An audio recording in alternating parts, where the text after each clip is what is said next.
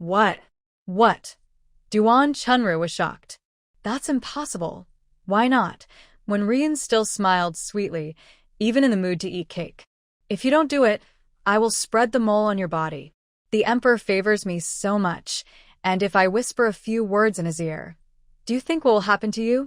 Not only you, maybe your entire Duan family will anger the emperor. You're so mean. Duan Chunru turned to leave, when Ryun's voice suddenly turned cold. If you step out that door today, I will make your life worse than death. Duan Chunru's feet stopped suddenly. She clenched her teeth. Tell me what I should do. That's right. When Ryun returned to her gentle look. What I want you to do is simple. Before Lady Zhao gives birth, find a way to make her take this medicine. I don't care how you do it, I only care about the result, not the process. Duan Chunru hated to see Ryun. She wanted to tear her apart. Are you joking? Dr. Ji said Lady Zhao's due date is in mid-July at the latest. Because she's having twins, it might be earlier. I don't have time to prepare the medicine. I don't care. If you can't do it, then I will have to take action against you. When Ryun put down the porcelain bottle in her hand. Choose. Do you want to die, or do you want to take a chance and fight? You decide. Duan Chunru was silent for a long time. In the end, she could only pick up the porcelain bottle and turn to leave. That's right. If you really succeed, we will be good sisters in the future. I will make the emperor favor you. By the way, do you still want that maid of yours? Duan Chunru could only stop. When Chun Xing came out, she quickly walked away, not wanting to hear Ryun's voice anymore. She kept walking until she reached a place with no one. Only then did she stop, gasping for breath. Chun Xing's face was pale. Your Majesty, are we really going to do this? If the emperor finds out, it will be a death sentence. Lady Zhao has the emperor's heir, and maybe it could involve the entire family. Shut up. Duan Chunru covered her mouth. You really dare to say that? From now on, you are not allowed to speak a word. Go back and talk later. The two quickly returned to the room. Duan Chunru dismissed the other palace maids, closed all the doors and windows, and then sank onto the bed. Chuanxing knelt on the ground, trembling with fear. What should we do? Duan Chunru was now completely confused. When Ryun was very favored now, the emperor was willing to send Su Yao to the cold palace just for her, even ignoring Xiaopin. If she caused any trouble, she might really be finished. Once a woman enters the palace, she can never regain her freedom, unless she escapes by force. But if she made a move, it would be a huge risk, leaving a big handle in Ryun's hands. Then she would become her opponents. She could only do what she was told, with no room to resist. What should I do? What should I do? Chuanxing shivered and said, Your Majesty, maybe you should delay a bit. Let the officials think of a plan. No, that might involve the entire Duan family. Delaying won't help. I know exactly what kind of person Ryun is. Duan Chunru looked at the porcelain bottle in her hand. It seems this is the only way. I will kill Xiaopin first, then find a way to get some leverage over Ryun, so we can balance each other. That's my only hope. If I don't act now, there will be no way out. Anyone who voluntarily entered the palace had ambitions. Even if she didn't want to, now that she was inside, she would have ambitions too. Because her rank was low, she would become someone others looked down on. People only saw the luxury in the palace, but didn't see how the less favored consorts lived.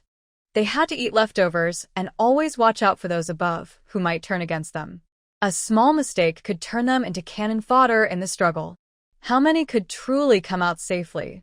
Your Majesty, are you really going? Chuanxing's lips turned pale. This is too risky. If I don't take the risk, what can I do? If things get exposed, I will cut all ties with the Duan family. From now on, you must act normally and not let others see through you. Chuanxing tried twice before standing up. Your Majesty, I am useless. I was caught by them and can't help you. But don't worry, I will die with you if it comes to that. Yes, I trust you. I need to think about how to give Xiaopin the right medicine. 3 days passed in the blink of an eye. It's almost the end of June. Bai Wudong gently touches her belly. Soon you all will be out. Big sister, I came to see you. Before she arrived, her voice was already heard. Duan Chunru entered the palace hall with a smile on her face. I specially made some cakes today to give to sister to try. Yes, that's thoughtful of you. Bai Wudong looked at her face for a moment before turning her gaze away. You came suddenly today, not just to bring cakes, right? Did something happen? Duan Chunru was startled inside. She shouldn't have shown it. How did Bai Wudong notice? Big sister, I'm fine. It's just that sometimes we need to move around a bit to get closer, right? Seeing that she wasn't telling the truth, Bai Wudong didn't press further. Duan Chunru thought she was hiding it well, but her forced smile was clearly suspicious. Big sister, try my cakes. Bai Wudong glanced at her. They look good. Of course. I was in the mood today, so I started making them. These are my best cakes. Many people want to taste them but can't. While speaking, Duan Chunru took a pair of chopsticks, picked a piece, and placed it on a small plate in front of Bai Wudong. Sister, try it. If you like it, I'll bring more in the future. Are you asking me to eat your cakes? Bai Wudong looked up at her. Duan Chunru's heart skipped a beat. Although her expression was calm, she felt a strange chill all over her body. Impossible. Every word she said today had been rehearsed countless times. Nothing should go wrong. Bai Wudong picked up the cake. All right, I'll try it. Duan Chunru stared intently. Just as the cake was about to go into her mouth, she suddenly grabbed Bai Wudong's hand. Don't eat it. After doing all this, she felt completely defeated and slumped into her chair. I'm done for. But I can't do what Wenryun did. She covered her face, tears streaming down uncontrollably. I just wanted to have a safe place in the palace. I never wanted to fight for anything. Why is it so hard? Bai Wudong raised her hand and placed it on her shoulder. I've known for a long time that you put poison in the cake. Duan Chunru raised her tear-streaked face. Then, are you still going to eat? I just want to try you one last time. I'm glad you didn't disappoint me. Otherwise, when I finally confront you directly, we can only be enemies. In this harem, only one of us can survive. Duan Chunru had completely run out of options. Whether the enemy is strong or weak doesn't matter now. Wenryun definitely won't let me go. She's so favored now that, with a little whispering, I could end up like Su Yao. Big sister, no matter what, I didn't take action in the end. If I survive, please find a way to take care of me. Even if I end up in the cold palace, I want to live. She gave a bitter smile. Who wants to die? Bai Wudong was not in a hurry. Who told you Wenryun is favored? Flattering her won't work. Duan Chunru suddenly looked at her sharply, her dull eyes brightening again. Big sister, do you have a way to save me? Yes, but you have to follow my instructions. Of course. My sister will definitely do as you say. Bai Wudong signaled her to come closer. After you go back, just do as I tell you. Are you really successful? Wenryun stood up excitedly. Duan Chunru looked lost. Yes, she ate the pastry I made, which had medicine inside. But she's dead now. What should I do? Don't worry. You've helped me so much. I will treat you well. As long as you don't tell anyone, no one will know about this. Wenryun was eager to see Bai Wudong die. But she didn't fully trust Duan Chunru. Instead, she sent her people to check outside Zhao Chun Palace. Duan Chunru lowered her head silently. Wenryun sipped her tea, without speaking. Half an hour later, a palace maid ran back quickly. Your Majesty, 2 female doctors have been called to Zhao Chun Palace. This time, Wenryun believed her. The symptoms from the first day after taking the medicine were not obvious, just some discomfort. But by the 2nd or 3rd day, it would get worse and worse. On the 7th day, she would die quietly. Big sister Chunru, you really surprised me. I didn't expect you to finish everything so quickly. I thought it would take a few more days. Well, tomorrow, accompany me to Zhao Chun Palace. Even though I received a letter, I still want to see for myself. Duan Chunru looked up, staring directly at her. What are the symptoms on the 2nd day? Then I can't tell you. If you go with me tomorrow and something serious happens, what will you do if you're caught? You wouldn't be trying to push me out now, would you? I tell you, if you really want to harm me, I will fight back. How could that be? Seeing Duan Chunru's frantic look, Wenryun didn't want to push her too hard. After all, holding her in hand gave her more options. Just doing this one thing wouldn't be worth it. Yes, there might be some symptoms the next day, but they won't be serious and no one will notice. Except me, no one can see through it. Anyway, tomorrow you will see for yourself when we go, okay? Duan Chunru stood up looking lost and walked away. Back in her room, she quickly returned to normal, called Chun Xing, and washed her hands. Empress Zhao is still powerful, just as she said. As long as I tell when Ruyu and I succeeded, she will come to check herself.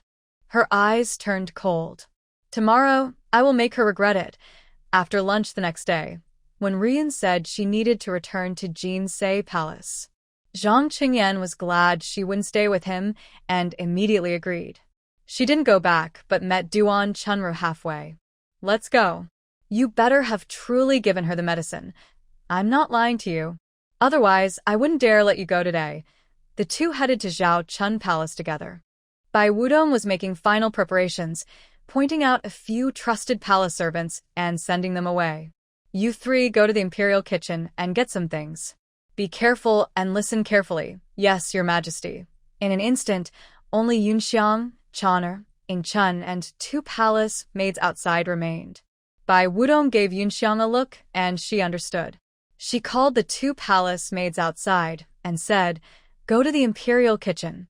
The empress wants some dried fruit, and bring back more pastries."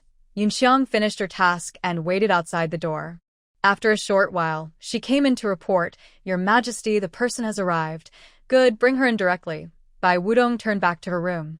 Chaner, Ingchun, when she comes in, close the door immediately, cover her mouth, and don't make a big scene. Yes, your Majesty, don't worry. She leaned comfortably on the bed. Outside, Duan Chunru's voice was heard. "Sister, I came to see you." Yunxiang pretended to go in and report, "Both of you may enter. Her ladyship isn't feeling well today, so please don't stay too long and disturb the royal air." Understood, when Ruyin replied and walked in first. She went straight to the innermost room, expecting to see Bai Wudong lying weakly on the bed. Instead, Bai Wudong looked healthy and cheerful, even reading a storybook. Before when Ruyin could speak, Ingchun and Chaner rushed forward and quickly covered her mouth. When Ruyin was forced to her knees, the maid who came with her waited outside, unaware of what was happening. Yunxiang walked over with a smile. "Come here and help me with something." The maid, seeing that Yunxiang was a senior attendant, didn't dare refuse and followed her. Bai Wudong put down her book and slowly walked up to Ruyin. "Was it you who told Chunru to harm me?" When Ruyin tried to speak but couldn't, though her eyes were still full of defiance. Chana let her go. "I want to hear what she has to say." As soon as her mouth was free, when Ruyin shouted angrily, "You wicked woman! How dare you touch me? His Majesty will never forgive you." Bai Wudong raised her hand and slapped her hard. "You really think I wouldn't dare? His Majesty's favor? Huh, is it more precious than the royal child I carry?" You hit me?" When Ruyin covered her face in disbelief. "You dared to harm my child. I won't just slap you. I'll make sure you regret it." Bai Wudong ordered, "Hold her down." Chaner and Ingchun immediately restrained her. Duan Chunru stepped forward to help. "You tried to hurt me before. Now it's your turn to taste your own medicine. Let me go." When Ruyin struggled to call for help, but Bai Wudong quickly stuffed a cloth into her mouth. When Ruyin was no match for the three of them and was soon completely subdued. Bai Wudong looked her over coldly. "Well, you certainly have a unique birthmark." Duan Chunru picked up when Ruyin's inner garment and waved it proudly. "Now I know where your birthmark is. If I spread the word, do you think His Majesty will still favor you?" People's hearts are easily filled with doubt. Finally able to speak again, when Ruyin shouted, "You're all finished. I'll have His Majesty punish every one of you." Bai Wudong sat on the chair and said, "You keep shouting about the Emperor. Do you have any support or tricks of your own? The Emperor is above all. No one dares disobey him. Don't think you're special just because you're pregnant with the heir.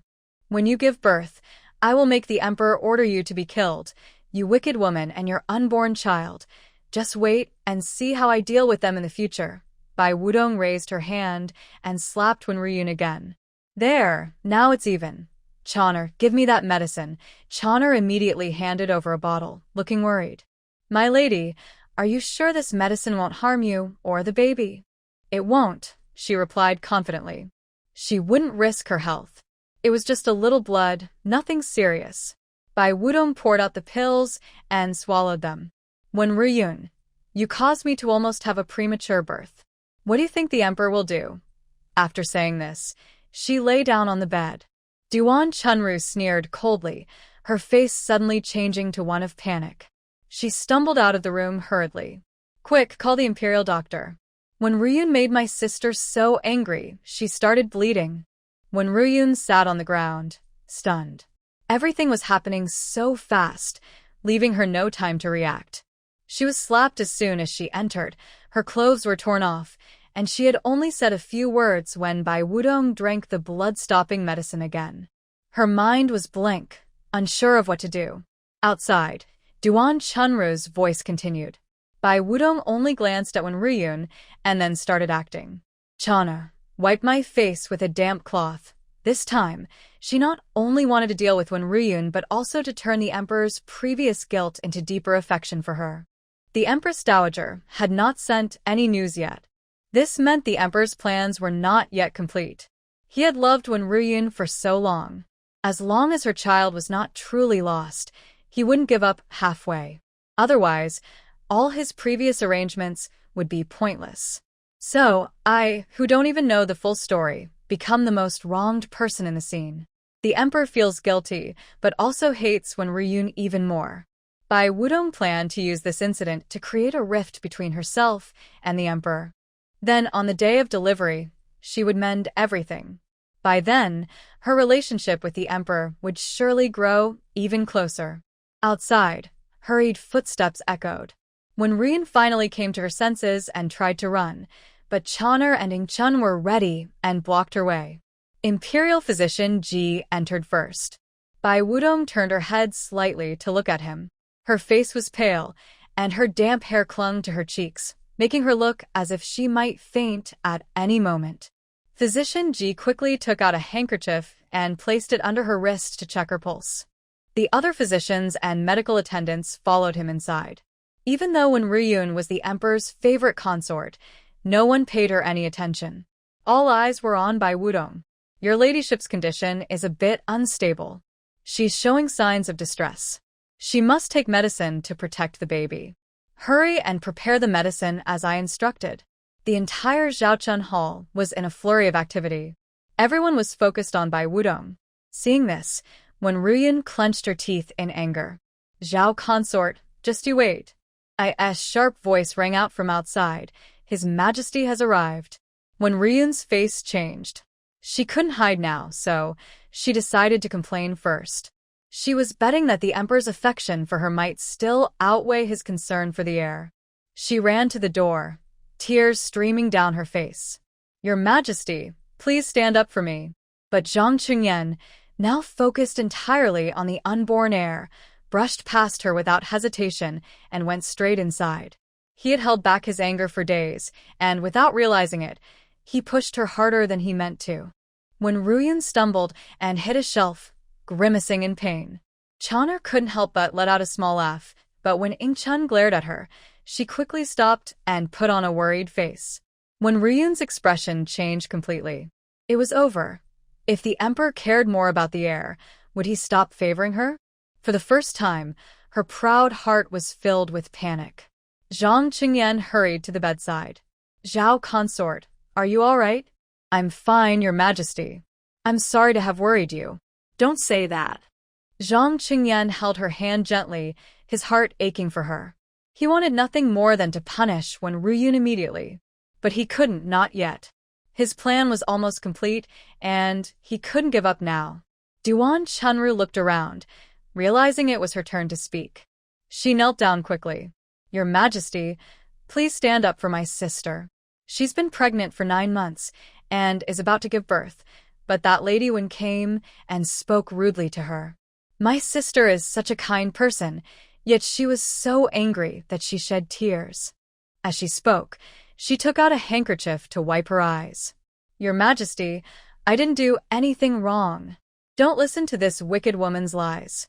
When Ryun hurriedly rushed to kneel at Zhang Qingyan's feet, crying softly, Your Majesty, I have never disrespected Lady Zhao. I only went to see her kindly, but she hit me. Please, look at my face and see for yourself. Duan Chunru glared at her. Didn't you call your sister a wicked woman and say the royal heir was a bad seed? When Ryun was stunned. But she quickly recovered. I didn't say that. You're slandering me. Your Majesty, the red marks on Lady Zhao are her own doing. She took medicine herself. If you don't believe me, search the bed. You'll find the evidence. Zhang Qingyan clenched his fists, trying to hold back his anger with all his strength. He was the emperor, and he could see when Ryun's fleeting guilt. How dare she insult the royal heir as a bad seed?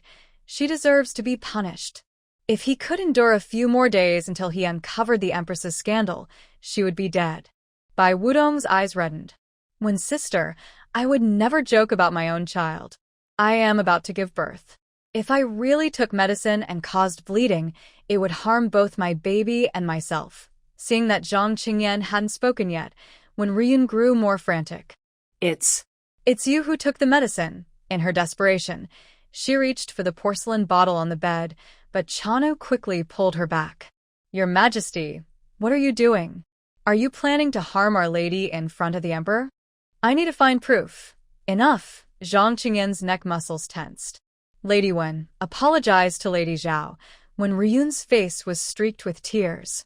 Your Majesty, I am innocent. I order you to apologize. She dared not speak further and immediately lower her head. Sorry, sister. Bai Wudong refused to look at her. Instead, she looked at Zhang Qingyan, tears streaming down her face. Your Majesty, Lady Wen insulted me and my unborn child. I consider myself gentle and never bully anyone. Why does she keep bothering me? That time with the multicolored pomegranate, her insults now, her repeated boasts, I've tried to ignore it all. She clutched Zhang Qingyan's hand tightly. But she almost harmed my child. I can't pretend I didn't see it anymore. Please, Your Majesty, do justice for me. Seeing Bai Wudong in pain, Zhang Qingyan could no longer hold back and embraced her tightly. When Ryun felt her heart turn cold, could the Emperor really punish her? Your Majesty, Bai Wudong cried even harder. Zhao Pin, it's okay now. I will speak for you, Zhang Qingyan said, no longer wanting to hide anything. He couldn't bear to see Bai Wudong so distressed. He leaned close to her ear and whispered, Actually, I and Wen. Bai Wudong didn't want to hear the truth. If she did, all her plans from this time would be wasted. The Emperor has his own plans, and she has hers too. She quickly interrupted, Your Majesty, I have a stomach ache. Zhang Qingyan was worried. Quick, see Dr. Ji. Your Highness still feels weak. You need to take some pregnancy-preserving medicine. Zhang Qingyan wished he could produce the medicine immediately. Hurry and prepare the medicine. Bai Wudong shifted the topic back to Ryun. Your Majesty, how will you deal with Wen Marin? Zhang Qingyan looked at Wen Ryun and suddenly saw a maid among the crowd. She was one of the Empress Dowager's people, probably come to see what was happening. These maids are very clever. If not careful, they might be caught. He hesitated to tell Zhao Pin now. If she hadn't hidden well and was exposed, everything would be for nothing. Thinking of this, Zhang Qingyan decided to keep quiet. After all, the Empress Dowager would soon be dismissed. He closed his eyes. When Marin, restrict her movements. When Ryun suddenly looked up. Just restriction? That was enough? She was overjoyed. As expected, the Emperor loved her the most. Even if Zhao Pin had a child with the Emperor, she was still better. Bai Wudong looked stunned. After a long moment, she finally recovered. Your Majesty, just restriction? What about my child? Zhang Qingyan interrupted her. The child is fine. No need for harsh punishment. After a while, Bai Wudong lay on the bed, lost and spiritless. Her eyes no longer sparkled like before. Your Majesty, I want to rest. Please leave now. Zhao Pin, Your Majesty, I am really tired. All right then. Zhang Qingyan could only stand up. Dr. Ji, stay. Everyone else leave. Everyone gradually left. When Ruyun glared at Bai Wudong with pride. "Ha, trying to deal with me? Dream on. Having children doesn't matter. The emperor still favors me more." Chan'er looked at her proud attitude and was furious. Ingchun clenched her teeth and knelt before Zhang Qingyan. "Your Majesty, the lady has suffered so much injustice, and the crown prince almost had an accident. As the emperor, you should punish according to palace rules." Hearing this, Bai Wudong closed her eyes in helplessness. She had already told Chan'er and Ingchun not to interfere no matter what happened, just stand aside and watch. This silly girl. When Ruyun was full of anger and finally found a way to vent it. "You, a servant girl, dare to teach the emperor how to do things. How bold of you! Your Majesty, such a servant cannot stay." Chan'er had already seen how much the emperor favored when Ruyun. Worried that Ingchun might be punished, she clenched her teeth and also knelt down. "Your Majesty, Ingchun cares about the lady," and spoke impulsively. "Please show mercy. All of you are really going against heaven." When Ruyun looked at Zhang Qingyan. "Your Majesty, these two servants dare to teach you how to do things, and Bai Wudong didn't want to see them punished. Your Majesty, forget it. They're just worried about Lady Zhao. They are loyal servants." Zhang Qingyan spoke first and strode away. When Ruyun wanted to say more but had to swallow her words and quickly followed. The hall returned to silence. Bai Wudong sighed. They were indeed loyal, but she still needed to say something. "Chan'er, Ingchun, come here, madam." Ingchun was clever and already knew where she went wrong. "I really feel wrong for you, madam. I was impulsive. From now on, do whatever I tell you. If you accidentally offend the emperor, I might not be able to protect you." Bai Wudong didn't want to be too harsh. "All right, you two can go out now. You look so frightened. Your faces are pale. Let Yunxiang bring some cakes to calm you down, and bring a basin of hot water." After wiping away her tears, she sent the two away and stayed alone in the room. Her plan was now mostly complete. The last step would be on the day of delivery, and there were still some days left. She couldn't let anything go wrong. She called Yunxiang. "Close the gates of Zhaochun Palace. From today, no one is allowed in, not even the emperor. Better to close it early. Wang Dicai should be coming soon. Tell Xiao Ningzi that no matter what Wang Dicai says later, he should do his best not to listen." Not long after the main gate of Zhaochun Palace closed, Wang Dicai arrived with some things.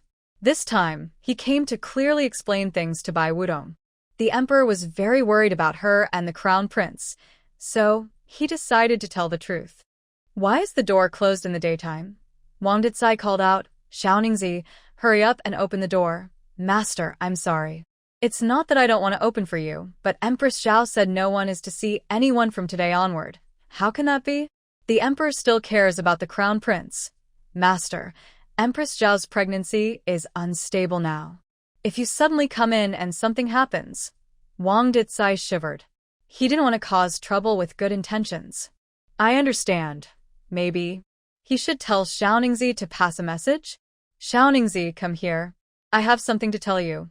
"Master, sorry, the Empress called me. I need to go now." After that, there was no response. Wang Dicai stomped his foot and turned back. Zhang Qingyan leaned on the bed, frowning. Wang Dicai bowed and stepped forward. "Your Majesty, the door of Zhaochun Palace is closed, and I can't get in.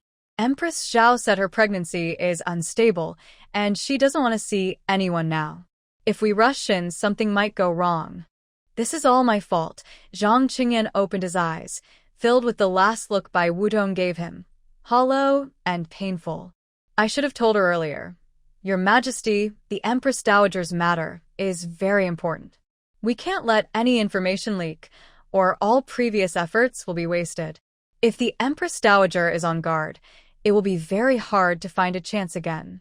Not speaking is the right choice. Now it's too late to say anything." Zhang Qingyan was restless and anxious. The last time he felt this way was before he ascended the throne. "Your Majesty, should I go and urge her again?" No, Zhang Qingyan had been pressuring that actor recently. He was afraid of pushing too hard and causing a backlash. It's better that Empress Zhao doesn't open the door, so that when Ruyun, that unthinking woman, won't bother her. He closed his tired eyes. Let's leave it at that. You may withdraw. The storm of the red wave quickly subsided. When Chuyan was not confined in her Jinsei palace, but was instead in the Hall of Mind Cultivation. In the evening, the restless Duan Chunru still came to Zhao Chun Palace. Xiao Ningzi opened the door for her. Your Majesty, please. Older sister, the Emperor hasn't actually forbidden Wen Ruyun from leaving her palace. She's still in the Palace of Inner Peace. Duan Chunru didn't expect Bai Wudong to be so bold. Her face was already flushed, yet the Emperor hadn't punished her at all. This isn't just favoritism. It's outright pampering. If Wen Ruyun finds out later, she will be very upset. Although what Bai Wudong and she did today could temporarily control Wen Ruyun, who knows what cruel plans she might come up with next. Older sister, what should we do? Bai Wudong was not in a hurry. Since Duan Chunru was on her side, she needed to comfort her and find her something to do, so she wouldn't overthink and make mistakes. I have an idea. You go and deal with Wen Ruyun. If it works, maybe the Emperor won't favor her anymore. Duan Chunru's eyes lit up with interest. Older sister, tell me what your plan is. Tomorrow, go to Wen Ruyun's palace to see her. Pay close attention to the palace maids, and then, Wen Ruyun stared fiercely at Duan Chunru.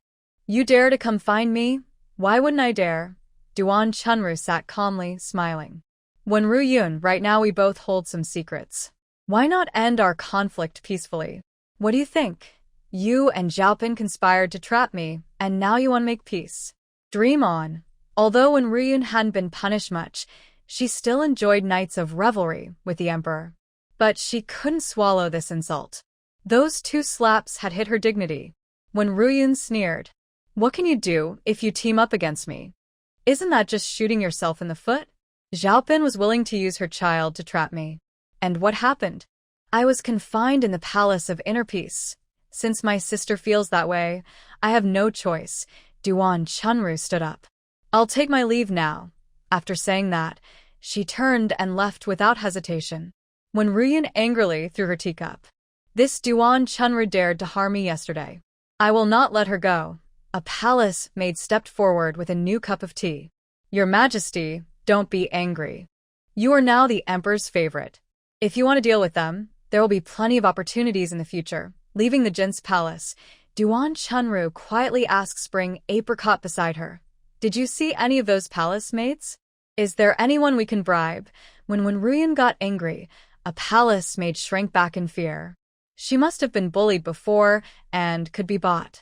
All right, keep an eye out. If you see that maid, ask her to come see me, away from others. Yes, Your Majesty. 1 hour later. The young maid walked out of the Jin's palace with her head down. Suddenly, a figure blocked her way, startling her. Spring. Sister Chuanqing? What are you doing here? Chuanqing pulled her aside. Shh, be quiet. Your Majesty wants to see you. I'll take you there. The maid was so scared she trembled all over. She didn't dare meet Duan Chunru.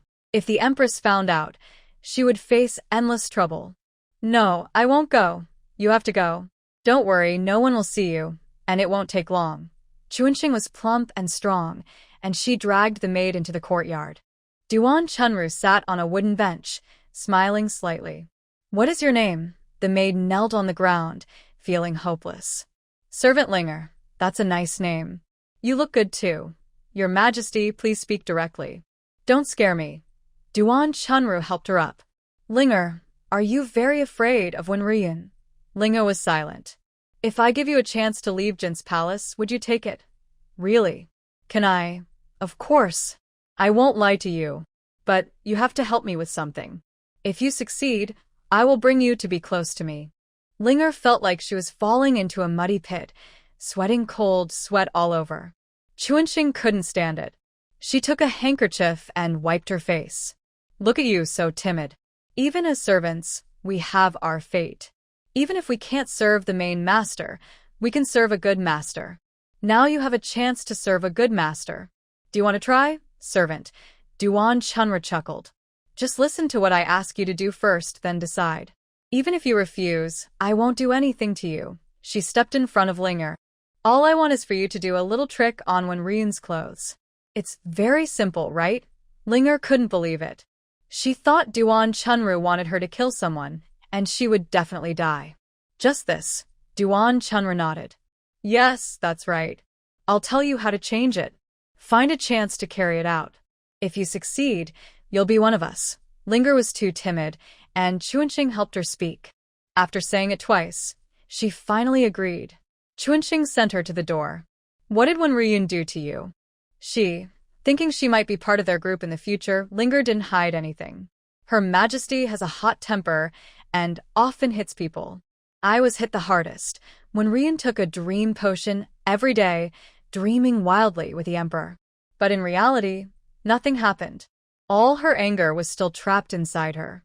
Her body and mind, under constant medication, had already shown signs of illness. Whenever Wenryun got irritable and couldn't control herself, she would go back to the Jin's palace and pick fights with some palace maids. She chose Linger because she was the weakest and didn't dare to cry out in pain. Chuanqing sighed. As servants, our lives are just miserable. You must not be afraid when you go back, or you'll reveal yourself. Just think about staying with Our Lady and living a life without being beaten. That will give you strength. Now go back quickly. It was another sunny day. Only a few days remained until the end of June. Bai Wudong touched her belly, already feeling the baby's impatience. Don't worry, in a few days you'll come out. Big sister. Duan Chunru excitedly entered the hall. That Wenryun really embarrassed herself.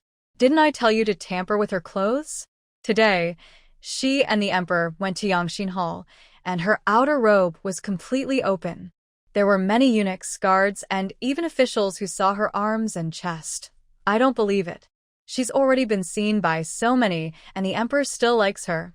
Bai Wudong knew she had to find something for Duan Chunru to do. I'll be giving birth in a few days. Don't move around too much during this time. When I deliver, you can help watch outside. If anyone acts strangely, tell me later. Yes, sister, don't worry. Duan Chunru looked at her belly with envy. Once this baby is born, you'll be a hero of the great Rome kingdom. No one will surpass you. As for Wenryun, I curse her to never be able to have children in her life. Duan Chunru didn't stay long and soon left. The entire Zhao Chun palace was very quiet. After closing the door, no one could tell her the Emperor's plans. She still didn't understand anything and felt very wronged. Bai Wudong called for Chon'er and Ing Chun and said seriously, in a few days, I will give birth. The only two people I trust now are you. This time, I don't know how many people want to harm me and my baby. The Empress, Jean Weiga, and others might be involved. Bai Wudong never underestimated any woman. There are 4 midwives and 4 female doctors, all arranged by the Empress Dowager, but that doesn't guarantee safety. So, your job is to stay by my side on the day I give birth. Remember, don't let anyone touch me, and I won't eat anything from anyone. As a cat demon, her delivery would go smoothly, but her body would become weak afterward. If someone tried to harm her at this time, it would be very dangerous. Your Majesty, this. Chon'er bit her lip. I can't do it. Giving birth is a big event, and those midwives and female doctors are the most important. As a palace maid, I can be sent away anytime. Ing Chun was also worried about this. I will make sure you stay with me. Just remember what I told you. Don't take anything from others. Prepare your own handkerchiefs, and also get the medicinal herbs and other supplies ready in advance. Don't forget anything. Ing Chun and Chana nodded seriously. Your Majesty, don't worry. With us here, no one can harm you. If anyone dares to harm the Empress, they will have to step over my dead body first. Bai Wudong was amused by Ing Chun's words. All right, there are about 3 or 4 days left. Hurry and prepare everything. If you have any questions, ask Grand Physician Ji. Chana stayed behind to take care of her. Ing Chun, who was more cautious, went out to prepare. The entire palace was very peaceful. Wenryun had become much more obedient than before and stayed mostly in the Yangxin Palace, rarely coming out. The lively harem suddenly fell silent, which made Da Fei feel a bit uncomfortable. She grabbed a handful of pumpkin seeds. Zhao Pin is about to give birth, right? Hui Fei nodded. Yes, she will give birth soon, either at the end of this month or the beginning of next month. But once the baby is born, she might not be able to keep it. The Empress could no longer have children, so they were sure to fight over a new one. The Empress Dowager might even want to personally teach the new child. She disliked Consort Zhao, and even if she didn't want the child herself, she wouldn't leave it behind, either giving it to you or to me. Currently, there are few high-ranking women in the palace. Once there was Rong Fei, but now only she and another remain. Whether this is good or bad is uncertain. You're right, but I think Consort Zhao isn't the type to give up easily. There will be more excitement to watch later, said De Fei as she picked up her teacup and took a sip. Any news from Lady Jean? She hates Consort Zhao now and definitely won't miss this chance. Nothing much. She isn't calling for the Emperor either. The more she acts like that, the more I feel she's planning something. We'll find out in a few days, so there's no need to worry too much. After speaking, Hui Fei stood up. Sister, I'll go back first. We'll meet again in Zhao Chun Palace in a few days. All right, see you in Zhao Chun Palace. The two parted ways. De Fei lazily leaned on her bed. I just want to watch the fun. I hope no one foolish comes to trap me. Never mind, I should prepare in advance. That day will be crowded, and anything could happen. I must have a solid plan, can't fall into Jean Fei's old tricks. As the due date approached, the palace grew quieter. It was like the calm before a storm. Everyone's eyes were on Zhao Chun Palace. They were waiting for the birth of the two heirs. At the end of June, under the moonlight, Zhao Chun Palace was decorated with flowers. Bai Wudong put down her book and looked at her belly. She felt that soon her baby would come out, but it was still a few hours before the actual birth. Just then, she was thinking about her plan. She immediately called for Chana. Quick, call the midwife. Chana was startled and ran out quickly. Xing Chun followed closely behind. The Empress is about to give birth. Hurry, go call the midwife. I'll tell the Emperor. Lamps in the palace lit up one after another. Suddenly, the palace was bustling with activity. Zhang Qingyan put on his clothes and hurried to Zhao Chun Palace. Wang Dekai, go check where those midwives are. Have Ji Ta-yi wait at the door. If it's really urgent, let him go inside. Despite rushing both quickly and slowly, they finally arrived at the Zhao Chun Palace. The normally closed door was now open. Yunxiang looked anxious and, seeing him, seemed to see a lifeline. Your Majesty, the Empress is about to give birth. I know, Zhang Qingyan said firmly as he stepped into the room. Zhao Pin, I am here to see you. Bai Wudong had already prepared everything, even fake amniotic fluid. Her face was very pale, her eyebrows furrowed tightly, looking extremely pained. Zhang Qingyan felt heartache and held her hand. Zhao Pin, I am here. Don't be afraid. You will definitely safely give birth to our two princes. Your Majesty, Bai Wudong said weakly, this is not the place you should be. Urgent footsteps sounded outside. The imperial doctors, maids, and palace women hurried over.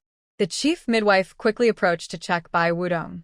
Your Majesty, the Empress's water has broken, and she is about to give birth. Prepare for delivery. Please, Your Majesty, step outside. The Empress Dowager hurried in, followed closely by 4 midwives. They were very experienced in childbirth and could assist with the delivery alongside the medical staff, reducing danger as much as possible. Only the flickering candlelight remained. Suddenly, a scream pierced the night sky. Zhang Qingyan stared tightly at the door. Why is the Empress Pin crying out so painfully? The Empress Dowager was also very worried. This was the first child of the Great Rome Kingdom, and there must be no mistake. Emperor, do not worry. Women's childbirth is always like this. When I gave birth to you, I was in pain for 3 whole hours. The palace women behind them exchanged glances, some eager to watch, some jealous. At the very back, Jean Weiga clenched her fists tightly, secretly praying in her heart. Zhao Pin must die. The screams of pain continued, without stopping. The candle flames inside the room flickered more violently. 7 or 8 people gathered around the bed, pulling at the blanket. The chief midwife took the best position. Your Majesty, please, encourage her. Bai Wutong, on the bed, was already sweating profusely. She looked to be in great pain but was actually observing everyone in the room carefully. Some of the midwives had no space and scolded the maids, Yenner and Ing Chun. "You two maids, hurry and get out of the way." No, Bai Wutong personally spoke. "Let them stay. Your Majesty, you are giving birth. This is a big matter. These two maids cannot help and are only in the way here." White Wudong looked at the chatterbox midwife and said, "I told you to let them stay." At this point, the midwife had no choice but to be silent. She moved around to the foot of the bed, picked up a cloth, and was about to wipe. Chinner quickly grabbed her hand and said, "Servant can do it."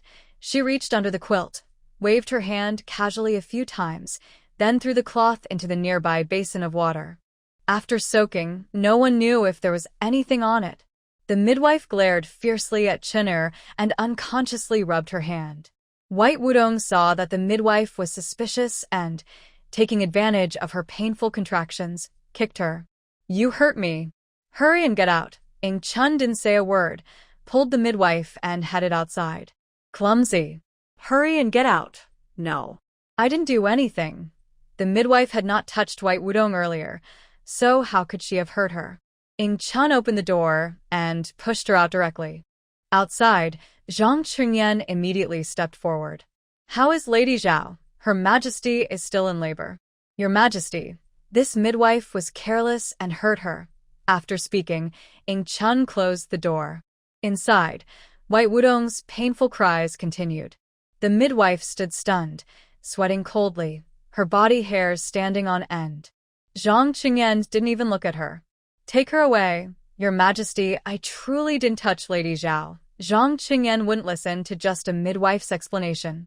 Two palace maids immediately stepped forward, ready to drag her into the darkness nearby.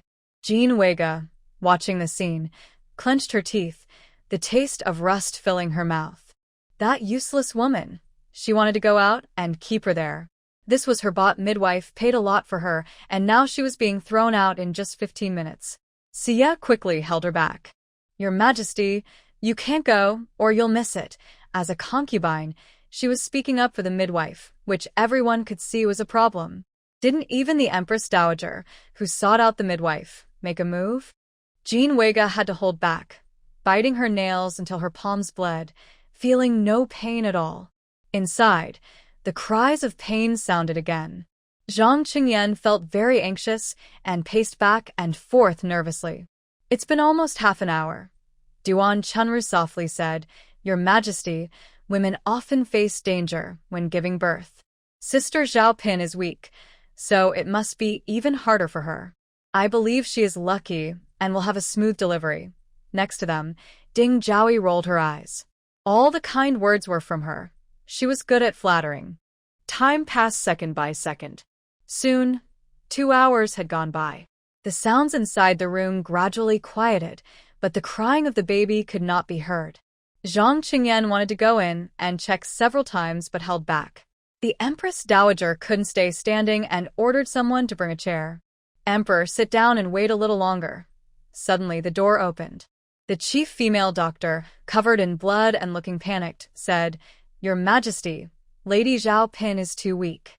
Having twins is already rare, and now there are signs of difficult labor." Zhang Qingyan felt his mind go blank. As an emperor, he was stunned and didn't know what to do. The Empress Dowager quickly said, "I have long seen that Lady Zhao Pin's health is poor. No matter what, you must protect the heir. Do you understand?" The chief female doctor looked bitter. "But Lady Zhao Pin might be in danger. Her ability to bear children for the emperor is her honor. Go in quickly." "No." Zhang Qingyan thought of Bai Wudong dying and felt an unbearable sadness. It was like a big hand was squeezing his heart, making it hard to breathe. Zhao Pin must live. The Empress Dowager was anxious and sharp. "Emperor, it's already this late. Why are you still thinking about Zhao Pin? Those are 2 princes. Don't let feelings cloud your judgment." She pushed the doctor. "Go in quickly. No matter the cost, protect the heir." The chief female doctor had no choice but to go inside. Zhang Qingyan stood frozen, wanting to speak but not knowing what to say. He wanted Bai Wudong. But he also wanted the heir. Those were the children he had waited so long for, 2 sons. If he couldn't save the heir this time, the world would once again be filled with rumors. Officials would send daily memorials, urging him to make the consorts pregnant again. Inside the room, Bai Wudong took a medicinal slice, looking extremely weak. Chon'er held a handkerchief, helping her wipe sweat. "Your Majesty, you won't be in danger." A female doctor was sneaking around, secretly taking out a handkerchief from her clothes, and was about to put it into the bedding. Ingchun kept watching her closely and immediately knocked her hand away. "Where did you get that handkerchief?" I took it from nearby. I saw clearly. You are obviously carrying it on you." The female doctor wanted to say more, but Bai Wudong weakly spoke up. "Am I going to die?" The chief female doctor sighed. "Your Majesty, if you want to save the baby, I understand. Go call the emperor." "I have something to say." "Yes, I will go right now." She hurried out. "Your Majesty, Empress Zhao wants to speak with you." Zhang Qingyan stiffened. "Don't go." The Empress Dowager shouted sternly. "Women giving birth is extremely dirty. You're the emperor. How can you go to such a place? At most, let Empress Zhao be buried in the imperial tomb. This is the blessing she and the Sun family have earned over many generations." Zhang Qingyan clenched his fists and took a step forward. The Empress Dowager stood up to stop him. "Your Majesty." Once he took the first step, it became easier to move forward. Zhang Qingyan pushed her aside and strode into the room. The room was filled with the smell of blood. The female doctor and the midwife saw him and quickly moved aside, revealing the person on the bed. Bai Wudong's face was pale, her bright eyes dull and lifeless. Sweat soaked her clothes, and her once carefully styled hair was now messily plastered to her body. Zhang Qingyan felt his heart ache. "Wudong, Your Majesty." Bai Wudong forced out a faint smile. "You're here. Wudong, don't worry. I will definitely protect you. You will survive." "Your Majesty, please don't say that. I chose to protect the baby myself. As long as they are born safely, what does it matter if I lose my life?" Bai Wudong's fingers moved slightly, gently holding Zhang Qingyan's hand. "Your Majesty, I just feel a bit regretful. I couldn't stay with you until the end. I have to leave early." Zhang Qingyan's eyes turned red. Even a tall man like him wanted to cry now. "You will be fine, Your Majesty." Bai Wudong raised her hand, gently touching his face, her eyes full of affection. "I don't regret entering the palace at all. Meeting you is the greatest blessing of my life. Giving birth to children for you is my dream. Now that it's the end, I just want to say a few words. Your Majesty, I have loved you sincerely, never having any second thoughts or anyone else in my heart. Someone tried to frame me with Jean Ji's matter. Now I want to leave, so I can leave with a clear conscience in your mind." Zhang Qingyan lowered his head, resting his forehead on his clasped hands, feeling bitter inside. "I know, I believe you. You haven't wronged me. Wu Tong, I also love you. Your Majesty, with your words, I have no regrets. I cannot stay with you in this life, but I am willing to give everything. I only wish to be your ordinary wife in the next life." Bai Wu Tong closed her eyes, tears shining brightly as they fell. "Your Majesty, please go out." "No, I won't leave. I will stay here with you." Wu Tong insisted. "I don't want you to see me when I die. It's better this way. Let me live in your heart." Zhang Qingyan stood up, his steps heavy as he left the room. As the door closed again, he felt his heart sink, empty and hollow. It seemed like something was missing. The many concubines behind him looked at his expression with a bitter feeling. It seemed the emperor truly cared about Lady Zhao, but unfortunately, she was not destined for him. Jean Wei Go, watching this, almost laughed out loud. The midwife she bribed was driven out, but Bai Wu Tong was still not well. Heaven truly has a way of punishing evil and rewarding good. That's right. The Empress sat beside the Dowager, lifting a handkerchief to hide her smile, her gaze sweeping over everyone and finally settling on Wenriyun. Bai Wu Tong has died. The next one will be her. Outside the door, everything was silent. Inside, the cries of a newborn echoed again. Dark clouds covered the moon, and the night grew thicker. In the vast palace, only a few candles flickered faintly, creating a bleak scene. Wah wah wah. The baby's crying sounded from inside. Zhang Chengyan stood there blankly, with no happiness in his heart. Wu Tong was gone, the only person in the palace who could bring him peace. Just Gone. even before she left, he had mistreated her because of the Empress Dowager. He raised his hand, covering his face. But the Empress Dowager didn't care about that. She excitedly stood up. Has the heir been born? Quickly, let me see. After a moment, the door opened.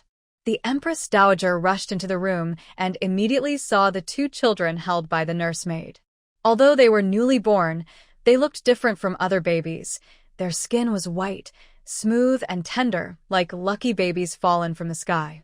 She stepped closer and saw that the two children did not look exactly the same, but both resembled Zhang Qingyan very much from when he was a child. These are the Emperor's bloodline. Good, good, good. Finally, Dazhong has an heir. Emperor, these two children look just like you when you were young. They must be your descendants. Come here, I want to personally take care of them and make sure no one harms them. Zhang Qingyan didn't want to look. These two children were born from Lady Zhao with great effort. He couldn't face them. Whenever he saw them, he thought of his time with Lady Zhao, her charming face, bright almond-shaped eyes, and the always raising cherry lips. Your Majesty, do you like to eat this? They say that babies in their mother's belly can hear sounds from outside. Your Majesty, I can't help you with your worries, but I can try to make you happy in this way. Your Majesty, seeing his sad expression, the Empress Dowager was very displeased. It was just the death of a concubine. Why should he be so heartbroken? A true ruler should only care about state affairs, military strength, and strategy. Love and children's feelings should not matter. Come here, take Lady Zhao out first. Zhang Qingyan suddenly raised his head, his eyes bloodshot. No one is allowed to touch Lady Zhao. The Empress Dowager wanted to say more, but was frightened by his gaze and swallowed her words. Fine, fine. If you want to handle it yourself, I'll leave it to you. Right now, she just wanted to take these two children away. I've found several nurses, and I've been waiting for today. Ing Chun and Choner, following by Wudong's previous instructions, knelt on the ground, blocking the Empress Dowager's way. Your Majesty, please let the two little princes see their mother for the last time. These are the children she fought to give birth to. If she sees them, she might be able to close her eyes peacefully. But these are princes, noble and high-ranking. How can they be involved in such bad luck? Take these two lowly maids away. Choner cried painfully, kowtowing repeatedly. Your Majesty, the Empress gave her life for the princes. Can't she see her children one last time? Your Majesty, the Empress's life is hard. The Empress Dowager stepped forward, raised her hand, and slapped her. You have a rude mouth. Emperor Zhang Qingyan's voice was hoarse. Bring the two princes here, Your Majesty. Mother, you are also a mother. Do you hope that before you die, your son will come to see you? The Empress Dowager was so angry she stomped her foot. Fine. Do as you wish. Xinchuan and Choner were overjoyed. They picked up the two children and went to the bed. Madame Nyang, look, these are your children. Madame Nyang, they are really two princes. They look so handsome. Yunxiang entered, carrying a basin of warm water. Your Majesty, may I ask for your permission to help Madame Nyang fix her appearance? Come, I will watch from here, Zhang Qingyan said, lost in thought, staring at her. He truly wished she could open her eyes and smile at him again. Not long ago, she was lively and beautiful. Now she was separated from him by life and death. He covered his eyes, not wanting others to see his weakness. As emperor, he could not cry or show weakness. Choner handed the children to Yunxiang. Auntie, let me do it. She dampened a cloth and began to wipe her face, secretly slipping a pill from her sleeve into Bai Wudong's mouth. The pill dissolved instantly, flowing into her body. Her once silent heart suddenly started beating vigorously. Choner sat down heavily on the ground. Madam is still alive. Zhang Qingyan hurried forward. Bai Wudong's breathing was very faint. If you didn't look carefully, you could hardly see it. He trembled as he placed his hand on her neck. Thump, thump, thump. Zhang Qingyan almost cried with joy. Dr. Ji, a reply came from outside the door. Your Majesty, I am here. Hurry no matter what. Save Zhaofan. Dr. Ji rushed in, not even having time to put down his handkerchief, immediately checking Bai Wudong's pulse. Your Majesty, Zhaofan's pulse is weak and barely detectable, but there are signs of life after death. I will perform acupuncture. I am sure I can save her. He opened his medicine box and quickly inserted silver needles into Bai Wudong. The Empress Dowager frowned. How could Zhaofan still be alive?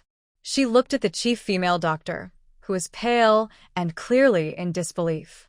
Bai Wudong opened her mouth and spat out a mouthful of foul air. Although she was not fully awake, her breathing was much better than before. Zhang Qingyan held her hand gently and kissed it. Wudong, even heaven doesn't want to take you away. I will take good care of you. Bai Wudong slowly opened her eyes. The child. Stay. After saying that, she fainted again. Outside, many consorts looked at each other in surprise. Was Lady Zhao not dead? Why was Dr. Ji still allowed to go in and help?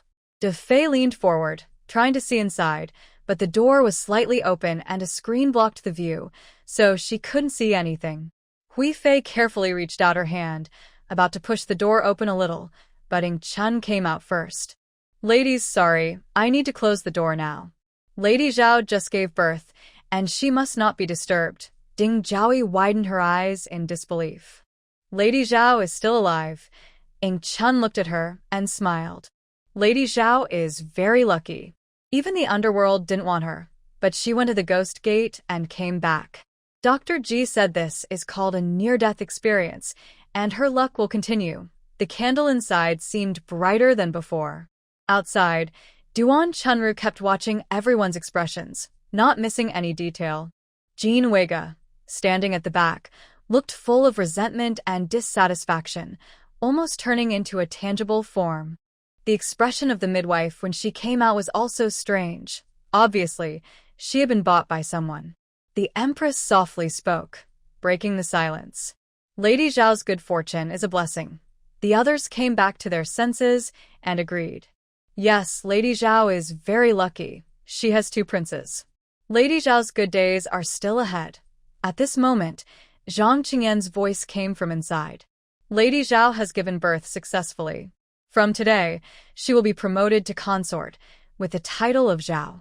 The whole country is pardoned, and taxes are suspended for a year. Wang Dicai announced this good news to everyone immediately. Through the door, Wang Dicai bowed. Yes, I will do it right away. Duan Chunru chuckled and looked at Wen Riyun. Sister has been promoted to consort. I must go back quickly and prepare a gift to celebrate. Seeing her proud expression, Wen Riyun was so angry she turned and left. How is Lady Zhao still alive? Duan Chunru had deceived herself. She definitely didn't poison anyone, and no one else succeeded either. Useless. All useless. So many people, and they couldn't even kill a woman giving birth. Looks like I have to do it myself. Next time, I will definitely kill Lady Zhao. Bai Wudong had a good sleep. When she woke up again, it was already the next morning. The room was tidied up and filled with a light fragrance. She opened her eyes, and instead of seeing Chinner, she saw Zhang Qingyan sitting in a chair. He was slightly tilting his head, with a hint of blue stubble on his chin, clearly having had a restless night. Your Majesty. Hearing the voice, Zhang Qingyan woke up and quickly came to the bed.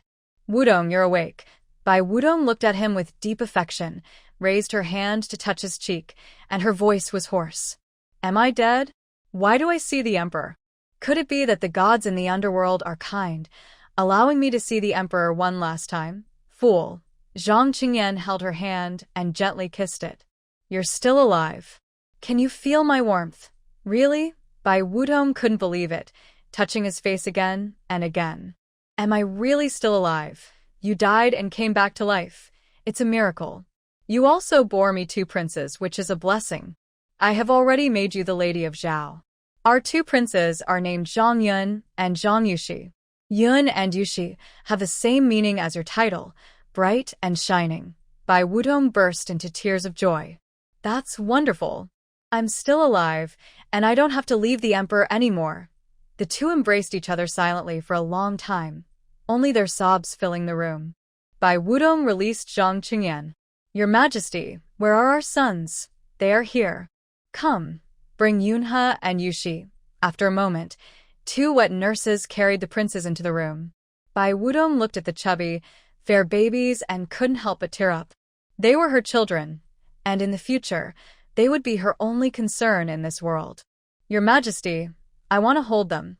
The wet nurses were sent by the Empress Dowager and didn't like Bai Wudong. Your Highness, it's not that we won't let you hold them. You just gave birth, and you're exhausted. Your arms are weak. If you accidentally drop the princes, it would be trouble. Bai Wudong sobbed softly. Can I just sit on the bed and hold them gently? I carried them for 10 months and risked my life to give birth to them. I don't even have the right to hold them. Zhang Qingyan immediately scolded the wet nurse angrily. Wudong is the mother of the princes. How could she harm them? The wet nurse had no choice but to hand the children over.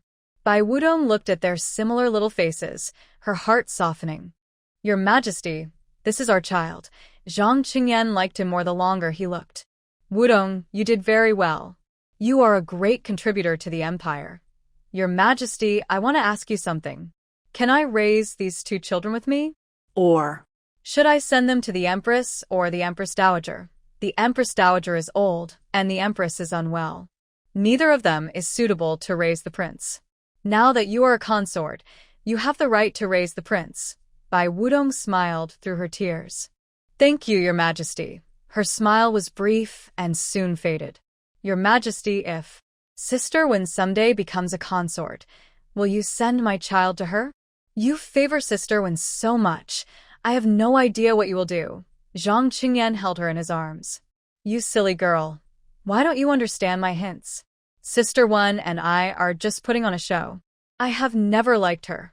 In fact, I dislike her very much. If she weren't useful, I would have already gotten rid of her. Bai Wudong looked up at him. Your Majesty, why are you pretending with Sister Wen? Zhang Qingyan paused, but then explained everything. The Empress Dowager, relying on the support of the Duke of the State, often interfered in his affairs.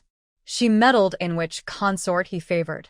As emperor, he should control everything. She, a woman, repeatedly disobeyed him. If he didn't find a way to deal with her, it would hinder his work.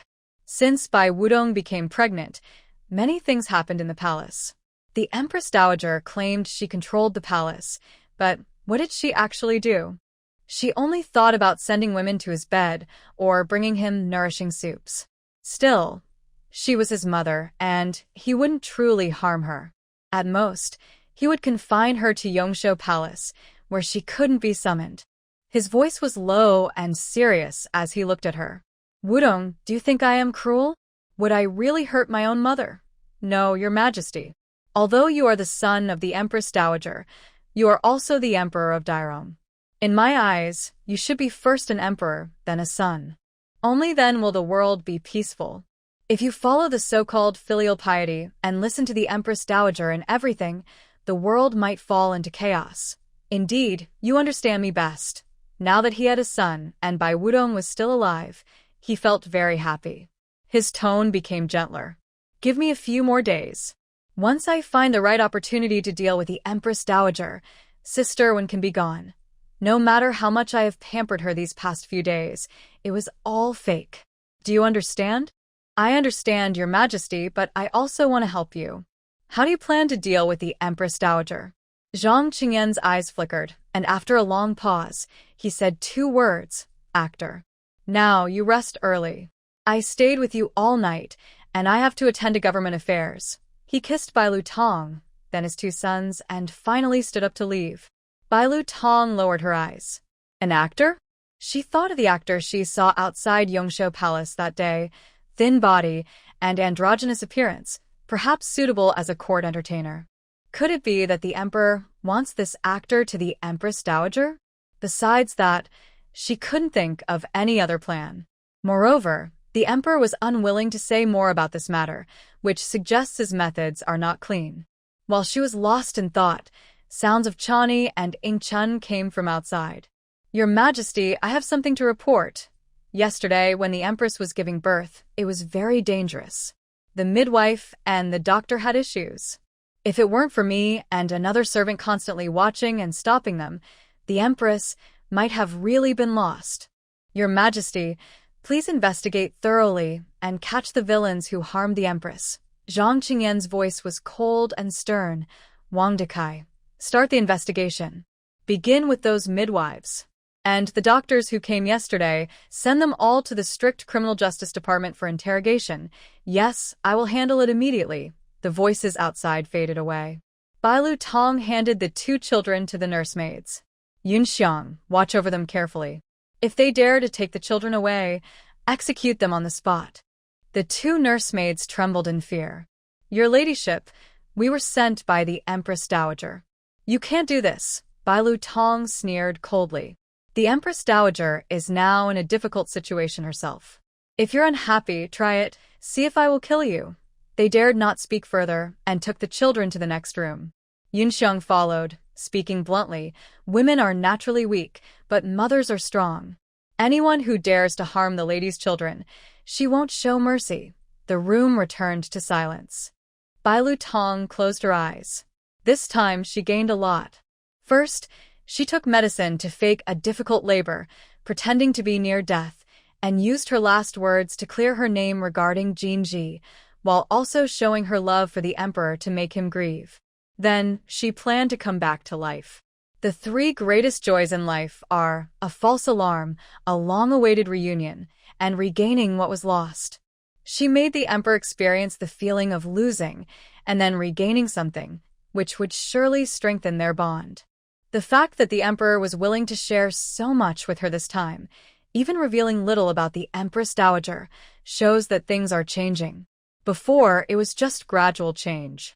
Now, after giving birth, it has become a fundamental change. This has truly turned the emperor's guilt into genuine feelings for her. After she recovers from her confinement and her health improves, she will take action against Jin Weiga.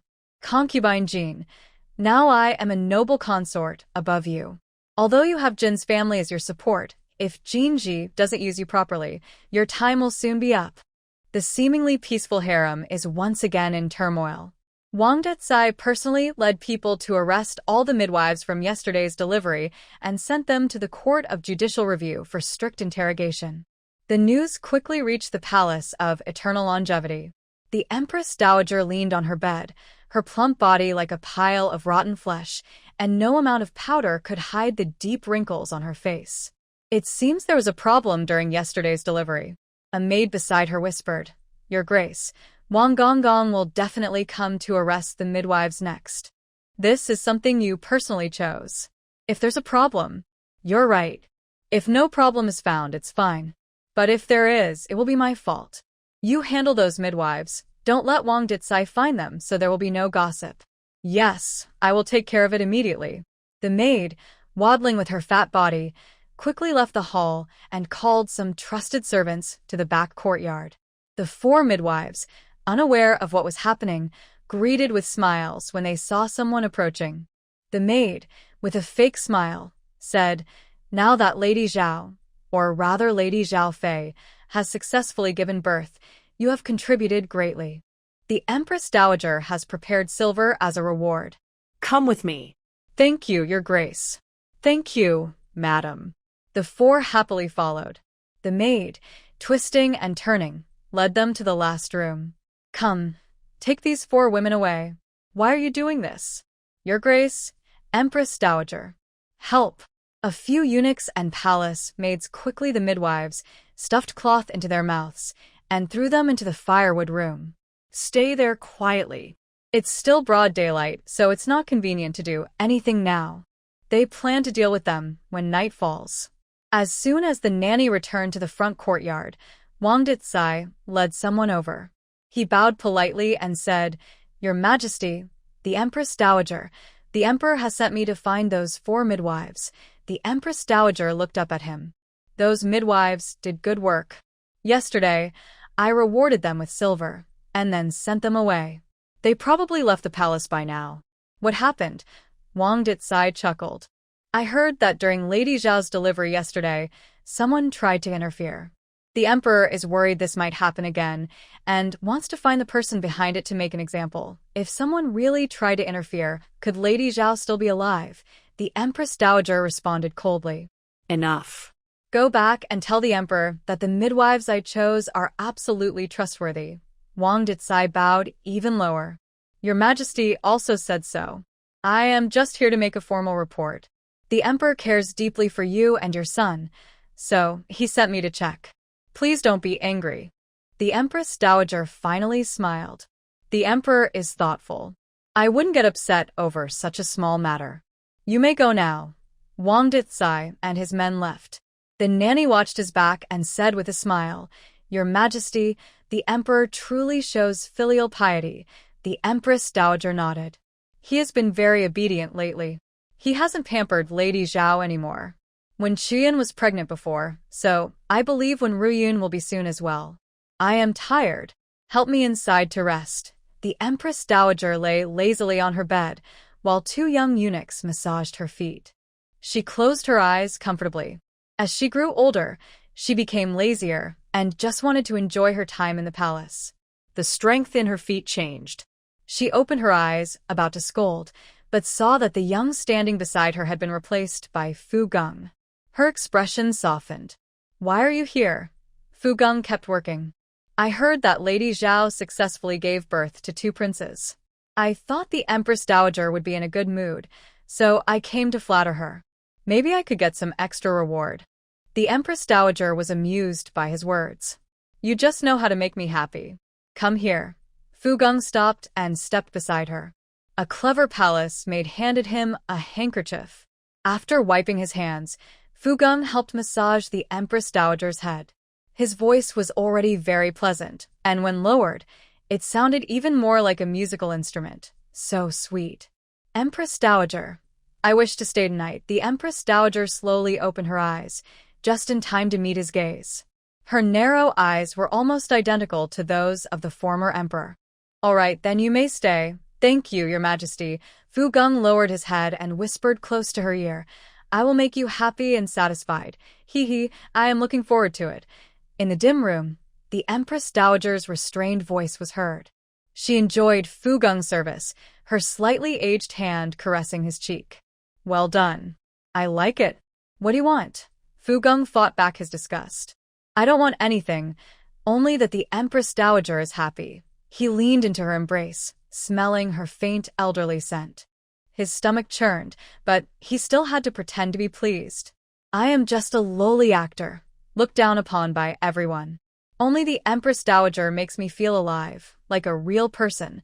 The Empress Dowager held his fragile shoulder. Make me happy again. Fu Geng stiffened but could only force a smile and continue. Fortunately, he had taken medicine before coming. Otherwise, with his overweight and ugly body, he wouldn't have any reaction. Wang Dekai tiptoed quietly into the side palace. Zhang Changyan was still awake, dressed in a loose robe, reading a book. Your Majesty, I received news that Fu Geng succeeded. Really? Zhang Changyan put down his book and stood up. Good, well done. Tell Fu Geng to find out the exact time of the next success and send a message in advance. When the time comes, I will lead people to catch her in the act. Wang Dekai nodded and turned to leave, but he heard Wen Ru Yun's voice nearby. No eavesdropping, no listening to improper conversations. He quickened his steps and hurried away. Zhang Changyan approached the desk, picked up a memorial.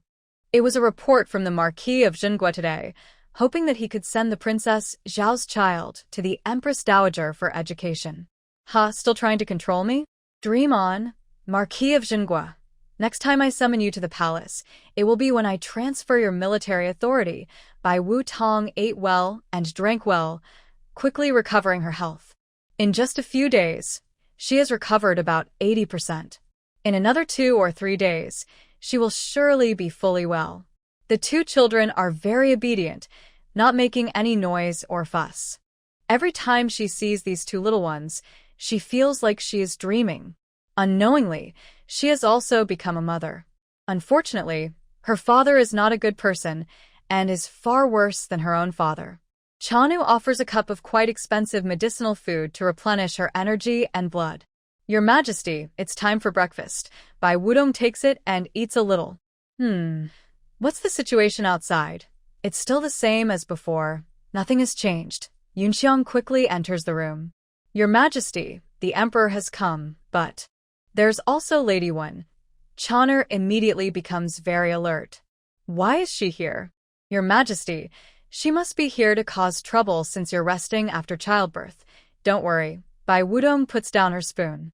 Yunxiang, watch those two wet nurses and don't let them come out. Chanu, go and invite the Emperor in. Just pretend you didn't see Lady Wen.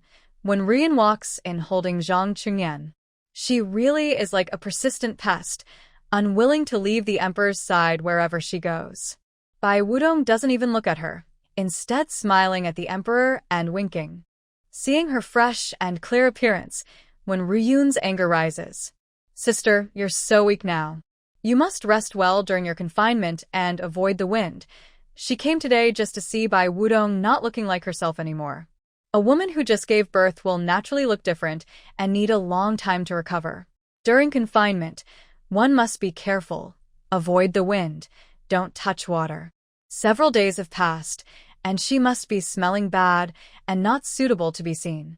But unexpectedly, Bai Wudong still looked as lively and spirited as before, her eyes just as bright. Other women seem to age 10 years after giving birth, but she looks as if nothing has changed. When Rian tightly holds Zhang Qingyan, Sister, you had twins before. Your belly must be very loose now. I heard many women are left with scars after childbirth. Did you have any?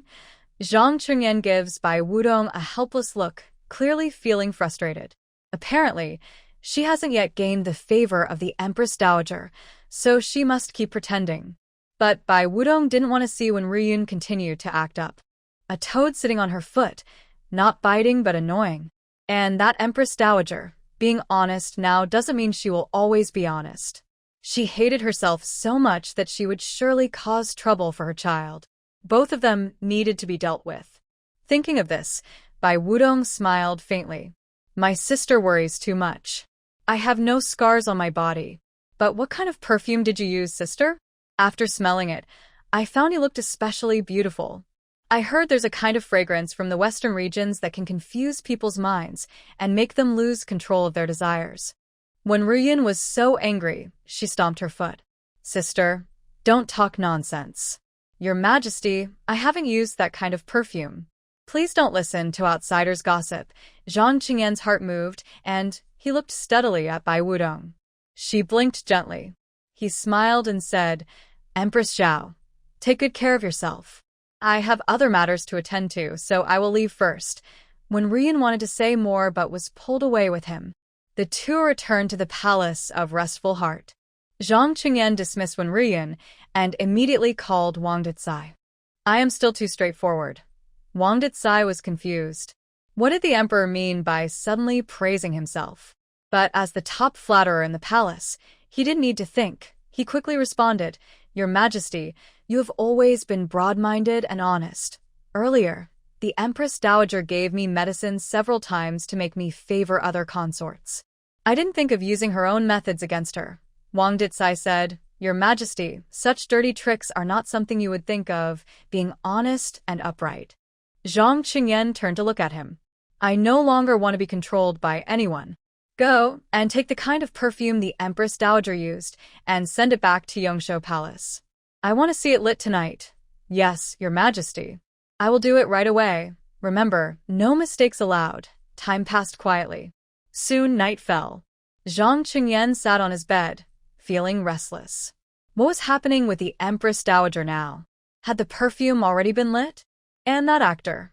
Could he make the Empress Dowager fall into despair? Clatter, clatter. Urgent footstep approached.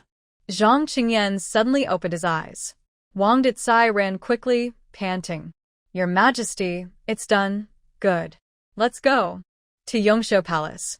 Zhang Qingyan called Lin Sheng, and the three of them hurried to Yongshou Palace. Such royal scandals are better kept secret. The fewer people who know, the better. The gates of Yongshou Palace were tightly closed, but there were already people waiting. When they heard the knocking, the gates were immediately opened. Lin Sheng took the lead and walked ahead.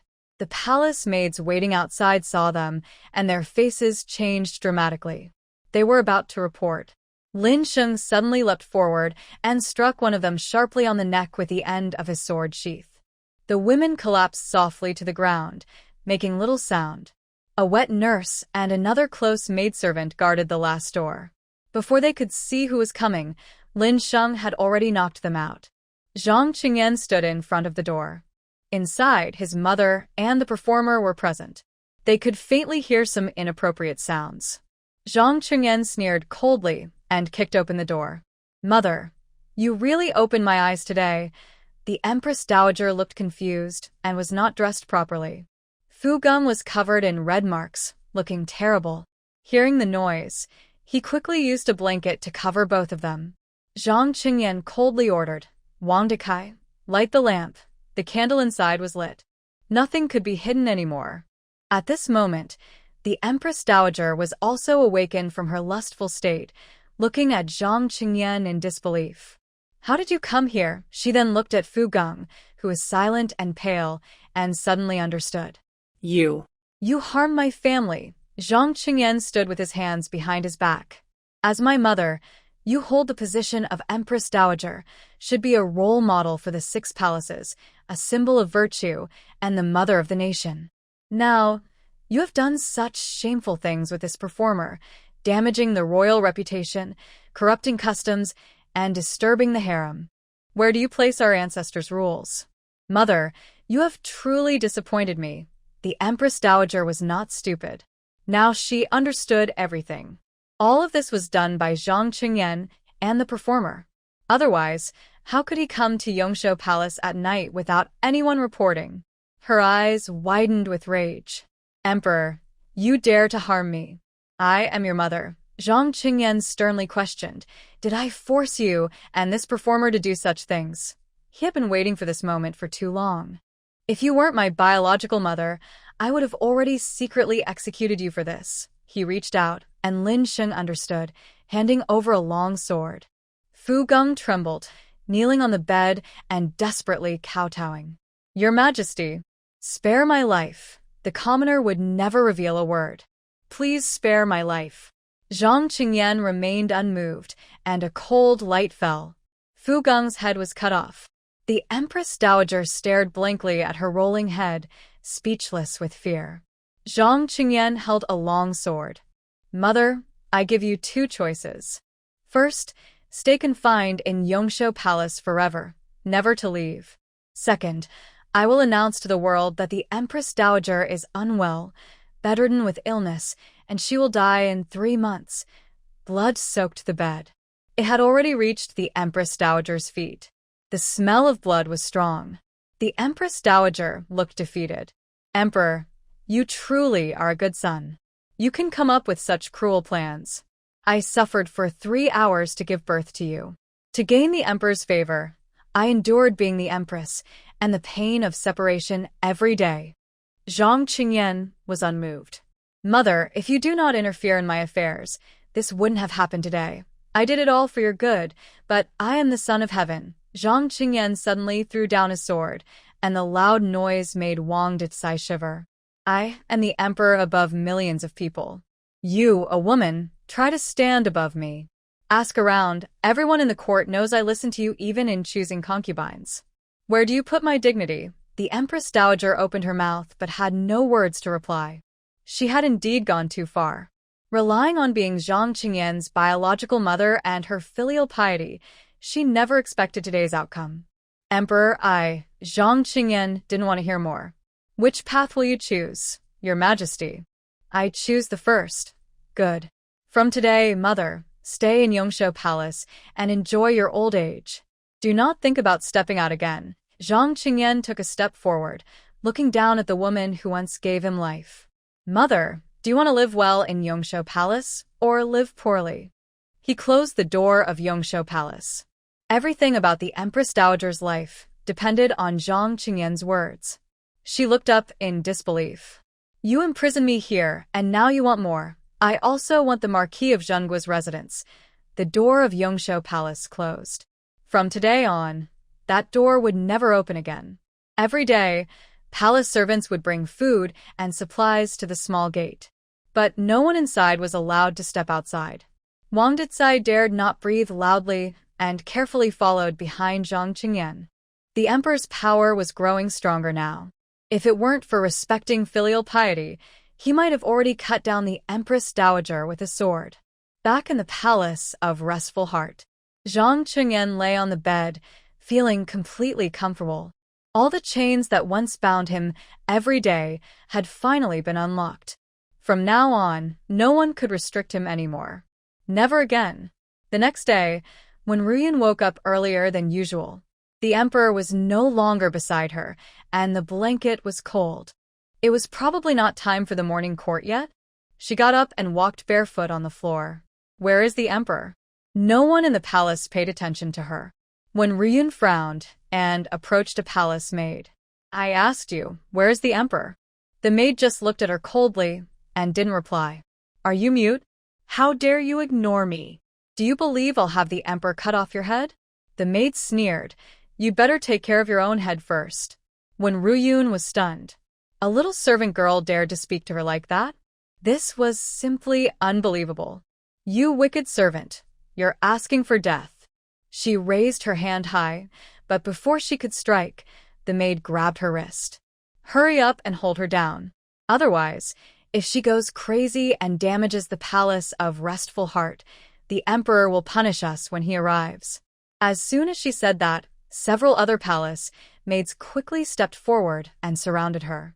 When Ruyan was completely stunned now, she couldn't understand what was happening.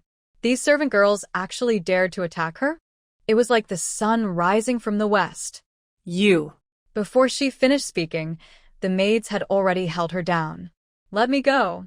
You all have such boldness. Someone help. These wicked maids are overstepping. Emperor. Zhang Qingyan returned to the palace of Restful Heart. Wang Dicai reported softly, this morning, Lady Wen was making a fuss, insisting on seeing you, but she was held back by the palace maids. Now that the Empress Dowager's matter was settled, there was no need to pretend anymore with Wen Ruyan. Zhang Qingyan approached the sleeping hall. Before he entered, he heard Wen Ruyan shouting, You wicked maids! When the emperor comes, I will definitely have your heads. You dare to lay a hand on me? You all have guts like bears and leopards. Emperor! Hurry and call the emperor. I want to see the emperor. When Ruyan shouted until her voice was almost hoarse. Seeing Zhang Qingyan appear, she suddenly felt like clutching a lifeline.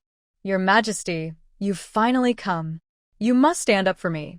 These palace maids are bullying me. Zhang Qingyan walked up to her. Do you know you deserve to die? When Ruyan instantly fell silent, her face turning pale. Your Majesty, I don't understand. You have repeatedly insulted Concubine Zhao. If you weren't useful, I would have already taken your life. Your Majesty, what are you talking about? I am Ruyan. Your most beloved Ruyan. When Ruyan couldn't believe it. They had been intimate day and night, and last night they had shared many moments of happiness. How could the emperor suddenly seem like a different person? Did Concubine Zhao say something? Your Majesty, did Concubine Zhao speak badly of me? You can't believe her. She's just jealous of your favor towards me. Zhang Qingyan had been holding back for a long time. At this point, you still dare to accuse Concubine Zhao. He lifted his leg and kicked Wen Ruyan to the ground. When Ruyan curled up in pain. Your Majesty, I've never liked you, and I've never touched you. It was just medicine I gave you before. Everything you did to Concubine Zhao, even 100 deaths wouldn't be enough. When Ruyan was struck like lightning, stiffening in place. The emperor never touched her? How could that be possible? Your Majesty, this must all be false. Did I do something to upset you? When Ruyan endured the pain and crawled to Zhang Qingyan's feet. Your Majesty, I was wrong. Please don't scare me. Please, okay? Zhang Qingyan pushed her away with disgust. Wang Dicai, take her to Zhao Chun Palace. I don't want to see her now.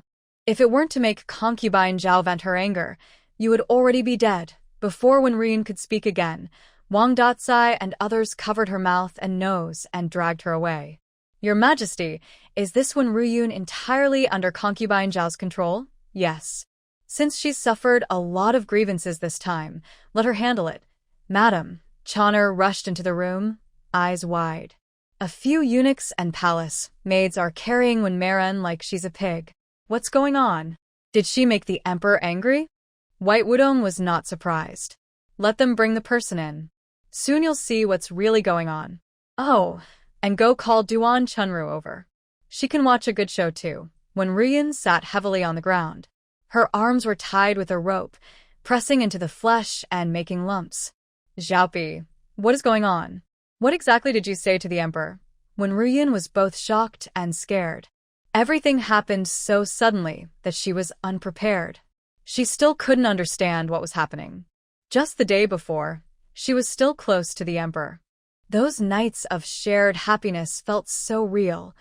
How could they be fake? White Wudong stood up, sat on the bed, and covered her belly with a small blanket to keep warm. Now that she was a person, she followed human customs and rested to avoid getting sick. Chanu, who had sharp eyes, handed her a cup of hot tea. Your Majesty, have some hot water. You can go now. When Duan Chunru arrives, you and Ing Chun can wait outside. Yes, Your Majesty. Chon'er shot Wenryun a fierce look and left the room. Wenryun felt even more scared. A terrible premonition spread in her heart, making her feel suffocated. Xiaopi, what are you really trying to do? I tell you, the emperor loved me so much before. Even if he's been taken by you now, he won't forget me. If you dare to hurt me, the emperor will surely punish you. White Wudong smiled silently, drinking her tea without replying. The more Wenryun said, the more anxious she became. What are you talking about? Tell me. Stop making noise. Yunxi and Yunha are already asleep. If you wake them, I might have to cut out your tongue. White Wudong lowered her head and continued drinking her tea. Wenryun felt icy cold all over, as if she had fallen into an ice cave. What are you saying? How dare you? I want to see the emperor, no matter how much she shouted. White Wudong ignored her. Suddenly, there was a knock on the door. Your Majesty, Lady Wen's voice is a bit loud. White Wudong finally looked up, casually picking up a sewing needle. Want to try feeling what it's like to have a needle your tongue? Wenryun swallowed nervously and instinctively curled her tongue, saying, You don't dare. You absolutely don't dare to do this to me. At that moment, outside, Duan Chunru's voice sounded, Sister, what do you want with me? Duan Chunru saw Wenryun tightly and froze in place. What? What's going on? Bai Wudong put down her teacup. The emperor no longer likes her. He handed her over to me. You have a grudge against her, right? So I asked you to come and vent your anger. Really? Duan Chunru's heart lit up. I knew it. The emperor could never like such a mean and shameless person, but she quickly hesitated again. She moved closer to Bai Wudong and lowered her voice. Sister, even if the emperor dislikes her now, he did love her for a long time before. If something happens to her, will the emperor? Bai Wudong interrupted her. No, just do it. I'll take responsibility if anything happens. If you don't believe me, I can call Wang Gonggong over and ask him. Duan Chunru was still a bit afraid, so she sent Chun Xing to find Wang Datsai. Over there, they received the message. Handle her casually. Even if it means killing her, it's fine. After getting a clear answer, Duan Chunru finally relaxed. She walked up to Wenryun and slapped her across the face. You wicked girl. I blame you for hurting me before. For hurting my sister. Ugh. Wenryun cried out in pain, accidentally biting her tongue, and a bitter taste of blood filled her mouth. Duan Chunru grabbed her hair, forced her to kneel, and kept knocking her head on the ground. Hurry up and admit your mistake to my sister. You relied on the emperor's favor before, acting all high and mighty, even stealing from my sister and showing off in front of her. Bang, bang, bang, one after another. In just a short moment, blood started to seep from Wenryun's forehead. She struggled desperately, but it was no use. Duan Chunru, being a strong woman, had enough strength to make her unable to even scream. Wenryun, you probably never thought this day would come, did you? Wenryun didn't speak. She only looked at her with hatred and venom. You wait. When the Emperor favors me again, I will definitely kill you. How dare you be so arrogant? Duan Chunru slapped her again. This time, her nails sharply scratched Wenryun's cheek, leaving a bloody scar. Just like that, Duan Chunru still felt unsatisfied. She was worried Bai Wudong would think she was too cruel, so she explained, Sister, I have never gotten along with Wenryun. When we were in the capital, she secretly tried to sabotage the noble ladies just to make herself famous. But she's just a substitute raised by the Wen family, and no matter how much she causes trouble, it won't change anything. Bai Wudong smiled and said, It's okay. You can do whatever you want. I called you here today to let you vent your anger. She also wanted Duan Chunru to see her abilities. If she followed her well, life wouldn't be too bad. But if she dared to plot secretly, she might end up like Wenryun. Duan Chunru gained more confidence. She grabbed Wenryun's hair again and forced her to lift her head. If you dare to take my money, I will break your hand. She stepped on Wenryun's hand. Wenryun let out a sharp scream. The pain was so intense she collapsed to the ground, trembling uncontrollably. Duan Chunru felt it was enough. Sister, I have vented my anger. Good, then you can go back now. Yes, sister. Thank you so much. Duan Chunru bowed with a bright smile. From now on, I will respect you as my elder sister and will never do anything to hurt you. You're being a bit too formal. Bai Wudong called for Ingchun and asked her to bring some tonics given by the emperor. This is for you. Take good care of yourself. If you can get pregnant with the emperor's child soon, you'll have someone to rely on in the future. Duan Chunru left. When Wenryun looked up, tears streaming down her face. Xiaopi, I will never let you go. Even in death, it seems you still don't know when to stop. Bai Wudong stood up and walked to her. If I hadn't still been postpartum, it wouldn't have been Duan Chunru who acted now. Before I entered the palace, when Chuyin gave me a deadly perfume pouch, and later, she sent me cloths soaked in red flowers. From that moment, my family and I have been enemies. That was when Chuyin's doing. It has nothing to do with me. When Ryun didn't think she did anything wrong. Who is favored can be above others. Everyone in the harem knows this. I am loved by the emperor, so what's wrong with wanting your things? If you're favored, you can even step on me. That's true. But if you choose to be arrogant and domineering, you should be prepared for others to hold grudges. Moreover, you also want Duan Chunru to take my life. You can harm me, but you cannot hurt my child. Bai Wudong grabbed her hair. Look at me. If it weren't for the Wen family, I would have already taken your life. A look of joy appeared in Wenryun's eyes. Yes, the Wen family is there. I have a strong backing. Empress Zhao would only dare to scold or hit me, but she definitely wouldn't dare to kill me. Seeing her hopeful expression, Bai Wudong loosened her grip and smiled softly. Ingchun, take her to the next courtyard. Ingchun was very direct. She and Choner pulled Wenryun up together. Because her hand was broken, Wenryun gasped in pain. Empress Zhao, are you imprisoning me? Aren't you afraid the Wen family will find out? Bai Wudong waved her hand. Send her over. The rest is not your concern. Lord Wang has already arranged everything. She smiled at Wenryun. Before you die, I want you to be a real woman. Before Wenryun could understand what those words meant, Ingchun and Choner dragged her out of the room. Next to the Zhao Spring Hall, there was a small garden with a house that was once used as a resting place. Over time, no one had been there, and it had become somewhat abandoned. Choner kicked Wenryun into the room. Stay here and wait quietly. Everything turned dark. Wenryun tried to break free from the ropes but couldn't do it. She could only move her body, trying to get out. Unfortunately, her hand was injured. Any movement caused sharp pain. Although she was a stand-in for Wen Chuyun, she was raised in the Wen household with wealth and comfort. She had never suffered like this before. In a short while, she was sweating all over, tears mixing with sweat streaming down her face. Empress Zhao, Duan Chunru, just wait. I will kill you both. A creaking sound came from the door opening against the light, when Ruyin looked up but couldn't see the person's face clearly. She could tell it was a man dressed as a guard. "Are you here to save me? Let me out.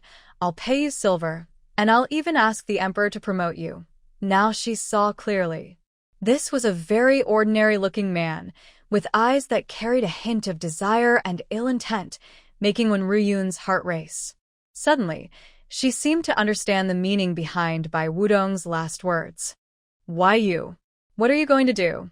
The guard didn't speak but slowly unfastened his robe. Why you? "Don't come any closer." When Ruyun was completely panicked. "I am the emperor's woman. If you dare to touch me, you'll face the death penalty for the entire family." The guard sneered. "It was the emperor who sent me here." He licked his lips. "The emperor's woman, huh? I'm really curious what that feels like. Do you think you'll survive if you touch me? The emperor will definitely kill you." When Ruyun's voice trembled, her face losing all color from fear. "Get away. The emperor is the son of heaven. Once he speaks, even 9 horses can't bring back his words. The emperor has personally promised me I will live. After all, you're not really his woman." With that, he lunged at her. When Ruyun couldn't move and could only watch helplessly. The guard's lips pressed against her face, kissing her carelessly. His cold hands made her shiver all over. Her heart felt like it was falling into an icy pit, her whole body freezing cold. "Your Majesty, Your Majesty, help me." Hearing Ruyun's cry, the guard only found it amusing. "Do you think calling for the emperor will make him come? Let me go." When Ruyun's vision darkened, her heart sinking like ashes. Why? She was the emperor's most favored woman. How did it come to this? The guard sneered. "The emperor has never touched you. Serve me well, and I'll let you experience what it's like to be a woman before you die." When Ruyun couldn't speak anymore, she looked at the glaring red, her heart heavy, as if a large stone was pressing down on her, making it hard to breathe. Pain spread through her body. At this moment, she wished she was only dreaming. The guard wrapped his arms around her waist. "Haha, now you're pretending to be a dead fish. Soon, you'll be acting wild." Time passed second by second. When Ruyun's face was pale, her eyes vacant as she stared at the ceiling. Her body moved with the guard. She desperately wished all of this was just a lie. The days when the emperor loved her felt like a dream, but this dream ended too quickly. A loud noise rang out. Sunlight streamed into the room. It stung Ruyun's eyes. Figures moved against the light, coming closer. They weren't here to save her, but to take her life. Wang Ditsai's voice was cold and sharp. "You, when Marin, dare to betray the emperor and have an affair with someone else. Take her away." The guard stood up, dressed quickly, and stood to the side. "Gong Gong Wang, this one Marin is reckless. I gave her medicine, and that's why I lost control. Please forgive the emperor. The emperor sees clearly. No one good will be wrongly accused." When Ruyun lay on the ground like a broken rag doll, motionless. The ropes had been untied at some point. She was covered in bruises, her eyes completely empty. 2 eunuchs stepped forward and roughly grabbed her arms. "Let's go." When Ruyun chuckled foolishly, "Your Majesty, you are truly heartless." She laughed, tears falling uncontrollably. What a beautiful dream, what a beautiful dream. The eunuchs didn't care about her rambling and dragged her outside. Wang Ditsai immediately declared her death sentence when Marin betrayed the emperor and committed adultery. According to palace rules, she must be executed. Since she served the emperor, she will be given a cup of poison wine. When Ruyun lay on the ground, only covered by a rough piece of clothing, she looked at Wang Ditsai with bloodshot eyes. "You all deserve to die. The emperor, too. Your Majesty, you are not human. I curse you. May you have a miserable death. I curse you. May you never have children. Impudent." Wang Ditsai stepped on her face. "How dare you disrespect the emperor? Quickly bring the poison wine." He grabbed her chin and forced the drink into her mouth. When Marin, rest in peace. Before she could speak, intense pain erupted from her stomach, twisting her violently. She curled up, staring fixedly at Wang Dicai. Black blood poured from her mouth. I am not willing. The emperor deserves to die. When Ryun's body stiffened, lying still on the ground, her eyes were wide open, staring at nothing, as if watching someone. Wang Dicai waved dismissively. Deal with one Marin. Don't let her be an eyesore. I'll report to the emperor. Clean this place up, so as not to offend Consort Zhao's eyes. The much-loved beauty, Wen, has died. She died suddenly and unexpectedly. Everyone in the palace feels uneasy, not knowing what happened. It's impossible that Wen, the favored consort, was involved in an affair. Only someone with a serious problem would choose to betray the guards. There are secret tensions in the palace, but the Zhao Spring Palace remains peaceful. Bai Wudong sits on the bed, looking at her two children, feeling soft and warm inside. They are her children and her only concern. After holding Zhang Yun, she goes to hold Zhang Yunqi. Seeing their small faces, which resemble her, a gentle smile appears on Bai Wudong's lips. Chener quietly approaches, afraid of waking the two little princes. Your Majesty, there's news from Wonu Palace. When Chuyun closed the palace gates, saying she's unwell and shouldn't see anyone, Bai Wudong isn't surprised. As long as Wen Chuyun isn't foolish, she knows it's best to stay quiet now, not giving anyone a chance to act. Yes, keep watching outside. If the emperor comes, inform me in advance. Now, the Empress Dowager is under house arrest and cannot leave. Bai Wudong has been promoted to consort, and her children are likely to be raised with her. But there's still a hidden danger, the Empress. She has two children, and as the head of the palace, if she tries to take one, the emperor might not refuse. To prevent accidents, it's best to think of a way to make the Empress give up this idea. Bai Wudong gently strokes Zhang Yunqi's chubby face. My son, no one can take you away. No one. The lively household is now silent and still. Wen Zhimiao didn't go to court today, but sat quietly in his study. On the desk in front of him is a piece of calligraphy. From now on, a new beginning, looking towards the blue sky. He's been staring at this piece all night. It was a gift from a close friend when Ryun was most favored. Before he could feel proud, everything turned into a fleeting illusion, shattered without a trace. When Zhimiao sighs deeply, rolls up the calligraphy, and puts it away. Zhimiao, you haven't slept all night. You should rest, Wen's mother softly advises. Rest? Huh. Ryun's disfigurement, the children lost, and her affair with the guard. She was executed on the spot. If it weren't for my old age and the fact that I once contributed to the emperor, the entire Wen family might be doomed now. Look at your two good daughters. I've raised them with great effort, but neither of them is useful at all. Mother Wen dared not speak and quietly stood to the side, listening to his scolding. Wen Zhimiao raised his hand to his forehead. Enough, there's no point in talking about this now. You should quickly find a way to ask if there's a magical medicine that can restore her appearance. No matter what, we must make Chuyun look as she did before. Otherwise, all our plans over the past 10 years will be wasted. Zhimiao, I've already asked someone to look into it, she replied. Now that Bai Wudong has given birth to two princes, I hear they look exactly like the emperor when he was young. And with the rumors about Jinji, those plans are no longer useful. Wen Zhimiao lightly tapped the table with his finger. She and Chuyun are enemies. We can't let her climb higher. Even if Chuyun regains her looks, she might not be able to defeat her. He looked up at Mother Wen with sharp, cold eyes. Has the Sun family made any moves? Since the Empress gave birth and everyone celebrated, the Sun family's gate has been overwhelmed with visitors bringing gifts every day. The people who used to visit us now all go to the Sun family. Wen Zhimiao sneered. Humph, they're all sycophants. It's no loss if we don't associate with such people. Just then, a servant's voice came from outside. Master, Madam, someone is here to visit. They say they're from the Zhou family. Isn't that the emperor's relatives? Wen Zhimiao's eyes flickered. Let him in. Tell him to wait in the front hall. I'll go there now. Madam, go prepare some tea. I want to see what the Zhou family wants. A middle-aged man with a small mustache sat on a chair, his greasy, sneaky eyes darting around, especially lingering on the maids. Wan Zhimiao strode in confidently. Brother Zhou, long time no see. Zhou Chongqing stood up and bowed. Brother Wen, it's been a while. Please sit. Someone bring tea. When Zhimiao changed from his serious expression to a smiling one. Brother Zhou, why have you come? Is there something urgent? Yes, there is something. Zhou Chongqing picked up the teacup and took a sip, but didn't speak directly about the matter. Is this the huangya from Shoujo?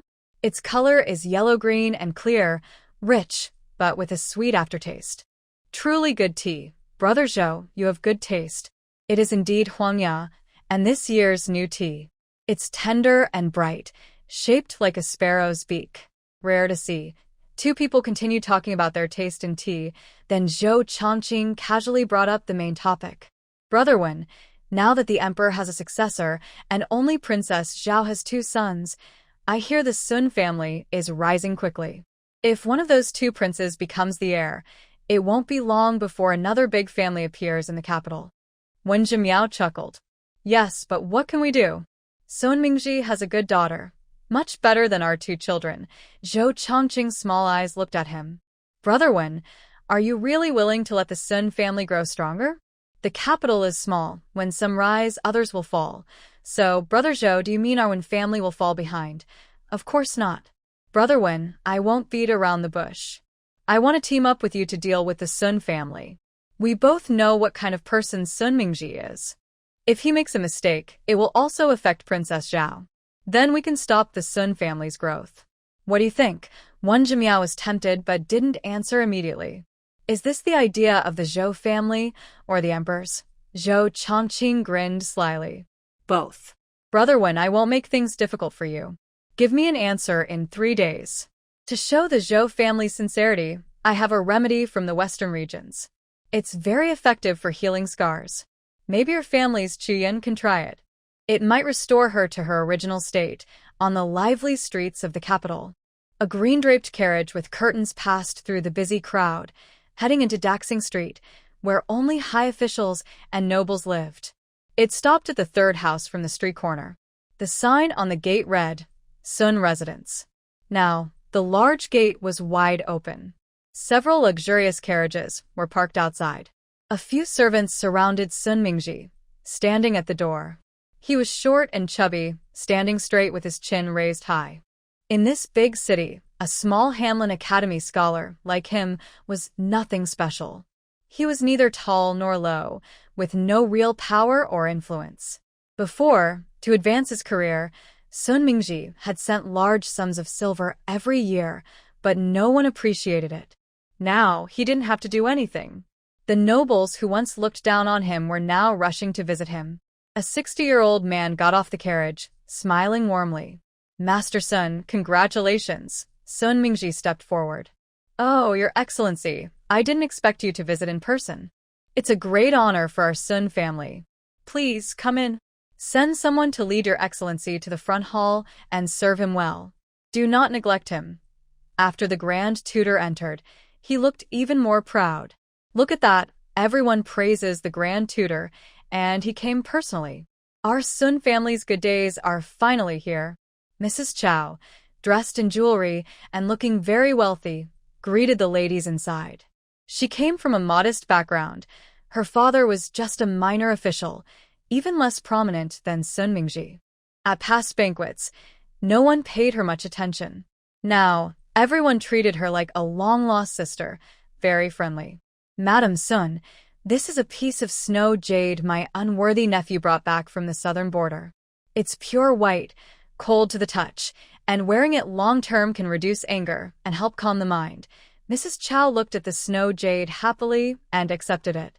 Thank you so much, sister. One gift after another was sent to the Sun residence. Sun Mingji and Mrs. Chow were so pleased they felt their hands go numb from holding the gifts. 3 hours later, Sun Mingji and Mrs. Chow sat in the main hall, looking at the room full of gifts, smiling happily. Sir, our Sun family is truly fortunate now. Sun Mingji, though happy, pretended to be modest. You, with your long hair and limited knowledge, what do you understand? Our family no longer values silver and money. Soon, We will become a powerful noble family in the capital. Mrs. Chow pursed her lips, but said nothing. A few years ago, Sun Mingji spent a lot of silver to advance his career. The Sun family had become a fallen household, only appearing prosperous on the surface. In reality, they had less than 500 taels of silver in their accounts. If it weren't for some shops in her dowry and a manor outside the city, they might have had to sell their property just to survive. Mrs. Chow, as the head of the household, understood the importance of money. But she wisely chose not to argue. Sir, should we store these items in the treasury now? Yes, keep them. Later they can be used as gifts. The rest should be exchanged for silver. Our Sun residence also needs some repairs. Mrs. Chow hesitated and said softly, Sir, the young master just had a son, and now our family is building a big house. Isn't that a bit inappropriate? You don't know anything. There's nothing wrong with it. Now, this place can't compare to our Wudong's reputation. She is not only a concubine with a title, but also the mother of the emperor's only 2 sons. The emperor has no children for many years, so maybe these 2 are the only heirs. The crown prince will surely be one of them, so Wudong is the mother of the crown prince, and we're the child's family. At this point, Chow sure couldn't argue back. Yes, sir, that's better. Hurry up and handle it. Don't waste time. Our Sun family is about to rise, and we can't let others look down on us. News quickly spread that the Sun family planned to build a new residence. Many people came to watch. Wen Zhimiao snorted coldly. This Sun Mingji is still as foolish as ever. He should be hiding now, not showing off like this. He looked at the gatekeeper. Go call Zhou Chongqing from the Zhou family and tell him I agree. When he arrives, we can discuss the details. An hour later, Zhou Chongqing arrived. When brother, I knew you'd agree. Come in, I already have a plan, but I need your help. The 2 whispered together. Soon after, Wen Zhimiao burst out laughing. Brother Zhou is so clever, I really admire you. We'll do as you say. I'll find someone to act quickly. That Sun Mingji has no strategy. He will fall into our trap. Then, Lady Zhao will also be involved. He still dreams of repairing his house. I want him to have nothing now. 7 days passed in the blink of an eye. The grand celebration ended. People returned to their normal, peaceful lives. They paid less tax this year, and everyone wore a happy smile. As long as they work hard this year, a good harvest is sure to come. In the top restaurant in the capital, Hui Xian Tower, Sun Mingji strode in confidently. The young waiter saw him and hurried over, almost smiling widely. Lord Sun, we've reserved the best private rooms for you. What would you like to eat? I'll have someone prepare it right away. Sun Mingji stood with his hands behind his back, looking very commanding. Yes, I want to meet a few friends today. When they arrive, have them come upstairs to see me. Yes, sir. I'll bring you some tea. This is a special tea prepared just for you by our manager. After going upstairs, the main hall began to discuss quietly. Is that Sun Mingji? Yes, his daughter is now the most favored concubine Zhang and has given the emperor 2 sons. Truly, when one person succeeds, everyone around them benefits. Sigh, I wish we could have such luck someday. Stop dreaming. Eat quickly. We still have to go to the government office later. Sun Mingji opened the private room door, and the sounds below clearly reached his ears. He felt very pleased. It's because he has a talented daughter. Footsteps approached. 3 people arrived on the 2nd floor. Leading them was a young man in his 20s, wearing a brocade robe, with a somewhat vacant look in his eyes. Next to him was a married couple in their 40s, who hurriedly tugged at him and stepped forward to greet. Are you Master Sun? Your presence is truly remarkable. Sun Mingji nodded calmly. Are you here to see me? Yes. The 3 entered and closed the door behind them. The middle-aged man carefully took out a silk box from his sleeve. Master Sun, if you can help my unworthy son find a small official position, this will be yours. The silk box was opened, revealing a very fine, century-old mountain ginseng. Though mostly used, even a single piece was a life-saving treasure. Sun Mingji's eyes flickered. Small official positions are available, but only in a small county far from here. If you're willing to accept that, I can help. Yes, the middle-aged man clasped his hands together and kept thanking him. Master Sun, please help us find out if there are any vacant county magistrate positions in Yujiang. If so, I am willing to offer 5,000 taels of silver. Sun Mingji was completely tempted. With that money, his residence could be expanded to include another courtyard. It's just a small county magistrate position. He was no longer the same as before. As soon as he asked, someone would come directly to offer it. All right, wait for my news. Thank you, Master Sun. The middle-aged man bowed, helping his dazed son to bow also. I'll be waiting for your good news. That afternoon, Sun Mingji met with an old friend who had attended the banquet earlier. The friend was the prefect of Yujiang, overseeing all the county magistrates in the area. Master Sun, you came to see me for a reason, the prefect of Yujiang asked knowingly. He had long been instructed by Wen Zhimiao and Zhou Chongqing to sell the magistrate of Yujian Tongji County to Sun Mingji. However, acting required a full performance. This isn't just a casual visit. I came to see you, Sun Mingji said.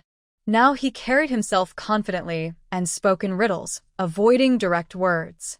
But his words carried meaning that others couldn't understand, especially when he was with him. So that's how it is. Lord Sun, you really have good taste. The governor of Yujian sipped his tea and pretended not to notice Sun Mingji's hints. He figured he would eventually give in. After finishing a cup of tea, Sun Mingji spoke again. I heard there are some vacancies for county magistrates in Yujian. The governor put down his tea, smiling politely but with a hint of sarcasm. Yes, there is indeed a vacancy. Have you chosen anyone yet? Not yet. It's because of the upcoming imperial exams. In about a month, the results will come out, and the emperor will appoint someone. Sun Mingji took another sip of tea, but said nothing more. The governor of Yujian felt anxious. Why was he hesitating? As others said, he seemed a bit slow, trying to imitate others, but not quite succeeding. Unable to stay silent, the governor spoke up. So, Lord Sun, do you have someone in mind? It's just a county magistrate position. If you want him, I can give it to you.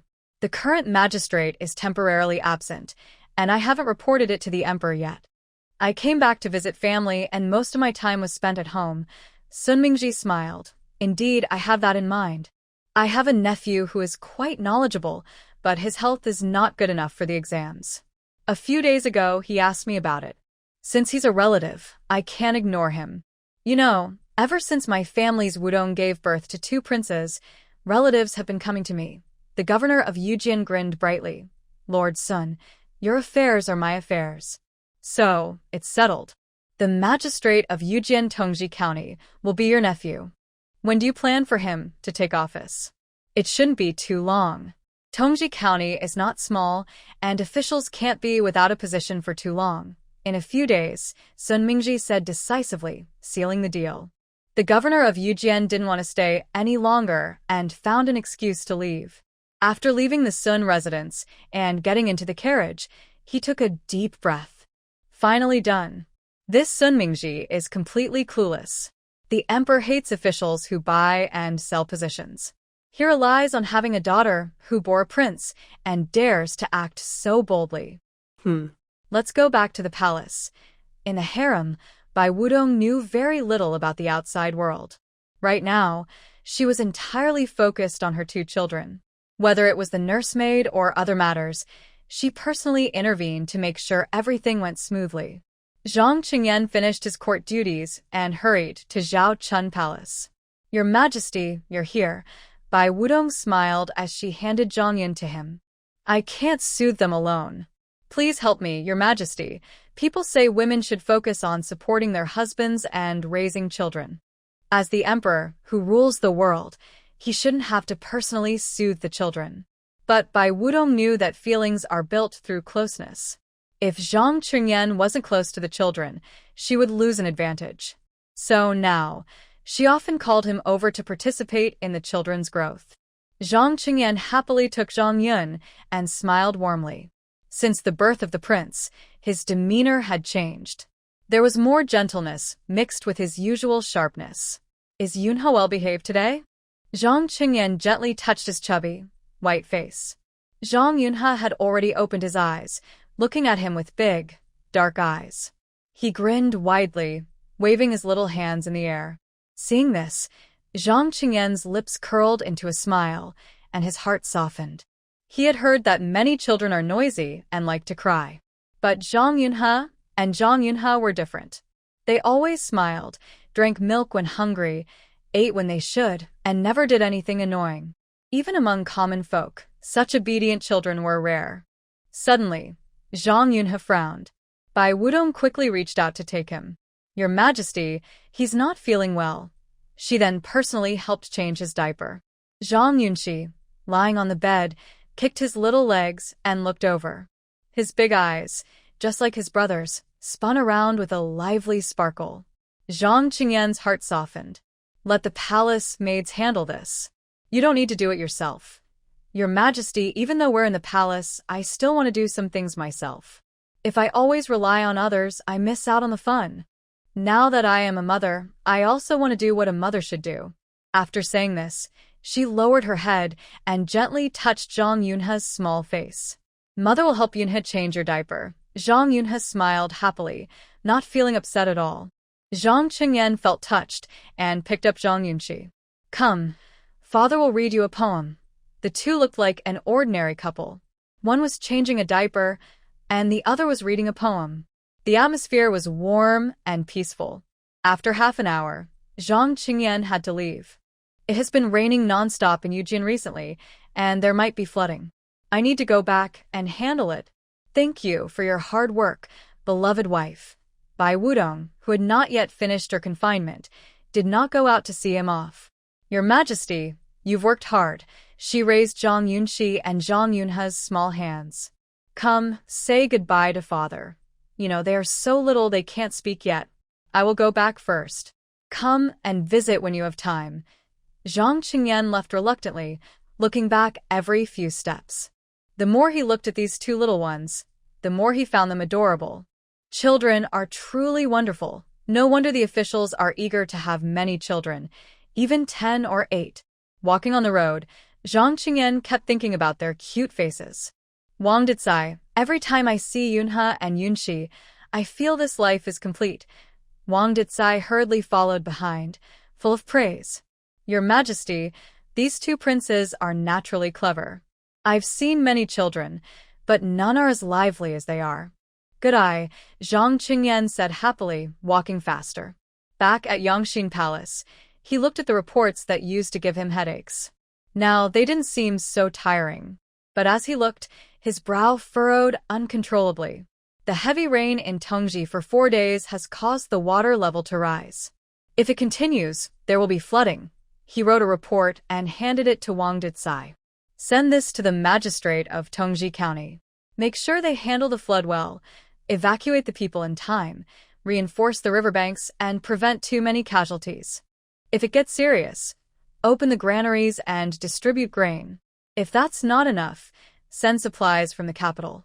The rain kept falling without stopping. The sound of rain had been loud for 4 days straight. Tongji County is under Yujian, which belongs to the Jiangnan climate zone. Now is the rainy season, so heavy rain is normal. But this rain is very heavy, and it hasn't lessened or stopped at all. Most of the common people stayed at home, except for shops that still had their doors open. You could hardly see any street vendors. The county magistrate of Tongji County held an oil paper umbrella and stood by the riverbank, looking unhappy.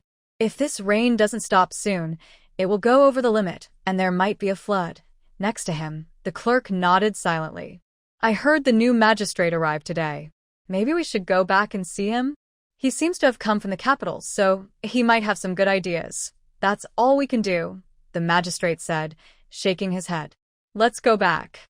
I hope the rain stops soon. Otherwise, the people will suffer this year. When a flood happens, people can get hurt or die, houses can be washed away, and rice fields can be damaged. The consequences are very serious." The two men quietly returned to the county office. As soon as they entered, they saw a young man sitting in the middle, wearing official robes. He looked blank, but there was a hint of eagerness in his eyes. The magistrate and the clerk looked at each other and stepped forward to bow. "Excuse us, are you the new magistrate?" The young man finally looked at them, picked up a wooden block used for announcing, and struck it hard. Who are you? When you see this official, kneel down quickly. The loud sound startled both of them. They felt a bad feeling in their hearts. Could this new magistrate have some problem? Or was he just new and eager to show authority?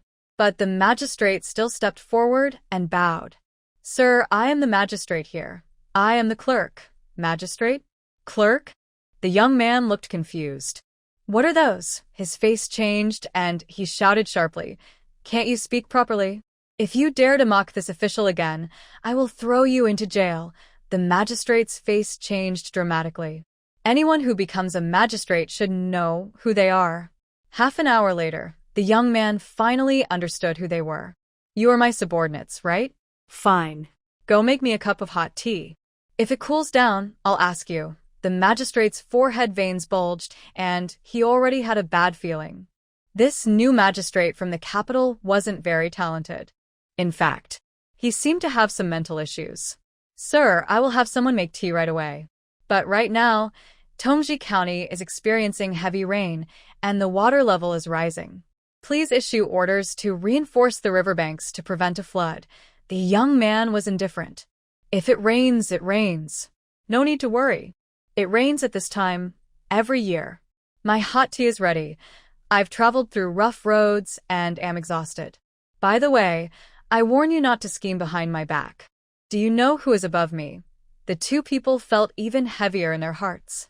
The county magistrate, an older man with graying hair, seemed to stoop even more at this moment. I don't know. Above me is Lord Sun Mingji, Lord Sun. He is the biological father of Princess Zhao. Does Princess Zhao know who he is? A consort who gave birth to two princes for the emperor, a hero of the great fusion kingdom. The county magistrate clenched his teeth, trying to hold back his anger. Honorable county magistrate, reinforcing the riverbank is urgent. Stop talking nonsense. I want to rest now. We can discuss everything tomorrow. The young man finished speaking, stood up, and walked to the back. By the way, come help me tidy up. What's hanging nearby? It looks annoying. It was a couplet from the county office, but one side was peeling off and sticking out. The upper line, willing to serve as a simple government office, drawing strength from clear springs to wash away ambitions, pure air carrying distant dreams. The lower line, happy to be a dedicated public servant, relying on passionate effort for the people, warm-hearted and sending spring breezes. The county magistrate spoke coldly. This is the face of the county office. It says the office doors are open, and state affairs should be like family matters. The government stands for eternity, and public sentiment is like official sentiment. The young man nodded. Not bad. Keep it. At this moment, the county magistrate was sure the person in front of him couldn't read. The heavy rain continued. The county magistrate and the clerk sat inside, silently watching the candle. Now. What should we do? The county magistrate looked grim. The new magistrate doesn't even know how to read. How can he govern Tongji County? The clerk had no answer. Higher officials are more powerful, and he has someone above him. I've heard about Princess Zhao. She's the emperor's favorite. Recently, she gave birth to two princes, and the emperor was so happy he canceled taxes for a year. The country celebrated for 3 days. We're just small officials. If we offend such a person, we might not even know how to write death. The county magistrate suddenly slammed the table. What do you mean? Are you just going to give up? Tongji County has over 10,000 people and countless fertile fields. If a flood happens, it would be very serious. This place is in Jiangnan, where every piece of land's grain is precious. So, what do you want to do? The county official clenched his teeth and said, I'll go find someone to reinforce the riverbank right now. Are you planning to fake the county order? If you're caught, it's okay. He's so clueless he probably won't notice. Anyway, we must control the water flow first. The two parted ways and returned to their rooms. The county official had already decided to reinforce the riverbank tomorrow. He had hoped to wait until the new magistrate took office, but since the new appointee turned out to be a fool, he had to take charge himself. As a native of Tongji County, he couldn't just watch his fellow villagers die in the flood. Night deepened. Suddenly, hurried footsteps and shouts sounded outside. The dam is broken. The eastern riverbank has burst. The county official slowly opened his eyes, confused, to darkness outside. At that moment, there was a knock on the door, and the clerk called out urgently, "Come out quickly." Tonight's rain suddenly got heavier. The eastern side has already broken, and the western side can't hold anymore. The county official didn't bother to put on clothes and rushed out of his room. The newly appointed magistrate also woke up. "Who's shouting outside? Catch them quickly. They're disturbing my sleep. Your Excellency, the dam has broken outside." The county official hurried over. "Please issue orders and send people to reinforce the riverbank immediately. I want to sleep." "Don't bother me." The county official couldn't hold back anymore. He grabbed the magistrate's collar, eyes blazing with fury. "Listen to me. The dam has broken. Water will flood into Tongji County soon. You're still thinking about sleeping? Hurry up and order someone to reinforce the riverbank." The young man was so frightened he snapped out of his daze. What? "The water is coming in." He pushed the official away, barefoot, and ran out the door. "Someone, come protect me." The older official, already aged, was pushed and stumbled, falling heavily to the ground. His head hit the corner of a table hard, blood flowing out. His vision darkened, but he kept muttering, "Reinforce the riverbank." As he finished speaking, his head tilted, and he lost all movement. Chaos reigned in Tongji County. Not long after the eastern dam broke, the western side couldn't hold either. The flood quickly spread into the county, submerging countless fields and low-lying houses. In the middle of the night, the streets were filled with the cries of the people. The soldiers inside the city, responsible for maintaining order, were nowhere to be seen. A man in his 20s, rolling up his pants, walked into the street. "Villagers, the county magistrate has run away. The government doesn't care about us anymore." "What? The magistrate ran away? What are we supposed to do?" "The floodwaters have drowned our fields. Our house is also flooded, and all the grain in the cellar is soaked and ruined. Last year's harvest was already small, and we paid most of it to the government. Why don't they care about us? Let's go to the county office." A group of people, ignoring the rushing water, hurried toward the county office. At this moment, the county office was in chaos. The new magistrate had fled and was nowhere to be found. The deputy magistrate was also silent. When the soldiers learned the magistrate had run away, they stopped obeying orders. The clerk was overwhelmed alone, leading the few remaining people to protect the granary. Fortunately, the granary was built on higher ground and was not affected. Otherwise, the entire county of Tongji would have been finished. The villagers arrived at the county office.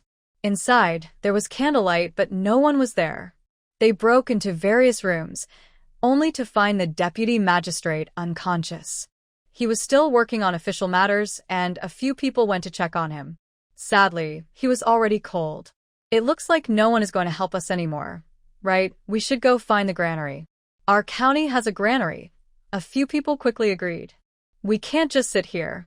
Let's find more people and go to the granary together. No matter what, we need to get the grain first. If the government won't help us, we have to help ourselves. Yes, my baby is only a few months old and needs milk. I'll go call my brother and father.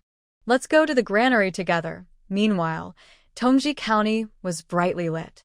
More and more villagers gathered, holding torches, heading toward the granary.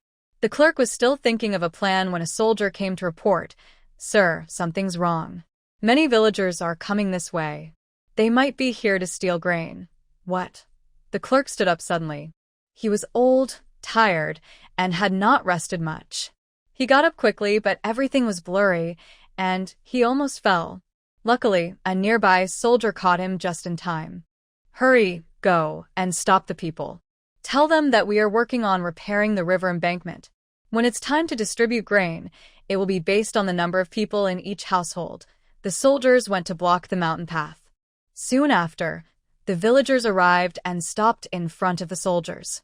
The village head said that when it's time to distribute grain, we will get it. Please go back now. We are already repairing the embankment, and soon we will control the flood.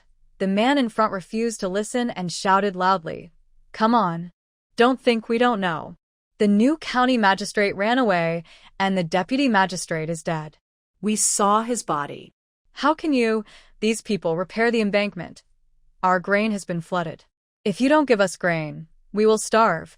Why didn't you repair the embankment earlier? Now that it's broken, you only remember to fix it.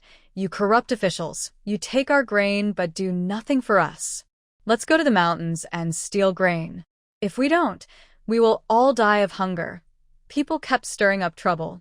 The villagers climbed over the soldiers' defenses and rushed straight to the granary. The village head saw the crowd and the torches, and his heart sank. In the end, he let them in. It wasn't that he didn't want to distribute grain, but there wasn't much left. If they couldn't distribute the grain fairly based on the population, many people in the county might die. The village head stood alone in front of the granary. Fellow villagers, listen to me. Shut up, you corrupt official. Let's go and take the grain. The village head tried to stop them but was pushed to the ground and slid down the hillside. No one noticed him disappear. The villagers went crazy, rushing to steal the grain. Everyone just wanted to survive. The more grain they got, the better their chances. Soon, the granary was emptied. Grains were scattered all over the ground. That night, Tongji County was in chaos. The news reached the capital. At the Sun residence, Mrs. Chow served vegetables to Sun Mingji. Sir, I heard that the flood in Tongji County of Fujian is very serious. The county magistrate ran away, and now everything is in chaos. I wonder if it will affect the capital. Since it wasn't far away, if the villagers there caused trouble, it might involve the capital. Sun Mingji paused with his chopsticks. You eat first. Sir, are you not going to eat? Sun Mingji ignored him and quickly went to the study, took a book, and left. In the western part of the capital, the residents are mostly ordinary people and poor families, all crowded into one courtyard. Sun Mingji covered his nose and mouth and headed to the corner courtyard. He knocked 3 times on the door. Soon, the door opened. He slipped inside and said impatiently, I've already done as you told. I sent that fool to Tongji. Now something has happened there and you still haven't released Ji Yuan. A gentle female voice came from inside. Lord Sun, please don't worry. I have some good tea here. Why not come and enjoy it? Sun Mingji didn't have the leisure for that. He entered and angrily glared at the woman in red sitting in the hall. I don't want tea. I only want to see Ji Yuan now. The woman in red was plump and beautiful, with charming movements that seemed full of grace. Her eyes looked like they had hooks, as if she was teasing him. Lord Sun, you are truly a good father. It's very touching. Sun Mingji said nothing, just coldly looked at her. If you don't release Ji Yuan soon, I will go to see the emperor and tell him that the Duke of Zhan has plans to. Before he finished, the woman in red interrupted him. Lord Sun, you can't speak recklessly. Our Duke of Zhan has always been loyal to the emperor.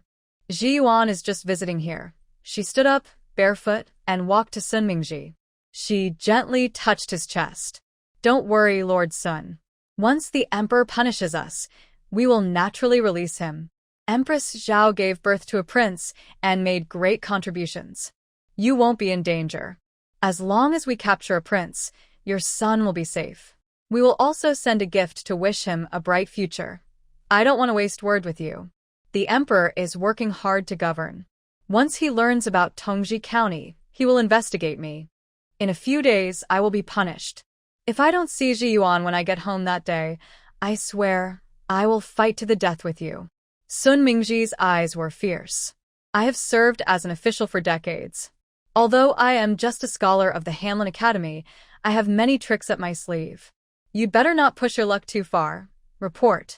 Urgent news from Tongji County. Wang Detsai took the urgent report from the guard and hurried into the Hall of Mental Cultivation. Your Majesty, news from Tongji County has arrived. Quick, let me see. Zhang Qingyan learned early this morning that something had happened in Tongji County, and he was very anxious. Tongji County is different from other places. It is located in the south of the river and is one of the important grain-producing areas. He has always been concerned about the water problems there. He never thought the worst would actually happen. The county magistrate ran away, the deputy died, the clerk is missing, and the granary was robbed. Seeing this, Zhang Qingyan was furious. The dam just broke and so many things happened. Are those people dead? Who was the magistrate of Tongji County? Catch him for me. Wang Dicai immediately ordered people to investigate. Soon more news arrived. Seeing the urgent report, Zhang Qingyan frowned. This matter is somehow related to Sun Mingji. He only knew about Sun Mingji before but didn't know much about him. Now, because of the Empress Zhao, he had looked at him a bit more. He thought that after the Empress Zhao gave birth to his two sons, he would send Sun Mingji somewhere else to gain some achievements, and when he returned to the capital, he would be promoted smoothly. But he didn't expect him to cause such trouble. Selling official positions is one thing, but selling them to such incapable people is another. If the newly appointed county magistrate hadn't run away, the situation in Tongji County wouldn't be so serious. Wang Dicai stood nearby, not daring to breathe loudly. After a long while, Zhang Qingyan finally spoke. I am tired. I won't go to Zhao Chun Palace today. He needed time to think carefully about how to handle Sun Mingji. He liked Empress Zhao and, for the sake of the two princes, didn't want to punish him too harshly. But this matter is serious. He would see how he explains himself at the morning court tomorrow. If he can find a reason to convince himself, a lighter punishment might be possible. The next day, before dawn, officials entered the palace one after another. Sun Mingji was among them. Many officials had already heard about what happened in Tongji County. They looked at him with a bit of schadenfreude. Sun Mingji, relying on his daughter giving birth to a prince, is so proud he looks down on everyone. Now he dares to sell official positions. Let's see what he does today. Did you get the news? Yes, don't worry. Today, we will make sure Sun Mingji takes off his official robes. Sun Mingji ignored them, pretending not to see. He quietly followed the crowd into the Hall of Supreme Harmony. The ministers lined up in order, waiting for the morning court to begin. The emperor has arrived. Long live the emperor. Long live forever. All officials, stand at ease. As soon as Zhang Qingyan finished speaking, the left chancellor immediately spoke up. Your Majesty, I have an important matter to report. Please go ahead. The left chancellor glanced at Sun Mingji. There was a flood in Yujian Tongji County.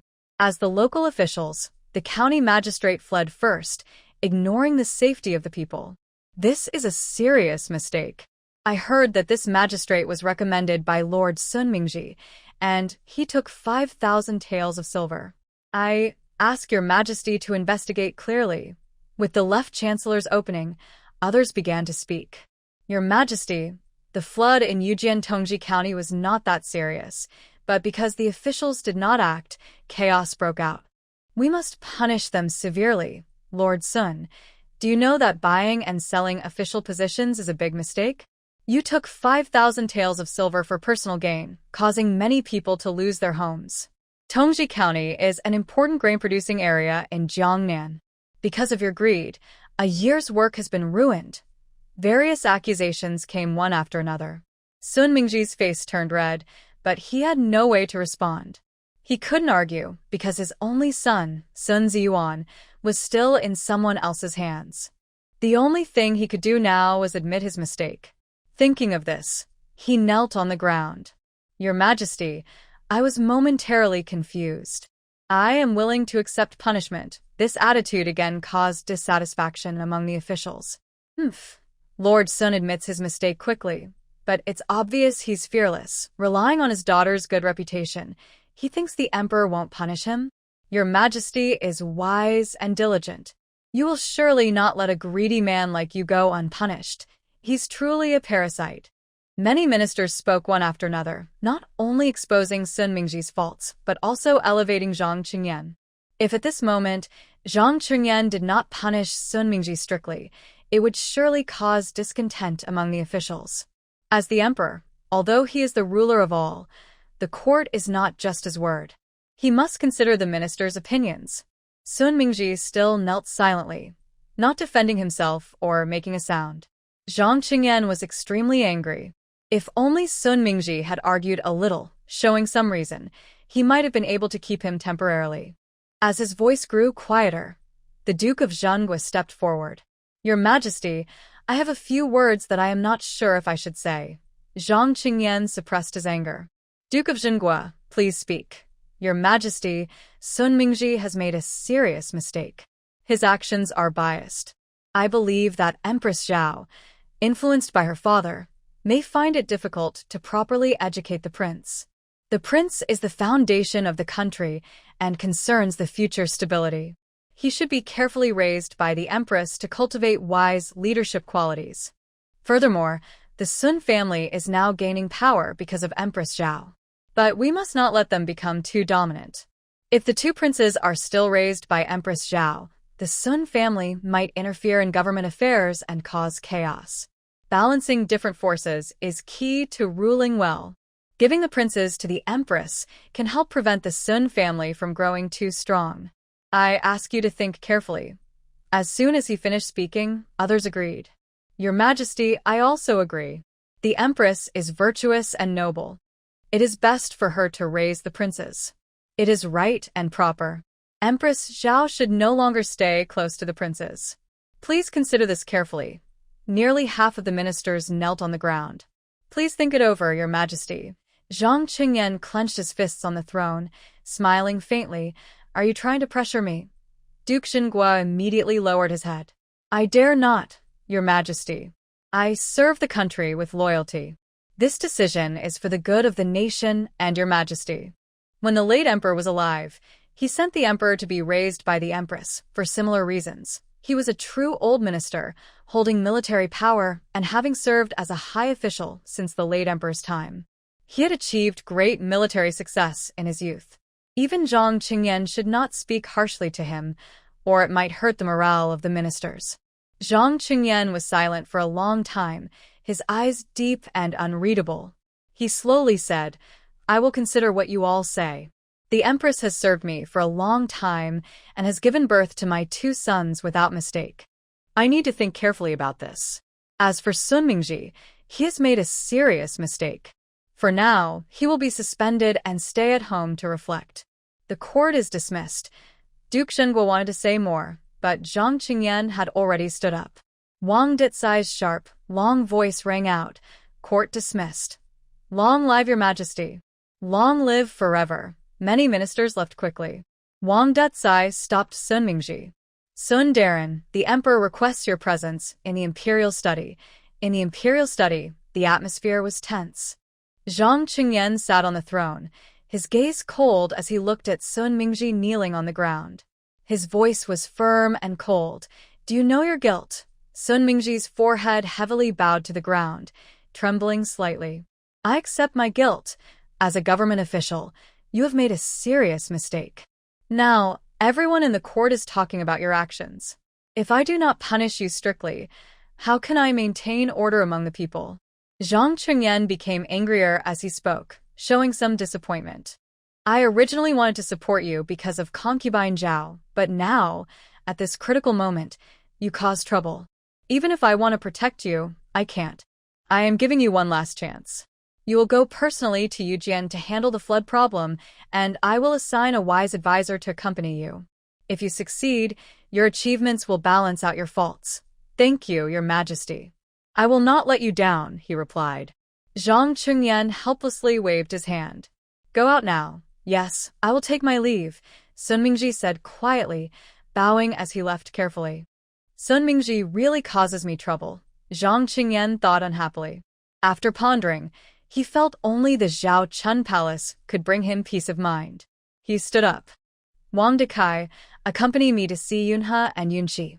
Unlike the serious atmosphere in the court, Zhao Chun Palace was peaceful and calm as always.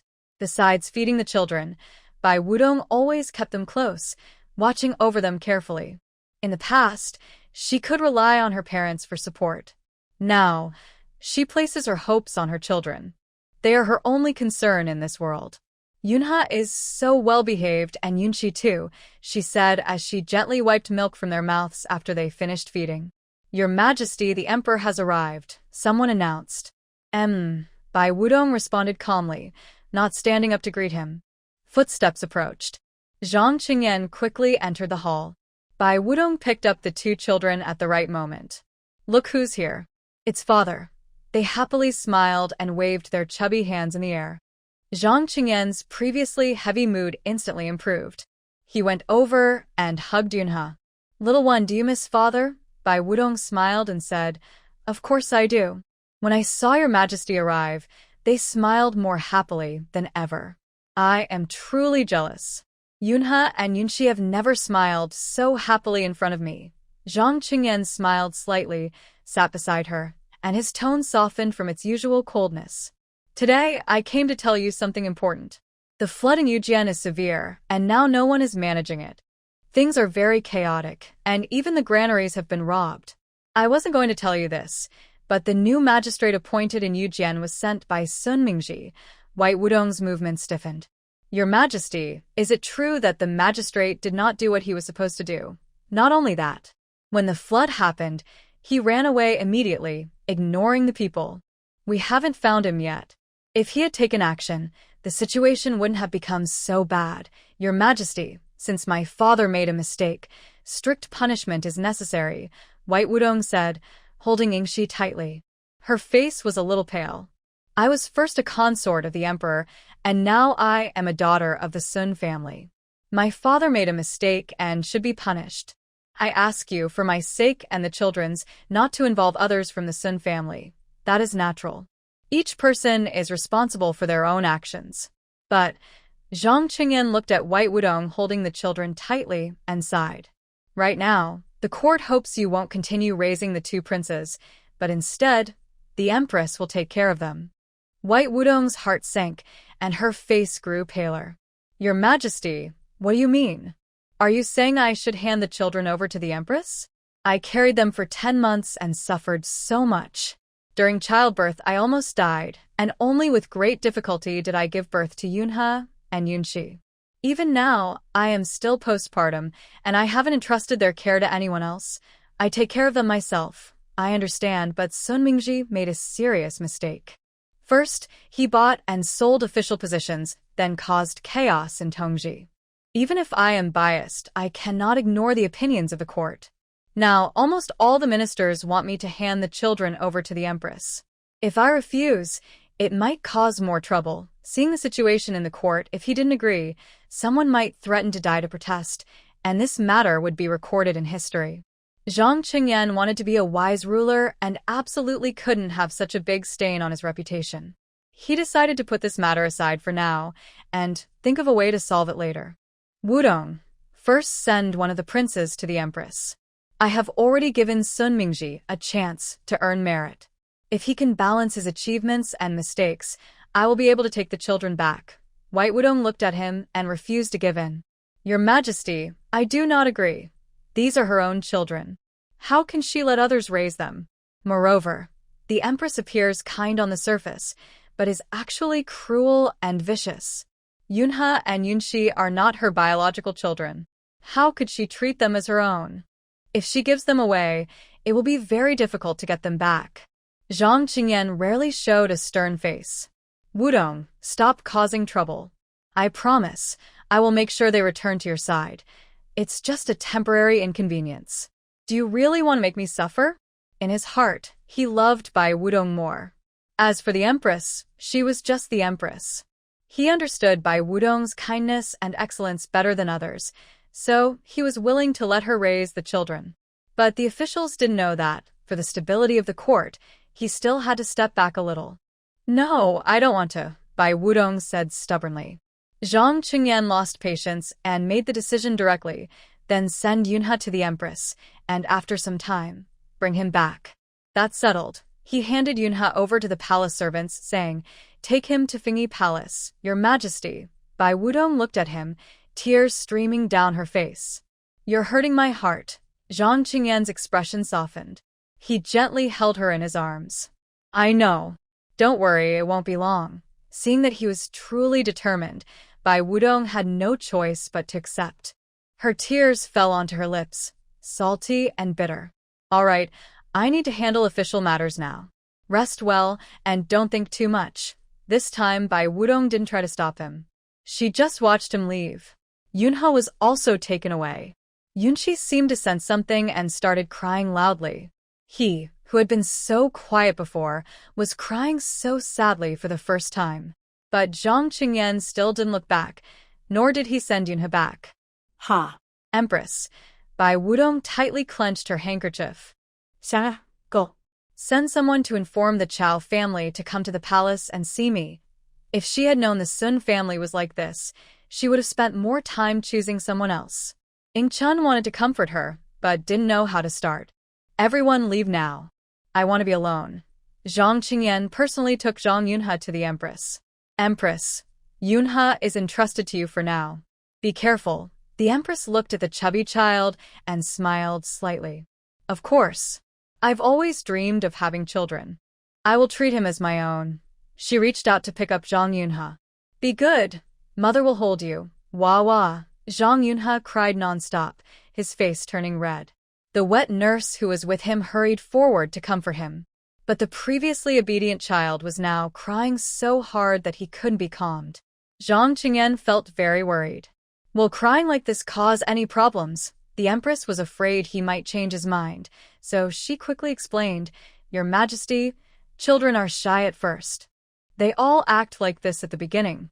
In a few days, it will be better. I will take good care of him. The maid nearby also added, Your Majesty, all children cry sometimes. That's normal, she signaled to the nursemaid. Hurry up and feed the little prince. The nursemaid understood and carried Zhang Yun and went to the next room. After the door closed, the crying lessened a lot. The Empress poured tea for Zhang Qingyan. Your Majesty, I am not feeling well. I won't be able to have children of my own in this life, so I will treat Yun like my own son. I will send someone to tell Consort Zhao that she can come any time to see the child. Zhang Qingyan felt a bit relieved. All right, I will go now. After he left, the Empress asked the nursemaid to bring Zhang Yun out again. He was still very young and too tired to cry anymore, looking very pitiful. The Empress reached out and gently touched his face. Don't worry, I will take good care of you. The Emperor was the son of the Empress Dowager. After being raised by the previous Empress Dowager, he now ignored the mother and son relationship. The Empress Dowager was under house arrest, but it was all the Emperor's doing. She wanted to imitate the former Empress Dowager and keep Zhang Yun close to her, away from Consort Zhao. Since he was the eldest son, she planned to influence the Emperor to make him crown prince, so she could support him in the future. This would make her position as Empress very secure and also suppress Consort Zhao's rising power. Chao Shi hurriedly walked over, gasping for breath. She wanted to rest, but Chun'er was blunt. Your Majesty, you are resting after giving birth. Your body is weak and you should be taking care of yourself. I understand, Chao Shi replied, feeling unhappy but knowing she had to keep going. She had been walking for nearly an hour and finally reached Zhao Chun Palace. She thought she could go straight in, but Ying Chun stopped her outside. The Empress didn't say you could go in. You have to wait outside. Don't you know the rules? This is the palace, not outside. Ying Chun turned her head away and ignored her. Chao Shi was tired and thirsty. She thought she could sit down and have some tea once inside, but she still had to wait outside. Could it be that the Emperor was inside? After waiting for another half hour, with her legs aching and trembling, Mrs. Chao couldn't bear it anymore. Just as she was about to speak, Bai Wudong's voice finally came from inside. Let her come in. Ying Chun opened the door, speaking coldly. Go in. The lady is now a proper concubine, so mind your manners. This servant still dared to act proud in front of her. She is the mother of the official concubine. How dare you speak to me like that, servant? Ying Chun sneered. I am the lady's servant, not yours. One more time, this is the palace, not outside. Bai Wudong's voice sounded again. What? Are you trying to teach someone in my presence? At this moment, Mrs. Chao finally understood there was no outsider inside. Everything just now was Bai Wudong giving her a warning. She could understand palace rules about walking the halls. Even in the palace, not everyone had the right to ride in a sedan chair, let alone her as an outsider. But now, standing at the door for half an hour and then being dismissed with disdain by a servant felt wrong. Mrs. Chao had no mood to pay attention to Ying Chun anymore. She quickly stepped inside. Wudong, this. Bai Wudong sat on the bed, her expression cold. It's not proper to see me without bowing. Your Grace, I have seen the official concubine.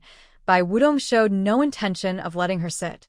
She just looked at her silently. Her gaze was cold and deep, impossible to read. Mrs. Chow had never paid much attention to this daughter she raised in the temple. Although she looked good, she was thin and weak. Unexpectedly, she became the only pregnant concubine in the palace and gave birth to 2 princes. Mrs. Chow thought Bai Wudong was gentle and easy to control. But today, she looked completely different from before entering the palace. Her heart started to flutter with worry. Your Grace, you called me here. For what purpose? Bai Wudong's anger finally burst out. She grabbed a teacup and slammed it hard onto her leg. Since I entered the palace, I have never asked my family for help. Yet, you keep causing trouble for me. Last time, you sent a woman to compete for my favor. Now, you're involved in selling official positions, which caused my child to be sent to the Empress and separated from me. I want to make this clear. If you dare cause any more trouble, I will no longer care about the Sun family. Whether you live or die has nothing to do with me. I grew up in a Taoist temple and have never enjoyed the wealth and luxury of the Sun family. I don't care about your lives or deaths. Mrs. Chow, a woman from the inner courtyard, had no idea what was happening and was scolded without understanding why. Seeing her confused look, Bai Wudong lost patience. Go back and tell Sun Mingji to make sure to earn a favor this time. If he can't do it, my child won't come back. I don't mind solving the problem myself. At worst, the Sun family will disappear completely. I don't need my maternal family's help and have no feelings for the Sun family. Mrs. Chow left feeling puzzled. Since entering the palace, she hadn't sat down to rest. Now that she was about to leave, she hurried back. As the palace gates were about to close, Mrs. Chow, exhausted, quickened her pace. Finally outside the palace, she sat in the carriage and collapsed onto the seat. Hurry! Back to the residence. Sun Mingji held Sun Ziyuan's clothes, looked him over carefully, and was relieved to see he was unharmed. Ziyuan, where have you been these past few days? At my classmate's place, father. Didn't I send you a message? He had been staying at his classmate's country house, enjoying good wine, delicious food, and the company of several beautiful women. Life was very comfortable. If his classmate hadn't told him that Sun Mingji was urging him to return, he wouldn't have wanted to come back. Sun Mingji's face turned pale. Listen carefully. From now on, no matter which classmate calls you, you are not allowed to go. Father, what are you doing? My classmates all have strong family backing. If I get along with them, my future career will be smoother. Before he finished, Mrs. Chow hurried in. Master, something's wrong. Empress Zhao called me into the palace today and scolded me harshly. Sun Mingji heard this and was not surprised. He had long suspected this day would come. He waved to Sun Ziyuan. I have some things to discuss with your mother. You go to your room and stay there. Starting today, don't step out of the Sun residence. Do you hear me? Sun Ziyuan frowned and angrily said, Father, I already promised some classmates to meet at Xiantian Tower. I can't break my word. And that Bai Wudong is really ungrateful. Now that she has a son, she dares to scold my mother. If it weren't for the Sun family, she wouldn't even have a chance to enter the palace. Shut up. Sun Mingji was determined to drive the person away. To be safe, he even ordered the servant to watch at the door, making sure there was no chance for him to escape. Mrs. Chow then carefully explained everything that happened in the palace today. Sir, what do you think we should do now? What else can we do? Just wait and see, Sun Mingji said with a headache. After his son was kidnapped and he was accused, he just wanted these problems to be over. The emperor gave me a chance to handle the flood problem. If all goes well, I can make a good impression. When the prince returns to Consort Zhao, she will forgive us. When I am not around, you must watch over Ji Yuan carefully. Do not let him go out, understand? Sun Mingji knew Mrs. Chow was soft-hearted, so he warned her again. Now that Consort Zhao has a son and is gaining power, many people are watching her. If he goes out casually, he might face danger. Hearing this, Mrs. Chow nodded seriously. Don't worry, sir. I will watch over Ji Yuan. After making arrangements, Sun Mingji quickly packed his things and went to Yujian to help with the flood control. Bai Wudong sat on the bed, holding the remaining Zhang Yunxi, feeling very heavy-hearted. She thought for a moment and called Yunxiang. Last time I asked you to send the palace maid away. How is the situation now? Your Majesty, don't worry. The maid is now staying in a small house at Jin's family. No one has found her. Good. Send a message to control her family members. If she has no family, use poison to control her. Anyway, she must listen. Then, have her go to the county office in the capital to shout and complain, and tell everything she knows about the Empress. The death of Gao Jingwan was done by the Empress. Send this news to Gao's family. The more people know, the better. Do you understand what to do? Yunxiang was clever and had been in the palace for many years. She was very cunning. Your Majesty, rest assured. I know what to do. Go ahead and do it quickly. The Empress is very cruel. The longer Yunha stays with her, the more danger she faces. After Yunxiang left, Bai Wudong still felt uneasy. She thought for a while and decided to visit Fingyi Palace. At least she needed to see Yunha was safe, then she would think of other plans. No one can take her child away. Bai Wudong changed her clothes, took Chanir and Ingchun, and rode a sedan to Fingyi Palace. She had not yet finished her postpartum confinement, and despite the hot July weather, she still wrapped herself in a blanket. When she arrived at Fingyi Palace, the maid personally came out to greet her. Princess Zhao, why are you here? You haven't finished your confinement yet. It's best not to go out, to avoid catching a cold. It's okay. I just want to see Yunha. There are still many of his usual things here. The nursemaid forgot to bring some, so I need to send them over. Yunha is still young and shouldn't change things randomly, or he might get uncomfortable or sick. Princess Zhao is right. Please come in. Inside Fingyi Palace, the strong smell of medicine was still present. The Empress, dressed in plain clothes, just came out of her room. Sister Zhao, how is your recovery? Please sit. Someone, bring hot tea for my sister. Be sure she doesn't catch a cold. Even though it's hot in July, just be careful. And Yunha, is he asleep? The Empress picked up a handkerchief, covering her mouth as she coughed twice. Yunha is very well behaved. He's already asleep and hasn't woken up. You came here because you're worried about Yunha, right? To tell the truth, I don't expect to have my own children in this lifetime. I will treat Yunha as my own child. You don't need to worry. She was very polite, pouring tea for Bai Wudong herself. Yunha is such a good child, and I like him very much. As Empress, Yunha is under my care. It's all good for him, nothing bad, but no matter what she said, it couldn't hide her desire to take her child away. Bai Wudong wouldn't just give Yunha away easily after a few words. Her tone was calm. Your Majesty, I agree that Yunha is very well behaved and liked by everyone. But I carried those children for 10 months and almost lost my life to give birth to them. They are like a piece of my heart. If someone takes them away, it would be like tearing out a piece of my heart. She put down her teacup. Your Majesty, do you agree? The smile on the Empress's face faded considerably. Sister, what are you talking about? I have no intention of taking Yunha. I told the Emperor that if you want to come, you are welcome to visit. It's just in the palace, not far. And according to the rules, Yunha, as the eldest son, should grow up under my care. Bai Wudong snorted coldly.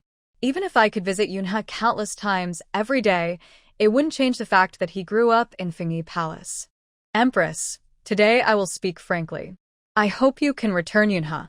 I will forgive you this time. But if you refuse, I will have to use other methods. Since you are already facing each other, there's no need to worry about appearances.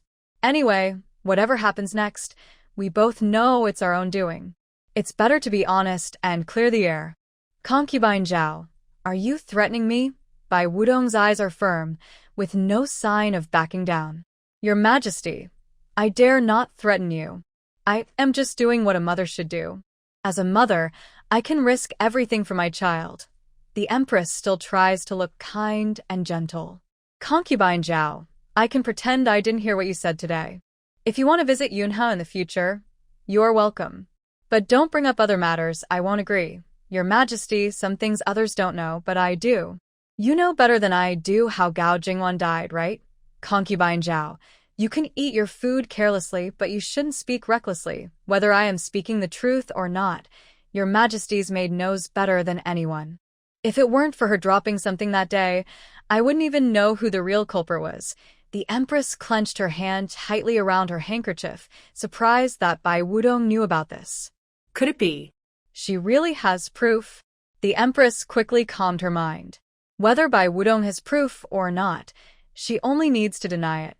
It's been so long. Even if the Emperor suspects her, he wouldn't care much about a woman who is already dead. Concubine Zhao, I am a bit tired. You should go back now.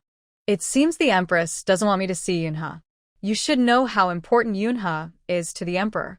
If something happens to him, the Emperor won't let it go, and neither will I. The Empress could no longer bear it.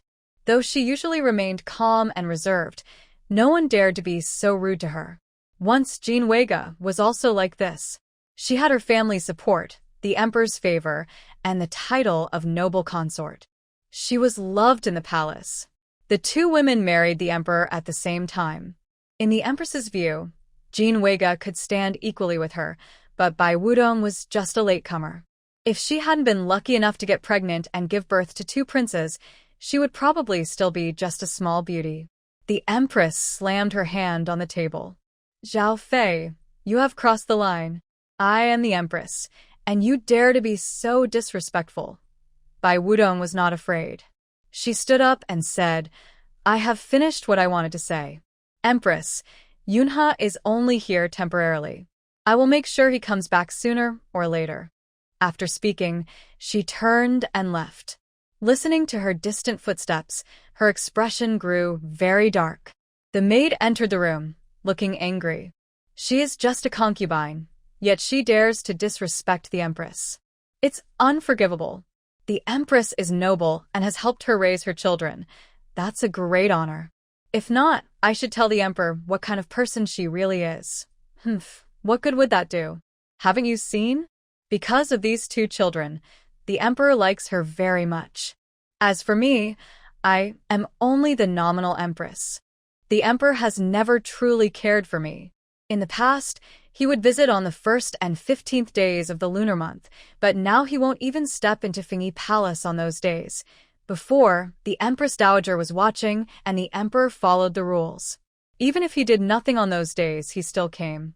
Now that the Empress Dowager is gone, the Emperor has full power. He no longer cares about this. Many people in the palace are now mocking her, saying she is just a mascot. The maid clenched her teeth. Empress, do you really think Zhao Fei can be so arrogant? The Empress lazily leaned on her bed and suddenly stopped being angry. She is still too young and impulsive. Yunhe was only just sent here, and she couldn't wait to threaten me. She probably thinks I am nothing, but she doesn't know how strong my influence really is. She had been secretly planning for many years and had used her family's power to gather many allies.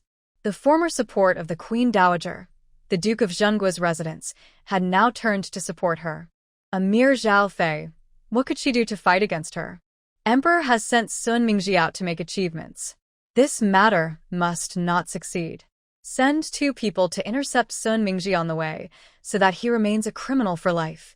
If it doesn't work, then find Mr. Wang and have him rally the people of Tongji to pretend to rebel, making the situation as big as possible. The more serious the flood problem becomes, the greater the guilt I feel, and the more trouble Bai Wudong faces. Want children? Maybe in the next life. On the way back to Zhao Chun Palace, Ing Chun wanted to speak several times but hesitated. Bai Wudong saw she had something to say. If you want to say something, just say it. There's no need to hold back in front of me. Your Majesty, you are being disrespectful to the Empress. Isn't that too risky? No, because whatever happens next, she knows I am responsible. Since that's the case, why not let her see my attitude? I am the one suffering now, and I still can't speak out? Ing Chun stopped talking. She could tell how angry the Empress was. Next to them, Chon'er was unusually silent for the first time. She was also thinking of a plan. Back in Zhao Chun Palace, Bai Wudong felt her body was almost fully recovered. She was no longer willing to waste time. Chon'er, help me boil some water. I want to take a bath. When it gets a little darker, Go find the emperor and tell him I miss Yunha and have been crying all day. The hot water was prepared quickly. Bai Wudong took a flower petal bath and applied fragrant ointment on her wrists and behind her ears. As it was getting dark, Zhang Qingyan arrived. As soon as he entered, he saw Bai Wudong with a red, tear-streaked face. He felt a little distressed. You're still resting your body. That's not good for your eyes. Bai Wudong took the opportunity to hug him. Your Majesty, I miss Yunha so much. When I was pregnant, I looked forward to him day and night, waiting 9 months. Finally, he came, but I couldn't keep him by my side. Zhang Qingyan patted her back gently. All right, stop crying. I told you Yunha will come back.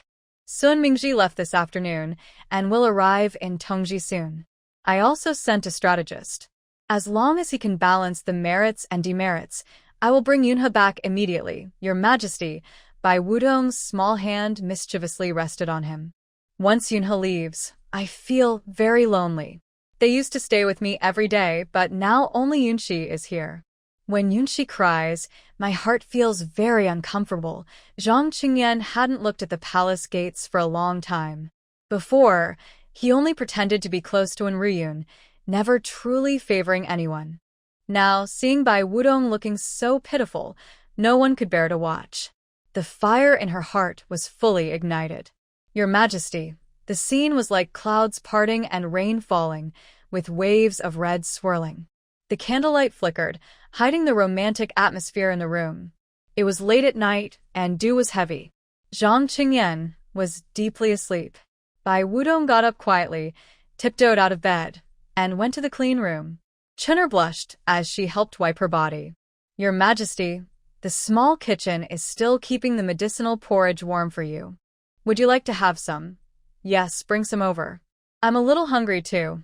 After eating the medicinal porridge, Bai Wudong felt no sleep coming. She coldly looked at Zhang Qingyan's sleeping face. This man's words could not be trusted. How many of his promises had been kept before? To regain Yunha, she still had to rely on herself. Zhang Qingyan turned over, reached for the empty quilt beside him, and slowly opened his eyes.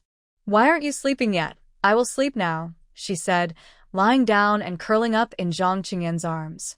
Your Majesty, can I have another child for you? Of course. Zhang Qingyan closed his eyes and kissed her forehead. If you can give me 2 more princes, I will make you empress. Bai Wudong closed her eyes. She really wanted to try. After this time, she understood clearly. Revenge requires power, and protecting herself and her children also needs strength. The emperor's favor was important, but if he ever changed his mind, everything would be lost. To truly survive in this treacherous harem, she had to stand tall. Then, even if Sun Mingji made mistakes, or she herself made errors, she wouldn't be punished. Originally, she entered the palace just to take revenge on Jin Weiga, but now she also wanted to become empress. In the capital city, it was as lively as ever. Although Tongji County was not far, the flood had not reached there. Soldiers at the city gates were on high alert, not allowing any refugees to enter. Rich merchants and officials sent people to distribute porridge at the gates to help. Refugees could choose to stay outside the city. As long as they caused no trouble, it was not hard to eat enough each day. A fast horse galloped down the road. The common people quickly made way. That is General Jin. Everyone looked at him with admiration. General Jin is young and talented, truly a remarkable man. I wish I could find a husband like General Jin in the future. Dream on. Our great country only has this one General Jin. Despite the gossip around him, Jin Ji paid no attention. He rode his horse quickly to a residence on Daxing Street. This was one of Jin's properties, and he only visited it occasionally. Jin Ji entered the gate, where only an old servant of the Jin family was present. Seeing the young master, the old servant smiled warmly. Young master, why did you come so suddenly? I'm here to see that person. The old servant followed closely behind him. That old woman is quite obedient. She eats and drinks as she should, and hasn't been mistreated. Young master, who is this person? Jin Ji didn't answer but went to a door. He pushed it open, revealing a maid sitting lazily on a bed. When she saw someone coming, especially Jin Ji, a famous general. Her face changed instantly, and she knelt on the ground. Servant greets General Jean. She had never known who was holding her captive, and she never expected it to be the Jean family. Could it be something done by Jean Wega? While she was thinking, Jean Ji took out an old rattle from his sleeve and threw it on the table. Part of it was broken, sewn with a piece of cloth of a similar color, and embroidered with a character. The maid's pupils contracted. This was her grandson's belonging. Lord Jean, where did you get this? This was found in your house. Your son, daughter-in-law, and grandson are all in my hands. The maid's legs went weak, and she collapsed to the ground. General Jean, you can't hurt them. It would bring disaster to the family. You're such a kind person. Surely you won't do anything to them, right? Tell me everything you know about the Empress honestly. If you behave well, I won't harm your family. The maid no longer dared to hide anything and quickly told him everything she knew. Jean Ji was not involved in palace affairs, and since the Empress was low profile, he didn't know that this seemingly indifferent Empress was actually so vicious. Not only was Gao Jingwan killed by her, but also Wen Qiyun's disfigurement and the miscarriage were connected to her. Follow my instructions from now on. I will ensure your family is safe. When you choose to support evil, you should think about the consequences today. The old woman, feeling hopeless, could only agree for her grandson's sake. I will certainly obey Lord Jin's orders. The capital city was lively. The old woman arrived at the palace's midday gate, took a deep breath, and picked up a drumstick, hitting the drum forcefully on the drum. Bang, bang, bang. The loud sound echoed far and wide, immediately drawing many people. What's going on? Someone is beating the drum? It seems so. A man in the crowd looked around and ran to a busy area, shouting loudly, "Quick! Someone is beating the drum to seek justice." That's the drum of inquiry used for serious cases the emperor must personally review. I just came from that direction. Someone wants to accuse the empress. Such a big case. It might only happen once in a lifetime. Under the man's urging, more and more people gathered nearby. They dared not get too close to the midday gate, only watching from a distance. The old woman looked serious, waving her arms and hitting the drum with all her strength, shouting almost with her whole body. I want to speak out. I want to accuse the current empress of harming the consort and the heir. Her crimes are terrible, and she must be punished. When they heard the empress's name, the onlookers were shocked. No one expected her to be accused. Now there will be a good show. The guards at the midday gate rushed out in full force, surrounding the old woman. Do you know this is the palace's midday gate? You're hitting the drum of inquiry? The old woman knelt on the ground. Old servant knows. I have always been a maid working in the palace, and I understand these matters well. Hearing that she was originally a palace person, a few guards exchanged looks, sensing that this was not simple. Come with us. No, I won't go in. The old woman quickly stood up and stepped back. If I go in, no one will know about the empress's affairs. She will definitely try to kill me. She shouted loudly. Lady One, the palace's concubine, was originally pregnant with the emperor's child, but because of the empress's scheme involving a koi fish and a pearl, her beauty was ruined, and the child in her belly was lost. The palace's high-ranking beauty Gao was also harmed by her. As soon as she said this, everyone was shocked again. If what she said is true, then the empress's actions are extremely cruel, almost impossible to count. Everyone knows that the current emperor's heirs are hard to come by, and it took 7 years to have 2 princes. Anyone who dares to harm the crown prince commits a serious crime. The old maid continued, I have proof that the queen is responsible. I want to find the poison myself, and I know what kind it is. The guards grew anxious. How can you accuse the queen without proof? The old maid replied confidently. I dare to speak out because I am an elder in the palace and understand the consequences of accusing someone. When a common person accuses an official, it often means risking their life. Thinking of Jean Ji's words, she lost her last bit of fear. Anyway, she was already old and had spent her life in the palace. She had seen all kinds of wealth and luxury, so she didn't feel her life was wasted. Before dying, she wanted to make amends for her past mistakes and do good for her grandson. That would make her death meaningful. Moreover, Lord Jean promised to help her succeed and gave her some silver, enough for her son and his family to live comfortably forever. The old maid's voice grew more passionate. Villagers, listen carefully. The queen is a wicked and cruel person. That beautiful lady, who just entered the palace, was only here for a month. The emperor favored her twice, and the queen killed her to defame Jin's family. That was a human life, gone just like that. Her father is the left chancellor, a true noble in the capital. Yet he also died unexpectedly. The palace maids serving the queen are all terrified, afraid of angering her.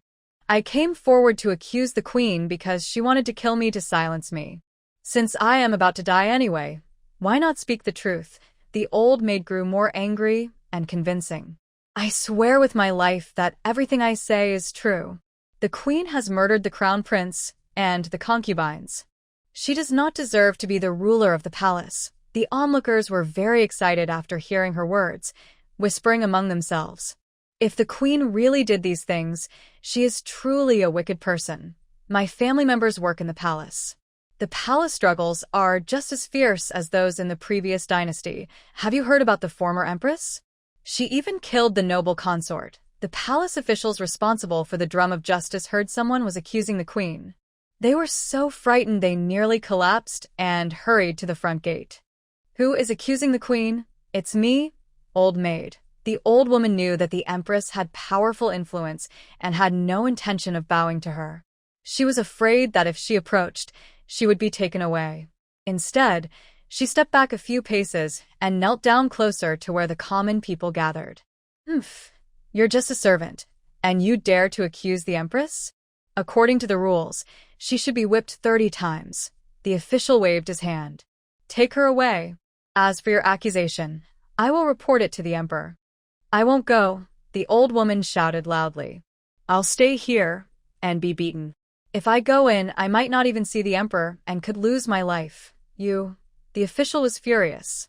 Hurry up and do something. From the crowd, a man's voice was heard. Why do you have to drag her into fight? Why can't we stay here?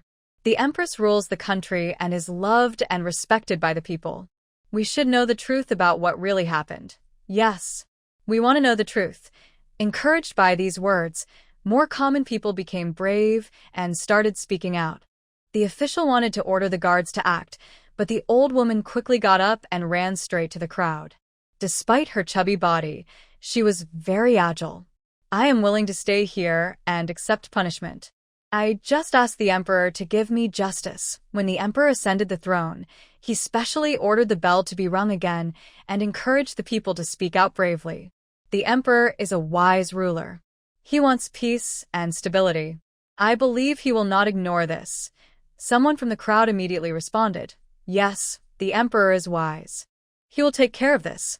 The old woman's small, green eyes kept scanning the crowd. Where was Prime Minister Zwa? Why hadn't he come yet? He knew his daughter had died at the hands of the empress. He should have come to seek justice from the emperor. At this moment, Prime Minister Zwa was still at his residence. His wife, Mrs. Wang, was crying and wailing. Sir, our Jingwan died unjustly. If she had simply fallen into the water by accident, I could accept it. But she was murdered. Enough. Prime Minister Zwa had always been loyal to the Duke of Zhen. Now that the Empress was under house arrest and the Duke's family was supporting her, he naturally had to change his allegiance. Sir, what do you mean? Are you not going to do anything? Then Jingwan's death was in vain. Jingwan was once the most loved daughter in the family, the eldest daughter, raised with the best rules. But after only a month in the palace, she had not even gained the emperor's favor, and now she was dead without a sound. Decades of effort were lost so easily. People believe whatever they say. Jingwan is already dead, and we can't let the living suffer because of her, said Prime Minister Zwa, waving his hand. Go out quickly. I need to be alone and calm. Master you. Mrs. Wang stomped angrily. If you won't do anything, I will. Her family background was not simple, so she dared to be so bold in front of Prime Minister Zwa. Jingwan is part of me. I can't just let her die in vain. You dare. Send the lady to her room. No one is allowed to let her out without my orders. Let go of me, master. Jingwan is gone. How can you be so indifferent? Your heart is too cold.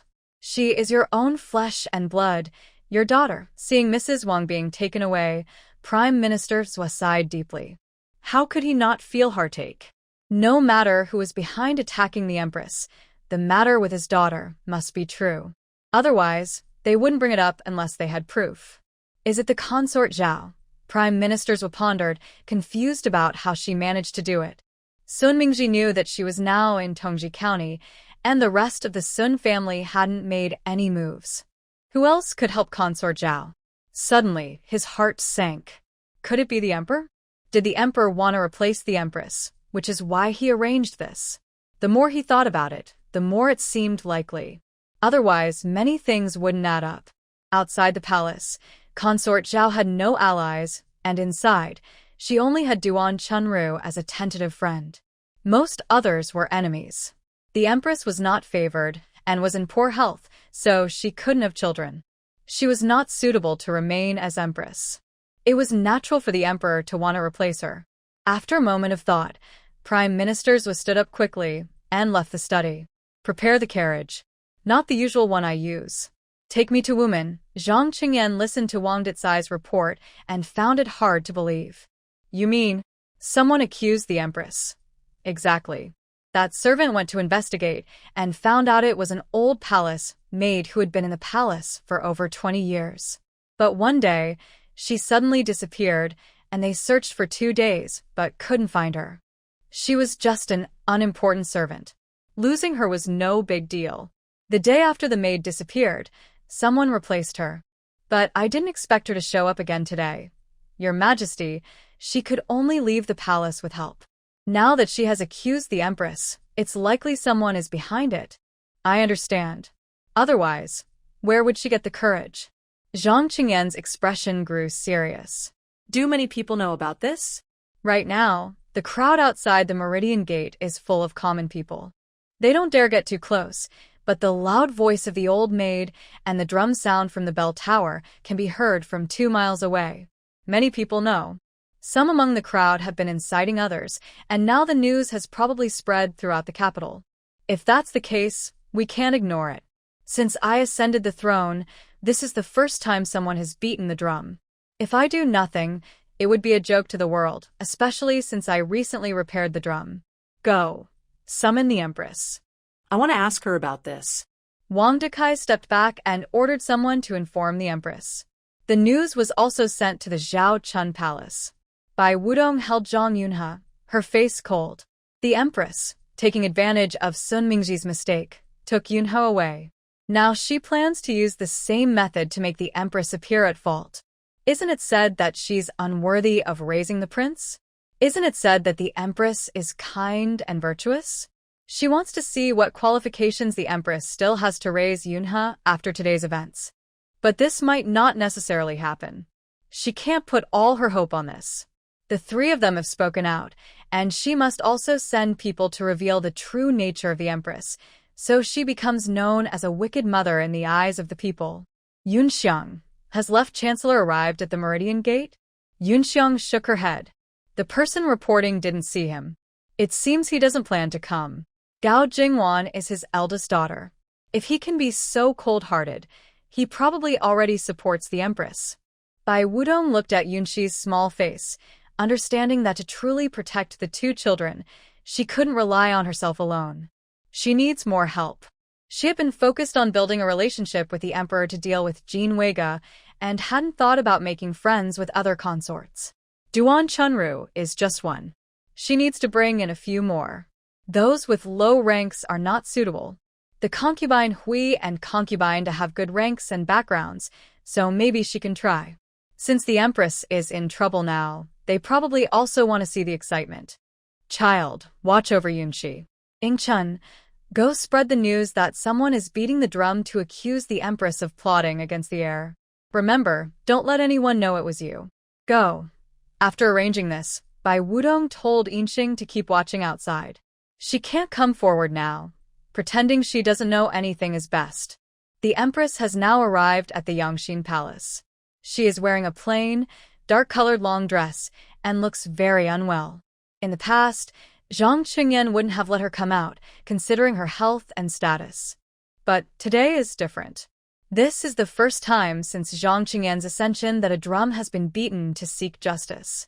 He must handle it well to keep his reputation as a wise ruler. "I have seen your majesty," the empress said, bowing. As soon as she spoke, she started coughing uncontrollably. Zhang Qingyan frowned. As soon as she entered, the room was filled with the smell of medicine. She had a strong medicinal scent before, but not this strong. Her coughs sounded like she might faint. It was frightening to see. Could she be pretending to know about today's events? Thinking about this possibility, Zhang Qingyan felt uneasy. Why can't the women in the harem be like Bai Wudong, clean, pure, and straightforward? Instead, they resort to these underhanded tricks. "Empress, I called you here for a reason. You probably already know about the drum beating outside. Do you have anything to say?" The empress spoke softly. "Your Majesty, I absolutely did not do such a thing. The other side claims to have evidence. Do you have a way to prove your innocence?" The empress smiled bitterly. "If someone is determined to frame me, no matter how I try to prove myself, it might be useless. Your Majesty, I am truly innocent. I never harmed Consort 1. The incident the other day, you were present. You know it was Jean Wega who did it. I have wanted a child since I was at the Wang Manor, but I haven't been able to. I even got sick from it. I understand the pain of not being able to be a mother. How could I do something to harm the heir? Your Majesty, I have been with you for 7 years. You know my character. There's no way I could commit such a wicked act." After speaking, she started coughing again, tears welling up in her eyes. The old woman beside her suddenly knelt on the ground with a thud, tears and snot streaming down her face, looking very distressed. "Your Majesty, the Empress is unwell and can't manage the harem properly." How could she do such a thing? Yesterday, Consort Zhao came to Fingyi Palace and threatened the Empress publicly, demanding the return of the Crown Prince, with a rude attitude, regardless of rank. Today's incident must also be her scheme to frame the Empress. Zhang Qingyan snorted coldly. "You, a servant, dare to speak against your mistress? Do you not know your place? Take her away. I am talking to the Empress, and you have no right to interrupt." The old woman relied on her status as the Empress's dowry maid and believed she had a special position in front of the Emperor. She usually dared to speak more boldly than other servants. But today, as soon as she accused Consort Zhao, the Emperor became angry. Wang Dicai gave a quick glance, and immediately someone dragged the old woman out. The Empress's hands clenched the handkerchief covering her mouth tightly. "Your Majesty, enough. Now it's just you and me. Tell me, did you do these things? You better think carefully. If I investigate and find out the truth, your reputation will be ruined. If you tell the truth now, I might be able to help you hide some of it. As Empress, you also represent the royal family's honor. I won't let you embarrass yourself." "Your Majesty," the Empress's eyes widened in disbelief. "What do you mean? You don't trust me? I really didn't do anything." "It's all slander." Zhang Qingyan leaned back in his chair, his expression cold. "Do you really think I don't know anything? Sun Ming knows this person is not capable, but he wouldn't dare to buy official positions just because Consort Zhao is involved. Such a thing, even the Duke of Zhengguo wouldn't do. Where does he get the courage? I've already sent people to investigate." Before the incident, he looked for his son, Sun Ziyuan, but couldn't find him. Yet, on the day after the incident, he returned home. "That day in the court, so many officials pressured me. Wasn't it to make you take care of the Crown Prince? The Duke of Zhengguo, the Left Chancellor, all pushing me to make a statement." Zhang Qingyan slowly stood up, walking in front of the Empress. His eyes were dark and deep. "Do you know what I hate most?" He suddenly reached out and grabbed the Empress's neck, his voice icy cold. "What I hate most is interference in court affairs by the harem. Haven't you seen the fate of the Empress Dowager? And yet, you still dare to meddle with the Duke of Zhengguo. Do you really think I am easy to control?" The Empress looked at him in fear, unable to believe that the usually gentle and modest Emperor would actually hurt her one day. The grip around her neck kept tightening, making her feel suffocated and scared. Today, Zhang Qingyan was so angry not because of the noble consort, but because of the Duke of Zhen. In the past, the Empress Dowager was only held back because she had the Duke of Zhen as her supporter and her own mother's status. That's why she was restrained. Now, after finally coming up with a plan to properly take down the Empress Dowager, the Emperor's attention shifted to the Empress, who had always been ignored, and she was now involved with the Duke of Zhen. One by one, they really treated him, the Emperor, like a soft target to be easily controlled. If you want the prince, you can come to me and speak openly. If you can convince me, what does it matter if I give you the prince? But you absolutely shouldn't have pressured the court officials to put pressure on me. At this moment, the Empress was starting to run out of breath. She instinctively raised her hand and grabbed Zhang Qingyan's finger. Your Majesty, I can't breathe. Zhang Qingyan finally loosened his grip. I'm asking you one last time, did you do it? The Empress swallowed her saliva. She had originally decided not to say anything, but now she hesitated. No, the Emperor definitely wouldn't find out. All the things she did left no evidence, and since the nanny disappeared, she had done her best to clean up any possible clues. No one would ever know. Your Majesty, I didn't do it. She thought Zhang Qingyan would be even angrier, but surprisingly, his attitude was much better than before. If you didn't do it, then find a way to prove your innocence. As emperor, he couldn't ignore this matter, or the people would mock him. But he also didn't want the royal family to lose face. If the empress could handle this well, she could continue being the empress. If she couldn't, he wouldn't mind replacing her. The empress's back was soaked in cold sweat. Looking at the young emperor before her, she felt for the first time how terrifying he could be. Why did she think she understood him before? No, she didn't understand him at all. Or perhaps, since the Empress Dowager's incident, he had truly revealed his true nature? Zhang Qingyan frowned, and the Empress immediately regained her composure. I have done nothing wrong, and I will prove my innocence. After saying this, she was already thinking of leaving. Zhang Qingyan waved his hand, and she didn't hesitate. She turned around and ran away. She ran so fast that she didn't cough again. Wang Dicai carefully stepped forward. Your Majesty, what should we do next? Bring that maid over. It's not good for her to keep talking outside. Tell her I promise to investigate thoroughly and give her justice. Once today's matter is settled, let her leave the palace alive tomorrow. As long as she doesn't die, no one will think the royal family is at fault, no matter what happens next. If the royal family really wants to hide something, they would definitely kill the person. Wang Dicai understood that the emperor still intended to protect the empress. That makes sense. This case is an internal royal matter and doesn't really threaten the safety of ordinary people. The royal reputation must come first. I will go handle it now. Wang Dicai personally led people out through a small side door, arriving at the front of the Meridian Gate. Li Mo, right? Public official Wang. The maid raised her voice. I didn't expect you to come. Does the emperor know about this? Will he give me justice? Of course. The emperor is a wise ruler and will handle this fairly. Now go inside. Since the emperor himself spoke, Li Mo had no choice but to go. She looked around at the crowd with a grim face, but didn't see the Gao family members. Wang Dicai slightly frowned but didn't show impatience, knowing there were many people present. Li Mo, aren't you coming with us? I'll go now. Whispers spread among the crowd. Do you think she'll survive? That's the empress. I don't know. We can only wait and see.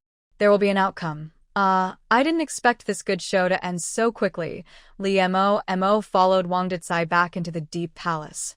Once away from the crowd, she suddenly felt like she had lost her support. Her previously high spirits plummeted. She was a little scared. Sometimes, not being afraid of death is just for a moment. Once that moment passes, suddenly, I don't want to die anymore. Wang Dicai took the person to the Palace of Restful Heart. The emperor is waiting inside. Hurry and go in. Before Li Mama could speak, Wang Dicai pushed her. Go in now. Do you want the emperor to wait? Li Mama had looked from afar at the door a few times before, but she had never entered. She never thought she would get the chance to enter the Palace of Restful Heart in her lifetime. It felt like a small achievement. She took a deep breath, bowed her waist, and stepped in carefully. Your Majesty, I, your humble servant, bow to you. In this palace, there are nearly 1,000 palace staff. Besides those who serve regularly in front of the emperor, most are not remembered by name. This Li Mama looked quite old, but he still looked unfamiliar. Are you going to accuse the empress? Li Mama swallowed hard, knelt on the ground, and dared not lift her head. Yes, your Majesty, I want to accuse the empress. Do you have proof that she tried to harm the heir? Yes. The poison in the koi fish with the pearl is actually something I arranged to get. If I reveal that poison, it will prove I am telling the truth. Go ahead, Emperor Zhang Qingyan said calmly. He didn't make things difficult for her, but asked Wang Dicai to call the imperial doctor responsible for the koi fish incident. The doctor knew about that kind of poison and could confirm whether Li Mama was lying. The more gentle the emperor's attitude, the more Li Mama felt afraid. She didn't expect this at all. Even if the emperor scolded her now for talking nonsense and wanted to drag her out to punish her, it would be better than how she felt now. Your Majesty, that poison is made from a local herb called rotting skin grass, which can corrode the skin. When I was a child, I went up the mountain to pick wild vegetables and accidentally touched it. I was injured and still have a scar. She showed her skin, which had a small, uneven scar. The scar was tiny but very noticeable, like small bumps or pits. Soon, the imperial doctor arrived. When he heard rotting skin grass, his eyes lit up. Your Majesty, there is indeed such a herb. I have heard of it before, and it is recorded in medical books. But I rarely see it, so I didn't think of it earlier. The juice from that herb can indeed corrode the skin and has a smell similar to celery. I once smelled it on Lady Wen. Li Mama was just a servant. Even the imperial doctor didn't expect certain things. How could she know? It seems her words are true. Zhang Qingyan looked down at her from above. Are you sure the empress ordered you to do this? Yes, it was the empress's maid, Meow Mama, who told me to handle it. She also gave me money and rewards. Besides, I helped the empress with many things. Li Mama quickly recounted everything she had done, including the death of Gao Marin and the empress's actions toward other consorts. Zhang Qingyan tapped his fingers on the table. So, the empress, pretending to be unwell, secretly did so many things. No wonder previous investigations found nothing. The empress is so clever, with many people working for her. In the palace, if things are handled well, no evidence is left. Lower-ranked consorts would find it very hard to do the same. Zhang Qingyan called Li Mama inside, not only to protect his reputation as a wise ruler, but also to learn what the empress had done and who ordered her to do it. Li Mama, who told you to come and accuse the empress? Li Mama swallowed hard. It was my own idea. Zhang Qingyan gave a sharp look. Wang Dicai immediately brought two people in. They were from the Justice Department, skilled in harsh interrogations.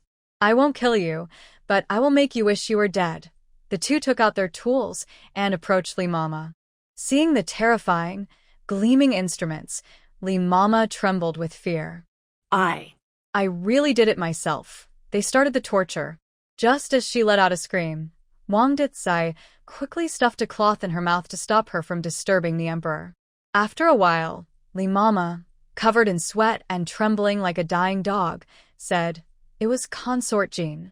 She sent me out of the palace and kept me outside. It was also her who told me to accuse the empress." Zhang Qingyan's brow furrowed tightly, but soon relaxed. This explanation made sense, since the empress's actions ultimately involved framing Jean Weiga. If not for the koi fish holding pearl, Jean would not have been demoted from a consort to a lower rank. But why did she only speak now? Could it be that she only acted after seeing the empress have a son? Come here, summon Consort Jean.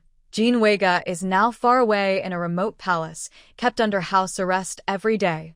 Most of the courtiers who used to flatter her and do things for her have also stopped their actions. She feels like she is half-blind when it comes to news from outside. She knows nothing about the empress's affairs. When she heard that the emperor wanted her to go to the Palace of Nourishing Heart, she was both happy and a little nervous. She hurriedly asked Xia to find her the most beautiful clothes. Is it okay to meet the emperor like this? Have I lost some weight recently? Do I look healthy? Sia helped her powder her face. Your Majesty, you are always the most beautiful in the harem. After a long while, Jean Wega finally finished dressing and took small steps to the Palace of Nourishing Heart. This was a place she used to visit often, but now it looks so unfamiliar. She hesitantly stepped inside and saw Zhang Qingyan. Her eyes immediately filled with tears, and she was on the verge of crying. She hadn't seen the emperor for a long time, the man she loved with all her heart. Your Majesty. Jean Wega stepped forward and bowed. I pay my respect to the emperor. Zhang Qingyan saw that she looked noticeably thinner and felt a bit sad. Their feelings had lasted many years. Even though they hadn't seen each other for a while, seeing her again brought back many memories. Consort Jean, do you recognize this person? Jean Wega looked at the maid kneeling on the ground and blinked. Your Majesty, I don't know her. Madam, how can you not recognize your old servant? It was you who sent me out of the palace back then. Yesterday, General Jean specifically found me and asked me to drum and complain, revealing everything about the Empress's actions. At this moment, Jean Wega's mind went blank. She couldn't understand what was happening. Madame Li was kneeling on the ground, crying and shouting, Your Majesty, please don't pretend you don't know. I have told everything. The Empress planned the koi fish holding pearl scheme to harm the heir and also framed you. If you didn't know, why did you send me out and imprison me? Jean Wega was not stupid. Hearing Madame Li's words, she guessed roughly what had happened. The person in front of her was drum beating and complaining about the Empress plotting to harm the heir. The Empress's actions involved the koi fish holding pearl scheme. But she had never seen this person before, let alone send her out of the palace. Don't talk nonsense here. I am not lying, Your Majesty. If you don't believe me, you can call General Jean into the palace. He is the one who brought me here. I have been kept at Jin's house all this time. It's true. Seeing her like this, it seems she is not lying. Jean Wega's mind quickly turned, and she suddenly remembered something. Just the day before yesterday, Concubine Zhao's father, Sun Mingji, made a mistake, which led to the crown prince being sent to the Empress's side. Then today, someone came to complain and accuse the Empress. How could such coincidences happen in this world? So, is her brother Jinji helping Concubine Zhao? Once she understood this, she almost felt like vomiting blood. Jinji is her real older brother. If he already knew the Empress was framing her, why didn't he step forward then?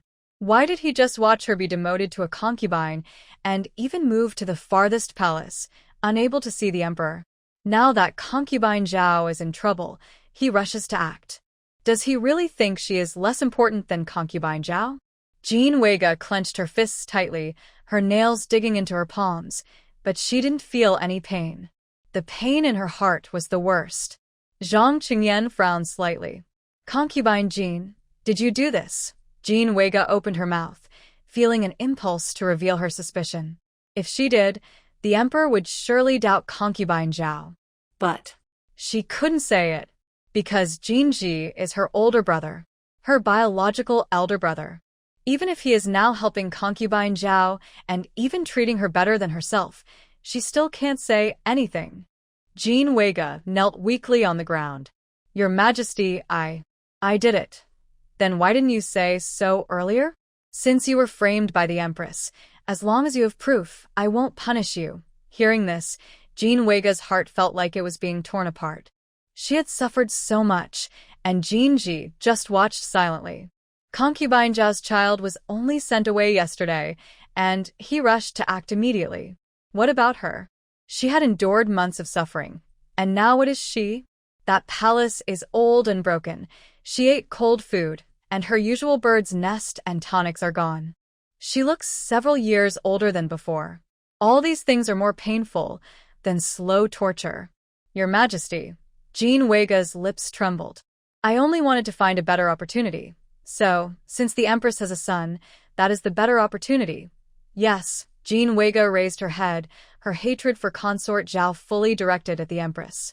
The Empress has betrayed me, and I cannot just watch her raise the Emperor's child. Your Majesty, My heart is clear as day. I can endure being wronged, but I cannot bear for your heirs to be harmed." She bent down again, kneeling on the ground, tears threatening to fall. "Your Majesty, I always thought my feelings for you were different from others. I believe you would never want me to suffer, so I waited. But I didn't expect it to take so long. Your Majesty, I only found out afterward that it was actually the Empress who did this. But you have already punished me.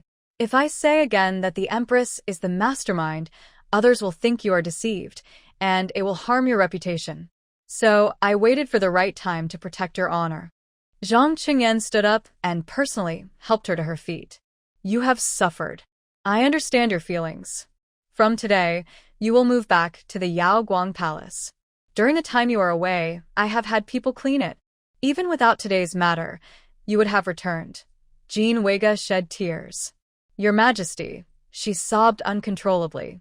This time, it wasn't because of your Majesty's feelings for her, but because of Jean Ji. Because her own brother was so cold and indifferent to her, it was something she simply couldn't accept. "That's enough. Go back to Yaoguang Palace now." You don't look well. "Rest well." Jean Weiga staggered out of the door. Right now, she really wanted to find Consort Zhao and slap her hard, asking why she still wanted to Jean Ji. But she dared not. Going now would be like revealing her own thoughts. Outside the palace, Sia saw her pale face and hurried to support her. "Your Highness, what's wrong? Let's go back to Yaoguang Palace." Sia's face lit up. "Your Highness, can we go back now?" "Yes, let's go back first." Not long after they left, the Empress returned to the Yangxin Palace. Seeing Li Mama, her face darkened. "Your Majesty," Zhang Qingyan signaled for them to take Lady Li away first, as he had something to discuss privately with the Empress. After they left, Zhang Qingyan did not hide what had just happened. "You falsely accused and slandered Lady Jean, and she has known about it for a long time. Lady Li was also sent away by her.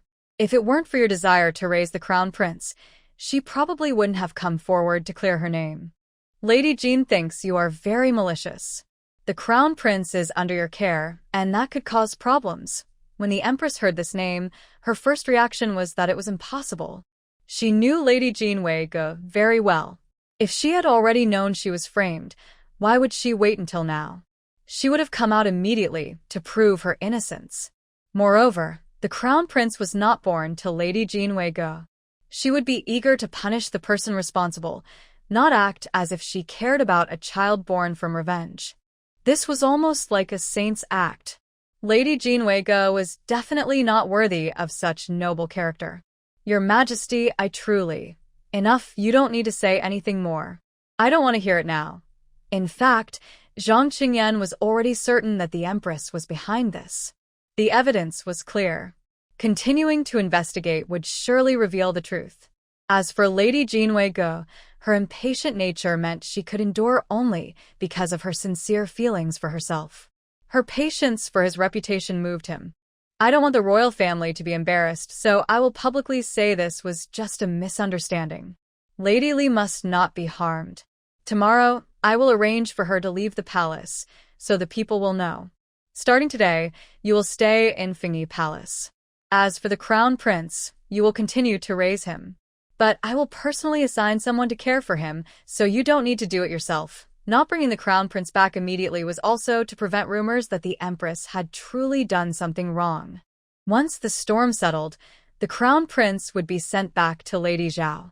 Such a noble Empress was not qualified to raise the prince. "Your Majesty, I understand," the Empress said, realizing that arguing was useless. It was better to say nothing than to make the Emperor dislike her even more. "Leave now. I don't want to see you right now." The Empress hurried over but left after only half an incense stick's time. This can't be done by Lady Jean Weiga. How could she endure until now? It was done by the Empress Dowager. Could it be that she and Lady Jean teamed up? The Empress had always thought she was in control, but now she felt her mind was in chaos for the first time. No matter how she thought about it, she sensed something was wrong. The palace maid beside her was not as eloquent as the wet nurse, but she was loyal. She comforted her, saying, "Your Majesty, whether they teamed up or not, They are definitely no match for you, the Empress pondered silently, saying nothing further. As she passed by the Yaoguang Palace, she saw Xiyu inside. Has Lady Jean returned? That makes sense. Since her scheme to frame her has been exposed, the Emperor will naturally compensate her. Yun Xiang brought the news back. Bai Wu Tong was not surprised. She had already expected this. From the beginning, she hadn't let Li Mo know who had sent her out of the palace. Later, Li Mo was kept confined in Jin's residence. The only person she could think of was Jin Wei-ge. After all, Jin Wei-ge was also a victim of the Lucky Koi Pearl incident, so it was normal for her to do such a thing. Even if Jin Wei-ge suspected it involved her, she wouldn't reveal the truth, because it was related to her good older brother. As for Jin Ji, Bai Wu Tong initially told him only to watch over this person, without explaining why. Jin Ji was not the type to meddle in others' affairs, so he wouldn't ask questions. But yesterday, she sent a message for Li Mo to beat the drum and complain, accusing the Empress of plotting against the Crown Prince. When Jin Ji asked again, he found out that this person was actually involved in the Lucky Koi Pearl matter. At this point, the only thing he could do was have Li Mo follow her instructions and beat the drum to complain. He also wanted to consider his sister Jin Wei-ge, to clear her name. In this way, Bai Wu Tong's actions made Jin Wei-ge swallow her anger, and even if Jin Ji was unhappy, he could only go along. After all, she had a reason. Jin Wei-ge almost caused her child's death before. What difference did hiding this make? It was just revenge for revenge. In the end, her goal of exposing the Empress was achieved. As for the Empress, her true nature could no longer be hidden. Her words probably wouldn't be trusted by the Emperor. When she claimed she was in labor and near death, those words were credible. The Emperor wouldn't doubt her, so her relationship with Jin Ji had long been cleared after that. The two princes she gave birth to are exactly like the Emperor when he was young, which is the strongest proof. Most importantly, the matter of the koi holding the pearl involves only two victims, Wen Chuyun and Jin Wei-ge. Who would have thought that an outsider like me could uncover the truth? I even managed to hide Lady Li. Probably, once the people in the palace learn about this, and considering the eldest prince was sent to the Empress's side, they might only guess that she and Jin Wei-ge are working together. Not that Jin Ji is helping her plan. Who would believe that the elder brother who has always loved Jin Wei-ge dearly would let his sister suffer so much for another consort of the Emperor? Bai Wudong stood up. Send someone to prepare some things. Later, I will personally deliver them to Yaoguang Palace to thank her for exposing the true face of the Empress. The matter of the drum and the injustice was settled in just half a day. Bai Wudong asked Yunxiang to confirm that the news had spread inside the palace. Only then did she get up and, with Chon'er, head to Yaoguang Palace. Xia rushed in quickly, stumbling and almost falling. Your Majesty, Consort Zhao has arrived. Jin Wei-ge tightly clutched her handkerchief, her eyes red. Let her in. Xia, you can dismiss everyone else. I want to speak with Consort Zhao alone. Yes, Your Majesty. Please take care of yourself and don't get too upset, Xia said worriedly. You are of noble birth. She, raised in a rural temple, cannot compare to you. After speaking, she took her people and left. Bai Wudong stepped into Yaoguang Palace. The last time she came, Jin Wei-ge looked down on her, ready to punish her without needing an excuse, just hit her. But now, she is a consort, while Jin Wei-ge has been demoted to a concubine. Fate turns like a wheel. That's just how it is. Consort Zhao. Jin Wei-ge wished she could rush forward and tear her apart. Bai Wudong, however, smiled faintly, holding herself with an air of nobility. Jin Pin, do you not know to bow when you see me? What, do you think you are a noble consort now? Bai Wudong's smile faded. You are just a concubine, and you can't even call me Your Majesty. Where do you get the confidence to refuse to bow? Is it because of your brother, Jin? She curled her lips and lowered her voice. Unfortunately, it seems your brother Jin prefers me now. You wicked woman. Jin Wei-ge could no longer hold back and lunged at her. White Wudong raised her hand and gave a sharp slap, hitting her hard. This time, She finally took action herself. The feeling was so satisfying. You. How dare you hit me? I'm hitting you. You almost caused the death of my 2 children before, and you still expect me to be kind to you? If it weren't for this time, I would still need you. Do you think you can clear your name? Honestly, you should thank me and your brother. Without us, you wouldn't even be able to return to the Yaoguang Palace. I will kill you. Jean Weiga had completely lost her mind. White Wudong used even more strength this time. With this slap, the intense pain made Jean Weiga suddenly become more alert. She fell to the ground, feeling her head buzzing. Everything around her was upside down. This world really has changed. She used to be a respected noble consort, and now she was slapped by a young maid who just came in. Consort Jean, if you dare disrespect me again, I will tell your brother.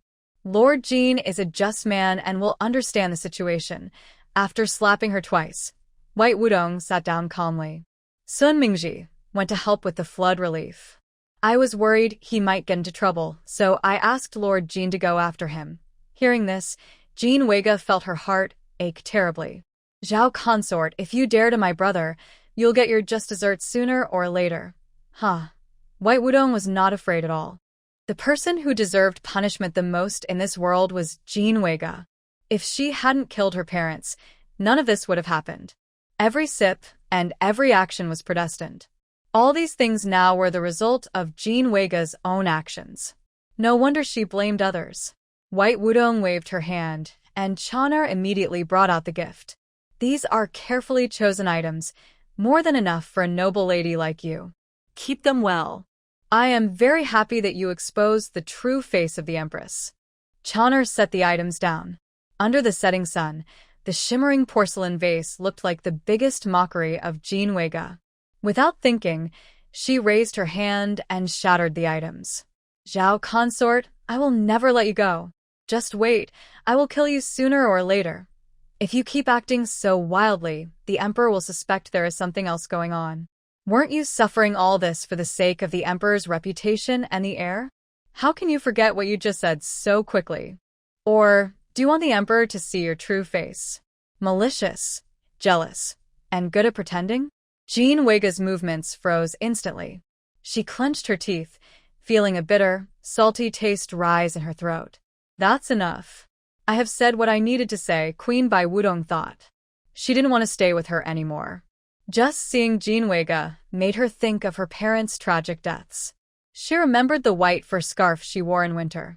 Even though she knew it wasn't made of cat fur, it still made her feel very uncomfortable inside.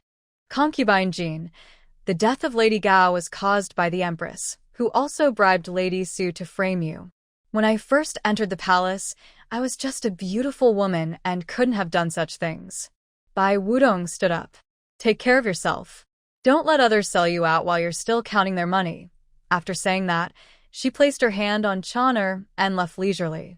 A moment later, Xia ran into the room. Your Majesty, are you all right? She immediately saw the swelling and redness on Jean Weiga's face and was so angry she almost ground her silver teeth. Your Majesty, did Consort Zhao hit you? She really deserves to be punished. I will help you reduce the swelling. No need. Keep the things away. Jean Weiga staggered to her feet, touching her burning, painful face. I will remember today's humiliation forever and will not let her go. In just half an hour, there was a report from outside. It was a servant from the imperial kitchen bringing some good bird's nest. Xia called someone to come in, but after placing down the bird's nest, the person bowed and said, Concubine Jean, I am here to deliver a message from the Empress. She invites you to the Imperial Garden in a few days. I won't go. Jean Weiga hated Consort Zhao, and also hated the Empress. Whether it was Lady Gao or the lucky girl with the pearl, they were all the Empress's schemes. She used to look down on the Empress, thinking she was weak and lacked ambition. But it turned out the Empress was secretly plotting many vicious schemes. Jean Ji supported Consort Zhao, but she still wanted to find a better way to solve things. However, the Empress was a different story. She decided she would be the first to deal with her. The palace maid from the kitchen had already expected her to refuse. She took out a letter from her sleeve and respectfully said, Princess Jean, this is a letter from the Empress. She politely set down the item and left quietly. After she left, Jean Wega picked up the letter and tore it open roughly. It contained a few lines of writing. That incident with the koi fish and pearl was actually the Empress Dowager using Lady Li to threaten me and frame you. If you want to know the truth, I will wait for you in the Imperial Garden the day after tomorrow. Jean Wega sneered and tore the letter into pieces. Does the Empress Dowager really think she is foolish? She tried to frame her and then come back to pretend she cares? She really thinks she can manipulate her like clay. Sia, throw all these things out. I don't want to see any of them. After speaking, she went into her room and shut herself inside completely. Sia finished cleaning up the paper scraps and faintly heard crying from inside the room. She couldn't help but tear up herself. Her lady was really suffering. How could she have endured such great pain? The young master was also unreasonable. He didn't help his lady, but instead went to support an outsider. The palace was very quiet. It was like a small drumbeat of injustice during the day, just a minor incident. But Bai Wudong knew that many people were secretly watching the drama unfold. She held Yunxi gently and whispered, "Yunxi, very soon, Yunhe will be back." Suddenly, a messenger announced, "Your Majesty has arrived." She stood up with the child and went to the door to greet him herself. "Your Majesty." As soon as she saw him, her eyes filled with tears. The Empress has done such a wicked thing. I can't feel at ease leaving Yunhe in her care. Please, Your Majesty, bring Yunhe back. She gently patted Yunxi's little bottom as she spoke. Seeing her tear-stained face, Yunxi also looked very sad and started crying. For a moment, only their sobs could be heard inside the hall. Zhang Chengyan looked at Yunxi crying so hard and felt heartbroken. He quickly took the child in his arms. "Yunxi, don't cry anymore." Bai Wudong picked up a handkerchief and wiped her tears. "Your Majesty, Yunxi used to be very obedient and never cried. Since Yunhe left, he has been crying every day. He misses his brother." "I understand." Zhang Qingyan put his arm around her shoulder. "The matter of the drum beating to protest injustice has just come up. If I bring Yunhe back now, people outside will suspect that the Empress is guilty. Yunhe still needs to stay with her for a while. Once things settle down, I will bring Yunhe back immediately. I have trusted people watching over her, so nothing will go wrong. The Empress wouldn't dare to do anything, or I would definitely punish her. The Empress indeed dares not act, but Bai Wudong still feels uneasy inside. Yunhe is the child who fell from her belly. Even if she doesn't see her for a day, she will keep thinking about her. Bai Wudong knows she can't go on like this anymore. She can only swallow her bitterness." "I understand. As long as Your Majesty can guarantee Yunhe's safety, I won't say anything more." She snuggled into his broad chest. "Your Majesty, I must thank Concubine Jean. If she hadn't helped, no one would have known the true nature of the Empress." "You're right. Concubine Jean has indeed suffered this time." Seeing Zhang Qingyan look so emotional, she slightly frowned but quickly returned to normal. "I have already gone to thank her with a gift. But the biggest victim in this matter is Wenfei. Your Majesty, do you know how Wenfei is doing now?" Bai Wudong changed the subject, pulling out Wen Chuyan, the most important person in the koi pearl necklace. This way, Zhang Qingyan wouldn't always think about mistreating Jean Wega. Wen Chuyan is the one who should be cared for the most. Anyway, even if the Emperor gave her compensation, she wouldn't be able to bounce back. Someone who has lost her beauty, how can she win the Emperor's heart? As long as she doesn't sleep with him, has no children, and isn't high in the palace hierarchy, how can she stand her ground? Concubine has been staying in Weo Palace and hasn't come out recently. I've sent a doctor to check on her. Her injuries haven't healed yet. Bai Wudong nodded. Your Majesty, I have a few words to say. I don't know if I should say them. Why are you still so formal with me? Just say it, Zhang Qingyan said with a smile, but his smile didn't reach his eyes. He had also wondered whether Jean Wega and Bai Wudong had teamed up. He didn't dislike seeing harmony among the palace women, but he didn't want them to work together against others. That would make the palace chaotic. He also didn't want the kind and innocent Bai Wudong in his eyes to change into someone else. I believe that the Empress is the one who should apologize to Wen Pin. Although the Empress is the head of the palace, her actions, ruining Wen Pin's reputation and harming her child, also threaten your Majesty's royal heirs. Wen Pin has probably heard about this now, and must be feeling very upset. As she spoke, her eyes turned red. Wen Pin once also harmed me, but she never did anything serious. As a mother, I can understand her pain very well. You are truly as kind as ever, Zhang Qingyan said, gently holding Yunxi in his arms. I will make the Empress apologize. Bai Wudong leaned into his embrace. Though she was still crying, her eyes were clear and calm. Now that the Empress's true nature has been exposed, the Emperor will surely dislike her even more. Even if the Empress tries to cause trouble for her later, she has already lost her advantage. No one suspected her before, whether it was the death of Gao Marin or the jewel with the koi fish. Because others saw that the Empress was unwell and not involved in palace affairs. She didn't compete for favor, and even the Emperor couldn't rely on her to serve him. Now, Bai Wudong's target isn't the Empress herself, but the people behind her. This will likely involve the previous court, and she needs more influence from the old regime. Your Majesty, I've taken up your time. Please have your meal. Chinner served the meal.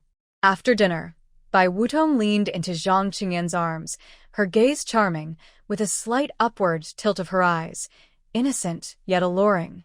Your Majesty, could you stay tonight? I just learned about the Empress's actions, and am thinking of Yunha. I feel so upset. Only by being close to you can I feel safe. All right, I will stay tonight, he agreed. Bai Wudong served him as he prepared for bed. As they lay down together, her movements became a little more playful. Her small hand rested on Zhang Qingyan's waist. Your Majesty, I keep thinking about Yunha and can't sleep. What should I do? Zhang Qingyan chuckled softly. The events of last night still lingered in his mind, making him savor the memory. Since having the child, Bai Wudong hadn't become fat or unattractive. Instead, she seemed more mature and charming than before. Like a ripe, fragrant peach. Irresistible. I'll help you, he said. And so, another night of intimacy passed. Zhang Qingyan opened his eyes, ready to go to court. Bai Wudong personally got up and helped him dress. Her face was flushed. Your Majesty, you worked hard last night and still have to go to court so early. In the future, I won't bother you so much. It's not that she didn't want to, but she could feel that this time it was likely to succeed. If nothing unexpected happens, in about a month, she'll be pregnant again. This child is her golden ticket to safety. As long as she is pregnant, no one from the previous court will dare to harm her. She also has more leverage to strengthen her own influence. As for anyone in the harem trying to hurt her, she will be cautious and not let them succeed. I am leaving now. Bai Wudong watched him leave and sat back on the bed. Chonner, is Yunxi awake? Not yet, Your Majesty. Please rest a little longer. All right. Don't forget to keep an eye on the Yaoguang Palace. The Empress will definitely go to find Jean Pin. Also, let Duan Chunru come to dine with me at noon. She has roughly figured out the Empress's personality, completely ruthless and cunning. Someone like her, who has been tricked, wouldn't be willing to accept it easily. Jean Wega helped her out, so she must find out what's really going on. But Bai Wudong isn't worried. As long as Jean Wega isn't foolish, she won't reveal her connection to this matter. If it reached the Emperor's ears, her previous words about protecting his reputation and the royal heir would become a joke, and people might even suspect her brother Jean Ji. Bai Wudong took a short nap, tidied herself up, and it was already noon. Duan Chunru arrived as promised. Sister, yes, come in. Sit down. Today you will dine with me. Duan Chunru sat opposite her and poured tea with keen insight. Sister, the Empress is so cruel and unkind. I think Yunxi will be back with you very soon. Bai Wudong sensed her suspicion. She guessed that Duan Chunru also suspected that she was behind this. But Bai Wudong wouldn't admit it. This whole matter was done by Jean Wega and Jean Ji, and she had nothing to do with it. She just happened to be the one who benefited. Yes, I should thank Jean Pin. If it weren't for her, No one would have seen the true nature of the Empress. I had some disagreements with her before, but now that it's over, it's all settled. Bai Wudong picked up her chopsticks. How is your father, the Grand Marshal? Is he feeling better? I heard that this time, the water disaster worried the Grand Marshal a lot. Father is doing well, but my sister heard that Lord Sun's dealings with official positions are not so simple. Duan Chunru has also been busy these days. She wanted to help Bai Wudong, so she asked her father to investigate. But before she could get any clear news, something happened with the Empress. Oh, what do you know? Elder sister, your younger brother Sun Ziyuan seemed to have gone missing before. Lord Sun was accused during the morning court, and after Yunhe was sent to the Empress, Sun Ziyuan went back home. That's a bit too coincidental. Bai Wudong had been focused on dealing with the Empress before, not expecting there to be such a backstory. She took out a beautiful jade bracelet and put it in Duan Chunru's hand. Sister, you are so thoughtful. This is a small gift for you. Don't refuse. Duan Chunru smiled and accepted it.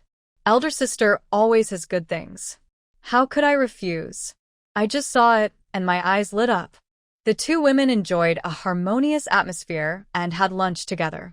After eating, Bai Wudong specially took a walk with her in the courtyard. They sat by the pond, and Bai Wudong picked up a piece of fish food and threw it in. The normally lazy koi fish immediately swam over and fought to grab it. Chunru, I've always lived in a Taoist temple, so I don't know much about the Sun family. How is my younger brother Sun Ziyuan's character? Duan Chunru saw her clear expression and knew she should tell the truth. People in the Sun family are generally good, but Sun Ziyuan, as the only son of the family, is a bit lacking in knowledge. Please tell me more about Ziyuan, she asked. Sun Ziyuan, as the only son of the family, was naturally cherished and protected. He was the youngest in the family, with 3 older sisters. Bai Wudong was also among them. Perhaps he was a bit spoiled. He only knew how to eat, drink, and have fun. Everyone in the capital knew this, as he often went out to enjoy himself. Although Sun Mingji tried to get him to study, he didn't achieve much. He was better than most, but he definitely wouldn't pass the imperial exams. Sun Mingji wanted to climb higher, not just for himself, but also for his son's future to have a good life. Otherwise, he might only end up as a wealthy but idle person on his own. Even his recent disappearance was arranged by someone who took him to a place to enjoy food and entertainment. Now, these things are no longer secrets. A few inquiries are enough to find out. Hearing this, Bai Wudong became more determined and smiled, saying, Sister Chunru, the emperor is young and strong, and he hasn't changed his partner for a long time. My body is not fully recovered yet, but today I will persuade the emperor to visit you. Bai Wudong is expecting to become pregnant again soon, almost after a year. The emperor will surely favor others, so instead of someone unrelated to her, it's better to favor Duan Chunru. Duan Chunru's face lit up with happiness, and she stood up to bow, saying, Thank you, sister, for your kindness. She is also smart and had already noticed some signs from Bai Wudong's previous inquiries about the Grand Marshal's health. She took the initiative to speak. In a few days, it will be my father's birthday. I plan to send some gifts and also write a letter asking if my father can help Lord Sun with some matters. The flood situation is not worsening, and it seems to be improving. Please don't mind if I don't bring much help in this difficult time. Bai Wudong was very pleased with her cleverness. However, she knew that Sun Mingji was not the person she wanted to support. Not only was Sun Mingji ambitious, but he also lacked the ability to match his ambitions, which would only hold him back. And Sun Ziyuan is not suitable either. They're not truly family and do not share the same household. Sister, you are too polite. Whether it's helping in times of need or adding beauty to life, both are good. Bai Wudong picked up a piece of fish food and threw it into the pond again. But you don't need to ask the Grand Marshal to help my father. He made mistakes himself and should bear the consequences. Instead, you should help me find out who is behind the Empress. The Empress's goal is my 2 sons. She needs to have a son to succeed her. But the Emperor has promised that Yunhe will be returned soon. Yunhe is the eldest prince and most likely to become the crown prince. The Empress won't give up easily and might do something. If we can find out who is helping her, we might be able to prepare in advance. Duan Chunru paused and put down her teacup. Sister, I understand. White Wudong picked up a handkerchief, wiped her fingers clean, then gently held her hand. Sister Chunru, having one or two close friends in the palace is really rare. If any problems arise in the future, you'll have someone to talk to. If you have any trouble, just come to Sister for help. This was a promise made. Duan Chunru turned her head, feeling confident she wouldn't lose out. White Wudong had two of the emperor's princes in the palace. They were well-behaved, smart, and the emperor even personally cuddled and comforted them every day. The eldest prince might become the crown prince, and the second prince would also have a bright future. As for other royal heirs, they might not appear for a long time. Looking at it this way, standing on White Wudong's side now was the best choice. Otherwise, when the crown prince was officially appointed and her stance was clear, it might be too late. The position of Grand Marshal was once at its peak 2 generations ago, overseeing the entire country's military affairs and even commanding troops. But now, it had become a civil position. Although it still involved military matters, it mainly handled logistics. To prevent one person from controlling all military logistics, several official positions were created. The Grand Marshal seemed to be the top among these officials, but in reality, he only managed the area around the capital. Only by advancing further could she hope to preserve the Duan family's glory for generations. She also gained a strong ally in the harem. She clearly remembered how White Wudong helped her deal with Wenruyun last time. Without White Wudong, she might have been completely controlled by Wenruyun. But now, with this promise, they truly stood together. Thinking of this, Duan Chunru smiled and held White Wudong's hand back. Sister, you're being too polite. I'm very happy to help. When father sends news, I will be sure to tell sister first. After seeing Chunru off, White Wudong asked the palace maid to inform the kitchen to prepare a more lavish dinner tonight. She held Yunshi softly, whispering to comfort her. Zhang Qingyan arrived as promised. He looked exhausted, but as soon as he saw Yunshi, he instantly felt refreshed. That fair little face already showed faintly similar handsome features to himself. Yunshi smiled happily at his arms, making Zhang Qingyan feel so pleased he lost track of directions. Even during dinner, he was reluctant to let go. After Zhang Qingyan finished eating the meat, he deliberately picked up the bone and held it near Yunshi's mouth. He cleverly closed his mouth and turned his small face to the side. Zhang Qingyan was amused and laughed loudly. All right, no wonder she's my son. He's smart and knows this thing can't be eaten. If it had been another child, they might have become curious and tried to eat it. Bai Wudong took the opportunity to speak. Your Majesty, today Sister Chunru came and brought a long life lock for Yunshi. It's very beautiful. Unfortunately, in the palace, only Yunha and Yunshi are children, so they won't have any playmates in the future. Your Majesty, I want to select a few children to grow up with them. What do you think? That's fine. Find a few clever little eunuchs. Zhang Qingyan agreed, thinking her idea made sense. He couldn't help but think of his own childhood, when they were all young and didn't have worries about power struggles. His brothers spent their time studying or playing. But unfortunately, as they grew up, everything changed. They stopped caring about brotherly love and turned against each other. He hoped his future children wouldn't do such things. If one becomes emperor and the others support him, that would be a true prosperous era. Bai Wudong knew Zhang Qingyan disliked talking about having children because the Empress Dowager often urged him about it. She deliberately changed the subject. Sister Chunru hasn't seen the emperor for a long time. Zhang Qingyan looked at her with a half-smile. What do you mean? Are you trying to send the emperor to see the beauty? Your Majesty, how could I say such a thing? I wouldn't dare. Bai Wudong pretended to be sad. You know my heart, and there's no need to tease me. I wish you could stay in Zhaochun Palace every day and night and not go anywhere. But I know that's not right. If you don't show favor to others, the officials might be unhappy. I just gave birth not long ago. Most people think I haven't fully recovered, so I probably won't get pregnant again soon. If you keep staying in Zhaochun Palace, they'll worry. Sister Chunru entered the palace and didn't compete or scheme.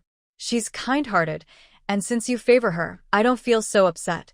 Zhang Qingyan also thought her words made sense. He had been favoring Wenrian before, but now she was gone, and she hadn't been pregnant before she died.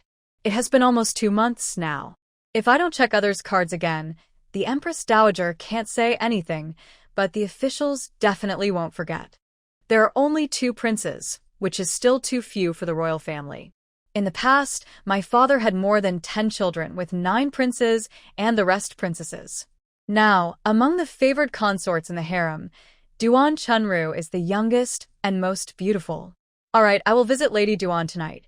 Bai Wudong smiles slightly, but the smile is less warm than before. The emperor truly is the ruler of all, and his heart might be divided into 9 parts. When he favors her, he makes the entire harem feel she is the most beloved. But now, he agrees to visit another consort's palace, which shows his affection is quite broad. After dinner, Zhang Qingyan returns to the Palace of Nourishing the Heart and checks Duan Chunru's card. Bai Wudong is too lazy to see him off. She holds Yunxi and sits on the bed, reading a book aloud to him. Chen'er looks a bit confused and whispers to Ing Chun, "Why does the Empress want to push the Emperor away?" Although Lady Duan is close to the Empress, the Emperor's favor is the most important. The Empress is just trying to build a good relationship with Lady Duan. The Emperor can't stay with her forever. He will go to someone else's palace sooner or later. Instead of letting the Emperor decide himself, it's better for the Empress to help build a good relationship. It's harmless. Their conversation, Bai Wudong does not hear. Even if she does, she doesn't care. The Emperor only vented his feelings on her a few days ago. Every time, it lasted until late at night. Today is already the 3rd day, and he seems to be exhausted. But outsiders don't know this. They think she hasn't recovered from childbirth and can't be intimate with the Emperor. She will return favors, but at this moment, she won't truly hand the Emperor over to others because she still depends on his favor and power. Duan Chunru now has a good relationship with her, but she still keeps her guard. Only when she sees Duan Chunru's sincerity will she also show her true feelings. She can't be blamed for being pragmatic. The genuine affection in the harem is too precious and needs time to prove. Duan Chunru lies on the dragon bed, feeling nervous and shy. She didn't expect Bai Wudong to really follow through. Today, the Emperor truly checked her card. She also wants to work harder and get pregnant with a royal heir as soon as possible. Zhang Qingyan gets into bed and lies beside her. Duan Chunru's heart pounds like a drum, quietly waiting. However, after waiting for a long time, there was no sign of Zhang Qingyan. She tentatively spoke, "Your Majesty, sleep now." "I have no interest," he replied. Then he turned over, his back facing Duan Chunru. The next day, Duan Chunru got up early and helped Zhang Qingyan get dressed. Although nothing happened last night, to outsiders, it looked like she stayed overnight in the Palace of Restful Heart, which was considered a good thing. At least she saw the Emperor again. After leaving the Palace of Restful Heart, she went to Zhao Chun Palace. Bai Wudong saw her expression and knew nothing had happened last night. She pretended not to know and specially asked Chon'er to bring in nourishing tea. "Look at your face. Did you rest poorly last night?" "But that's understandable. Since I gave birth, the Emperor hasn't favored anyone else. In just over a month, Yunhe and Yunxi will both be 100 days old. The Emperor is still young and vigorous, so he might be a bit reckless." Duan Chunru smiled bitterly. "Sister, don't mention it. Actually, the Emperor didn't favor me at all last night. Chunru, don't worry. The Emperor will turn his attention to you again." Zhang Qingyan didn't turn his attention back. Instead, he slept in the Palace of Restful Heart. Duan Chunru also wrote a letter and sent it to the Grand Marshal. Zhang Hun looked at the letter with a slight frown. The lady next to him was helping him brew tea. Did something go wrong with Chunru? No, but she's on good terms with the consort Zhao, and wants me to check what forces are behind the Empress. There's no need to check. He already saw it during the court session that day. The Duke of Zhenghua was definitely involved. He always liked to get close to the consorts in the harem. Even before Zhang Qingyan ascended the throne, he behaved this way. He guessed right before he followed the Empress Dowager. After Zhang Qingyan became emperor, he naturally gained many benefits. Next was the Wen family. When Chuyan had conflicts with consort Zhao, and when Riyun was the same, she wouldn't support consort Zhao. Finally, there was Prime Minister Zhua from the Gao family. Although Gao Jingwan might have been killed by the empress, the faction had already taken a stand and had to follow stubbornly. Moreover, the Gao family's loyalty was not to the empress, but to Duke Xingua. As for other officials, anyone who had good relations with these three would likely help the empress. Qiu, Chunru's mother, thought for a moment and then spoke slowly. Actually, it wouldn't be bad if Chunru and Zhao Fei became friends. Although the empress is the head of the 6 palaces, her position isn't very secure. Zhao Fei has given birth to the only 2 princes now, and I hear they are very clever. The emperor likes her a lot.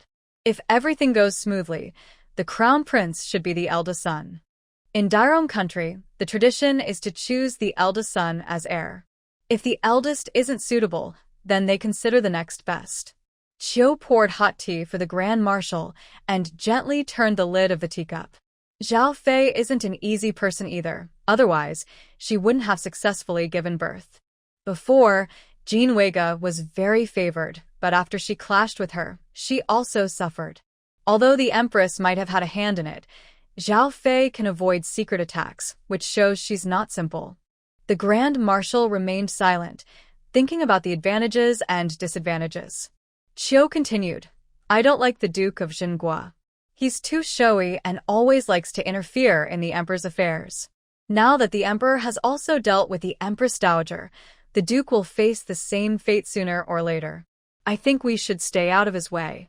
Zhao Fei is a good choice. She liked Bai Wudong for another important reason. The letter described how Bai Wudong helped Chunru vent her anger and deal with Wen Riyun. Having someone in the harem to support her daughter would make life less difficult. I'll think more about it. This isn't so simple. How can you be sure the Duke of Zhengguo will end up like the Empress Dowager? Don't forget, his ambitions are not just in the harem. Although the weather was still hot, it was already autumn. Bai Wudong held a cup of flower tea, standing by the window, looking at the colorful flowers outside. Time passed quickly. It had been more than a year since she entered the palace. A year ago, she transformed into a human form for revenge, pretending to be the daughter of the Su family, and entered the palace through a selection. At that time, Jean Weiga was very favored, and the emperor's affection for her was obvious. It was easy to deal with her, no need for a reason, just act. Now, a year later, she not only gained the emperor's favor and gave birth to 2 princes, but also saw Jean Weiga's status drop from noble consort to a lower rank. It seemed like a short time, but many things had happened. In fact, this year was more exciting than before. Bai Wudong felt a lot inside her heart. She looked up at the sky. Choner, is the fresh fish ready? Ready, Your Majesty. I have prepared fresh chicken and fruits. Chana was used to Bai Wudong's requests and never asked questions. She obediently carried the items into the room. Go to Yongshou Palace and bring Fu Bao here. Fu Bao is considered her lucky star. She was able to enter the palace thanks to Fu Bao's help. Chana agreed and quickly left. About half an hour later, Fu Bao followed her, wagging its tail obediently. When they reached the front of Zhaochun Hall, it suddenly leapt gracefully, like a flash of white lightning, and disappeared in an instant. Fu Bao, slow down. Fu Bao ignored her and rushed into the hall, jumping onto Bai Wudong's lap. It kept nudging her arm with its small head. Long time no see, Fu Bao. Bai Wudong gently stroked its soft, fluffy fur. Today you will have a good meal. Chana, you can go out now. Chana nodded and quickly left, closing the door behind her. Bai Wudong carried Fu Bao into a small room inside. She opened the cabinet, revealing the ancestral tablets of her father and mother. She carefully arranged offerings and performed the monthly ritual. Fu Bao imitated her, lying on the ground to bow. After half an hour, the ritual was finished. Bai Wudong took out fresh small fish and fed it to Fu Bao. Today you can only have this one. Tomorrow, after your father and mother have eaten, you can come again. Go now. But Fu Bao didn't want to leave. It kept rubbing against her hand and meowing softly. Bai Wudong smiled and picked it up, then went to the next room. Yunxi was sleeping soundly in the cradle, looking even cuter. Fu Bao carefully approached, sniffed the baby with its nose, and made no sound. Just remember the smell. Go back now. Fu Bao was satisfied and left willingly. Not long after it left, Zhang Qingyan hurried over. Wudong, Your Majesty, why did you come so suddenly? Bai Wudong greeted him with a smile, gently helping him tidy his slightly messy clothes. Her small hand accidentally brushed his neck. Zhang Qingyan's expression darkened. He held her delicate, soft hand and said, "Stop fooling around. It's already autumn. According to palace rules, we need to hold the autumn hunt. I haven't had children before and didn't feel like it. It's better not to be too extravagant, or it might cause gossip among the people. This time is different. I already have 2 princes, and the autumn hunt can also be used to pray for my children's safety. There are rules for the autumn hunt in the palace, and even common people celebrate it on this day. It is a tradition passed down from our ancestors, and it is also a festival and a ceremony. The emperor hunts for good luck and hopes that the entire Dairon kingdom will have a bountiful harvest in the new year, with plenty of food. For such a happy event, Bai Wudong naturally wouldn't be disappointed. Your Majesty, do you plan to take Yunxi with you? He is still young, and I'm worried he might catch a cold. My son is to be raised carefully from a young age. Don't worry, I will arrange everything. You can go with the other women." Having said that, Bai Wudong couldn't refuse. "Who do you plan to take this time?" "You, Duan Marin. Wen Pin, although not very beautiful, should be brought along for the Wen family's sake.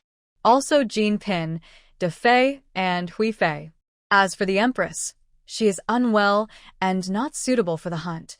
Besides Wen Chuyun, the other choices were expected. Get ready. We'll leave in a few days." Zhang Qingyan went back to handle government affairs. Bai Wudong called Yunxiang. "You are an elder in the palace. What is the usual procedure for the autumn hunt?" "Madam, this autumn hunt is a grand event in our Dairon kingdom.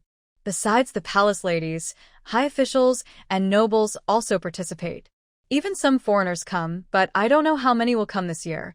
In previous years, the hunt was held at the royal hunting ground. It's probably the same this year. The prey is kept in enclosures, so it's not dangerous. There will be a sacrificial ceremony first, then the emperor will hunt the first prey, followed by others. It seems the autumn hunt isn't very complicated. Just pack your things. Don't forget to bring Yunxi too." Bai Wudong couldn't help but smile faintly, looking forward to seeing Yunhe again soon. If she put in a little more effort this time, maybe Yunhe would return to her side directly. She decided that this time she would also participate in the hunt, and the first prey would be offered to the emperor, winning the first prize among the women. Next to her, Chawner whispered, "Madam, Jean Pin is also a brave woman. I heard she once rode a horse for 1,000 miles just to deliver medicine to the emperor. She will definitely want to show off this time. You should prepare early so she doesn't steal the spotlight." "Yes, I understand. You all prepare now." 3 days quickly passed.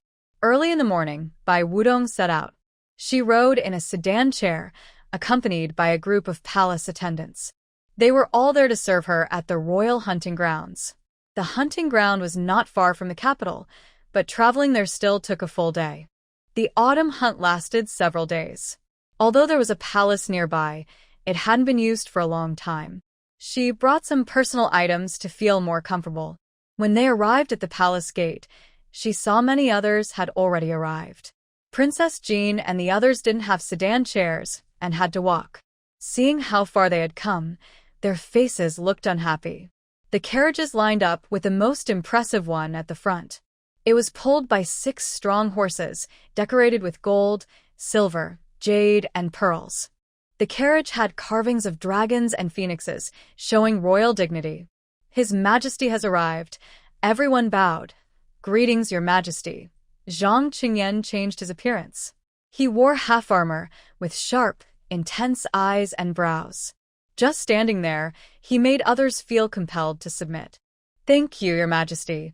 Zhang Qingyan's expression softened, and his intimidating aura lessened. "Empress Zhao, ride with me." Yes, Bai Wudong stepped forward and stood beside him. The other consorts looked on with envy. Unfortunately, they knew they couldn't compare for now. Bai Wudong had 2 sons, but they didn't even have the chance to serve him, let alone be pregnant. Among the crowd, Wen Chuyun, wearing a veil, stared fixedly at Bai Wudong. She looked so fitting for the emperor. Wen Chuyun clenched her fists, nails digging into her palms. The pain eased her jealousy and resentment a little. It's okay. Let Bai Wudong be arrogant and proud. The higher she stands now, the harder she will fall later. Jean Weiga also bit her lip, trying to suppress her hatred. 6 years had passed since the last autumn hunt. That was the first year the emperor ascended the throne. She had the chance to ride with him, feeling proud and shining. Many thought she would stay successful forever. But in just a few short years, everything had changed. Now, it is not her who is beside the emperor, but another woman, still someone she looks down on very much. Jean Weiga truly does not understand what is so good about this imperial consort. Apart from her face, there is nothing else worth seeing.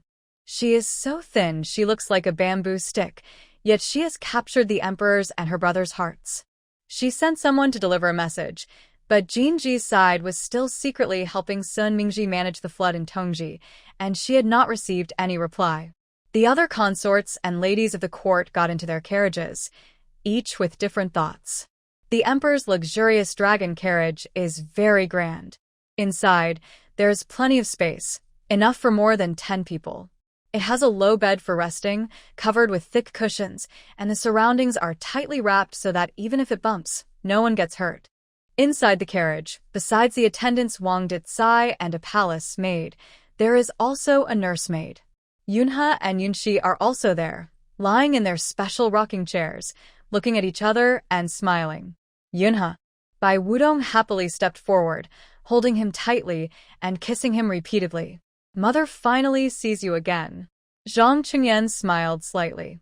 Why do you call her mother? This is the way we call her at the temple I practice at. The villagers there also call her that. Sometimes I can't help but say it out loud. Zhang Qingyan no longer asked further. Watching her hold the child, he felt very satisfied. No wonder people say that having children at your side allows you to enjoy family happiness. He is now in his prime and occasionally feels this way. The carriage slowly moved forward toward the royal hunting ground. The cushions inside are very comfortable. The palace servants prepared cool tea and sweets, making sure no one feels tired. Bai Wudong occasionally lifted the curtain to look outside. After leaving the capital, her eyes were met with endless mountains and lush greenery. She looked at the scene almost greedily. Once, she ran freely in such places, playing with butterflies and being accompanied by birds. Back then, her father and mother were with her. They lived fully, never thinking about human troubles, and had no worries or pain. Now, she is confined in the deep palace. Without such opportunities, she would never step outside the emperor's palace.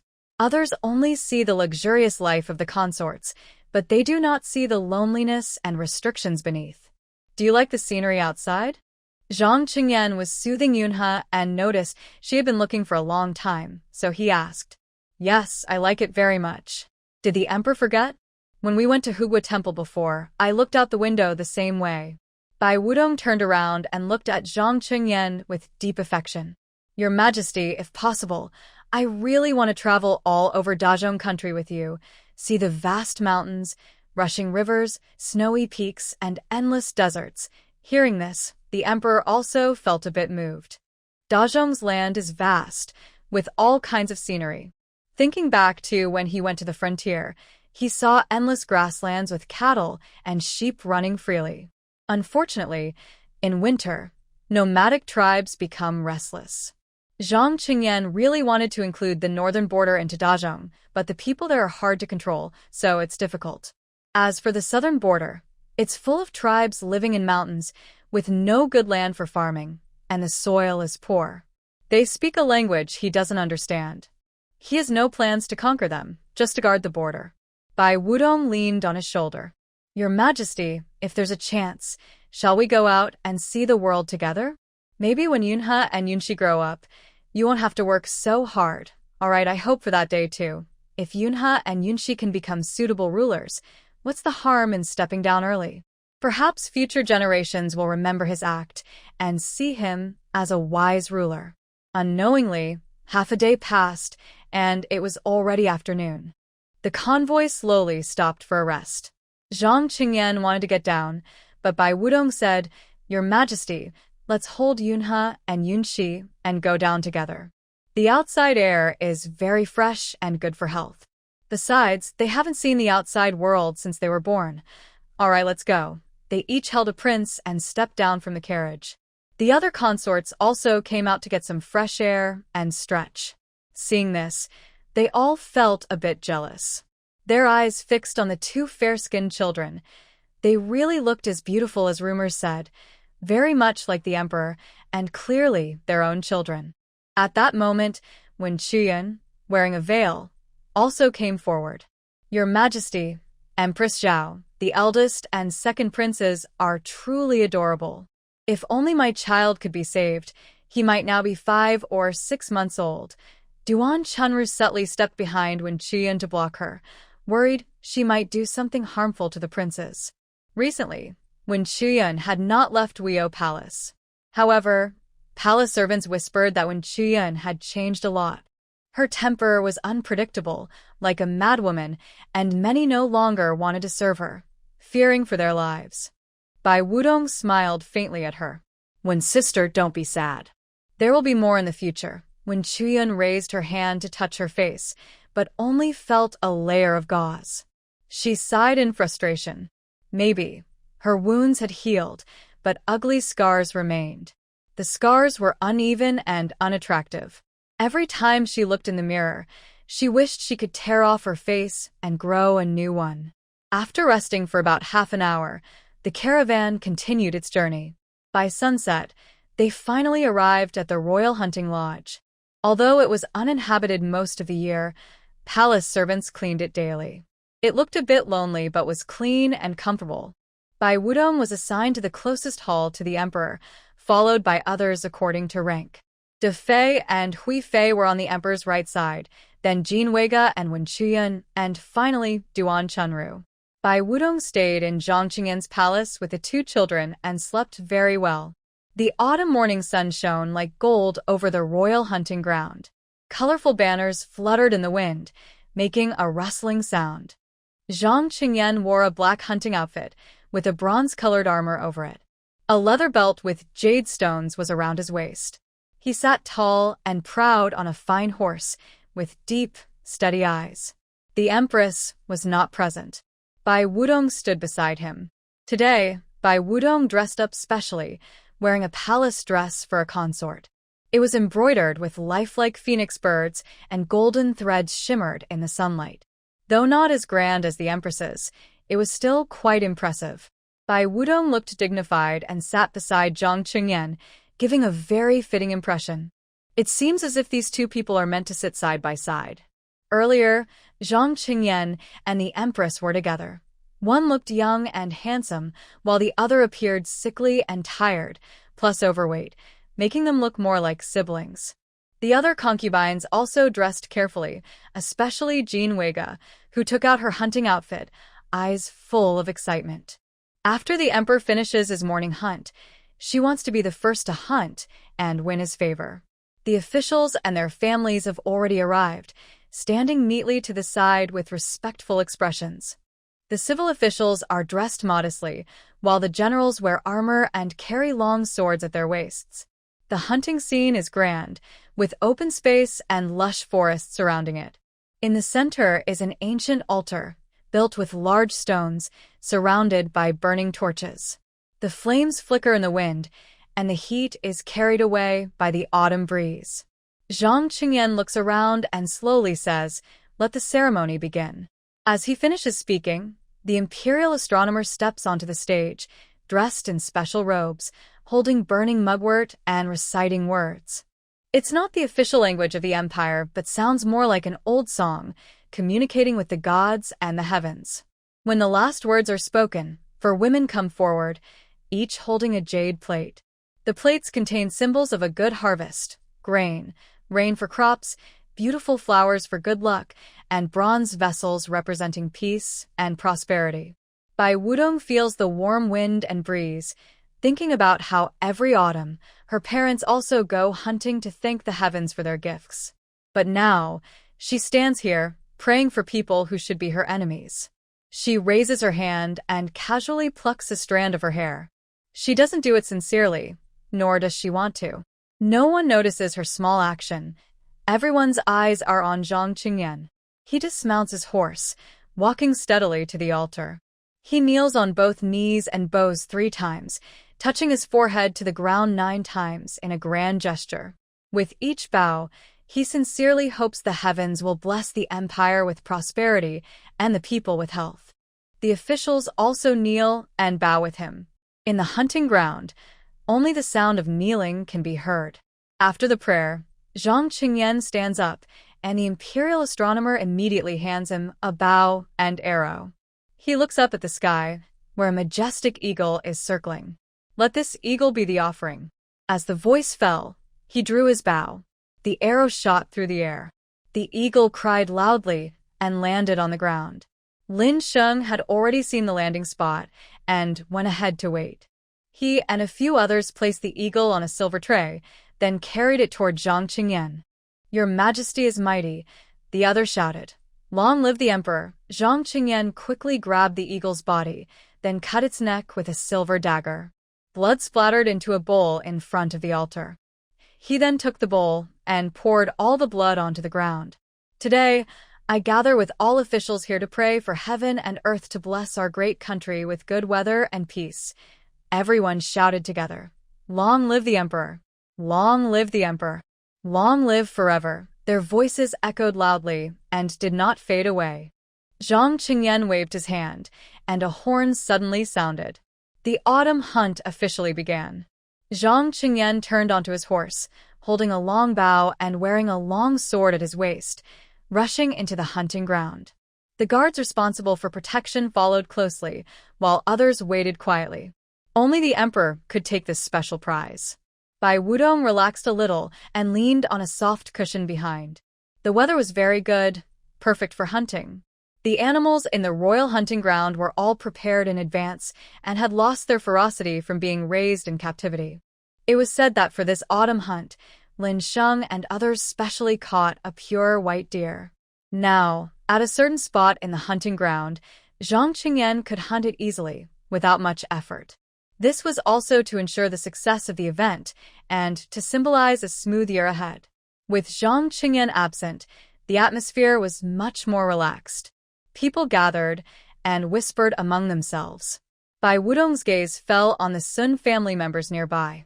Sun Mingji was busy dealing with water issues and had not arrived. Jin Ji was protecting him and also hadn't shown up, but he was expected to come soon and join the first day of the hunt. Mrs. Chow had only participated in such activities before, sitting at the back and talking with a few friends.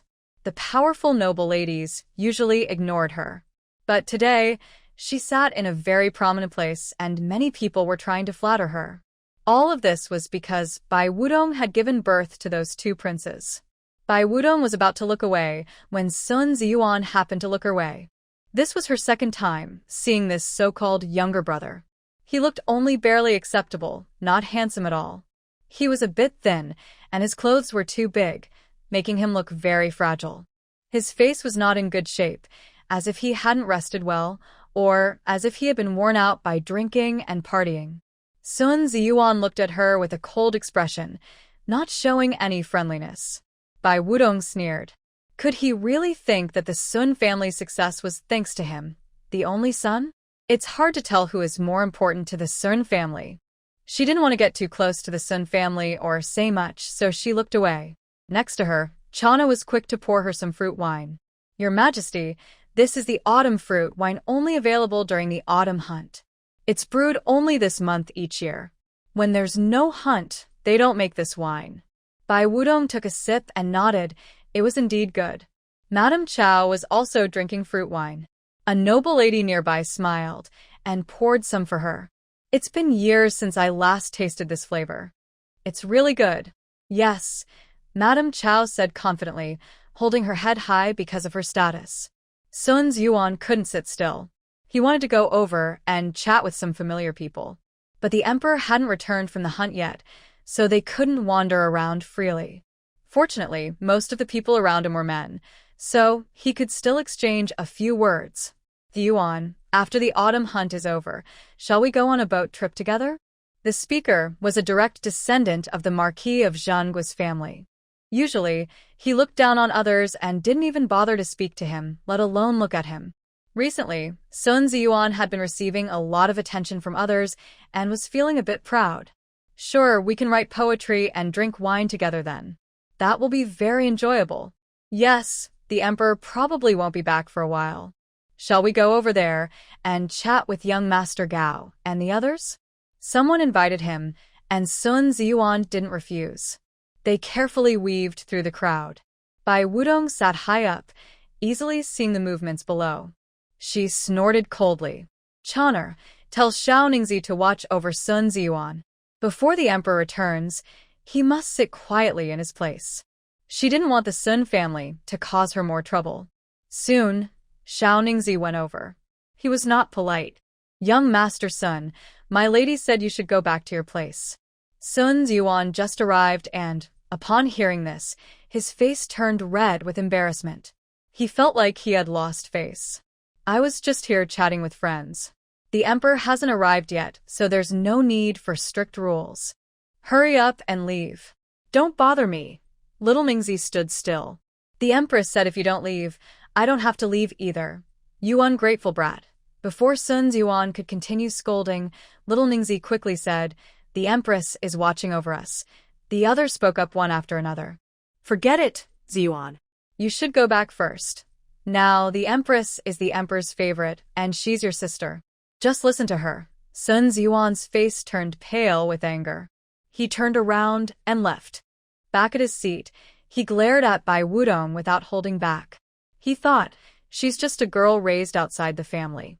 Once in the palace, she doesn't know her place and dares to boss him around. He was the only son of the Sun family.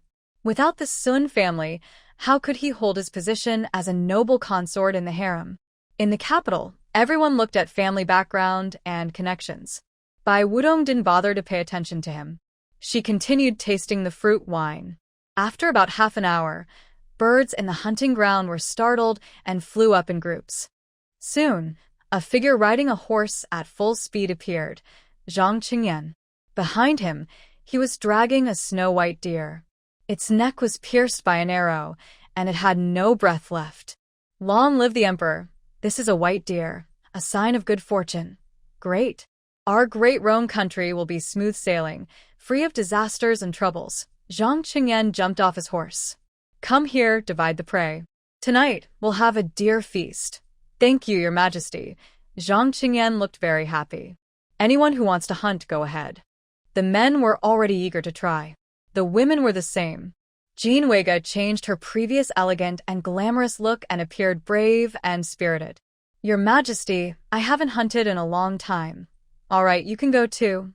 Next to her, Bai Wudong stood up. Your majesty, I want to change my clothes. You want to go too? Zhang Qingyan raised an eyebrow. Horseback hunting is dangerous. I know, but I want to try. Okay, go ahead. I'll send some people to protect you. Bai Wudong didn't refuse. She went to change her clothes. Soon, she changed into a hunting outfit. Unlike Jean Wega and the others with their full figures, she had a very slim waist, and her long hair was giving her a more heroic look. Bai Wudong winked at Zhang Qingyan, then ran a few steps to her white horse, moving gracefully. In a blink, she was already mounted. She tightened the reins, and the white horse made a sound. Your majesty, I am also going. For the first time, Zhang Qingyan saw Bai Wudong like this and found her very eye-catching. Other consorts and ladies sat on their horses, but somehow, the horses looked tired. But Bai Wudong was very different, matching perfectly with her white horse. Jean Wega was so angry that her silver teeth almost ground together. Empress Xiao, this hunting isn't a game. Just knowing how to ride isn't enough. What else should I know? Bai Wudong looked at her with a calm smile, not showing any false bravado. Of course, you should also know how to hunt. Jean Wega raised her bow and arrow. I've been learning from my father and brother since I was young, so that's no problem.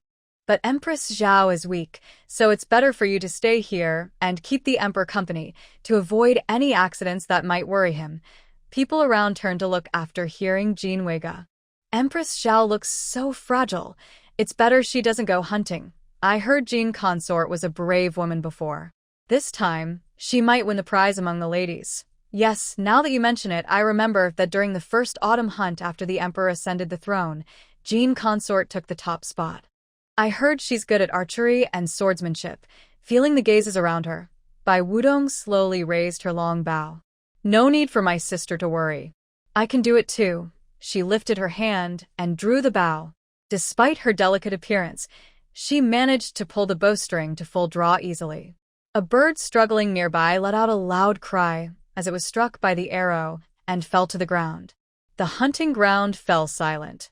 Mrs. Chow was surprised, opening her mouth wide. What? What was going on? She didn't know her daughter was such a skilled archer. Not only her, but everyone else was stunned too. They only knew Bai Wudong was from the Sun family, raised in a temple before, not fitting the typical curvy beauty. She was lucky to have given birth to a royal heir, probably due to her good pregnancy luck. But no one had heard she could ride horses and shoot arrows. Even the noble daughters in the capital who had trained extensively couldn't compare to Bai Wudong's archery skills. Her arrows could hit flying birds in the sky, not just stationary statues. To shoot so quickly required very high-level archery skills.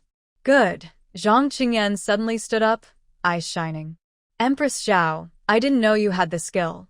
Bai Wudong, facing her, returned to a gentle, feminine posture. Your Majesty doesn't know many things, but I will slowly make sure you do. After speaking, she smiled at Jean Wega. Sister, do you want to try? There are birds in the sky, after all. Jean Wega tightly held her bow, afraid to try. Although she was very skilled before, so many years had passed, and she was now out of practice. She almost whispered through her teeth, Empress Zhao has been preparing for the autumn hunt for a long time, hasn't she? What are you talking about, sister? Your Majesty only told me about the autumn hunt a few days ago. Since you don't want to try, I will go hunting first. She raised her whip. Your Majesty, I will bring back the first catch for you. Good. Zhang Qingyan liked her more and more. Jean Wega noticed that Zhang Qingyan's gaze was almost always on Bai Wudong. She bit her lip hard and immediately urged her horse to catch up. Empress Zhao, I also want to get the first catch. The two horses raced forward, entering the forest at a very fast speed. Many noble daughters saw this and didn't delay. They quickly followed. The country of Derong had an open-minded culture where women could also appear in public. Ordinary women learned embroidery, but these noble daughters learned everything. Jean Wega, once favored by the emperor, had sparked a wave of female heroism.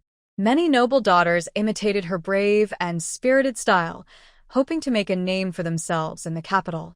Today, Jean Wega's legend still exists, but she was no longer the favored consort she once was. In the forest, the noble daughters dared not ride too fast. Fortunately, Bai Wudong ahead had already slowed down. Only Jean Wega charged forward recklessly. By now, her eyes were completely red. No matter what, she had to be the first to catch the prey and win the top spot. It seemed less important whether she would give the prey to the emperor. Right now, Jean Wega only wanted to beat Bai Wudong. It is not to win the emperor's favor, but to prove myself. Since the last incident with Jean Ji, she has been very upset. Now she finally has a chance to vent, and she will not let it go. Jean Wega rode into the woods with her horse, only hearing sounds but not seeing anyone. Many noble ladies exchanged glances. Princess Jean is riding too fast.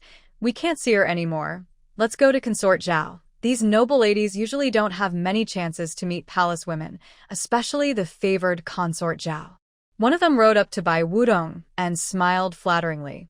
Your Highness, I just saw a pure white rabbit over there. The person next to her rolled her eyes. Consort Zhao, let me chase that rabbit out and shoot it. She then spurred her horse to go. The first noble lady looked annoyed. This sycophant, She saw the rabbit first, but now she's trying to take credit. If she really manages to chase out the rabbit, Consort Zhao will surely remember her kindness. What about her own plans? Consort Zhao, there must be many prey here. I will help you chase them out. Bai Wudong didn't stop them. Having help was always good.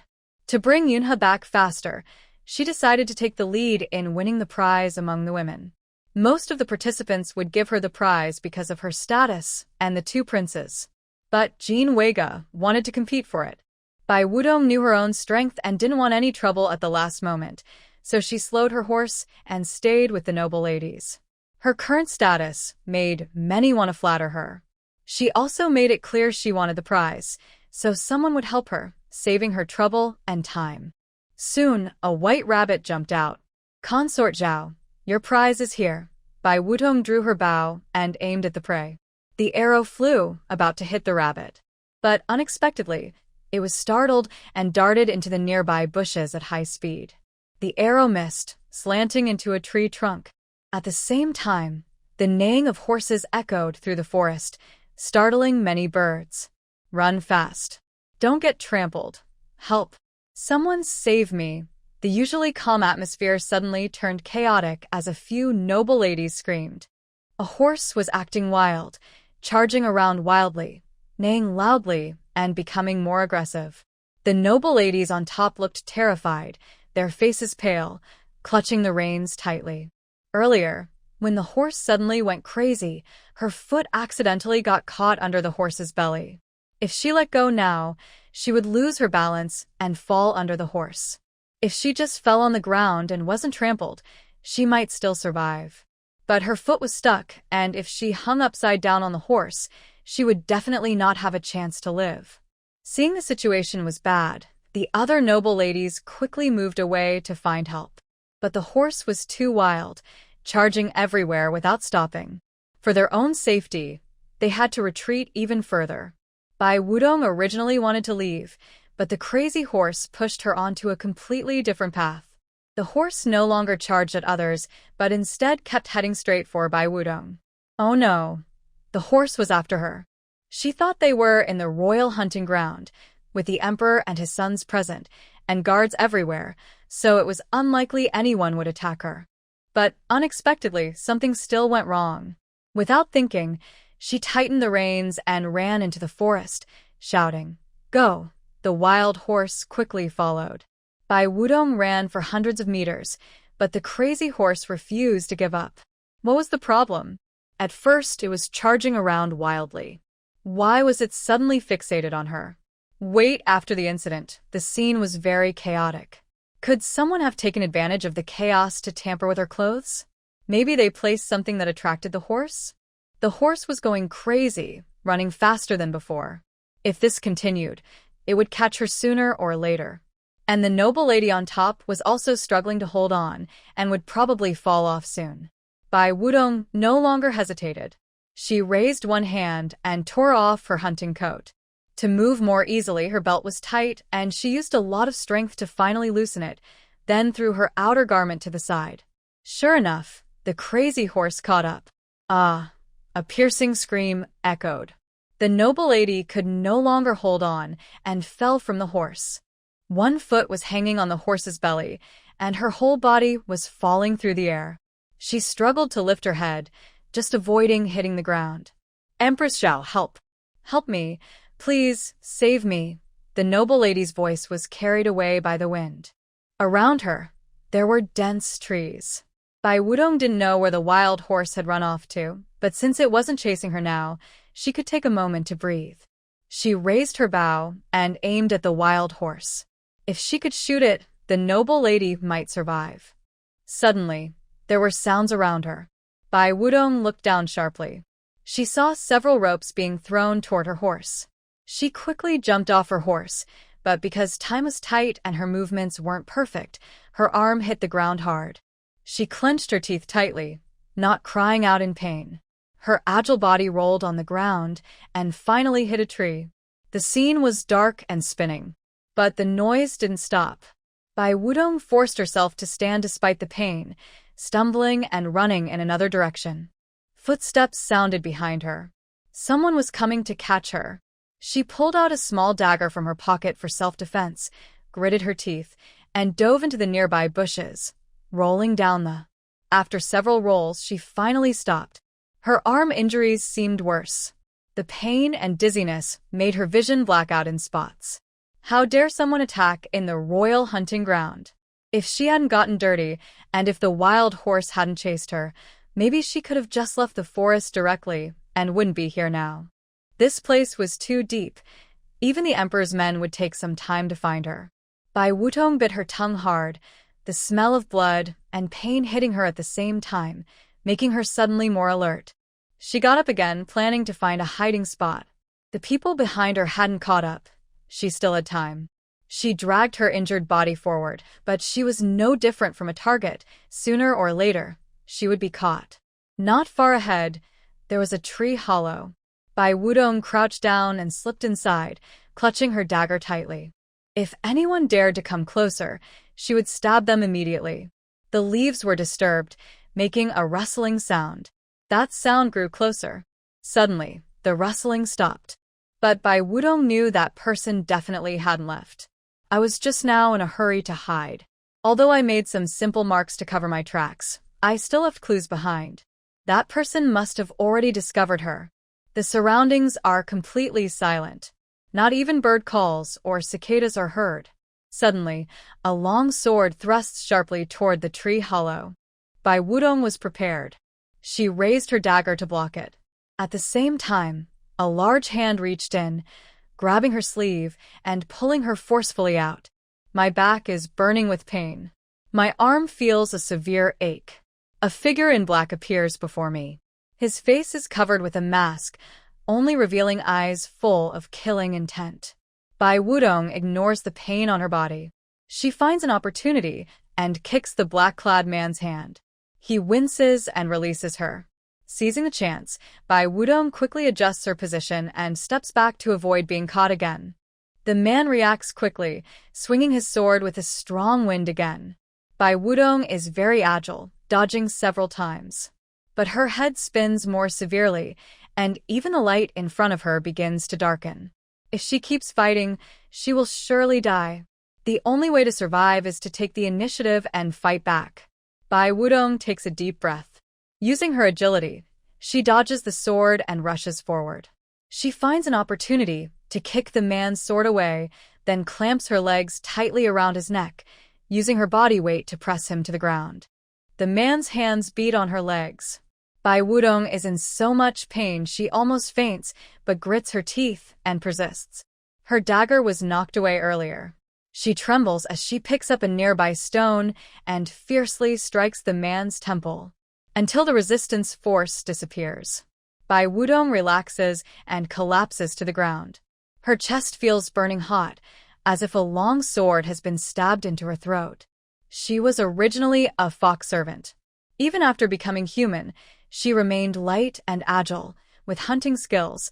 That's how she managed to fight until now. But she is still human now. Though some abilities remain, her stamina is limited. Now, she truly has no strength left to raise her hand.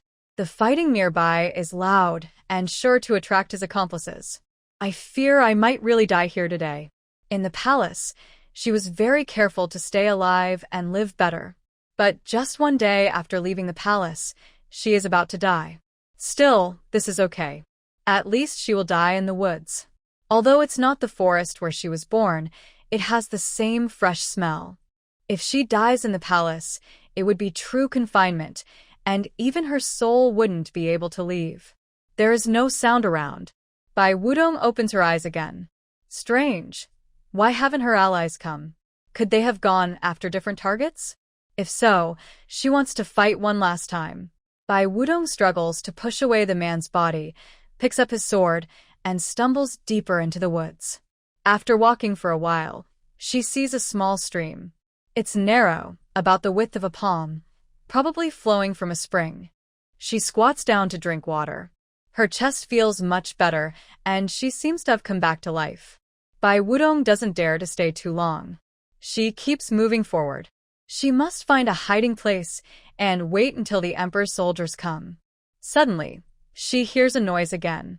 Her body tenses instantly, and she runs toward a patch of tall grass. Someone's here. A voice calls from behind. Hearing they're about to shoot arrows, Bai Wudong doesn't run straight ahead. She weaves around trees, constantly dodging. Arrows hit the tree trunks. A few nearly hit her. While this helps avoid the arrows, it makes her run too slowly. The figures behind are getting closer, and Bai Wudong can feel their murderous intent. Suddenly, she stops. In front of her is a nearly vertical, about 10 meters high, similar to a cliff. The only difference is these covered with grass and dirt. The cliff is made of rocks. If she jumps down, she might have a chance to survive, but most likely she will die. Even the emperor's men might not find her body. Bai Wudong thinks for a moment, then turns around. Who sent you? I just want to die with clarity, not as a fool, she says. 3 people are chasing her. They don't answer. One of them raises his sword and charges at her. If it had been before, during the intense pain and dangerous fight, Bai Wudong might have thought that dying was just part of it. But now she has recovered a little. Thinking of Yun and Yunxi, she no longer wants to die. If something happened to her, the 2 children would surely be taken to the Empress or someone else to be raised. They are not her own children, so she doubts they would truly care. Bai Wudong raised her sword and used all her strength to fight back. Besides her, 3 people almost surrounded her completely. The tip of a sword pierced her clothes, and blood flowed out. Her hand trembled, and her sword fell to the ground. A cold flash of light flickered in front of her eyes. Suddenly, a man in black jumped up, but he was not attacking Bai Wudong. Instead, he was attacking a companion nearby who was about to strike. "What are you doing? Are you crazy?" In an instant, the situation changed. What was supposed to be an assassination of Bai Wudong turned into a fight among themselves. Although she didn't understand what was happening, Bai Wudong didn't hesitate. She ran to the side. The sounds of fighting behind her grew quieter and eventually disappeared completely. Bai Wudong didn't know who was winning or losing. She just wanted to find a place to hide. But in these bushes, there was no suitable hiding spot.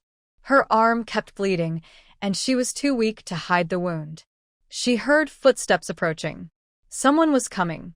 Bai Wudong collapsed to the ground and looked at the dark figure not far away.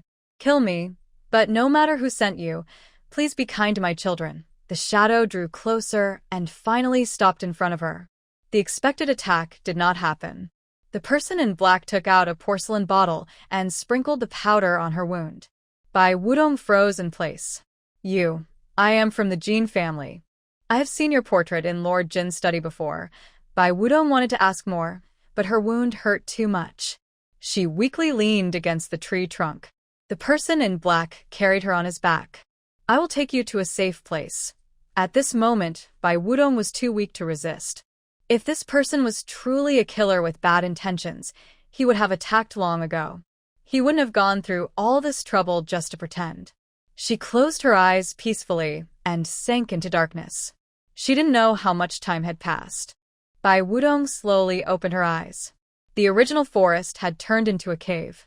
A campfire burned in front of her, giving off warmth, with a few fruits nearby. The person in black was nowhere to be seen. Bai Wudong tried to stand up, but heard a clattering sound. She looked down and saw a chain tied around her arm, with the other end attached to a large stone. What does this person mean? If they saved her, why did they also tie her up? Bai Wudong tugged at the chain a few times, but the big stone didn't move.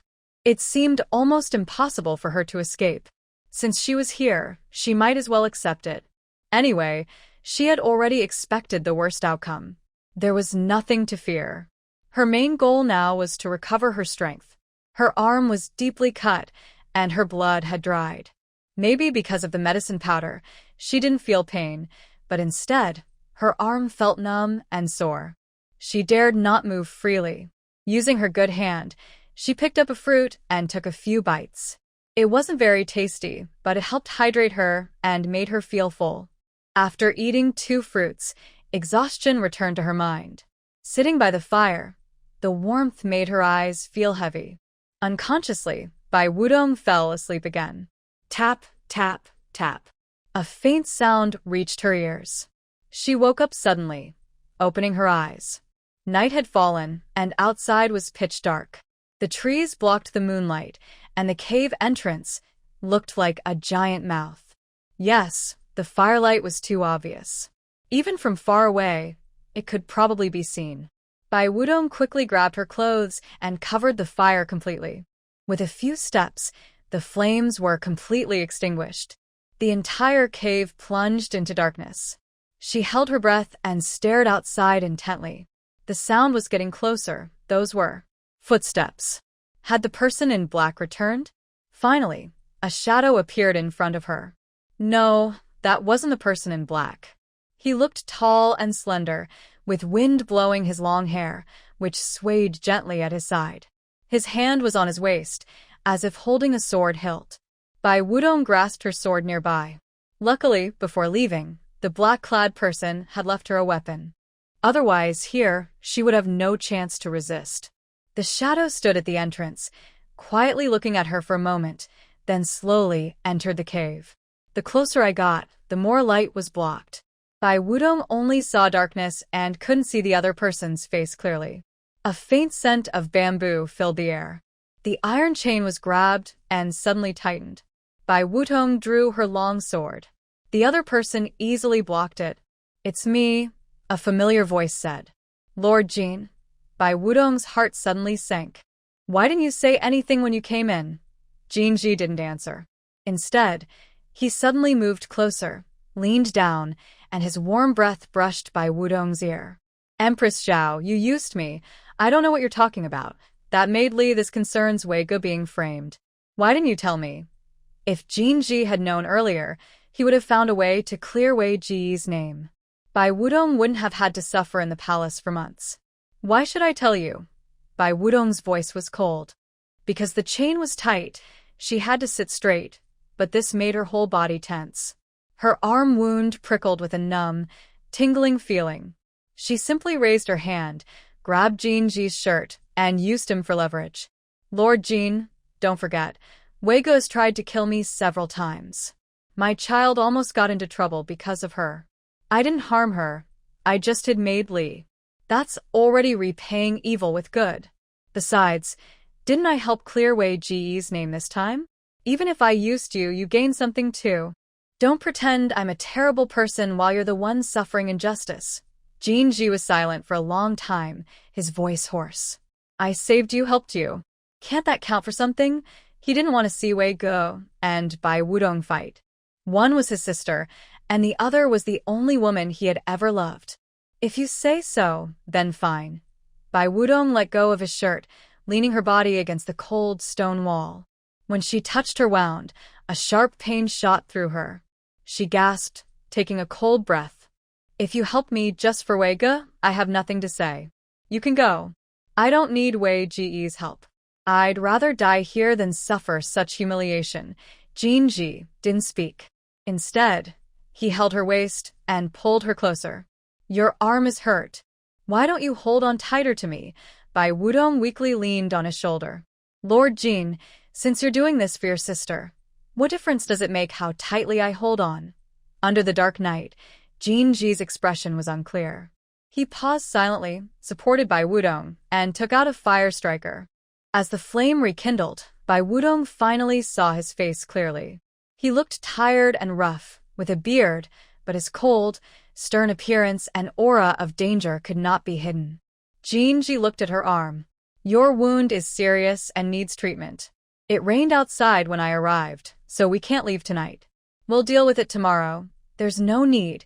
Bai Wudong slightly turned her body, with her back to him. "Jin Wei Ge wants to kill me. This is your good chance. If I wanted to kill you, you wouldn't be alive now," Jin Ji said firmly. He moved to her side, took out a dagger, and gently cut open her shoulder's clothing. Bai Wudong didn't resist. Just showing cooperation was enough. Her body was hers, and she wouldn't joke around with it. She could already feel her body growing warm. She still wanted to be an empress someday and couldn't afford to be disabled. No one spoke, only the sound of applying medicine. Hot fingers occasionally brushed her skin, bringing pain. Bai Wudong clenched her silver teeth, making no sound. Jinji felt her trembling body and paused. If it hurts too much, you can shout. It's safe here. No one can find us. Bai Wudong couldn't hold back anymore and tears fell, whispering softly, Why? What did I do wrong? She only showed her side face, her eyelashes drooping, tears sliding down her cheeks.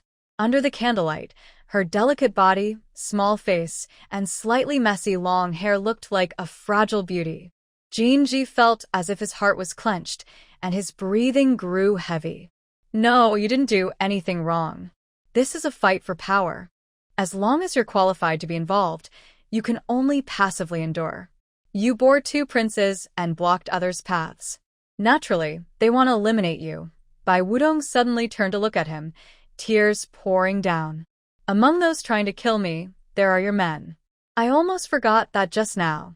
She grabbed Jinji's hand and placed it on her slender neck. Then kill me now. If I survive and go back, I will work hard to climb higher. No one will hurt me again. Jinji felt her heartbeat and couldn't help but focus on her snowy, white neck. A fresh wound had already stopped bleeding, and a drop of bright red blood fell, sinking into her chest and disappearing. I don't know about this. I went to Tongji County and just got back today. It was other members of the Jin family involved. Bai Wudong suddenly lost her strength and collapsed into his arms, her vision blurring. Perhaps it was because Jinji came when she was too nervous and scared, and she drew her sword to defend herself. She had just made a few sudden movements, which caused her blood flow to stir her hidden injuries. Besides her arm, she had many other wounds on her body. They weren't life-threatening, but together, they were enough to make her feel very weak. Jinji was worried Bai Wudong might fall, so he held her slender waist. The hot breath brushed against his neck and body. You're running a fever, Jinji said, taking out a pill and placing it in her mouth. But Bai Wudong's eyes were already unfocused, with no response and unable to swallow. Empress Xiao. Jinji laid Bai Wudong on the ground, noticing she was already semi-conscious. He didn't dare hesitate anymore. He gently pinched her chin and patted her back. The medicine smoothly entered her body. Jinji took off his clothes and covered her with them. Rest now. You'll get better. The starry night sky twinkled above. Jinji sat by the fire, occasionally glancing at Bai Wudong beside him. Half an hour ago, her breathing had become steady, but her body was getting hotter. He couldn't do much but stay quietly, waiting for Bai Wudong to endure it herself. Mother. Bai Wudong murmured softly. Jinji paused, sitting beside her. You're awake. Bai Wudong's eyes were tightly closed, her brows furrowed in pain and struggle. Father, mother, don't kill them. Wake up. Jinji didn't hesitate anymore and pushed her gently. She shouldn't fall into too intense an emotion, as it wouldn't help her recovery. Suddenly, Bai Wudong opened her eyes wide, her mind blank, not knowing where she was. A flickering firelight danced, shadows shifting. Outside the cave, the rain was softly falling. Jinji, with black hair and white clothes, leaned slightly forward. A few strands of hair fell beside his sharp face, and his deep eyes looked at her gently. Are you okay? It's okay. I'm fine, Bai Wudong said, but she quickly lost her strength again. Her whole body felt weak and cold, like she was in a freezer, and her mind was foggy. You just had a bad dream calling for Dad and Mom. I don't know what happened, but you shouldn't think about those bad things right now. Did she talk in her sleep? Yes, she had just dreamed of Jean Wega killing her parents. It was like a nightmare she could never escape from. Jinji handed her a bamboo cup and helped her sit up. You need to drink some water. Bai Wudong obediently drank, then lay back down. She was about to speak, but saw Jinji's black robe covering her. He had saved her life, and he had given her his clothes. But what difference did that make? Her parents were gone, 2 living lives lost forever. Jinji noticed her gentle face suddenly turn cold, showing a strong feeling of resentment. I told you shouldn't think about those bad things. Bai Wudong suppressed her anger and looked at him. I'm so cold. Jinji was surprised. He reached out and adjusted her clothes. I won't let the fire go out. Only then did Bai Wudong close her eyes. She couldn't die. She still had to get revenge. That dream was a reminder from her parents to stay alive, to avenge them, and make the murderer pay. When Bai Wudong opened her eyes again, the outside of the cave was bright. The rain had lessened but hadn't stopped completely. Mist filled the forest, and she could only see faint tree trunks. She looked at Jinji. His stubble was thicker, and he looked tired. He had come back to the cave from Tongji's return to the capital and had stayed with her all night without rest. Even someone as strong as him must be very tired now. Bai Wudong tried to sit up and found she had regained some strength. You should rest. No, I will take you back today. It can't be you who takes me. Bai Wudong's head still hurt a little, but she could think clearly now. I was missing for a whole day and night. If you take me back, it will cause unnecessary trouble. Think of a way to let the Emperor's guards know I'm here, so they can come and rescue me. Jinji frowned. But the assassins might come too. They've bribed someone close to the Emperor. I know. That's why only assassins will be here before the Emperor's guards arrive. The Jin family is involved, but since you saved me, you can have them withdraw. However, I must make those who want to kill me pay the price. Bai Wudong almost died at the royal hunting ground this time. This grudge must be avenged. He plans to lure the killers, except those from the Jin family, to his place so the Emperor's guards can catch them personally. But they might reveal the Jin family's involvement. Jinji worried. He wanted to help Bai Wudong, but he couldn't risk his family's safety, nor let Jin Wega suffer again. Won't you prove your innocence? The person from the Jin family who colluded with them can be dealt with. Once he's gone, there's no proof against us. As for other matters, I trust you can handle them. Jinji is a great general and can't be bad at handling such things. Bai Wudong raised his arm. Can the chains be removed now? Jinji unlocked the chains. My men, he saved me, Bai Wudong said, standing up. I won't blame anyone from the Jin family. You need to send out the message quickly. Let the guards and assassins move together. If one side gets there first, do your best to stop them. It's better if the assassins arrive first, but not too long, or they'll definitely find me. His plan is to find a safe hiding spot first, then wait for the assassins to come. Once they arrive, he will hide well and delay them temporarily. It doesn't need to be long, just until the Emperor's guards arrive. When they do, they will see her being chased and will personally catch the assassins. Jinji slightly pressed his lips. This time the Jin family is involved too. It's my fault. I'll spread the news now. I'll pretend I just arrived at the hunting ground. As for Wega, she won't bother you anymore. You should also show mercy. He turned to leave, but his sleeve was pulled with force. He looked back and saw Bai Wudong holding his sleeve, her eyes moist. This mission is risky. If I survive, everything will go back to normal. If I die, please help me settle Yunhe and Yunshi. Don't let them go to the Empress. White Wudong finished speaking and let go of his hand. Jinji felt his sleeve seemed a little warm. I understand, he said. He walked out of the cave, then suddenly turned back and said seriously, You'll be fine. White Wudong was momentarily stunned, then her eyes curved into a gentle smile. Although she was covered in blood, her hair was messy, and her face was pale. At this moment, her eyes shone like stars in the night sky. I will be, she replied. Jinji felt his heart beat faster again. Her body was delicate, but at this moment, she seemed full of strength. Having experienced an attack and life-and-death situations, she could still stay calm and composed, even planning her next move. This kind of courage was not something a woman usually had. Jinji dared not look into her eyes again, turned quickly and left, disappearing into the thick rain and fog. White Wudong looked away and finally examined her body. Since she was hiding from pursuers and had no help, there should be no medicinal powder on her, nor any signs of rescue. Otherwise, Zhang Qingyan's side would suspect something.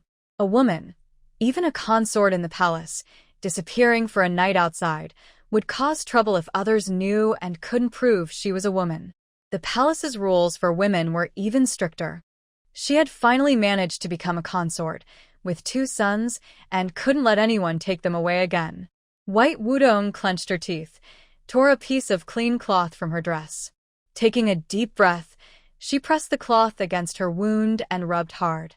The intense pain made her almost unable to move, trembling uncontrollably. After wiping away the powder, blood seeped out. Weakly leaning against the stone wall, White Wudong kept panting. She applied the powder early to buy herself some time to rest, otherwise she wouldn't have the strength to escape. After what felt like a long time, she finally felt the pain lessen. She struggled to stand and walked out of the cave. Before leaving, she deliberately looked back. Making sure there was nothing left behind in the cave, she then left. Jinji had already put on his coat before leaving nothing behind. Besides the burnt charcoal, she also ate all the fruits clean. It was still drizzling with fog everywhere, and it was a bit cold. Bai Wudong covered her wound and staggered toward the deeper area. She wanted to find a good hiding spot nearby. If she couldn't find one, she would make her own. There was still enough time now. She carefully avoided leaving too many traces, walking on firmer ground and looking for a suitable bush. After walking for a while, she finally found a good place not far from the cave. She sat on the ground, leaning against a tree trunk, quietly watching the rain and fog. It was hard to tell whether it was morning or afternoon. After a long time, Bai Wudong, who was about to fall asleep, finally heard some sounds. She suddenly opened her eyes and saw a few people in black approaching the cave. Jinji was not alone. There were also members of the Jin family among the killers. It wouldn't be hard to control them and find out when they arrived. Because of this, Bai Wudong thought about asking him to help lure the enemies out. Since that was the case, she decided to come out herself. Bai Wudong slowly stepped out of the bushes, moving quietly toward the cave. At the same time, there was another sound not far away, footsteps and the sound of hooves. This scale definitely meant royal guards were nearby. From the sound, they would arrive very soon. Without hesitation, Bai Wudong made some noise to attract the killer's attention. Sure enough, they looked over. Empress Zhao. Run. Quickly go and kill her. The royal guards are coming. Should we run first? Why run? Killing a woman is easy. She's right in front of us now, it won't take long. Kill her and run immediately, we won't get caught. They had already planned their escape route before coming. A few killers didn't hesitate anymore and rushed over wildly. Bai Wudong screamed, "Help!" Her cry guided Lin Sheng in the right direction. "It's Empress Zhao. Over there, go." They rushed out of the dense woods as fast as they could, immediately seeing the black-clad men and the fragile Bai Wudong standing nearby. "Assassins! Protect Empress Zhao!" Lin Sheng shouted angrily, whipping his horse. "Go!" Seeing the assassin about to charge, Lin Sheng didn't hesitate. He leapt off his horse and rushed toward the group, shouting, "Stop!" Bai Wudong took the opportunity to turn around and slide down a nearby. This was a spot she had prepared earlier, meant for hiding in emergencies. It turned out she was right. That single move bought her some time. The assassins were momentarily stunned, but Lin Sheng had already reached them. Clashing swords and blades sounded. The fight was very fierce. Bai Wudong sat on the, unable to see what was happening above, so she relied on sounds to judge the situation. The assassins were definitely no match for the royal guards. She just had to wait patiently. But her heart was still tense. After a while, the sounds gradually faded, becoming quieter until they disappeared completely. Lin Sheng's voice came from above, asking, "Empress, are you okay?" "I'm fine," Bai Wudong replied. Hearing her answer, Lin Sheng finally relaxed. "Quick, send some people down here with me." Several guards slid down the. Bai Wudong was weak and lying among muddy weeds. Her clothes were filthy and torn, beyond recognition. Her long hair was messy, sticking to her face and neck, making her small face look fragile and pitiful. Lin Sheng approached her and asked, "Empress, how do you feel now?" "I'm okay. Is there a doctor or a healer nearby? Please send someone to help, and bring a clean outfit." "I can't meet the emperor like this." "Understood." Since she was okay, Lin Sheng felt relieved. He couldn't take off his own clothes, so he and the others stood nearby, keeping watch. News quickly spread outside. Zhang Qingyan heard that Bai Wudong was safe and immediately got on his horse, turning around to go himself. I will go personally. Your Majesty, no. There are assassins there, and it's dangerous. But Zhang Qingyan didn't listen to the ministers. He urged his horse forward. The others didn't dare delay, and followed quickly. Even the healer was brought to the horse, to reach her faster. The rain had stopped somewhere along the way. Bai Wudong felt heat spreading through her body. She seemed to be running a fever again. Your Majesty has arrived. The sound of hurried footsteps rang out. Zhang Qingyan personally went down the hill and, upon seeing Bai Wudong, felt a sharp pain in his heart. During the night Bai Wudong went missing, he thought a lot. Normally, since she was just a consort, even if he cared for her a little, he believed he would forget her soon enough. After all, the harem was full of many beauties, and new ones would come before long. But Yu and Yunxi kept crying, and every time he saw them, Zhang Qingyan felt very uncomfortable inside. Fortunately, Bai Wudong was safe. He quickly stepped forward. Hurry, call the doctor. Your Majesty, Bai Wudong stopped him. I am dirty, please don't touch me. It's okay, I don't mind, Zhang Qingyan said as he gently carried her back up. The doctor hurriedly took out a new robe and put it on her, then checked her injuries. Your Majesty, the Empress has serious wounds and needs to return to the palace quickly for treatment. Then let's go. Zhang Qingyan was worried that the bumps might worsen her injuries, so he ordered a few eunuchs to carry her. She was finally saved. Bai Wudong closed her eyes in relief and fell into a deep sleep. When she woke up again, it was from pain. She had returned to the palace, and several doctors were helping her treat her wounds. Chaner and Ingchun were nearby, wiping tears. Your Majesty, you are finally awake. Sniff, sniff, Your Majesty, if you don't wake up soon, I will go with you, they said tearfully. Bai Wudong weakly smiled. Isn't that a good thing? Where is the Emperor? The Emperor went to question those killers. They dared to attack you, and they must be punished severely, Chaner said angrily, tears flowing uncontrollably. Ingchun also had red eyes and stepped forward to help. Your Majesty, we're so glad you're safe. They couldn't imagine what they would do if something happened to Bai Wudong.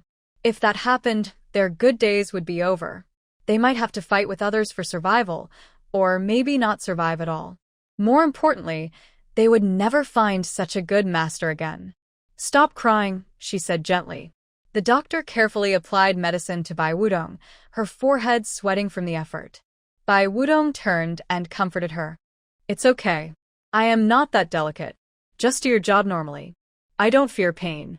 I have only one request. Please don't leave a scar. Can you do that? Your Highness, please rest assured. The injuries on your body are only superficial cuts and are not serious. Zhang Qingyan sat on a chair, with Lin Sheng and Jin Ji standing beside him. Wang Dicai was nearby, waiting for orders. On the tree opposite, several people in black clothes were hanging, clearly the assassins. Jin Ji lowered his eyes slightly, appearing calm. Fortunately, he had already withdrawn his own people earlier, otherwise, he would be the one guilty now. Zhang Qingyan's expression was grim.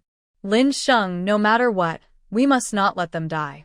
We need to find out who the mastermind is. After many years, he finally held the autumn hunt again. It was a rare and grand event, but it was ruined. He hunted animals and held sacrifices to seek divine protection for the great Rhone country. If someone died, all the good intentions would turn into bad outcomes. Anyone daring to ruin the autumn hunt truly wants to die. Lin Sheng nodded and looked at Jin Ji. Lord Jin, how about we work together? Yes, that sounds good. Jin Ji stepped forward and picked up a seemingly ordinary set of restraints. I'll use this. They had already questioned the suspects earlier, but these people were very tight-lipped and refused to reveal anything. It was time to use some real force to make them suffer. Sudden screams echoed. They grew more intense. Eventually, the victims were almost unrecognizable, their bodies deformed, sounding more like beast roars than human cries. I will tell you, one of the assassins could no longer hold on. Lin Sheng, who was administering the interrogation, was very experienced in this, and most people couldn't endure it. I am. Suddenly, an arrow shot out, piercing his chest instantly. The assassin lowered his head and died immediately. Protect the Lord. Lin Sheng and Jin Ji quickly stepped in front of Zhang Qingyan. The nearby guards rushed over and surrounded him tightly. Zhang Qingyan was furious. Go quickly and find out who dared to do this. When Bai Wudong was in trouble this time, he had specifically ordered someone to watch nearby. How could they have been so careless? Daring to kill in front of the emperor himself was simply reckless. Several guards rushed into the woods, soon returning with the body. It was a guard who had been watching nearby, now bleeding heavily from his neck, and already dead. Your Majesty, when I arrived, he was just about to take his own life. Unfortunately, I was a moment too late and couldn't stop him. Zhang Qingyan clenched his fists, his gaze sweeping over the guards. These were supposed to be his most trusted men, yet they had all turned traitors. He suppressed his anger and pointed out a few guards he trusted, while the rest were sent farther away to guard and ensure they couldn't overhear their conversation. I will question them again. I must find out who is behind this today. I want to see how many people the mastermind has bought. At this point, the matter was no longer just about Princess Zhao's assassination, but also about his safety as emperor. The fact that his guards had been bought was like provoking a dangerous beast. Jin Ji changed the torture device and resumed the interrogation. 2 of the prisoners couldn't hold on and died. Among the remaining assassins, finally someone spoke again. But he only managed to say one word before another arrow struck him. Zhang Qingyan was furious. He drew his sword and looked toward the direction from which the arrow had come. It was one of his trusted guards, not far from him. He turned out to be a traitor too. The guard didn't hesitate. He drew his sword and stabbed himself in the chest. In an instant, he was dead. Zhang Qingyan's sword sliced through his neck, and the body fell apart. Everyone around held their breath in fear. Even Jin Ji and Lin Sheng were shocked. There was a traitor among the royal guards, and not just one, but 2 at once. This was a matter of great importance, concerning the safety of the emperor. Zhang Qingyan raised his long sword, blood dripping from it. All guards, arrest their families and interrogate them one by one. If there are any issues, kill them. He then looked at Lin Sheng, whose eyes were dark and cold, without any warmth. Lin Sheng knelt heavily on the ground. Your Majesty, it is my failure that this happened. I am willing to take responsibility and will find the remaining traitors. Once this is over, Your Majesty can do as you wish, kill or punish me. I only ask for a chance. Even if I die, I will die without regret. Lin Sheng, this is your last chance. Jin Ji, you are responsible with him. Jin Ji lowered his head. Yes. Until then, no guards are allowed near the palace, Zhang Qingyan said, sheathing his sword. Fortunately, he had brought a few secret guards with him this time, or he wouldn't have anyone to protect him today. This is truly outrageous. The sun shines brightly over the land. Yesterday's rain has completely cleared, leaving the sky clear and blue. Bai Wudong is covered in wounds. Although they are not serious, there are so many that she can only lie down to rest. Hearing footsteps, she slightly turns her head and sees Zhang Qingyan approaching with his hands behind his back, his brows furrowed tightly, his face cold as ice, with no warmth at all. The coldness around him makes it hard to look directly at him. Zhang Qingyan doesn't reply. He just sits nearby. Seeing that he is truly upset, Bai Wudong quickly signals to Chaner. Chaner understands immediately. She quietly goes to the next room and, with Ying Chun, carries out Yunhe and Yunqi. When they see their parents, they smile happily, their chattering finally easing Zhang Qingyan's tense expression a little. Seeing him lift Yunhe, Bai Wudong tentatively speaks, Your Majesty, is the matter with the assassin not going well? Besides this, she really can't think of anything else. Not just not going well, it's practically a slap in my face. Bai Wudong pats the side and Chaner, after placing Yunqi down, quickly goes with Ying Chun. As the door closes, only the 2 adults and 2 children remain inside. Bai Wudong softly says, Your Majesty, although I don't understand state affairs, I don't want to see you so angry. I am willing to help you. Zhang Qingyan's expression is cold. He slowly says, This palace has no prison, and I don't want to dirty this place. So I ordered the assassins to be taken to the forest's edge and hung on trees. After the interrogation, they can be left as food for wild animals. But I didn't expect that just as I was about to find out who the mastermind was, I was shot with a hidden arrow. The attacker turned out to be my Imperial Guard. Zhang Qingyan's eyes burn with anger. My Imperial Guard, 2 traitors in a row. How can I feel at ease? These are my most trusted guards, given generous rewards and great favor. They don't usually need to wield swords or spears. As long as they are loyal and protect me at critical moments, ensuring my safety. But what do I find? Someone inside is betraying me, colluding with outsiders. The mastermind behind this is clearly plotting rebellion, trying to overthrow my throne. He becomes more furious as he speaks. If only Yunhe weren't in his arms, he would kick the table over.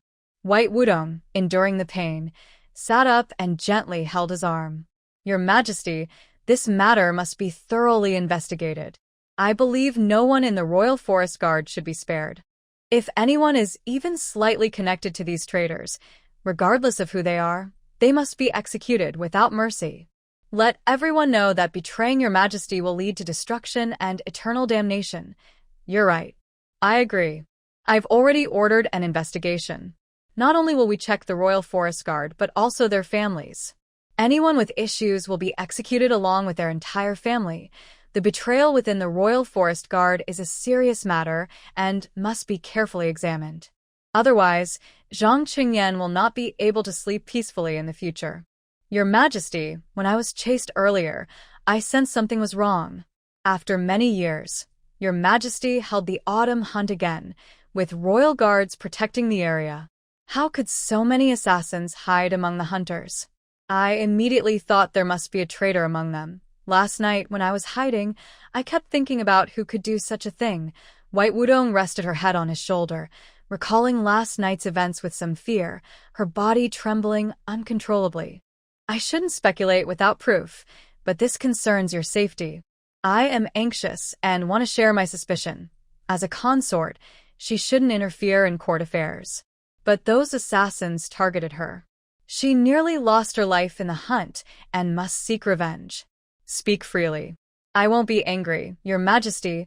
The traitors within the Royal Forest Guard are hiding very well, but their reveal at this time suggests they're trying to silence the assassins. I suspect the Empress and the Marquis of Zhen are the most suspicious. The Empress wants my son, and the Marquis previously pressured you to have the Empress raise the prince. Moreover, the Royal Forest Guard receives high rewards from the court.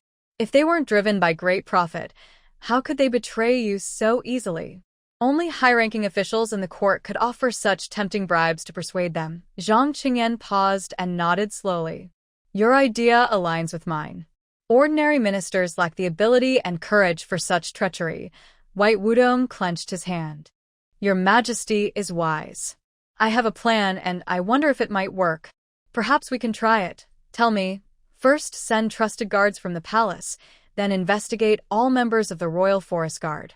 1 hour later, Lin Sheng personally carried a secret letter written by Zhang Qingyan and rode quickly toward the palace. The side gate of the palace opened, and a group of guards rushed toward the hunting ground. That night, the temporary palace was silent and still. However, no one could sleep. Consort Zhao was attacked, but the emperor only questioned the assassin and took no further action. No matter how they thought about it, this was strange. There was a traitor among the Imperial Guard, but Zhang Qingyan sealed off the area completely, not letting anyone else know. To them, the hunting ground was too quiet, even a little strange. Lin Sheng arrived with his men and secretly protected around the palace. He knocked on a door. Jinji opened the door and asked, "Why are you here?" "The emperor sent me to bring my men to the palace," Lin Sheng replied. He had a group of his own trained soldiers, orphans with no parents, raised secretly in the palace since they were young. When they had no tasks, they trained in one place, unable to go out or contact outsiders. Their loyalty was unquestionable. Jinji nodded. That's right. The Emperor is correct. If the autumn hunt hadn't ended so quickly, the Emperor should have returned to the palace to stay safe. Lin Sheng continued, after dawn, you and I will go to detain the Imperial Guard. The guards have already been detained? No, we're just making it look that way. We want everyone in the palace to know that the Imperial Guard has a problem. The Emperor will question them one by one. Until there's a result, the autumn hunt is paused, and no one can leave freely. The more serious the situation looks, the better. Do you understand? Jinji didn't know what the Emperor planned, but he nodded. Understood. People in the palace gradually came out of their rooms. Before they could leave, they were stopped by the guards from last night. Stop. No one is allowed to leave the palace. A minister's face changed slightly. Is this an order from the Emperor? Yes, the guard replied, ignoring them. Before they could speak again, Jinji let a group of people past. Could it be the Imperial Guard? At this moment, they were all, and being led toward a distant palace. The minister was shocked and raised his voice. How could the Imperial Guard be involved in something like this? Jinji heard the sound and turned around with a serious look. Everyone, stay in your rooms and do not come out unless necessary. The Emperor will personally interrogate the Imperial Guard. Until then, the hunting event is paused and no one is allowed to leave. If anyone tries to go out, I won't show mercy with my sword. As the news spread, the atmosphere at the royal hunting ground became tense.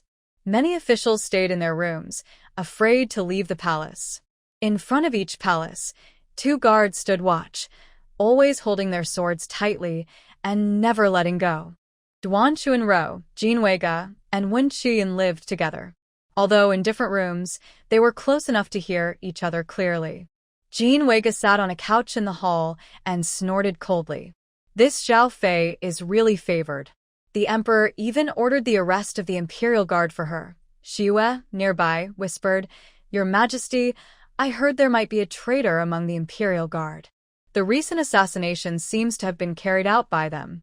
This concerns the Emperor's safety, so he must be considering the entire palace's security. It's not just about Zhao Fei. Jin Weiga's eyebrows relaxed a little. You're right. But then she looked worried again. I didn't expect the Imperial Guard to be so unreliable.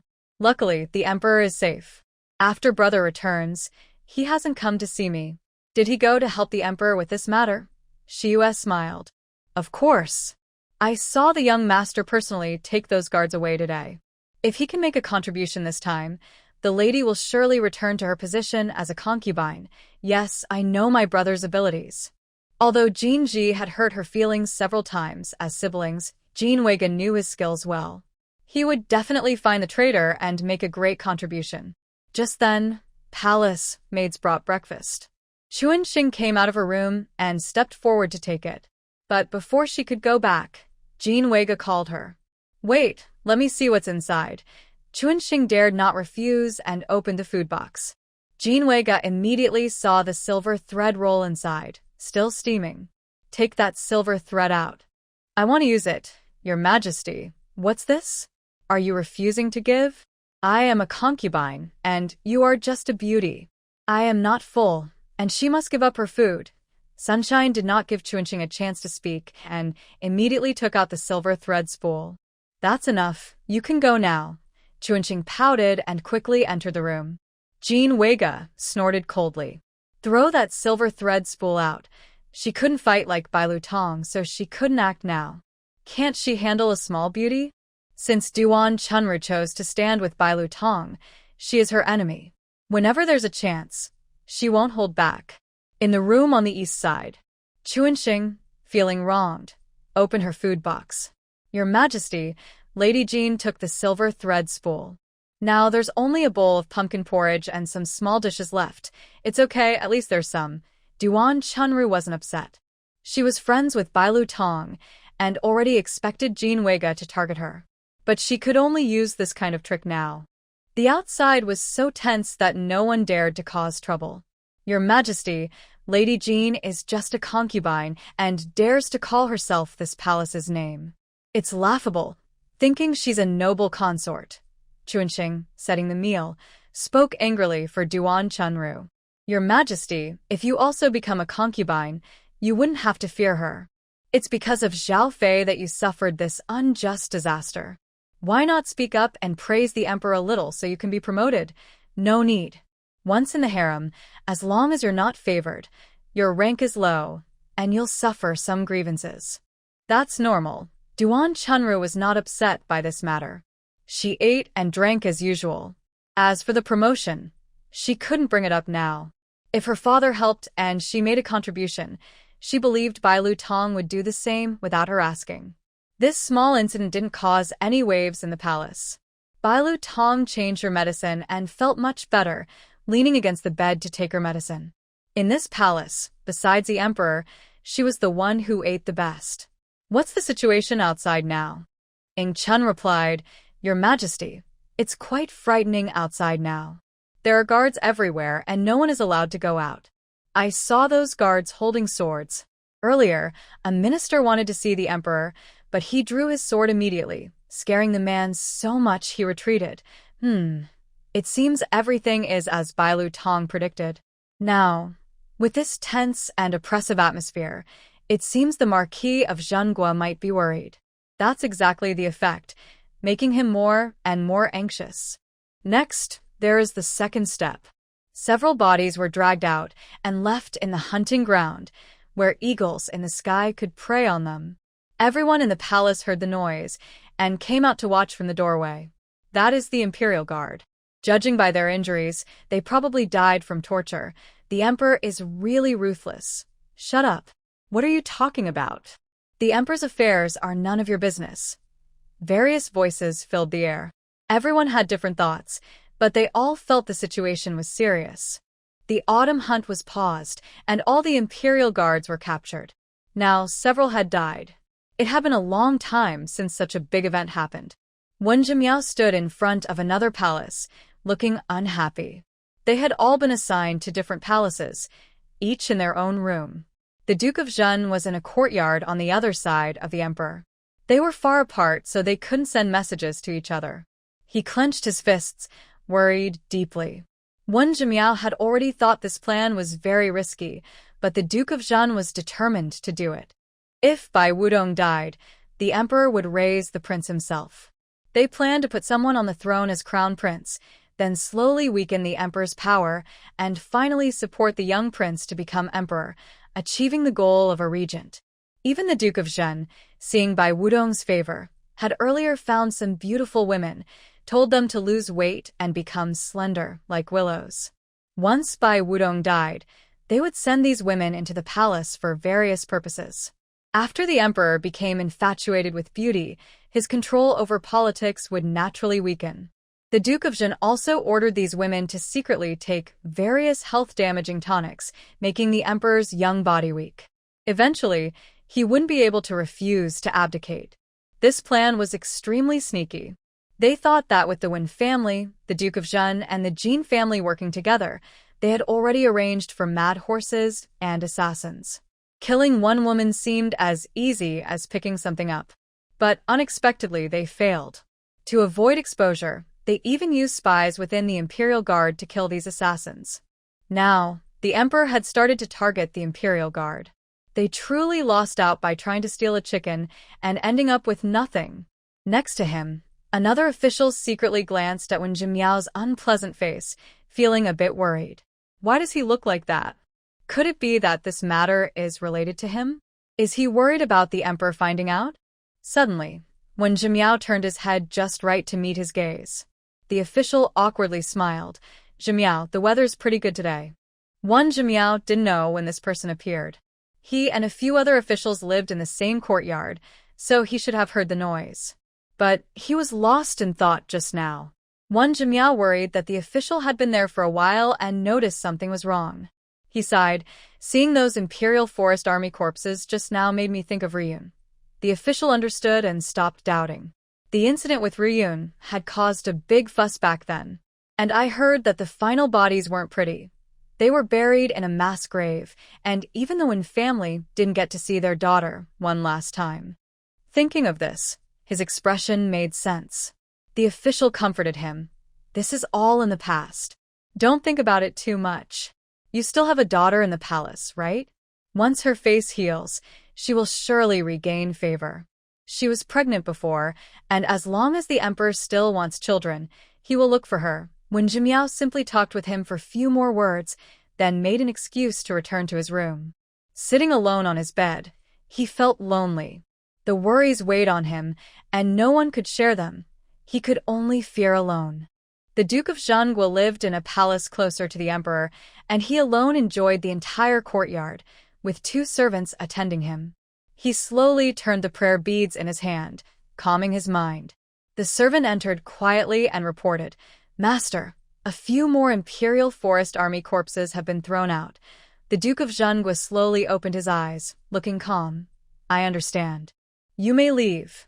After the servant left, he dared to show his true feelings. His face looked grim, and he clenched the prayer beads tightly. Suddenly, the beads snapped, breaking into 2 and falling to the ground. The crisp sound made his heart tighten instantly. He looked at the missing bead on the string, feeling inexplicably anxious. It won't be a problem. They won't say anything.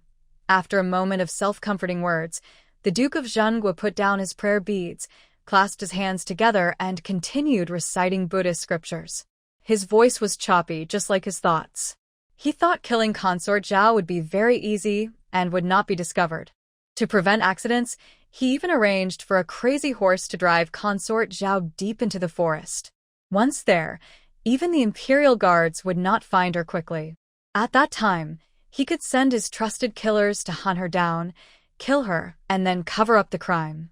In the end, the only thing the emperor's officials could find was that Consort Zhao was harmed by a crazy horse, fell into the deep woods, and accidentally rolled off a cliff, dying peacefully.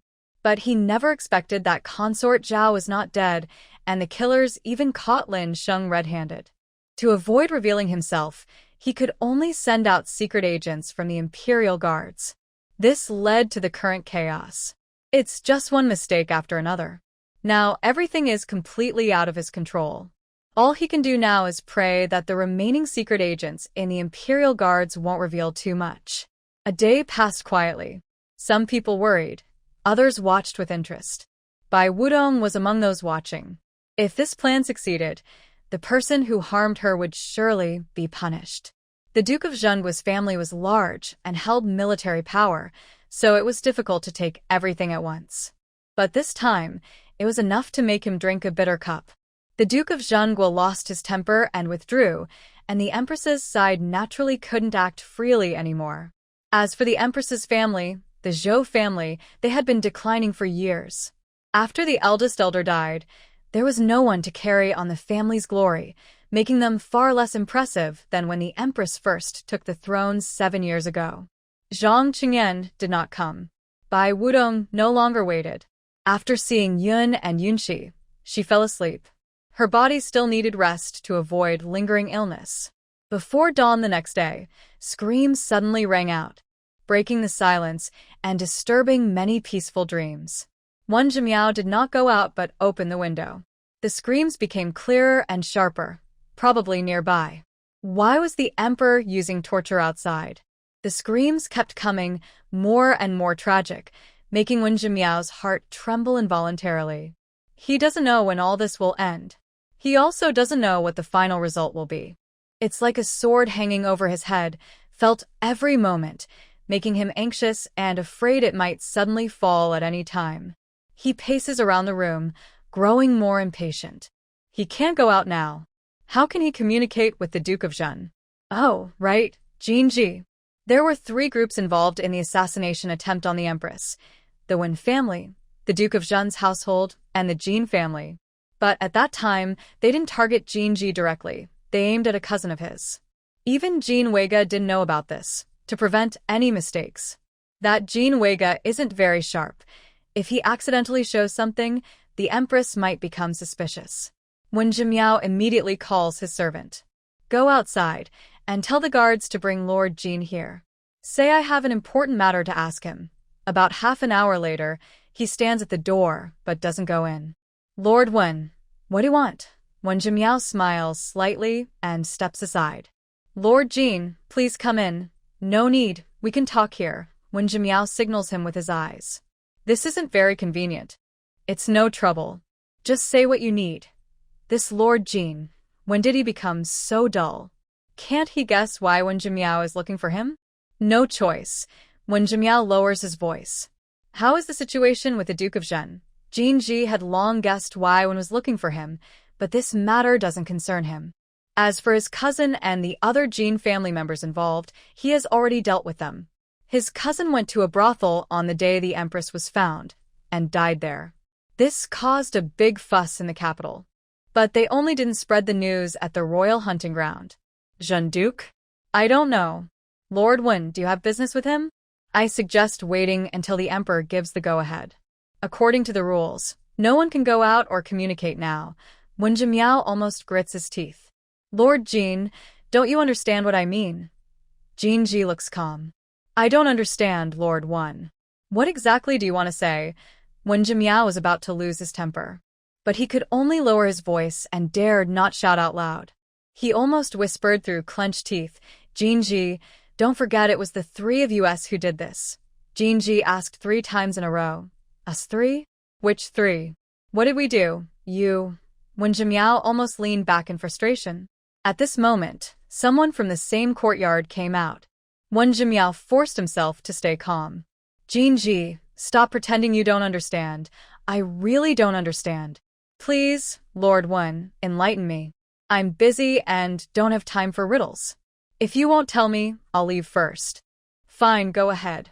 Anyway, once something happens, you can't escape. Seeing Wen Zhimiao say this, Jin Ji turned around and left without hesitation.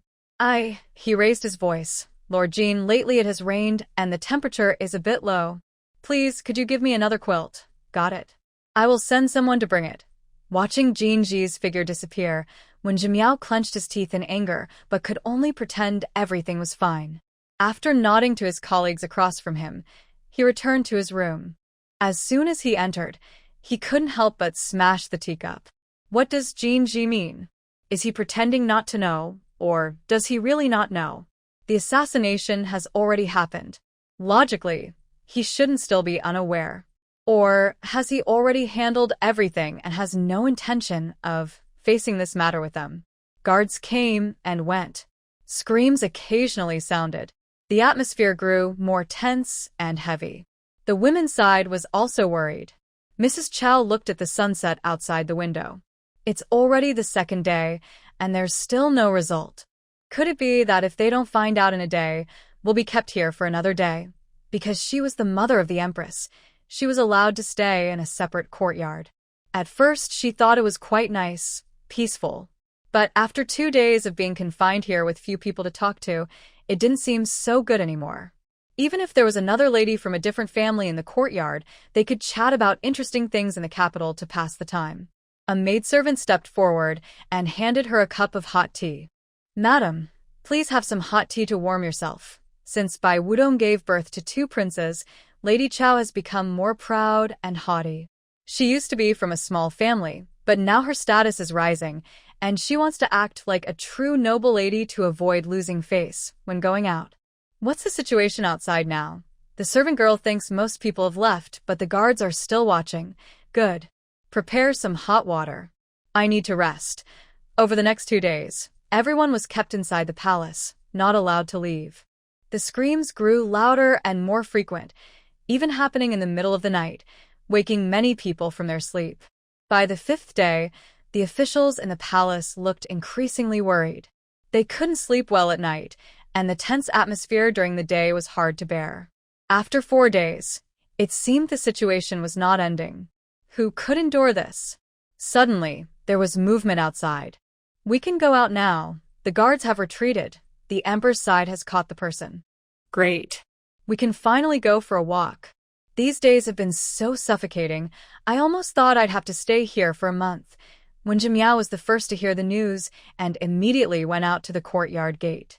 Sure enough, the guards watching the gate had disappeared. Wang Dithsai ordered the eunuchs to deliver the message that they could leave and regain their freedom. Wen Zhimiao followed a few officials as they left the palace. The others gathered in the open space outside. His heart was finally relieved, and he kept looking around, trying to find the Marquis of Zhen. After a moment, he saw the person, but before he could go over, Zhang Qingyan appeared. He looked calm, showing no signs of anger or happiness. These days, all of you officials have worked hard. I know being confined in the palace has been tough. Now that the matter is resolved, the autumn hunt will continue. Today, I will hold a hunting contest, and I hope all of you can show your skills. Everyone finally relaxed and went back to prepare. In just an hour, the gloomy and tense atmosphere was gone, and the hunting ground became lively again. Family members sat together, while officials put on hunting clothes, ready to show their talent. People who don't know how to ride horses or shoot arrows only need to go through the motions, just for show. However, some wise officials are feeling nervous inside. After the emperor caused such a big fuss earlier, now that the truth has been found out, he still shows no reaction and plans to hold a hunting contest? Everything about this seems strange. Zhang Qingyan sat on the stage, with Bai Wudong injured and sitting nearby. Yunhe and Yunxi didn't come out. They were being cared for in the palace. Wen Zhimiao changed into his hunting clothes and stood next to his horse. The autumn wind blew, making him feel cold all over. When everyone was ready, Zhang Qingyan stood up and raised his drink. Everyone followed him. Come, let's drink to a successful hunt and safe return. Cheers. Thank you, Your Majesty. After drinking, Zhang Qingyan smiled slightly and looked at the Duke of Zhenghua. He was really getting stronger with age. Even at his old age, wearing hunting clothes, he still looked impressive. Duke of Zhenghua, your archery skills are excellent. Why not show everyone how it's done? There is a white deer in the hunting ground, a symbol of good luck. If you can catch it, I will reward you greatly. The Duke of Zhenghua felt a sudden pang in his heart, sensing something was wrong. The Imperial Guards just finished their duties, and now there's a hunting contest.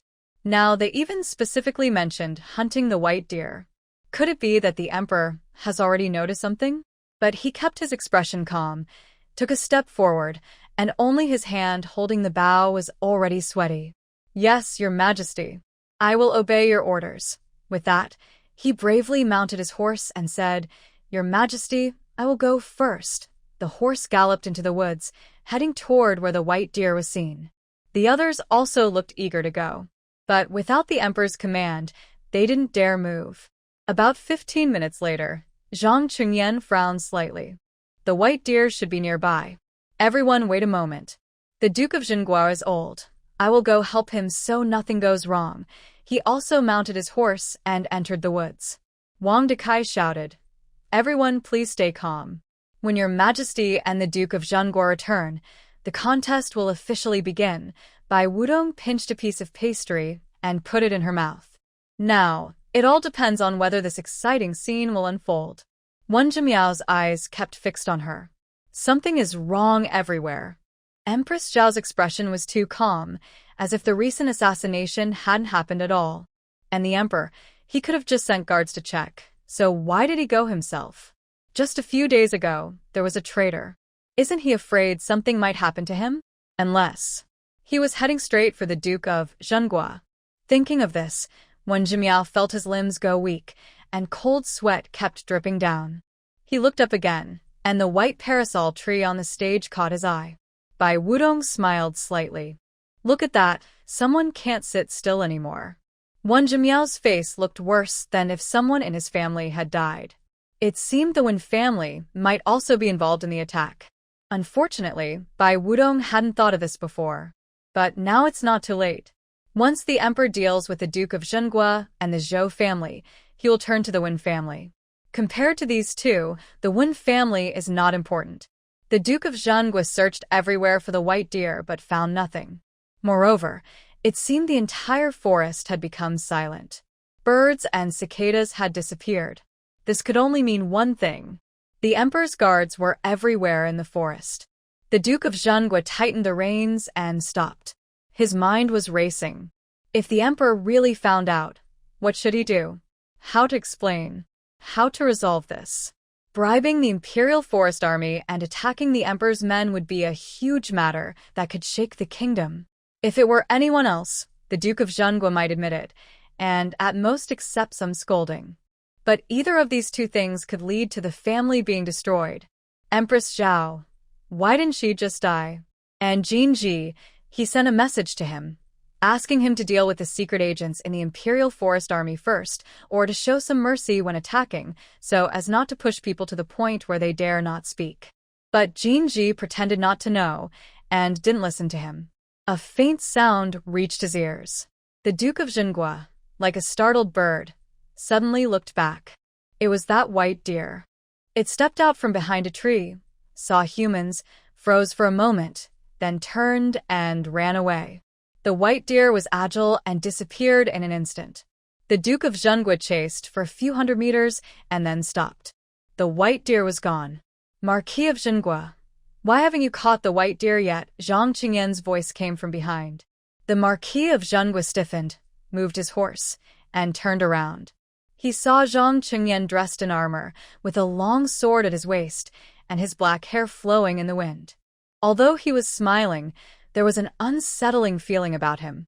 Both men were riding tall horses, facing each other. One was young, the other old. But their ambition in their eyes was equally strong. The Marquis of Zhengguo lowered his head first, avoiding eye contact. Your Majesty, I have found the white deer's trail, but it ran too fast and disappeared. I am still searching. Zhang Qingyan smiled slightly. The Marquis of Zhengguo is getting old, I understand. I saw you didn't come out for a long time and was worried something happened, so I came to help. Thank you, Your Majesty. I am worried, but I will find the white deer. Zhang Qingyan didn't speak. Instead, he drew his bow and aimed at the Marquis of Zhengguo. Behind the Marquis, a pure white deer stood under the dappled shadows of the trees. Its fur shimmered brightly, truly a symbol of good fortune. Zhang Qingyan narrowed his eyes slightly, aiming at the deer's neck. To the Marquis, it seemed the arrow was aimed directly at him. His heart suddenly raced with fear. He clenched his teeth tightly to stop his trembling. The Emperor must have noticed. He had spent 3 or 4 years training some secret guards in the Imperial Guard. He thought they would be his key to victory, but now they seemed to be a curse. He was truly wrong about Princess Zhao. He had underestimated Bai Wudong, thinking she was just a woman. In a place like the hunting ground, he believed she could be easily killed if she was alone. He was too impatient, wanting the eldest prince to be raised under the Empress's care. In an instant, the Marquis's mind was racing. He realized that since Bai Wudong entered the palace, his plans had started to fall apart. Originally, since the Emperor had no children, he could have chosen a successor from the royal family early on and pushed him to the throne, becoming regent. When the time was right, he could kill the puppet emperor and let his son take the throne. A peaceful change of dynasty without war would not harm the country's future and would allow him to enjoy the benefits. After Bai Wudong entered the palace, she was not only pregnant, but also with twins. This suddenly disrupted his plans. He could only continue to use the Empress Dowager, trying to pressure the emperor by constantly favoring the consorts, which damaged his health. When the Empress Dowager encountered trouble, he chose the Empress instead. Originally, Sun knew he was getting into trouble. The eldest prince had already been safely placed under the Empress's care, but unexpectedly, there was an incident involving a lucky fish holding a pearl, which made all his previous arrangements fall apart. Zhang Qingyan struck again with force. The bowstring was pulled to its fullest. The arrow was ready to shoot at any moment. His voice was cold and filled with a deadly tone. Duke of the State, I will send you on your way. Hearing this, the Duke of the State's fear reached its peak. He believed the Emperor was about to attack him. Rather than wait passively, he decided to fight to the death. The Duke of the State leaned forward and whipped his horse, rushing straight toward Zhang Qingyan. He was once the most formidable general under the former emperor, and even now, though old and weak, his skills still remained deep in his bones. He drew his long sword, aiming straight at the enemy. Zhang Qingyan's arrow shot out. The white deer behind him let out a painful cry. The Duke of the State's face changed drastically, and he instinctively turned his head. The tall white deer suddenly collapsed, an arrow stuck in its neck, with bright red blood flowing out. Was the Emperor not coming for him? Or was it that white deer behind her? Was the supposed act of sending him on his way actually helping him hunt deer? The Duke of the State didn't have time to withdraw his sword. Zhang Qingyan leapt into the air, kicking the Duke of the State in the body. Because of the white deer's cry, the Duke of the State was unsettled and lost his previous fighting spirit. This kick hit him right in the groin. He fell heavily from his horse to the ground. Intense pain swept through his body, making him unable to move. Zhang Qingyan dismounted and stood beside him, looking down from above. Duke of the State, what were you trying to do just now? Were you planning to attack me? No, Your Majesty. Cough, cough. The Duke of the State spat out a mouthful of blood. I didn't mean that. Your sword was aimed at my neck. Zhang Qingyan kicked his sword away. I've long seen your ambitions. You've been supporting the Empress Dowager, making it impossible for me to fully control the harem. Many things are restricted by her. If it weren't for you, I wouldn't have suffered so many years of frustration in vain. The traitor among the Imperial Guard is one of your people. Consort Zhao was also secretly assassinated by your agents. Now you support the Empress, hoping I will give her heat to raise. Clearly you have other plans. Everything suggests you are plotting rebellion. I have treated you kindly, considering you are an old official who expanded our great country.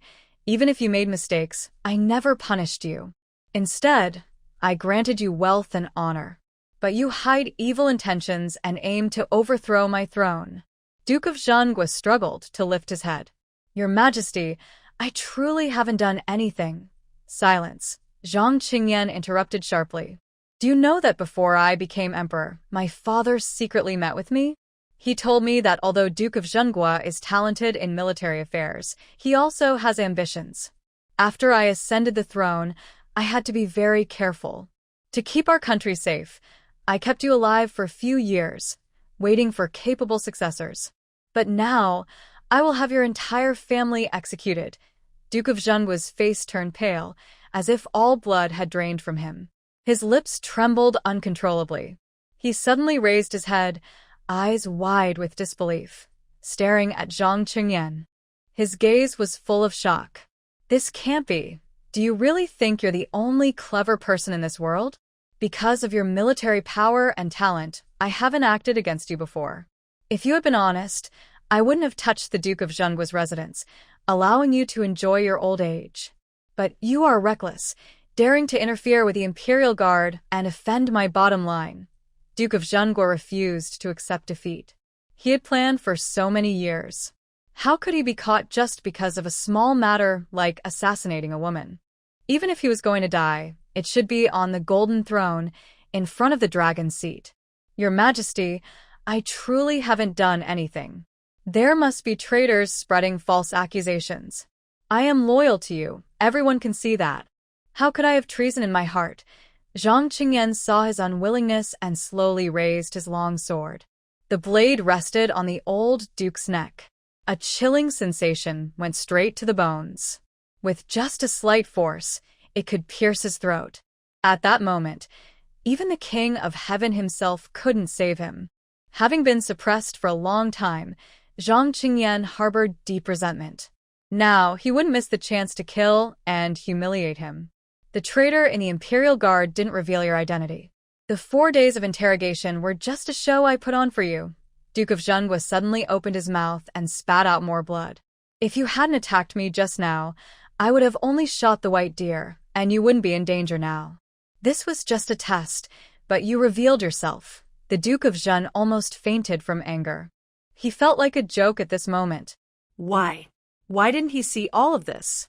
He thought he was clever, but he was played around by the young emperor, Zhang Qingyan. Seeing his expression, Zhang Qingyan felt very pleased. Actually, I should thank you. If you hadn't tried to assassinate Consort Zhao, she wouldn't have come up with such a good idea. First, 4 days of interrogation to make you nervous and scared, keeping you on edge. Without these 4 days, you wouldn't have been so reckless as to attack me. Zhang Qingyan almost stabbed the duke in the heart with sharp words, tearing out piece after piece of bloody flesh. Consort Zhao. She controls me. The Duke of Zhen hated deeply. He had been ruined by a woman. After venting his anger, Zhang Qingyan didn't want to waste more time. Lin Sheng, break his bones and send him out. Say he fell off his horse while hunting the white deer. If I hadn't appeared in time, he would be dead. Oh, and also make his voice hoarse and break his hands. No one could say or write the truth. Who knew what the real story was? Next, Zhang Qingyan would pretend that the palace doctors were better and let him stay to recover. But while healing, the person would die. This way, he wouldn't leave a bad reputation, and he would have done his duty as emperor. As for the family of the Duke of Zhen, without him, they wouldn't be a problem. But as the saying goes, cut the grass and roots will grow again. Once, an emperor didn't finish killing someone and left a young heir. That led to an assassination, and the dynasty fell into decline, eventually replaced by rebel forces amid chaos.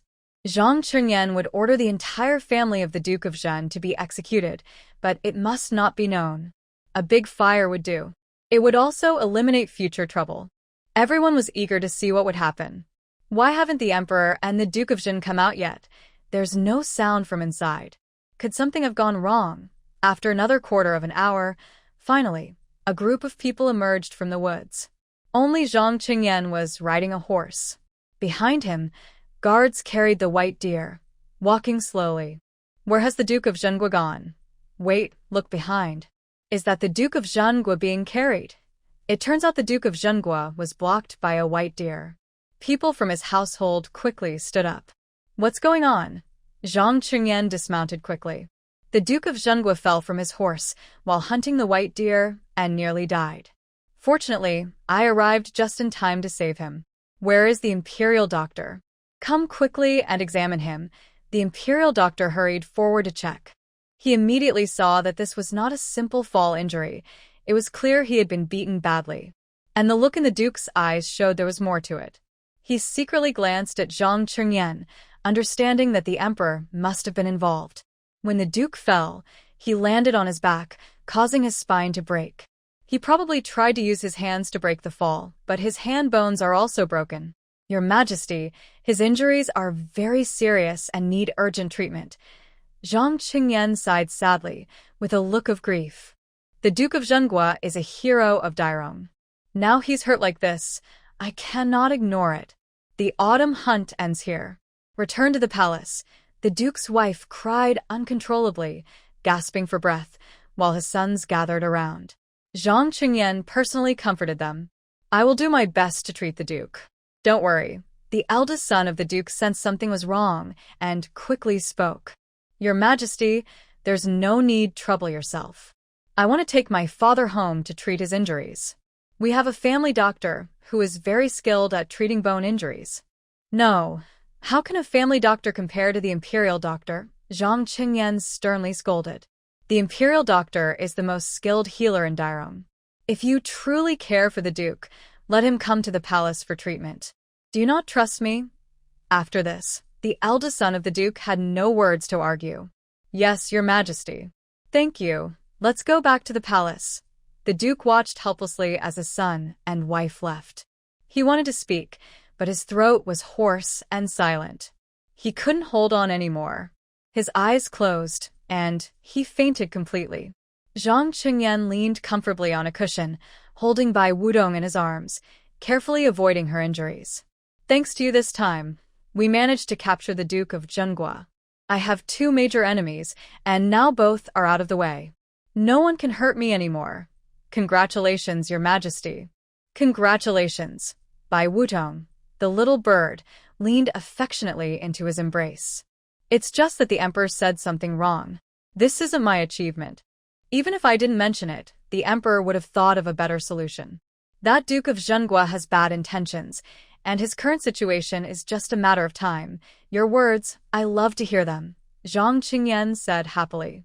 His mood was very good, and Yunhe and Yunqi nearby seemed to sense his happiness, giggling and laughing. Bai Wudong picked up a piece of candied fruit and put it into Zhang Qingyan's mouth. Your Majesty, I have been on the stage all day. After you sent Duke Zhenghua hunting, Lord Wen looked very upset, as if he knew something. Zhang Qingyan paused, recalling the interrogation that day. He had guessed back then that the assassination wasn't carried out by Duke Zhenghua alone. The Zhou family was probably involved too. But Bai Wudong mentioned it, so it must have a reason. Could it be that Wen Zhimiao also has issues? Seeing Zhang Qingyan lost in thought, Bai Wudong said no more. As a consort, she could raise questions, but she shouldn't probe too deeply. No emperor likes women meddling in politics, even if it's out of true love. The carriage slowly moved forward. At sunset, they finally returned to the palace. For the past few days, Zhao Chun Palace had been uninhabited, but Yunxiang cleaned it every day, just like usual. Bai Wudong sat on the bed, holding Yunhe, playing with him happily. During the days apart, she constantly missed her eldest son. Fortunately, he was finally back with her. After dinner, Bai Wudong changed into a plain dress and headed toward Yangxin Palace. Zhang Qingyan was busy handling the accumulated government affairs over the past few days. Fortunately, there were no major problems, so it didn't take long. Wang Dezai stepped forward respectfully. Your Majesty, Empress Zhao has arrived. Zhang Qingyan didn't look up. Let her in. Bai Wudong stepped into Yangxin Palace with small steps and sat beside him. Your Majesty, you didn't go to Zhao Chun Palace today. Yunhe and Yunxi missed you very much and cried all evening. Hearing about his two sons, Zhang Qingyan couldn't help but smile. Today I will be busy, but I will visit tomorrow. Bai Wudong wanted the emperor to spend more time with his children. The longer they spent together, the closer their feelings would become, and eventually, it would be hard to part. Moreover, these are two princes who are qualified to inherit the throne. The capital is full of high officials and nobles, but few of their sons are truly capable. Most rely on their ancestors' blessings. Some people commit serious mistakes, and even if their families are angry and disappointed, they still help. Some do it to pass on the family line, while others do it out of love for their children. Bai Wudong also hopes so. As long as the feelings are deep enough, she wouldn't dare to act against Yuhe and Yunxi, no matter what trouble they cause in the future. Even if other concubines become pregnant and give birth to princes later, it wouldn't change their brother's status in the emperor's heart.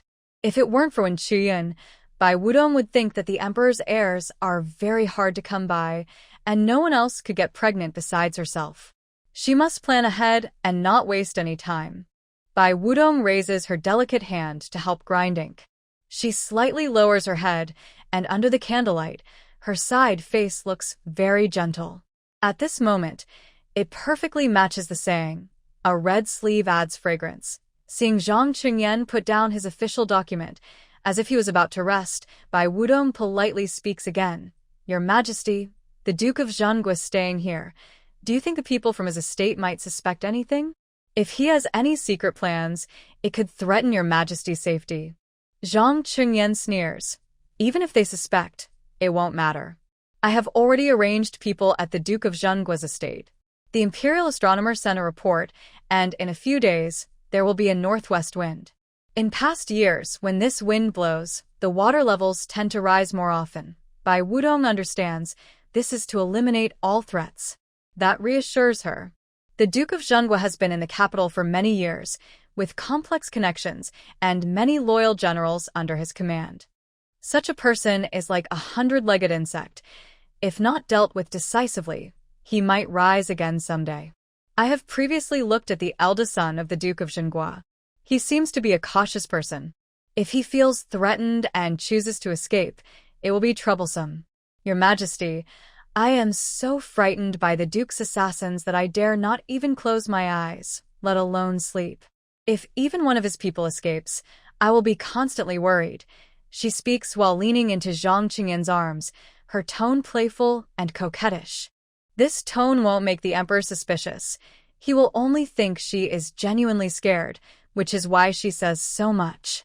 Dealing with the emperor is like dealing with a tiger. Bai Wudong always tries her best to be a good consort. Zhang Qingyan gently held her in his arms and asked, So, what do you want to do? I dare not think about it. I'm just afraid I might instinctively rely on the emperor. Zhang Qingyan was very pleased with this answer. You're right. Here's what we'll do. I will have someone send some gifts to the Duke of Zhengua's residence tomorrow. That should help ease some of their worries. Bai Wudong also thought the same way. Once her goal was achieved, she would find an excuse to leave. It was not yet noon. Wang Dicai personally brought the imperial decree to the Duke of Zhengua's residence. The Duke's eldest son and wife, along with their family, knelt outside to listen to the decree. By the mandate of heaven, the emperor issues this edict. The Duke of Zhenghua was accidentally injured during a hunt. I am very worried, like a thorn in my side, feeling pain deep in my chest. The Duke of Zhenghua is a pillar of the court, brave and loyal, with many meritorious deeds. This accident is truly a loss for our dynasty. I have ordered the Imperial Hospital to do their best to treat him carefully, ensuring his swift recovery. The doctors there are the best in the land and will surely work miracles, living up to my hopes. Today, I bestow 1,000 taels of gold and some high-quality medicinal herbs to the Duke's residence to aid his recovery. I also grant 100 bolts of fine silk and satin for use by the household. I hope everyone in the Duke's family will not worry. Since the Duke is still unconscious and should not be disturbed, in 2 days I will allow his family to visit him in the palace to ease their longing. I consider the Duke a brother, and I pray for the heavens to protect him, so he wakes up soon and regains his health. Everyone in the Duke's household should follow my wishes and wait quietly for good news. The Duke's eldest son, Xie Anren, kowtowed and bowed.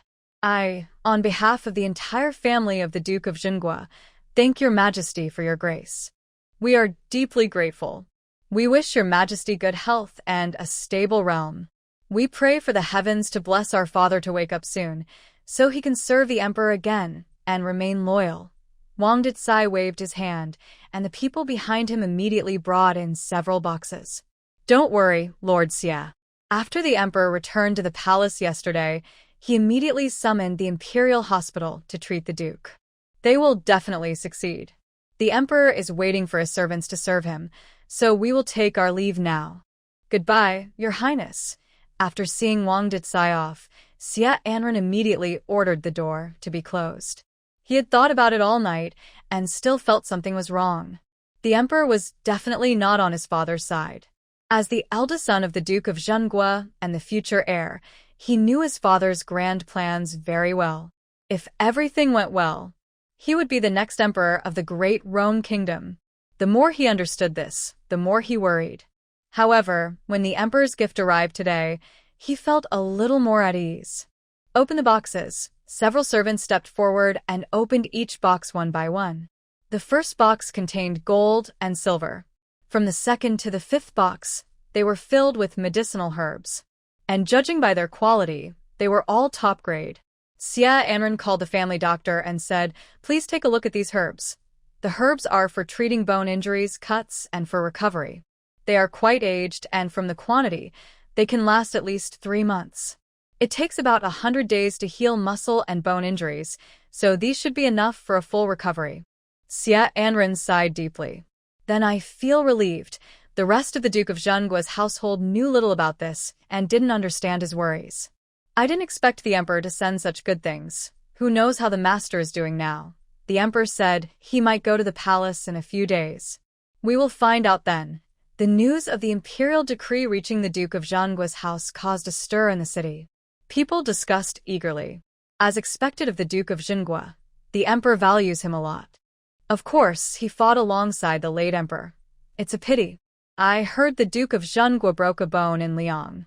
He might have to stay in bed for the rest of his life. When Jimiao didn't sleep all night, his face was covered with a blue stubble. A concubine entered with tea and snacks. "Master, why do you look so pale? Eat something and rest quickly." When Jimiao was annoyed and pushed aside the tray. "Get out. Don't bother me, the master." The concubine's face turned pale with fear, and she hurriedly ran away. The teapot shattered, hot tea spilled out, steaming. When Jimiao remembered Bai Wudong's eyes and expression. This time, the Duke of Zhenghua was definitely in serious danger. As for today's imperial decree, it was likely just a cover, meant to soothe the people of the Duke's household. He stood up and paced back and forth anxiously. No, I can't rely on luck. He quickly left and returned to his bedroom. Wen's mother was stunned. Why are you here?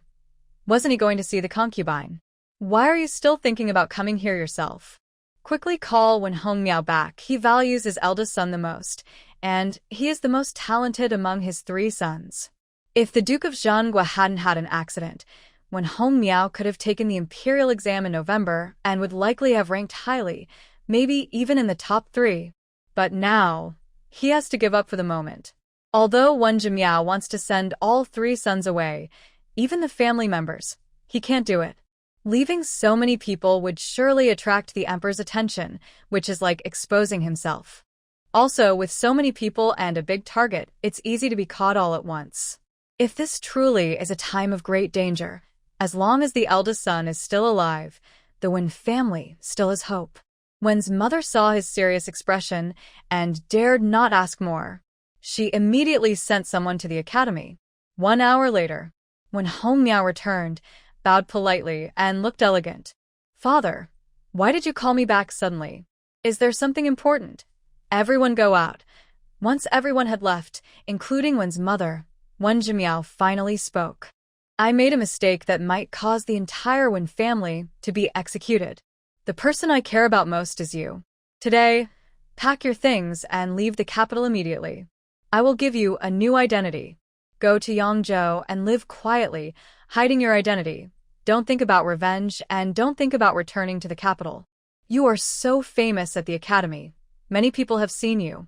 If you want to revive the Wen family, remember, you must find a clever woman. Only then can your children inherit your good qualities. Later, you can let him take the imperial exam and return to the capital. When Hongmiao was confused. Father, what are you talking about? What did you do? I, along with the Duke of Zhanghua, assassinated the Empress Zhao. The emperor is now after the Duke of Zhanghua, and I might be next. What? When Hongmiao's face changed drastically.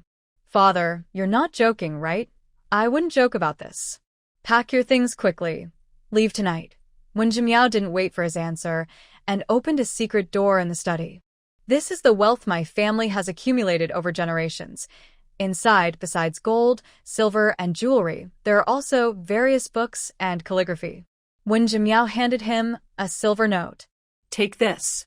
It's light, so bring more. Sew it into your clothes lining for safety. With these silver pieces, take 2 bars and have the accountant exchange them for broken silver. Remember, outside, be careful of others. Keep your valuables hidden. If someone sees these 2 bars, it might bring you danger. Wen Zhimiao had been outside the capital and knew that many places had troublemakers. His eldest son was smart, but he had not seen the darker side of the world. What he saw was only the city. Don't take the remaining valuable items. They are heavy and will slow you down. Also, change your clothes. Take some of these books and calligraphy. After 2 hours, when Hongmiao finally accepted the reality, he had packed his luggage. Tonight, he would leave with a simple carriage and 2 servants. They were the most loyal people in the Wen family. As night fell, the city gradually quieted. There was less than an hour before the city gates closed. A carriage carefully left the back door of the Wen house. Wen Zhimiao didn't go out to see him off, just watched quietly from behind the door. Wen's mother was very worried. Sir, does Hongmiao really have to go to the ancestor worship? He's about to take the imperial exams. He can't leave the city easily. If he gets sick, shut up, Wen Zhimiao scolded sharply. That is our family's ancestral land. Such a big event as ancestor worship must be done by the eldest son. From today on, don't mention this again. If you do, stay in your room and don't come out. The carriage swayed as it entered the main street. Just before the city gates closed, many people hurried to leave. The carriage lined up in a long queue at the gate. After waiting a long time, it was finally their turn. The city guard simply looked and said, "Your carriage needs to be checked over there." When Hongmiao's heart tightened, he asked through the curtain, "Our documents are complete. Why do we need a check? Just go when I say. No more questions. If you don't want to go, then don't leave." Next, unable to do anything, when Hong Miao had the driver take the carriage to the side. As soon as they arrived, the curtains suddenly lifted. A guard looked coldly at Wen Hong Miao. Trying to run? Tie him up. Hey, you guys. Before he could shout for help, he was already silenced. Around Wen's family, there were long been spies sent by the emperor. Even a fly flying out would be noticed by them, not to mention a living person. The empty carriage left the city. A servant from Wen's family saw it go through the city gate and turned to leave. Master, the eldest young master has already left the city. Good. When Jimiao finally felt relieved and was no longer as anxious as before. Go, prepare some good wine and food, and gather everyone at home. Let's enjoy together. Such days might not last long. Enjoy them while you can. 2 days later, the cold northwest wind arrived as expected, howling through the capital. At this time of year, the city was prone to flooding. In previous years, only 3 or 4 places had issues, but this year, after just 1 day of wind, 6 or 7 spots showed signs of fire. Fortunately, the fires were discovered early, preventing them from spreading and causing disaster. People in the city discussed this eagerly. This year's wind is very fierce. My neighbor's house almost caught fire. Luckily, his son was out at night and quickly put out the flames. That's true. We have to be careful. I haven't dared to light a fire for cooking at night. I just eat some dry food and wait out these days. Fortunately, the wind will only for a few days. I've already covered my firewood tightly with oil paper, hoping nothing goes wrong. In previous years, such incidents happened often, but aside from worried citizens, others paid little attention. At the Marquis estate, everyone continued their usual routines. Night fell, and darkness spread like ink. One by one, the lamps went out. Only the study windows still glowed with a faint yellow light. Xia Anren sat quietly in the study, dressed in plain clothes. On the desk before her were piles of letters and calligraphy left by the Marquis. A dark figure, like a night owl, skillfully climbed over the wall. He was agile, tiptoed lightly, and leapt onto a tree, weaving through the dense branches, avoiding patrol guards, and silently approaching the back of the study. The figure reached out, carefully tore open the window paper, and inserted a thin bamboo tube. He gently blew out a faint stream of white smoke. Thank you for sharing your story. Here is the improved version in simple, clear English. Xia Anren was deeply immersed in a letter he was holding, not noticing anything around him. A faint, pleasant scent drifted softly into his nose. He slightly frowned but paid no attention. Soon after, Xia Anren felt his eyelids grow heavier, and sleepiness took over. In recent days, he had been worried about the Duke of Zhenghua and couldn't sleep at night. During the day, he was busy with many chores at his house, and he was very tired. He thought he was just exhausted and felt very sleepy. He stood up, wanting to go back to his bedroom to rest. But as he took a step, his body suddenly went limp, and he collapsed to the ground. He was startled, and a bad feeling rose in his mind. No, if it was just sleepiness, why did he feel so weak all over? And the noise from him falling was loud enough that the guards outside should have come to check. Before he could think further, his eyelids closed involuntarily. Everything went dark, and he lost consciousness completely. Creak! The sound of a door opening was loud and sharp in the quiet night. A shadow slipped into the study. It crouched down and carefully searched Xia Anren's body, quickly finding a set of keys. Among them, one key was special, with strange jagged edges. This was the key to the Duke of Zhengua's storeroom. The storeroom held the family's wealth accumulated over 100 years: gold, silver, jewelry, and rare treasures. The shadow carried Xia Anren and quickly moved him into his bedroom. To make sure he wouldn't wake up, the shadow also struck him with a quick to the head. The storeroom was next to the accounting room, on the side of the study. This was the heart of the Duke's house, guarded closely by many guards. As white smoke spread through the house, everyone fell into a deep sleep. Several shadows silently appeared behind the guards, suddenly reaching out their hands. With a sharp, like a branch breaking in the night, the guards' necks were twisted instantly. They didn't even have time to make a sound before falling stiffly to the ground, cold and dead. About half an hour later, no one was left standing inside the Duke's house. The entire estate was silent. The shadows gathered in front of the storeroom door. The leader opened the door and ordered, "Bring all the valuables to the back of the carriage. Make no noise." Everyone entered one after another. The storeroom, once filled with gold, silver, jewelry, and rare treasures, had been looted completely, leaving only empty shelves and scattered debris. A shadow holding a sword pulled off the cloth covering his face, revealing a cold, expressionless face. This was Jinji. Set the fire. No survivors. With that command, flames quickly spread from all parts of the Duke's residence. In no time, the flames merged into a huge blaze. The bright fire lit up half of the city red. Soon, people in nearby homes were awakened by the sudden fire and heat. Shouts echoed everywhere. "The Duke's house is on fire. Quick, save the fire." But the fire was too big to get close. Officials living on both sides of the Duke's house watched the spreading flames with worry, fearing it might reach their homes. They hurriedly ordered servants to carry buckets of water to fight the fire. But it was useless. Each bucket of water evaporated instantly in the intense heat. The fire showed no signs of weakening. Instead, it grew fiercer with the wind. "It's over. The people in the Duke's house will probably all die inside. Forget about them. Our own safety is more important. Don't let the fire spread to us." The shadows hid at each entrance, quietly watching to make sure no one escaped. The fire burned relentlessly for over 2 hours. It wasn't until dawn that everything in the Duke's house was reduced to ashes, and the flames finally died down. Once a grand and magnificent residence, full of delicate decorations, the Duke's house was now unrecognizable. The entire estate was blackened and ruined.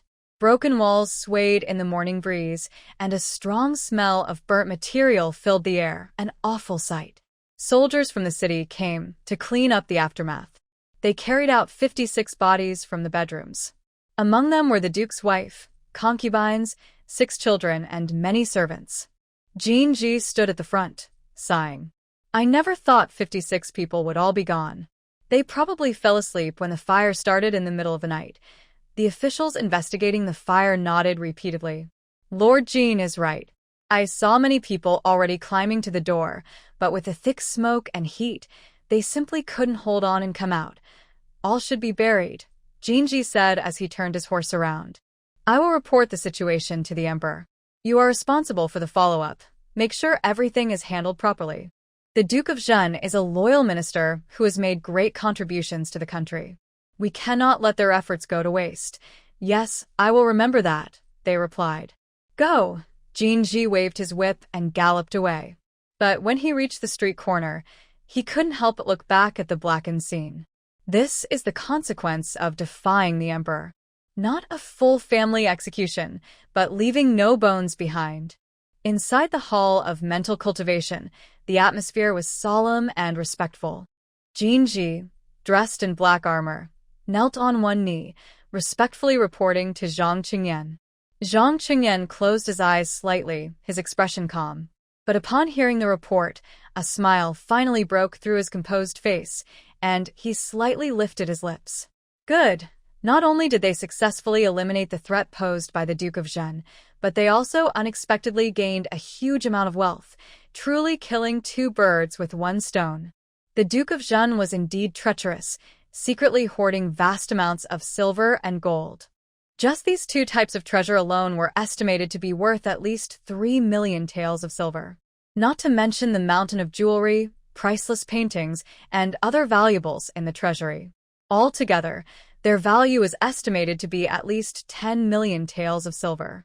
Besides these treasures, did you find anything else?" Hearing this, Jinji took out an ancient-looking token from his sleeve and presented it with both hands. "Your Majesty, this is the Emperor's pardon medal once granted to the Duke of Zhen. It was found in the study. We also uncovered some letters and other items from the Duke's residence." As he finished speaking, Wangda hurried in, followed by a young. Together, they carried a heavy box. Inside, neatly arranged, were various objects taken from the Duke's study. After drugging Xie Anren last night, Jin Ji carefully searched the Duke's residence, leaving no corner unchecked. Once he confirmed there were no secret rooms or hidden chambers, he stopped. Zhang Qingyan reached out and took the pardon medal, casually flipping it in his hand. Even if the Duke of Zhen really came to beg me with this, I would never accept it. The former emperor is the former emperor, and I am the emperor. Times are different now. After saying this, he casually threw the gold medal aside and coldly ordered, "Take it and melt it down." When mentioning the former emperor, Zhang Qingyan showed no respect. During the time when the former emperor was obsessed with women and neglecting government affairs, the image of the once great ruler in Zhang Qingyan's mind had already shattered. In his place was a common man, drained of strength and will by alcohol and pleasure. Such a person was not fit to stay on the throne. Moreover, the former emperor later deliberately allowed his sons to fight among themselves, causing chaos in the court and brothers turning against each other. Those bloody scenes became nightmares he would never forget. Jin Ji finished reporting and, not wanting to stay longer, said, "Your Majesty, the Duke of Zhengua's residence still has urgent matters to handle. I will take my leave now." "Yes, go ahead. You have made great contributions this time. I will reward you generously later. Serving your Majesty is the greatest honor for me." After expressing his gratitude, Jin Ji quickly left. Zhang Qingyan leaned on the bed, feeling much better now that the Zhenghua residence had been reduced to ashes. For years, the Duke of Zhenghua had used his power and prestige to suppress him, the emperor, even daring to interfere in the harem. Now, this major threat had finally been eliminated, and he could no longer pose a danger. Feeling pleased, he flicked his sleeve, stood up, and strode toward the side hall. To show his respect and care for the Duke of Zhenghua, he deliberately placed him next to the Hall of Nourishing the Heart. Inside the side hall, a strong medicinal smell filled the air. The Duke of Zhenghua lay weakly on the bed, his limbs bound, unable to move or speak. Only his eyes could move, filled with fear and resistance.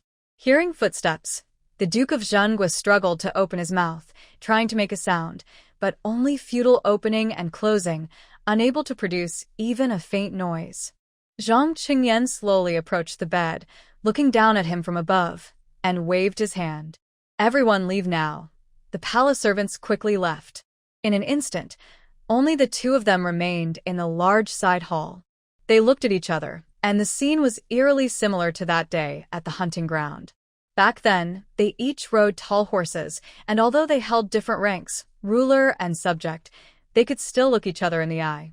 Now, the situation has completely turned around. The winners are victorious, and the losers are defeated. The Duke of Zhenghua, once a powerful noble, has fallen to a helpless state, like a stray dog, lying on his bed, barely clinging to life. "Your Grace, I am here to see you," Zhang Qingyan said, looking at his pale, exhausted face with a sense of satisfaction. "But I have some bad news that I must tell you. A few days ago, a northwest wind blew through the city, causing some areas to flood." Hearing this, the Duke of Zhengua's eyes widened in fear, and he seemed to realize something terrible. Zhang Qingyan spoke slowly. "Unfortunately, your estate was affected too. Last night, a big fire broke out and destroyed the entire house. 56 people died inside, with no one surviving." The Duke of Zhenghua spat out blood and stared at Zhang Qingyan with hatred. His cloudy eyes were full of resentment and unwillingness. His anger was so intense that he seemed ready to swallow Zhang Qingyan alive. "Your Grace, why are you looking at me like that? You know that northwest winds often cause floods. Last night, everyone in your house was asleep, and no one noticed the fire. If they had, maybe some could have escaped." Zhang Qingyan looked into his eyes, feeling even more pleased. "But don't worry and rest well. I have arranged for Jin Ji to handle the aftermath. It's a pity you lost your limbs and can't go to see them off. I will arrange for someone to bury you, and after you pass away, you can reunite with them underground." The Duke of Zhenghua opened his mouth in anger, blood pouring out continuously. 56 people, his entire family, are gone. All of the Xie family members are dead. They died in the fire. How painful that must be. His son, Xie Anren was talented beyond measure, and yet he was burned to death. Seeing that he was about to lose consciousness, Zhang Qingyan called a doctor. Quick, see what's wrong with the Duke of Zhenghua. It's partly my fault for telling him about the flood last night. He shook his head and sighed. But if I kept it from him, it wouldn't be fair. The Duke of Zhenghua stared at Zhang Qingyan with hatred. Seeing his hypocrisy, he wished he could die together with him. But unfortunately, he was now unable to turn his head. The doctors stepped forward to treat him. After a whole hour of effort, they finally saved his life. Zhang Qingyan was very pleased. Good job, everyone. There will be rewards soon. Once the imperial doctors all left, his smile instantly disappeared, and he returned to his usual cold and stern look. Wang Dekai, move the Duke of Zhenghua somewhere else. We don't want him to die here. It's very unlucky. He strode back to the Palace of Restful Heart. As soon as he entered, he saw Bai Wudong. She still looked delicate and dependent, like a little bird. Your Majesty, I heard that the Duke of Zhenggua's residence was flooded. Is that true? Yes, it is, Zhang Qingyan said happily, putting his arm around her shoulders.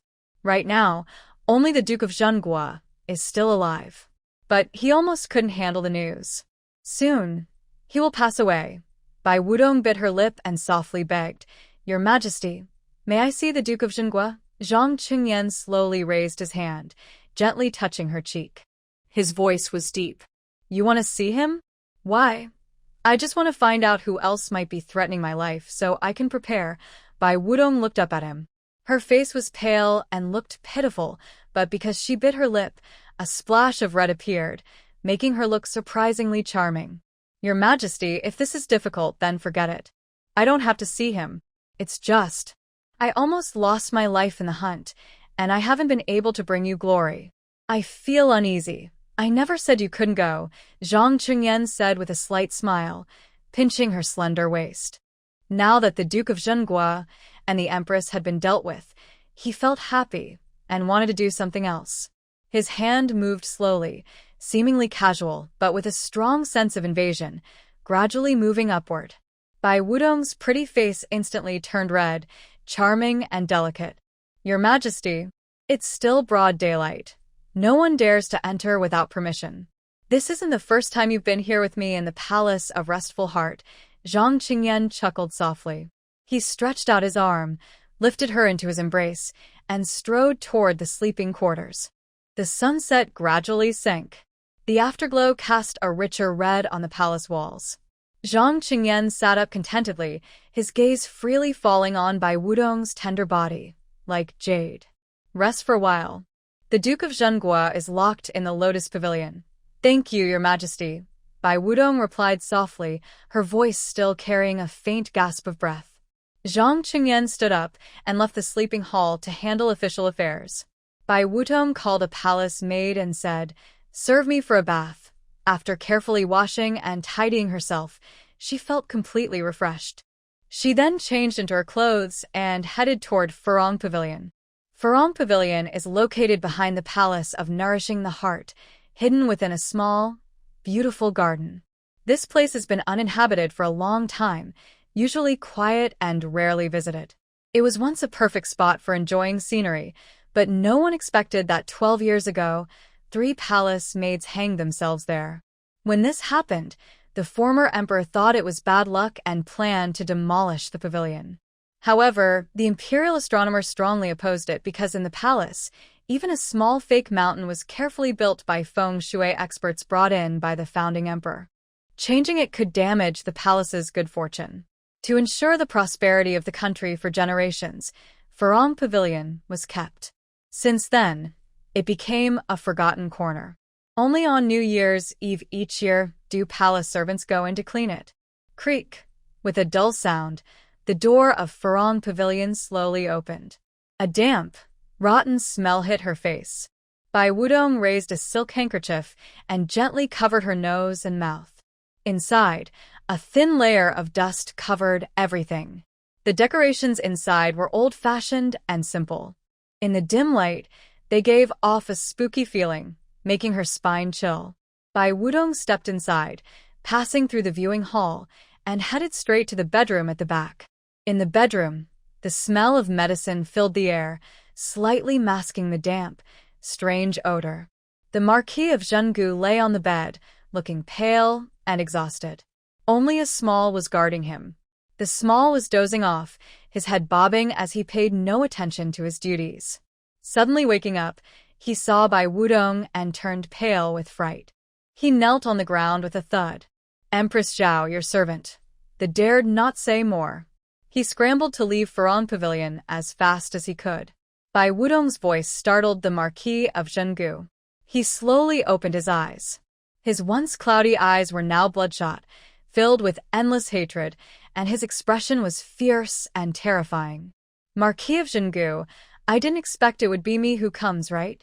Bai Wudong's lips curled into a cold smile. She stepped forward confidently, looking down at his miserable and pitiful state. She reached up and pulled out a hairpin, quickly stabbing it into his shoulder wound. A sharp pain flooded over him. The Duke of Zhengua's eyes widened. His mouth moved but only produced faint, unclear sounds. Bai Wudong clenched the hairpin tightly, her fingers turning white from the force. She turned it sharply, asking, "Does it hurt?" "Good. I entered this palace only to seek revenge. I have always been honest and never provoked anyone. But you? You're so cruel, targeting my child. You deserve to die. You, to satisfy your selfish desires, plotted carefully to take away my son, who I carried for 10 months and raised with hardship. You even wanted to kill me. Look at your current fate. That's the punishment for your evil deeds." The Duke's face twisted in pain, his features scrunched up, his eyes rolled back, and he almost fainted. Seeing this, Bai Wudong showed a cold smile. Finally, she mercifully pulled the hairpin out of his wound, blood gushing out. "Fortunately, heaven has eyes and didn't let your scheme succeed. Duke of Zhengu, you've committed an unforgivable mistake.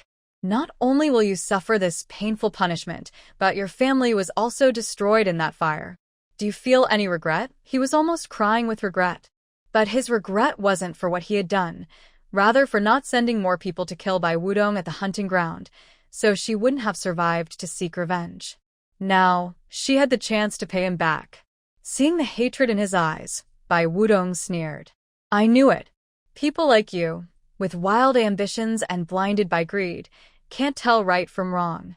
But if you had chosen me instead of the Empress, maybe the ending would have been very different." Her words were like sharp blades stabbing into his heart. He would never admit he was wrong. The Empress was the mother of the nation, a person of the highest honor. Bai Wudong was just a minor concubine with a humble background. Even if she bore the prince, what difference did it make? She would never become Empress. The position of Empress wasn't decided by the Emperor alone. The ministers in the court played a crucial role. White Wudong vented her anger, and her fury eased a little. She decided not to waste more time. "Duke of the state, I am giving you a chance now. If you agree to my conditions, I will leave your body intact and allow you and your family to be buried together, resting in peace. But if you refuse, don't blame me for being ruthless. You will end up exposed in the wilderness, eaten by wild dogs and wolves, and your family will suffer a tragic fate, shattered and scattered."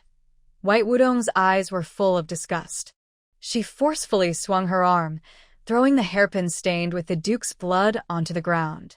She then stepped down hard with her foot. The beautiful, colorful shell of the hairpin shattered instantly with a crisp sound. The broken pieces scattered everywhere, like the shattered fate of the Duke of the state. White Wudong held herself with the dignity of a noble consort. "Don't think I'm just talking. I survived the dangerous hunt because I have support behind me. Since you dare to attack me, I have the ability to follow through." The Duke of the state lay on the bed, using all his strength, but he couldn't even move a finger. His eyes nearly shot fire, filled with hatred and anger. He desperately wanted to rush forward and strangle this contemptible woman. "It seems you don't want to agree? Fine, just wait and see. Isn't your eldest son the most important to you? I will use his bones for a ghost marriage, allowing him to be buried with a concubine who died shamefully after cheating outside. The Duke of the State's eyes widened in shock. He couldn't believe that this usually delicate and gentle woman could speak such cruel and vicious words. Though he was full of resentment and hatred, he could only slowly close his eyes. When he opened them again, besides his hatred, there was also a layer of humiliation. It looks like you've agreed. Very well. Besides you and the Zhou family, who else wanted to kill me? If I name someone, blink once. If not, don't move. The Duke of the State slowly blinked, indicating his agreement. The Wen family, were they involved? He blinked again. So it was indeed the Wen family. White Wudong silently noted, a cold glint flashing in her eyes. At first, she only had a grudge against Wen Qian. It was a personal feud in the palace, not involving the entire Wen family. But now that the Wen family was involved in the assassination, she wouldn't hold back anymore.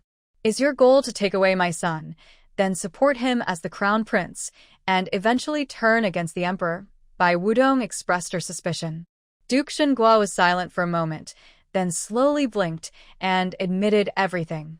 Your ambitions are quite grand, training a puppet emperor and then becoming the regent. Before Bai Wudong finished speaking, a faint sound of footsteps came from outside. A hurried girl, Chon'er, rushed in. Your Majesty, that lady from the Wen family heard that Duke Xinghua is here recovering from illness and has come over. She's waiting at the door now. Bai Wudong frowned. Why did she come? Even if the Wen family and Duke Xinghua are on good terms, Wen Qian shouldn't have come so rashly. Forget it, I will go out and see. Bai Wudong's expression returned to calm as she stepped out of the Lotus Pavilion. Wen Qian wore a veil and a simple blue dress. She looked much thinner than before, and a gentle breeze made her appear delicate and pitiful. If her face hadn't been damaged, her appearance alone might have stirred the emperor's sympathy again. Empress Zhao, Wen Qian bowed respectfully. Why did Sister Wen suddenly come here? Wen Qian looked through the thin veil, her eyes fixed on Bai Wudong's face. With the veil covering her, she showed no hiding her resentment, but her voice remained respectful and gentle. Empress Zhao, I heard that Duke Xinghua is here recovering from illness, so I wanted to come and visit. As a consort, you shouldn't casually visit officials. Or is there some special relationship between you and Duke Xinghua? Wen Qian, hearing this, bowed again and lowered her head slightly. Empress Zhao, I have no special relationship with Duke Xinghua. Before entering the palace, I only saw him a few times. I respect him, so I wanted to come and see him. I see. You are quite thoughtful. Very well, go ahead. Bai Wudong smiled and stepped aside. Her straightforwardness surprised Wen Qian. Shouldn't she stop her? Or take the opportunity to slander her further? If there was no strong reason to come, Wen Qian wouldn't want to have anything to do with Duke Xinghua. Although the emperor handled the affairs of Duke Zhenggua's household efficiently, the mysterious water leakage incident still seemed suspicious everywhere. This excuse might fool ordinary people and hide the truth from the general public, but it cannot deceive the wise officials in the court or the clever concubines in the palace who are full of schemes. Wen Qian had previously sent a letter to her family asking for details about this matter, but she has not received a reply yet. Normally, to be safe, she shouldn't get involved in this mess.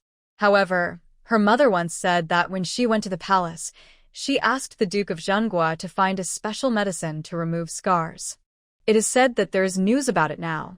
If the Duke of Zhenghua is safe, he should bring back accurate information after returning from the autumn hunt.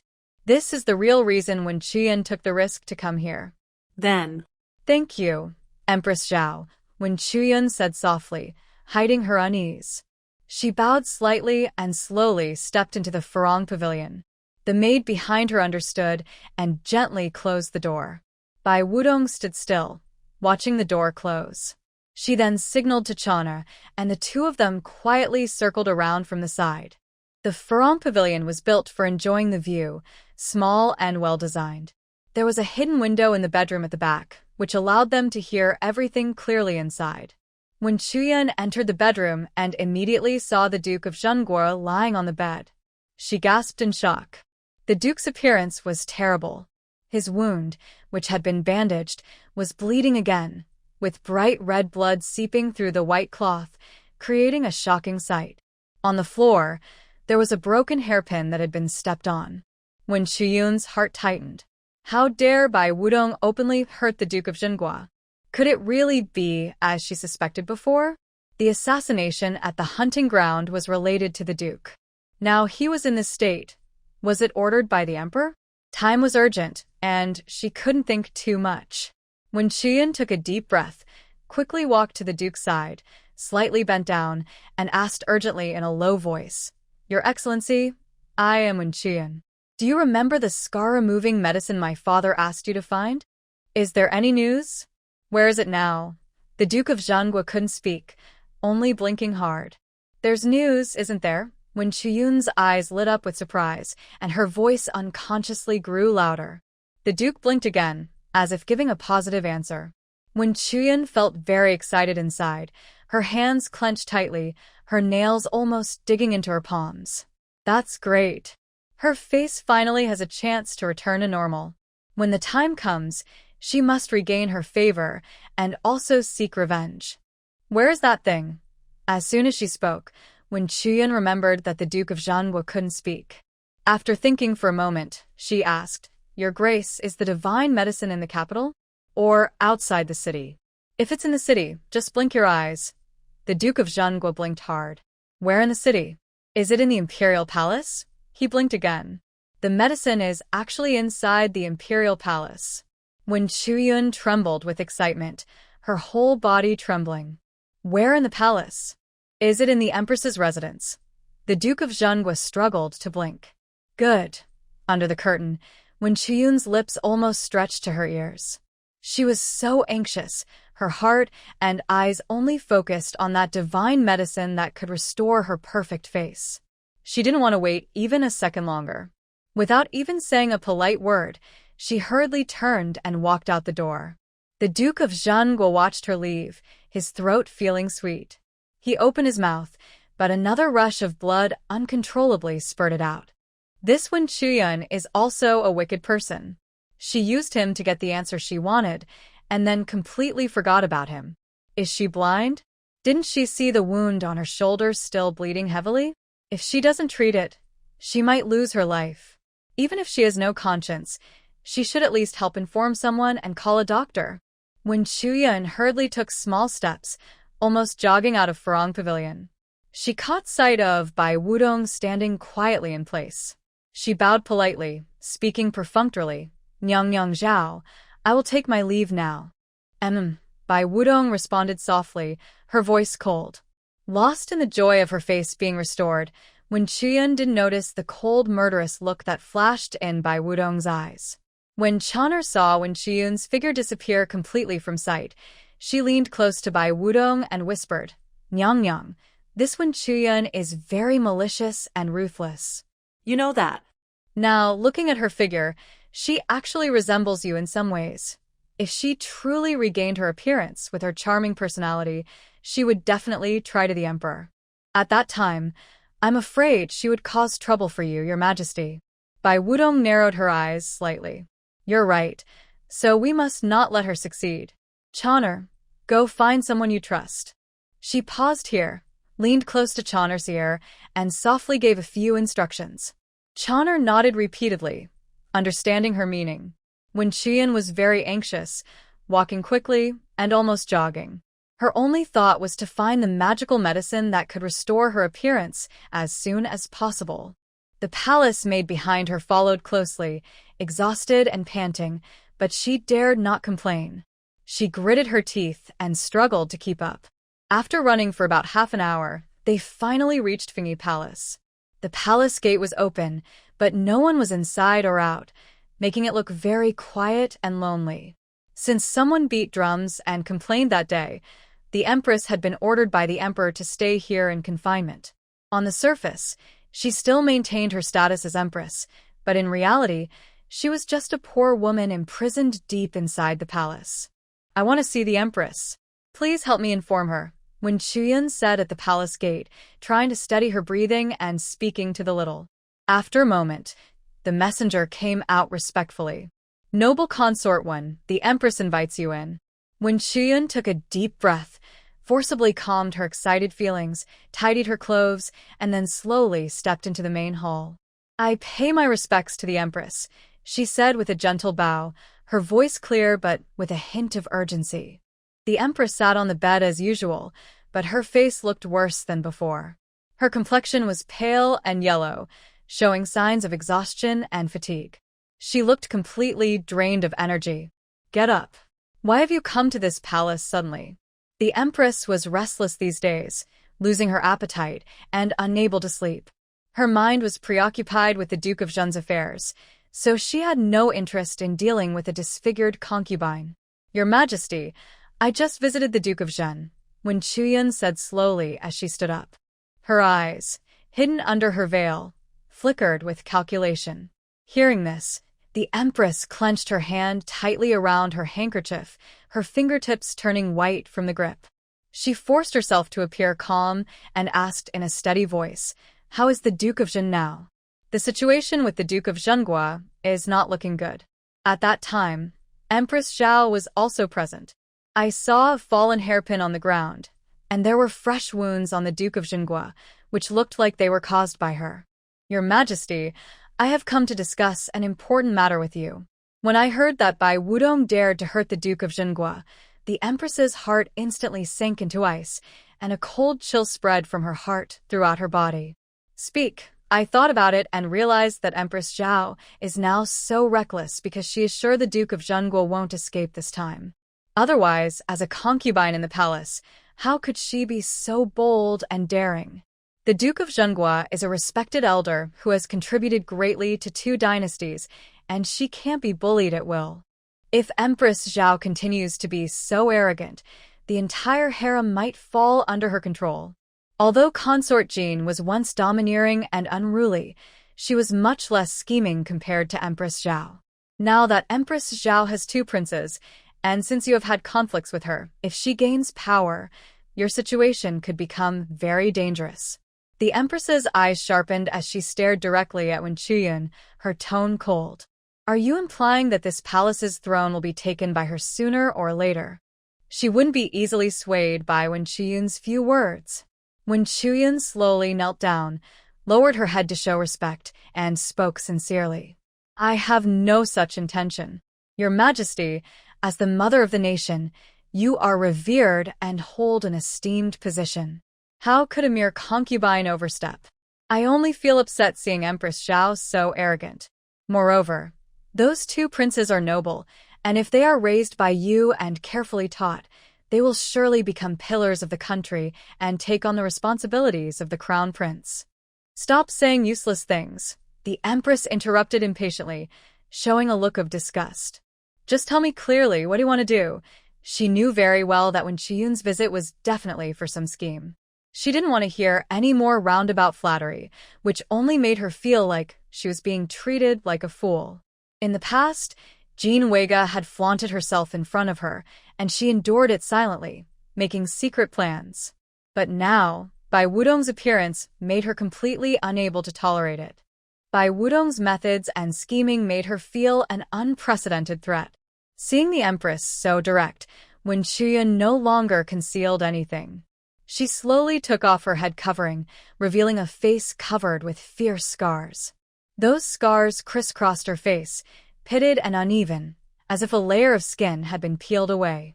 The scars covered her cheeks, making her look shocking and frightening. The Empress, Lady Wen, once begged the Duke of Zhenghua to find a magical medicine that could restore her appearance. If I can fix this face, and with my past experience of bearing a dragon heir, your Majesty might favor me again to expand the royal bloodline. As she spoke, she bent down, almost touching the ground. Your Majesty, if you are willing to grant me this magical medicine, I will be loyal to you in the future and follow your commands.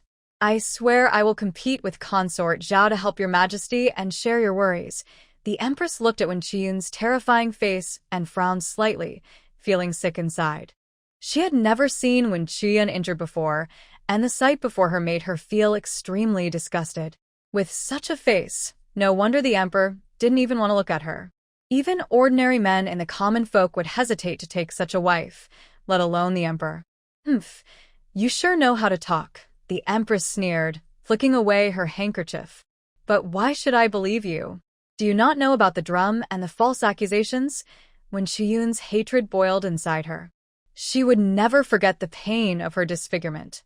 But right now, she could only endure the humiliation because she knew that only by getting the magical medicine could she have a chance to turn things around. Your Majesty, if I were in your position, facing a concubine pregnant with a dragon heir, I would make the same choice. The harem is a fight between winners and losers. If I lose, it's only because I am not good enough. You shouldn't blame me. Your Majesty, what more must I do to prove my loyalty? Loyalty. The Empress softly repeated the word, a mocking smile on her lips. This was a huge joke. In this deep and endless harem, where could there be true loyalty? Everyone is driven by desire. Whenever they see a chance, they will climb over others and fight ruthlessly for the emperor's favor. Even sisters born from the same mother can turn against each other and betray one another. Family love is fragile in the face of power and greed, as thin as paper, easily torn apart. And she herself was the main cause of Wen Chuyun's disfigurement. Such deep hatred is dangerous. Keeping Wen Chuyun close is like sharing a bed with a poisonous snake. At any moment, she could be bitten back. The Empress Dowager looked down at Wen Chuyun, her gaze cold. She saw the scarred face that looked especially ugly and said casually, "If you become pregnant again and give birth to a son, you must let me raise him." "Are you willing?" "I am willing," Wen Chuyun almost blurted out her answer without thinking. How could a child compare to her appearance? As long as she could regain her beauty and win the emperor's favor again, she was willing to sacrifice anything, even a child. "I was just speaking casually. I didn't expect you to agree so quickly," the Empress Dowager said, her mind now truly moved. She no longer wanted Bai Wudong's child. Now that the Marquis of Zhenghua has fallen, she was worried her plan might fail. If things got exposed, she might suffer the same tragic end as the Marquis, which could be her future too. Wen Chuyun was the second consort in the palace to have been pregnant. If she became pregnant again and willingly sent her child over, the emperor, seeing her still as the empress, probably wouldn't refuse. The Marquis of Zhenghua had previously sent her a special medicine and specifically told her to give it to Wen Chuyun. She didn't want to give it then, and now that the Marquis was in trouble, she wanted to keep it even less. But if the benefits were tempting enough, giving it wouldn't matter. However, that alone wasn't enough. She needed more leverage to fully control Wen Chuyun. Fortunately, there was a perfect opportunity right at hand. "Consort Wen, do you know who was behind the assassination of the Zhao consort?" Wen Chuyun blurted out. It was the Marquis of Zhenghua. "No, it's not just the Marquis. It also involves your Wen family." Hearing this, Wen Chuyun suddenly looked up, her eyes wide with disbelief. "That's impossible. Do you think I could be lying?" "It's true. The Marquis of Zhenghua was the mastermind, but the killers were sent by both his family and the Jin family. The emperor has punished the Marquis, but hasn't touched the Wen family. Do you think he knows everything?" She knew well that even with the power of the Duke of Zhenghua, such a fate was inevitable. If the emperor found out that the Wen family was involved, they would surely face disaster. The empress glanced at the carefully polished jade pendant and smiled meaningfully. The fire at the Duke of Zhenggua's residence was no accident. It was the emperor's doing. He can hide things from the world, but not from me. Jin Ji from the Jin family is a key general in Durong. In a month, when it's cold and the land is frozen, the barbarian tribes on the border will likely stir. Jin Ji will lead the army to fight. So, even if the emperor knows about Jin family's involvement, he won't easily punish him because Jin Ji is too valuable, but the Wen family is different. Your father's position isn't irreplaceable, and he isn't as important as Jin Ji. Once the emperor learns the truth, your family will be in great danger, the empress said calmly, giving a subtle signal to the maid beside her. The maid understood immediately and quickly entered the inner chamber. Soon, she returned with a secret letter. Opening the letter, The familiar handwriting was clearly from the Duke of Zhenghua. This is a message from the Duke of Zhenghua to me. It doesn't mention anything about me, but it details the people involved in the assassination. I will find a good time to let someone outside the palace discover this letter and present it to the emperor. The Wen family will be finished. At this moment, when Chuyan suddenly realized that the empress had seized a handle against her family. She was using this to control her, preventing her from breaking her promise to hand over the prince. The empress continued, "To be honest, I didn't plan to give you the divine medicine at first. If you hadn't come to show loyalty and promised to give the prince to me for raising, I would have destroyed the medicine in a few days. But I have one more condition. If your first child is a prince, that's best. If it's a princess, she must also be handed over to me." Now, the royal bloodline was rare. Whether it was a princess or a prince, it was a crucial bargaining chip for the empress. The princess, though of slightly lower status, could be used for marriage alliances or to attract a suitable husband, expanding her influence. When Chuyan was now caught in a difficult situation. Even though she was unwilling, she had no choice but to agree. She could only grit her teeth and accept. From the moment that secret letter appeared, she was already on the empress's treacherous side. But deep down, she still held a glimmer of hope. When she returned, she planned to use the family's secret code to ask her father whether the information was true. If all of this is just the empress's trick, then once she successfully becomes pregnant, there will be no need to keep her promise. But if it is real, then she will be completely under the empress's control.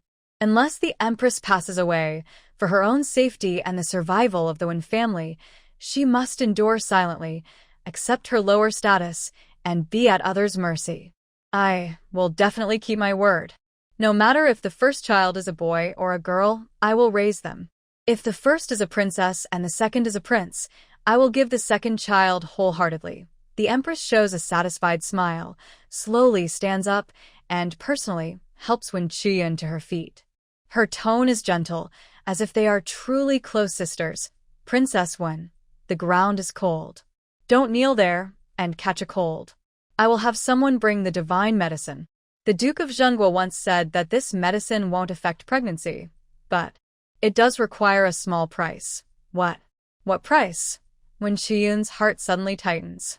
You need to apply human blood all over your body every month, or your skin will become very rough. Human blood.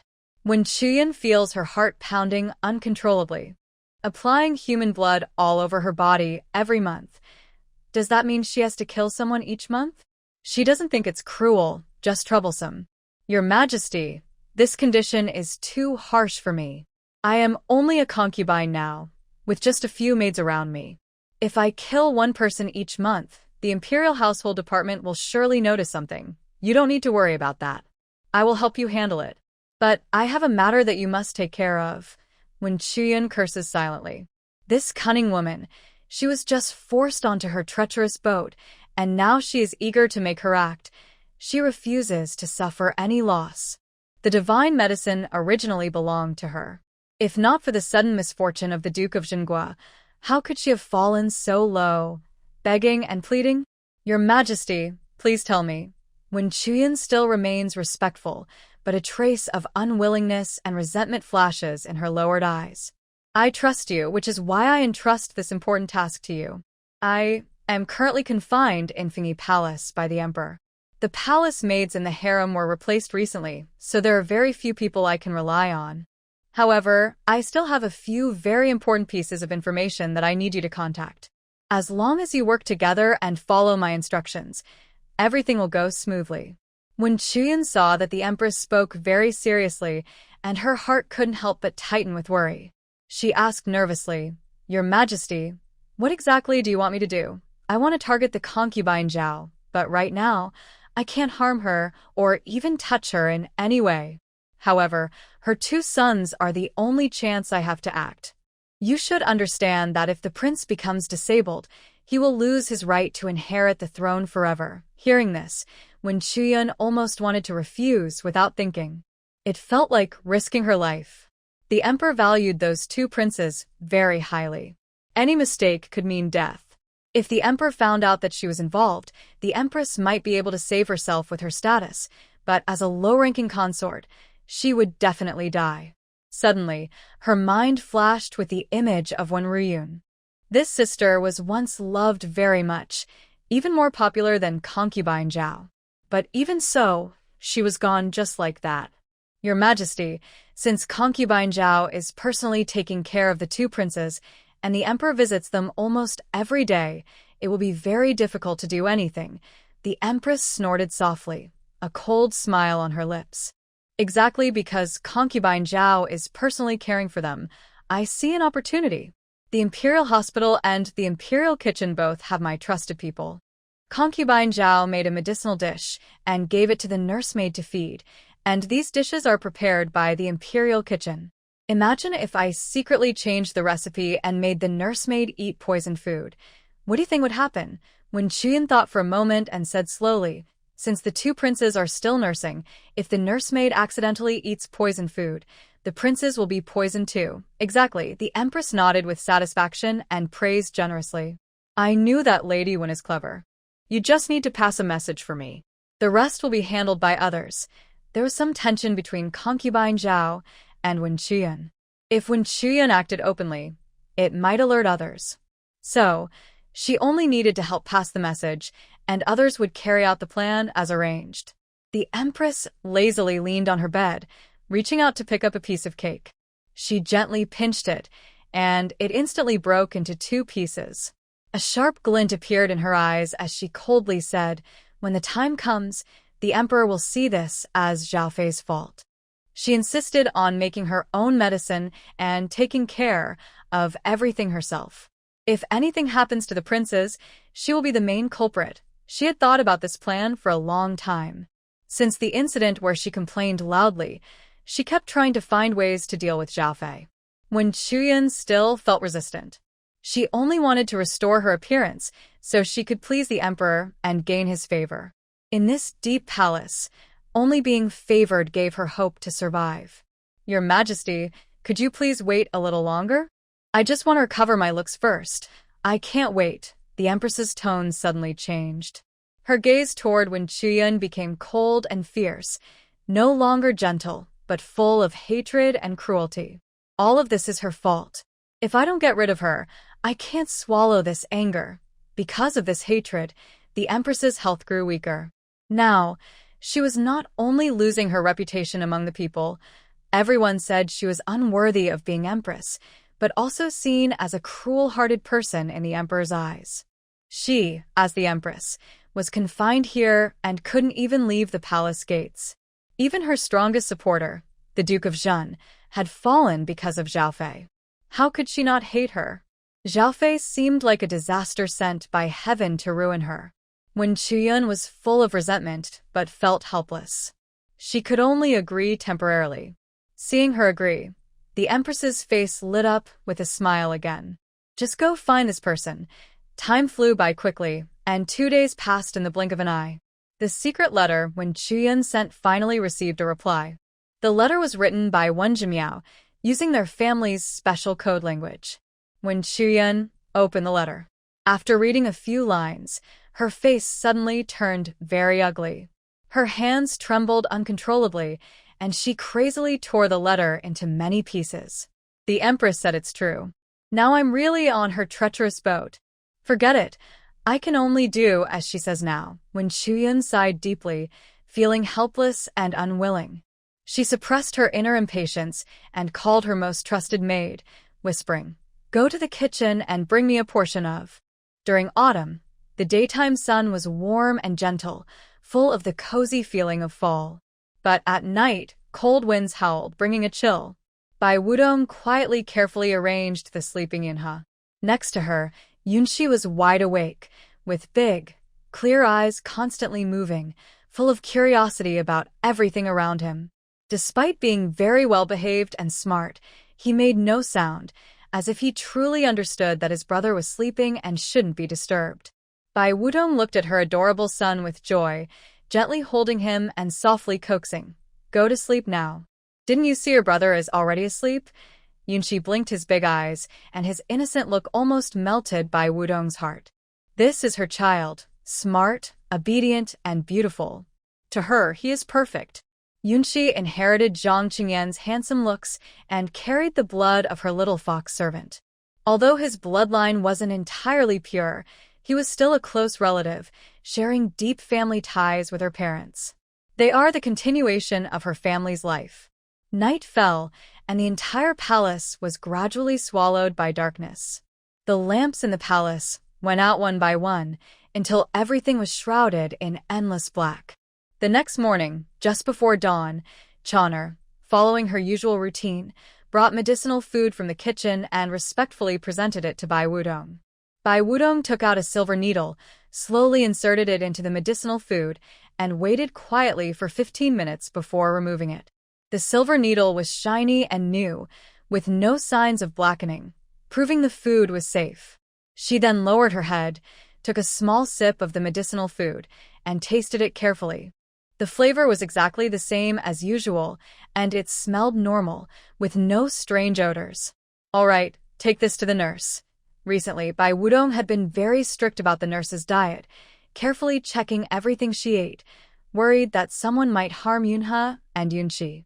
They were the only two princes in the palace, and she knew many eyes were secretly watching them. Although the emperor sent many secret guards to protect them, Bai Wudong still felt uneasy. Inside the palace, the concubines competed for power, and their methods of harming others were endless. There was nothing they dared not do. To keep the children safe, she had to stay alert at all times and could not relax for a moment. Chon'er followed the orders and delivered the medicinal meals to the wet nurse. After the wet nurse fed the two princes, she carried them back to Bai Wudong. During the day, Bai Wudong almost never left the children's side, personally caring for them. Whether teaching them to read and write or showing them beautiful calligraphy and paintings, she did everything herself, not allowing others to interfere. Now, Bai Wudong carefully placed the two children in small cradles and picked up a book. Many of the characters in the book were unfamiliar to her. She was originally just a clever little fox servant, with limited literacy. But to better teach the children and give them a good start, Bai Wudong humbly asked others for help, studying each word carefully and finally mastered the book full of rare characters. Beauty in the world. None compare to nature. Mountains and rivers are magnificent, with towering peaks. Rivers rush forward, with vast waves, flowing endlessly. Yunhe and Yunxi squinted their eyes and giggled happily. On the carved wooden bed, Bai Wudong wore a moon-white silk dress, embroidered with delicate crabapple blossom patterns. The cradle gently swayed with her movements. Her long, black hair was loosely, with a few strands falling beside her snow-white face, making her look even more like a beautiful painting. She had a faint smile on her lips, gazing softly at the two small cradles beside her. Outside the window, golden sunlight shone through the carved lattice, scattering like fine gold threads on her, creating a faint halo around her. The warm atmosphere blended with the sunlight, forming a peaceful and beautiful scene. Zhang Qingyan just entered the inner room and saw this scene. His heart beat faster. Every time he saw Bai Wudong, he felt she was extraordinarily beautiful. Especially after she gave birth to the children, her beauty added a gentle and loving charm, making her even more captivating. Compared to her, the other concubines in the palace looked dull. Even the woman who once made his heart race, Jean Weiga, was not even half as beautiful or graceful as Bai Wudong. Zhang Qingyan quickened his pace and eagerly approached her. He stretched out his arm and gently wrapped his arms around her slim waist. "Your Majesty, you startled me again," Bai Wudong said playfully, but she naturally leaned into him. "Your Majesty, in just over a month, it will be Yin He and Yin Shi's first birthday. We didn't hold a 100-day celebration, so we should have a birthday party, right?" "Of course we should," Zhang Qingyan replied without hesitation. "The reason we didn't have the 100-day celebration was because of the floods. Back then, if we had spent too much, it might have upset the people. To protect the reputation of the Holy King, he thought carefully about many things and dared not slack off. Now that the floods have stopped, I will hold a grand celebration for the first birthday." But just as he finished speaking, Yin He, who who had been smiling and peacefully lying in the cradle, suddenly clenched his small fists tightly and burst into loud crying. "What's wrong?" Bai Wudong was startled and quickly picked him up. She first checked the swaddle wrapped around him. It was dry as usual and not wet. Moreover, the baby had just finished feeding, so he shouldn't be hungry. Before Bai Wudong could figure out what was happening, Shi, who had been curiously watching everything, also started crying loudly. His crying was loud, his face turning red as if he was struggling to breathe, looking very frightening. Bai Wudong was no longer willing to delay. She was anxious and shouted, "Quick, call the imperial doctor." A moment later, several imperial doctors hurried over, their faces serious as they examined the situation. After a careful check, one of the doctors suddenly changed his expression and exclaimed, This is poisoning." Hearing these words, Bai Wudong felt her vision go black and almost fainted. How is that possible? They're still drinking milk. The doctor's sharp gaze made a quick decision. It must be the nursemaid's fault. "Quickly, call the nursemaid." The nursemaid hurried over in panic, kneeling on the ground and kowtowing repeatedly, her voice trembling with tears. "I really don't know what happened, Your Majesty. Please investigate." "I would never harm the little prince." Before she finished speaking, the doctor sharply interrupted her. "Stop talking nonsense. Show your hand." The nursemaid immediately shut her mouth and her hand trembled uncontrollably. Bai Wudong stared at her intently, her heart almost in her throat. She desperately tried to recall everything in her mind, not missing any detail. But she couldn't figure out where the problem was. Since the wet nurse came to Zhaochun Palace, she had stayed here and never left. Besides Chanu and Ingchun, even Yinxing was not allowed to get too close. Every day, Bai Wudong personally checked the children's meals, and the secret guards sent by the emperor were always watching. With such tight security, how could someone have a chance to poison them? The imperial doctor released the wet nurse's hand, looking serious. "Your Majesty, your ladyship, the problem is with this wet nurse. She is poisoned, and the toxin has passed through her milk, causing both little princes to be poisoned as well." Hearing this, Zhang Qingyan immediately became furious, his whole body radiating cold anger. He roared, "Take her away and cut her down immediately." "Wait." At this critical moment, Bai Wudong spoke to stop him. She calmed down instead. Something about this matter felt very strange. If they didn't find out the truth, they would be unprepared in the future, and it could threaten the safety of the children again. She took a deep breath, suppressing her panic and anger, and said in a firm voice, "Don't kill her yet. The imperial doctor, the most urgent thing now is to detoxify her." The wet nurse was temporarily placed aside. The imperial doctor looked serious. He held a silver needle, gently pricking her fingertip. Bright red blood beads dripped into a white porcelain bowl. Next, the doctor began trying various detox herbs, dropping herbal juice into the blood-filled bowl, carefully observing the changes in the blood, trying to find the key to detoxification. This method was slow but the safest, ensuring they found an accurate and effective way to detoxify, avoiding making the poison worse.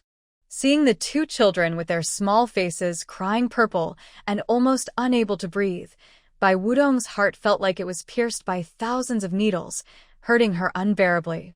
She was anxious and quickly walked to the wet nurse, without hesitation, took some of her blood, and sniffed it carefully near her nose.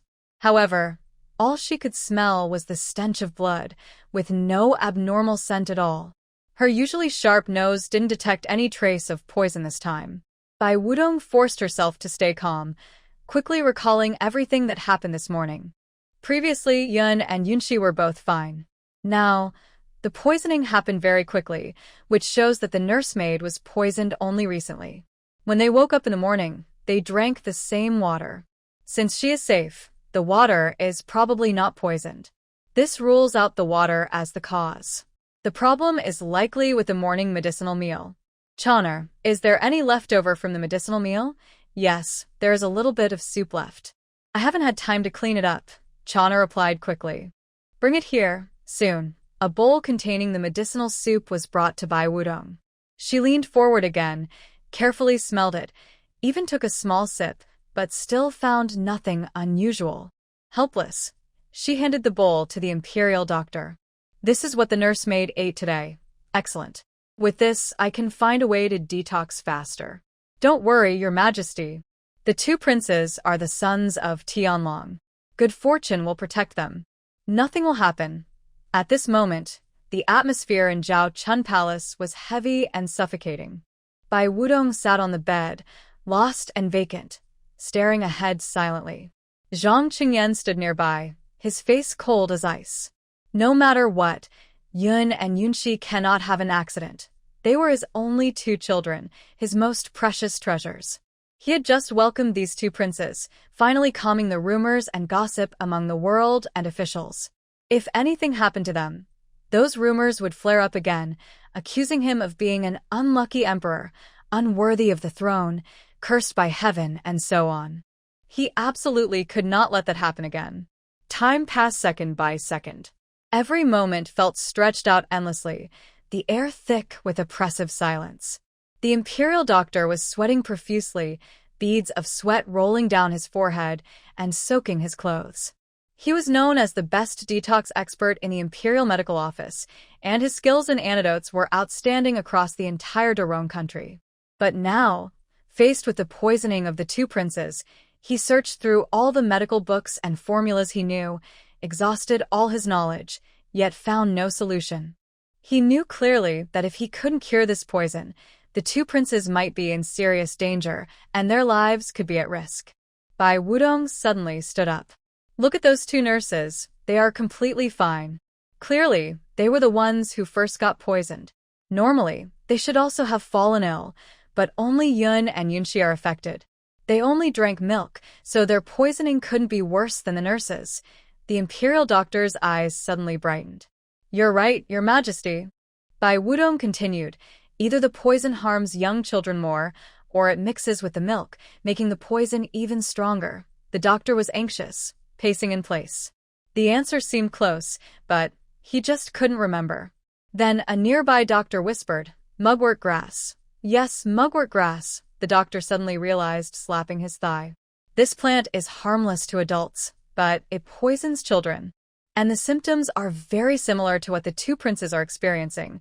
Rapid breathing, difficulty breathing, and a purple face. Are these typical signs of mugwort grass poisoning? Why didn't I think of this before? He felt regretful and quickly wrote a prescription, urging his assistants to prepare the medicine. What is mugwort grass? What does it look like? Bai Wudong asked immediately. Mugwort grass is tall and straight, with stems less than a finger wide, about a meter tall. It's covered in a thin, nearly transparent fuzz. The leaves are feather-shaped with deep, narrow, sharp lobes, and the edges have faint sawtooth teeth. The top side of the leaves is dark green and smooth, while the underside is a bit rough. Hearing the doctor's explanation, Bai Wudong immediately visualized mugwort grass. She had seen this plant before, more than once, but she didn't know its name. The smell of mugwort grass is almost identical to one of the herbs in her medicinal dishes, and their effects are very similar. The only difference is that the herb in her original recipe wouldn't harm infants, but mugwort grass would cause poisoning. No wonder she hadn't noticed anything unusual before. Bai Wudong suddenly felt dizzy, her body swayed, almost collapsing onto the bed. Fortunately, the soft cushion behind her supported her just in time, preventing her from falling. How could she not understand? All of this was aimed at her. The mastermind knew her medicinal recipe very well and even studied it carefully. After she finished writing the recipe, she handed it over to the imperial hospital for safekeeping. The medicinal food was prepared by the imperial kitchen, as it was for the prince, and the person responsible was carefully chosen by the emperor himself. However, despite all precautions, something still went wrong. Someone managed to infiltrate both the imperial hospital and the imperial kitchen, and devised such a sneaky and trace-free way to poison. Probably only the empress could do this. As for Jean Wega, she didn't have such scheming or cleverness. Otherwise, she would have acted against herself long ago, and wouldn't be waiting now. What a ruthless empress. She dares to use such cruel methods. If Prince Yun and Prince Yunxi truly had serious trouble, Bai Wudong would risk her life to punish her without hesitation. Bai Wudong tightly held Chan'er's hand, tears welling up in her eyes. In the end, she realized she was too careless. She thought that carefully checking herself would make everything safe, and that her knowledge of medicinal food would prevent any mistakes. But she never expected the other side to be so sinister and cunning, coming up with such an insidious poison plan. Seeing her lady's guilt and pain, Chan'er felt heartbroken and quickly comforted her softly. "Your Majesty, don't worry. The Crown Prince and the Second Prince are lucky and will recover." At that moment, a hurried and anxious rushed in, holding a medicinal bowl high and shouting, "The medicine is ready." The imperial doctor quickly stepped forward, took the bowl, first tasted a small sip to check for any issues, and only after confirming it was safe, carefully fed it to the two princes. While giving the medicine, he also swiftly took out silver needles, skillfully applying acupuncture to help detoxify. Inside Zhao Chun Palace, everything was silent, with only the sound of needles being inserted. Everyone's eyes were fixed on the cradle. Yunhee's tender crying broke the silence first. Then Yunxi also started crying. Along with their crying, shocking streams of blood slowly flowed from their noses. The blood had turned black and red, flowing freely over their fair, delicate faces, making the scene look terrifying. "Your Majesty, Empress, don't worry. This is a sign that the poison blood has been expelled, which is a good thing," the imperial doctor hurriedly comforted. He quickly picked up a nearby cloth and carefully wiped the black blood from the prince's face. 15 minutes later, the imperial doctor again checked the two princes' pulses. His fingers gently rested on their delicate wrists, and he frowned deeply. After a long moment, he slowly released his hand, but his expression grew even more serious. Zhang Qingyan looked at the worried face of the doctor, and his unease instantly flared up. "Quick, tell me, how are they?" The doctor's voice trembled, and cold sweat appeared on his forehead. He carefully chose his words. "Both princes are heavily poisoned. Although the antidote was given in time, it's still hard to completely remove the poison. Based on my understanding of the toxicity of the zimming grass, I'm afraid." Zhang Qingyan could no longer hold back his anger. He raised his hand and slapped the doctor hard across the face. "Say it clearly. If you dare to keep secrets again, I will cut off your head." The doctor wasn't hiding anything. He was simply too frightened to speak. But now he had to say it. Beside them, Bai Wudong clenched her fists tightly around her handkerchief, her nails digging into her palm, blood seeping out, but she didn't feel the pain. It's likely they will become mentally slow. Even if they don't become foolish, they will only have the intelligence of a 7 or 8-year-old child, and their mental growth will stop. Hearing this, Zhang Qingyan felt dizzy, as if the world was spinning. His legs wobbled, and he seemed to have lost all strength, collapsing heavily onto the bed. Bai Wudong's tears suddenly burst out of her eyes. "You're lying. That can't be true. It can't be." She rushed to the cradle, crying, "They will be fine." She couldn't believe it. Just this morning, the clever and obedient Yunhe and Yunxi had turned into two foolish children. "Go find out." Zhang Qingyan suddenly stood up, grabbed a nearby teacup, and with all his strength, threw it to the ground with a loud crash. The noise startled everyone, who tensed up. "Go check. Anyone who dares harm my sons must die." With his command, the entire palace immediately started to move. Everyone involved in this matter was caught without exception. The chief in charge of the imperial kitchen looked pale and trembling, kneeling on the ground and repeatedly kowtowing, saying, "Your Majesty, I made the medicinal dishes exactly according to the prescriptions sent by the Imperial Medical Office. I did not add anything extra." The chief physician responsible for preparing medicines also knelt and hurriedly explained, "Your Majesty, I have always followed the prescriptions carefully. I checked the medicines many times, and there is no way I made a mistake." Both sides argued, and the situation became tense. At this moment, another doctor from the Imperial Medical Office stepped forward, took out a piece of paper from his sleeve, and loudly announced, "Your Majesty, This is the original prescription for the medicinal dishes prepared for Consort Zhao at the Imperial Medical Office.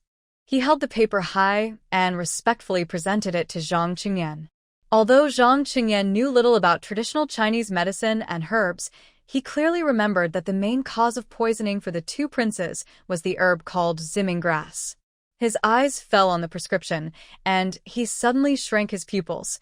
Zimming grass was listed clearly. The doctor from the Imperial Medical Office straightened his back and continued, "I carefully checked the ingredients of the medicinal soup again. After repeated verification, I confirmed that zimming grass was definitely used. I also asked the wet nurses, and they said that the medicinal dishes they have been eating always had this smell. Based on my judgment, if nothing unusual happens, the poison must be from zimming grass." Zhang Qingyan's face darkened like water could drip from it. He slowly turned his head and looked sharply at Bai Wudong, saying each word clearly. "How do you explain this?" Bai Wudong's eyes reddened, tears welling up, but she stubbornly refused to cry. She looked directly into Zhang Qingyan's eyes and spoke with a hint of choking and grievance.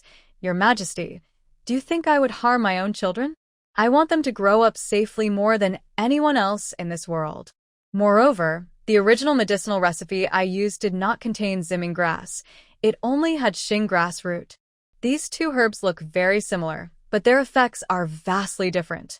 Your Majesty, if I had used zimming grass from the beginning, why having He and Yunqi been safe all along? Why did the poisoning only happen today?" Although Zhang Qingyan was still furious, Bai Wudong's words made sense. He suppressed his anger and looked again at the doctor from the Imperial Medical Office who presented the prescription. The doctor trembled slightly and said, "Your Majesty, I have one thing to say that I must speak. Stargrass and zimming grass look similar, but their effects are different. Unfortunately, few people can tell them apart. Also, unless zimming grass is used in large amounts, it won't cause immediate poisoning. Based on the dosage in the prescription, it is likely that the daily amount was too small, causing toxins to build up over time and only now erupting. This suggests that Bai Wudong is simply lying. Bringing up stargrass is just an excuse to avoid blame. She used zimming grass. This is impossible. Bai Wudong would never give her child something that could possibly be poisonous. Even the slightest chance of harm, she would never consider it." "Your Majesty, I didn't." The imperial doctor was calm. He took out a medical book from behind him and said, "Your Majesty, the book clearly states that zimming grass's toxins are not very strong, but over time, they can accumulate and become very dangerous once they break out." Bai Wudong looked at the book, shocked and angry. This plan was too cruel, carefully calculated in every detail, leaving her no chance to defend herself. Zhang Qingyan frowned deeply, repeatedly reading the medical book and asking several doctors the same questions. The answers were consistent. Yes, it was true. He slowly stood up and approached Bai Wudong. His voice was low, but the coldness in his eyes was frightening. "This is a backup recipe for medicinal food. Your handwriting is on it, written on your paper, and even stamped with your seal. You insist you didn't put zimming grass in it, so why is it there?" I examined it carefully and found no signs of tampering. Bai Wudong burst into tears, overwhelmed with grief and pain that no one could understand. "Your Majesty, this prescription is forged. They only need to copy my handwriting, use my paper, and re-engrave a seal to replace the star root with zimming grass. Your Majesty, how could I harm my own child? Even if I were to die, I would never do such a thing. Then tell me, who did this? It must be the Empress.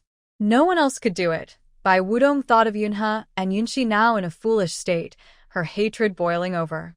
"Your Majesty, please investigate this thoroughly. I refuse to believe she could do it flawlessly without leaving any clues." Zhang Qingyan suddenly raised his hand and slapped her hard across the face. White Wudong only felt her ears buzzing, her vision darkening, and her mouth filled with a bloody smell. She looked up in disbelief, tears flowing like a flood, and cried out more fiercely, "Your Majesty, do you really think I harmed them? Those are the children I carried for 10 months with great effort. They are my heart. I will investigate, but even if you didn't do it, today's disaster is still connected to you. It was you who insisted on personally caring for Yunha and Yunshi, who wanted to prepare medicinal dishes for the nurse to strengthen her, and who insisted on checking every step yourself. But look at what you've done. You cared for them so poorly. 2 healthy children, now turned into simple-minded kids. You don't trust anyone, but have you really done your best? If I had known it would turn out like this, I shouldn't have let you raise them in the first place. Now, with Yunha and Yunshi in the state, have you thought about how the people in the world will talk about me? They will say I am unworthy to be emperor, that I am cursed by heaven. Hearing this, White Wudong felt as if her heart was pierced by countless arrows, shattering into many pieces. It wasn't just because of Zhang Qingyan's accusations, but because of his last words, like a sharp dagger stabbing straight into her heart. She trembled all over, her voice choked with emotion. Your Majesty, why did I have to care for them myself? Isn't it because I was repeatedly betrayed? Not once, but many times. Your Majesty, you once promised to protect me, but what happened? Why didn't you blame those who poisoned and harmed them? Instead, you blame me. If no one harbored malicious intent or ill will, how could all this happen? You care so much about what the world says, but do you care at all about Yunha and Yunshi? They are your own sons, harmed and turned into this state, and yet you only think about how the people will see you. In the past, White Wudong would have been cautious with her words, carefully considering every sentence to avoid angering the emperor. But now, she simply couldn't hold back. The pain in her heart burned like a fierce fire, almost consuming her, making it impossible to suppress her emotions. She had once naively believed that by letting the emperor see the children every day, strengthening their bond, and even from the moment she was pregnant, making every effort to have the emperor spend more time with them, she could deepen his love for the children. But now, when such a thing happened, he didn't feel heartbroken or worried about the child's situation. Instead, he was concerned about the rumors spreading around. Can those words really shake his throne? Which emperor, during his rule, was never scolded by the people. Yet, in the end, he still sat firmly on the throne. To protect his so-called wise ruler image, he became so cold and emotionless, with no warmth at all. Is his heart really made of stone? Since she became pregnant and the child was born, more than a year has passed. She has done so much, but he still hasn't warmed this cold heart. Princess Zhao is careless in caring for the prince. She is demoted to Lady Zhao. Starting today, she is forbidden from entering Zhao Chun Palace. Without my summons, she must not step out of the palace. Zhang Qingyan said angrily, with cold words. After speaking, he suddenly swung his sleeve and strode away without looking back. The imperial doctors inside the hall saw this and quickly stood up, carefully following behind, leaving in a line. Bai Wudong knelt on the ground, tears flowing freely. As she cried, she suddenly started to laugh. That laughter was full of sadness and self-mockery. She had once naively believed that the emperor's love for Yunha and Yunshi was so deep and genuine. But reality was so cruel. When something happened, the emperor was so decisive that he didn't even want to look at the children, let alone hold them. He turned around and left, as if these 2 children had nothing to do with him. What a heartless emperor. She had always known that love between men and women was fleeting and illusory, and the emperor's affection was like a mirage, unreliable. But she never thought that even the father-son relationship could be so fragile in this deep palace. Thinking about it, she found it laughable. She had once held illusions about this so-called family love. How foolish she was. Madam, Chang'e and Ingchun had already been crying uncontrollably. They hurried forward, trying to help Bai Wudong up. Bai Wudong suddenly pushed their hands away. Everyone leave now. Madam, let the servants stay with you. Don't scare us.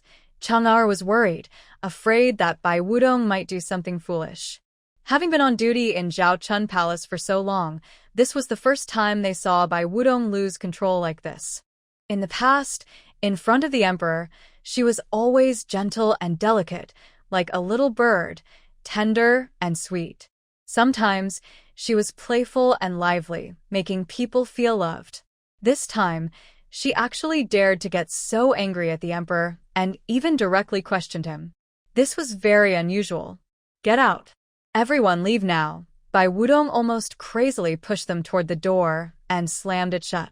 In the cradle, Yunhe and Yunxi had already fallen asleep due to crying and the effects of the medicine.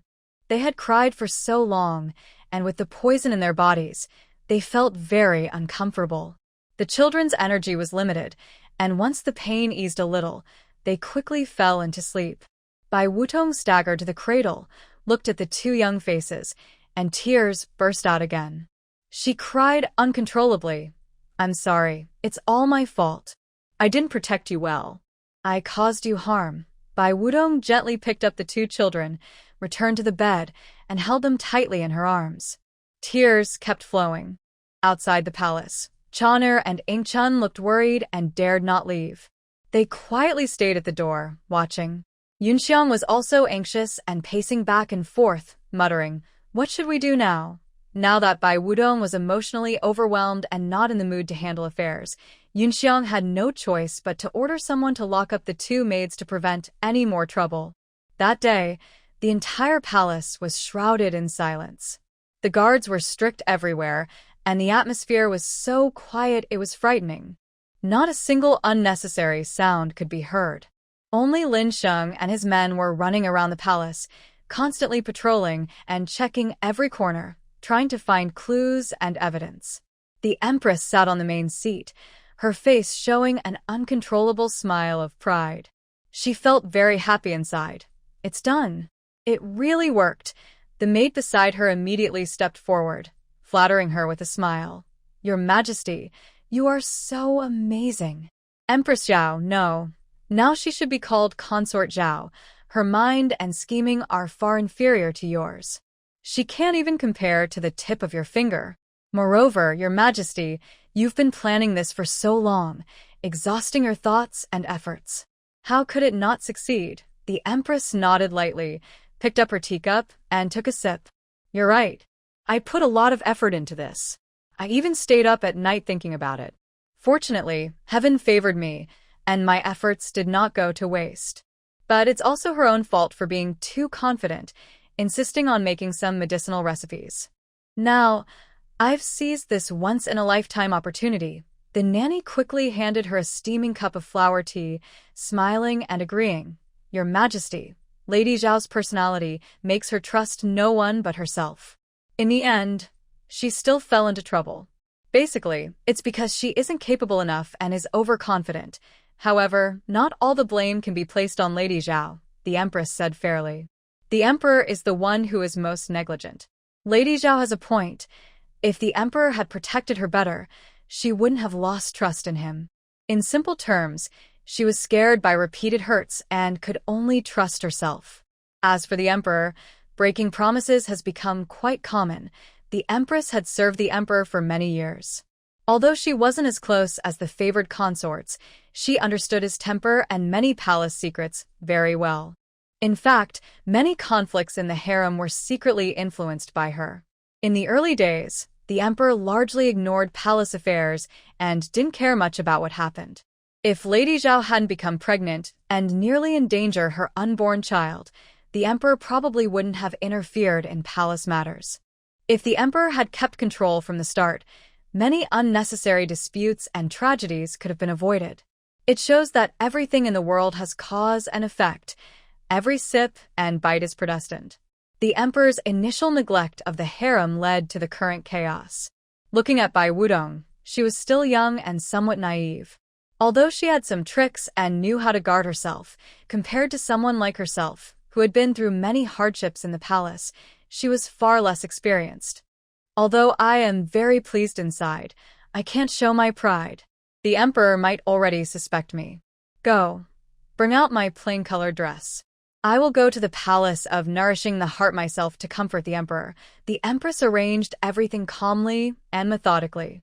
She had already planned everything carefully for what was to come. Recalling the last false accusation incident that ruined her reputation and caused her to lose face, she had learned a deep lesson this time. She was extra cautious, determined not to leave any clues or give anyone a chance to take advantage. Meanwhile, in Wuyo Palace, When Chuyin sat at her dressing table, carefully applying ointment to her face.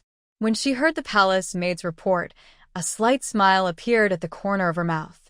Both princes have become simple-minded, and now they are completely out of the line for the throne. Now, it depends on who else in the palace can have a royal heir. She looked at herself in the bronze mirror, feeling a bit happier. No wonder it's called a miracle medicine. In just 2 days, her skin seemed to improve a little. But the change isn't very obvious yet, so she must keep applying it. Once the Empress Dowager is taken care of, she won't be involved. She only needs to wait until she regains her former beauty to win back the Emperor's love and make those who looked down on her and oppressed her regret it. Right now, the palace is full of concubines secretly watching the drama. Everyone is talking about Concubine Zhao and the 2 princes, but only Duan Chunru feels truly sad. She has always liked Yunhe and Yunxi, the 2 children. Worried, she went to the Zhao Spring Hall but hesitated, afraid to go in without thinking. She quietly asked the guard at the door, "Xiaoningzi is my sister." "Okay?" Xiaoningzi looked worried and sighed helplessly. The Empress is not doing well and has been crying inside. "Lady Duan, you should go in and see her. Maybe if you go, she'll feel better." All right. Duan Chunru took a deep breath and slowly entered Zhao Spring Hall. Just as she reached the door of the inner room, she heard muffled crying. "Sister, your younger sister is here to see you," she softly called. After a while, the voice inside finally came out hoarsely, "Come in." Duan Chunru gently pushed open the door and saw Bai Wudong sitting listlessly on the bed, holding Yunhe and Yunxi tightly in her arms. Her once bright and charming almond-shaped eyes were now swollen like walnuts, her face pale and bloodless, her complexion extremely bad, as if she had aged several years in an instant. Seeing this, Duan Chunru's eyes couldn't help but turn red. She quickly stepped forward, took Bai Wudong's hand and comforted her. "Sister, don't cry. There might still be a way. We can definitely cure the 2 little princes." Bai Wudong, as if clutching a life-saving straw, suddenly looked up at Duan Chunru. Her once dull eyes suddenly shone with a glimmer of hope. "Yes, there must be a way. My children are so obedient and smart. Heaven will surely pity them. I believe it." As she spoke, she hugged the 2 children even tighter. Yunhe and Yunxi are already awake, but their eyes lack the usual sparkle and liveliness.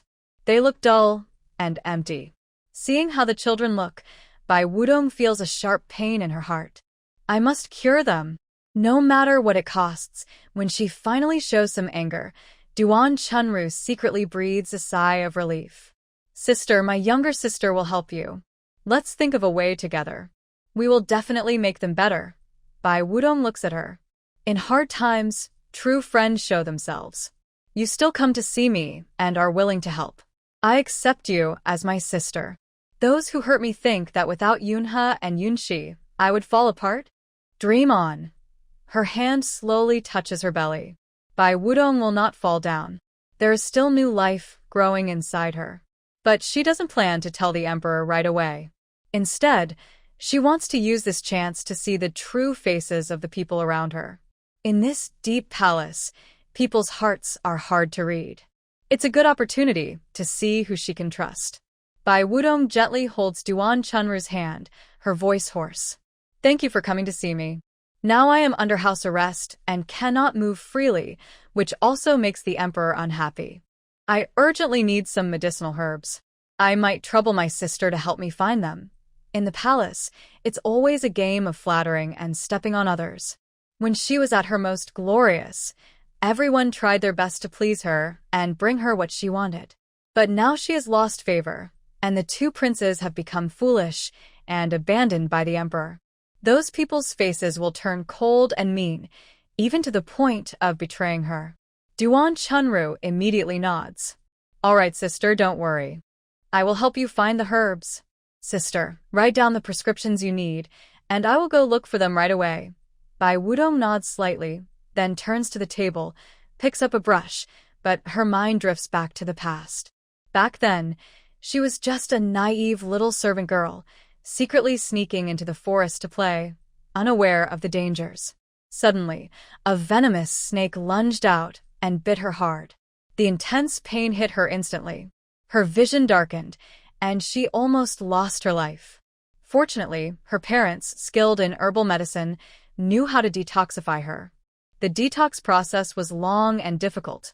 When she woke up again, more than half a month had passed. Fortunately, the toxin left no lasting effects. Since then, Mother often stayed by her side, repeatedly telling her the story. Mother vividly described how she almost couldn't be saved at that time. Her fur color had become dull, and she kept her eyes closed for half a month, looking lifeless. These stories frightened young Bai Wudong so much that she was afraid of that forest for a long time and never dared to go alone again. She also developed an interest in studying herbs, learning from her father and mother. Now, looking back, those memories are still clear in her mind. Bai Wudong frowned in thought, her hand moving the brush over the paper as she slowly wrote down her father's old recipe. She added a few more herbs. These herbs seemed ordinary, but were actually used to confuse others, so no one could steal the recipe. After finishing, she gently blew on the ink to dry it, carefully folded the paper, and handed the recipe to Duan Chunru. "Sister, this is really troublesome for you. This matter is very important to me. I have no other way." Duan Chunru took the recipe. "Big sister, you're too kind. You've always helped me. I've wanted to find a chance to repay you. Don't worry about this small matter. I will bring the herbs back to you as soon as possible." Watching Duan Chunru's figure disappear at the palace gate, Bai Wudong's forced smile instantly faded, replaced by deep worry. She quickly returned to her bed, gently holding Yunhe and Yunxi tightly. "Don't be afraid, Mother is here. Mother will definitely save you." They carried the bloodline of the raccoon slaves, and their physiques should be similar to hers, giving them a stronger resistance to poison. Since the poisoning was recent, as long as she could find the herbs quickly and detoxify them, there might still be hope that they could recover their lively and clever selves.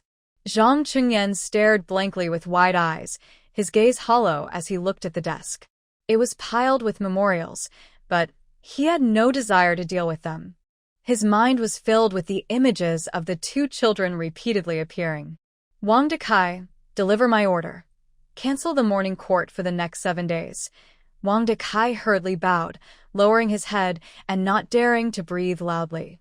He responded cautiously, "Yes, Your Majesty." The emperor had been on the throne for 7 years. During this time, he had endured countless rumors and slanders. Finally, he was blessed with 2 princes. The 2 children were clever, obedient, and very much like the emperor when he was young. Everyone who saw them couldn't help but praise them. But who would have thought that in just a few months, these 2 much-anticipated princes would become simple-minded children? Zhang Qingyan's eyes grew sore and uncomfortable, and he finally had to slowly close them. But when he closed his eyes, the children's faces and smiles became even clearer. It was as if he had woken from a terrible nightmare. He sat up suddenly, his voice hoarse from not speaking for a long time, and muttered to himself, My sons are gone. They were so obedient, never like other children who cry and make trouble. Every time I left court, they would smile. But now, they have become simple-minded children." Wang Dicai saw the emperor in such pain and felt uneasy. He bravely stepped forward and said carefully, "Your Majesty, maybe there is still a way. Perhaps the doctors can think of something, try to find a cure." The doctors said it's useless. They are too young. Even if they try to find a cure, they can't return to how they were before, the emperor replied slowly, then looked out the window at the blue sky. My heart, as emperor, he couldn't show his pain openly, no matter how much he suffered inside. He should be admired by all, a symbol of invincibility, standing firm against any storm. That is what a wise ruler should be. Wang Dicai took a small step forward and added a soft cushion behind him. Now that the emperor was suffering so much, how much grief must Empress Zhao be feeling? But he could only keep these thoughts to himself, not daring to speak of them, afraid of saying the wrong thing and angering the emperor. Zhang Qingyan's inner pain was hard to bear. Wang Dicai, go and bring the tablet. In a moment, the tablet was brought over. He looked at the list of names, growing more silent and restless inside, feeling increasingly annoyed. The Empress's cruel mind and ruthless methods made him feel cold. De Fei and Hui Fei were aging, their beauty fading, and they no longer showed him the warmth they once did. Only indifference. Wen Pin looked ugly, and every time they met, he felt uncomfortable. Ding Jiaoyi was even more calculating, her thoughts written plainly on her face, obvious to anyone who looked. As he looked at the list, Zhang Qingyan suddenly seemed to remember something. His brow furrowed. Wait, I didn't see Jean Pin's name on the list. When Wang Dicai heard this, he felt a sudden jolt in his heart. He quickly bowed and explained, Your Majesty, didn't you previously order Jean Pin to be confined? That's why her name was removed from the list. He secretly glanced at the Emperor's expression, then continued, Later, Your Majesty favored Empress Zhao alone, so we overlooked adding Jean Pin's name again. Zhang Qingyan was silent for a moment. Add her name. I want to go to the Shaoyang Palace to see her. After speaking, he stood up, tidied his robes, and walked quickly away. Madam, the Emperor is here. Jean Weiga, who was resting, suddenly opened her eyes, full of surprise. Really? Really? Truly, Sia's face was flushed, and she was so excited she gestured wildly. It must be that Empress Zhao caused the two princes to become foolish, and the Emperor is angry about it. That's why he finally remembered your kindness. That's wonderful.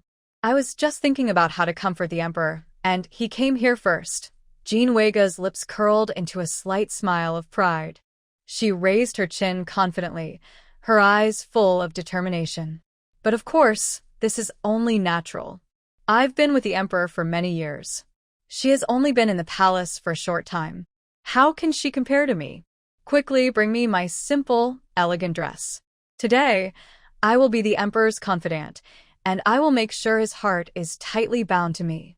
Jean Weiga quickly changed into her clothes and carefully applied a look of tiredness and vulnerability. Then she moved gracefully and stepped out to greet him. From afar, she saw Zhang Qingyan's figure. Her eyes instantly turned red, and her voice trembled with tears. Your Majesty, she deliberately shed 2 tears at just the right moment, looking pitiful. I know your heart is heavy. How could I not feel the same? Those are your Majesty's own children. How could heaven be so blind? Seeing Zhang Qingyan's lips pressed tightly, she immediately threw herself into his arms, her voice charming.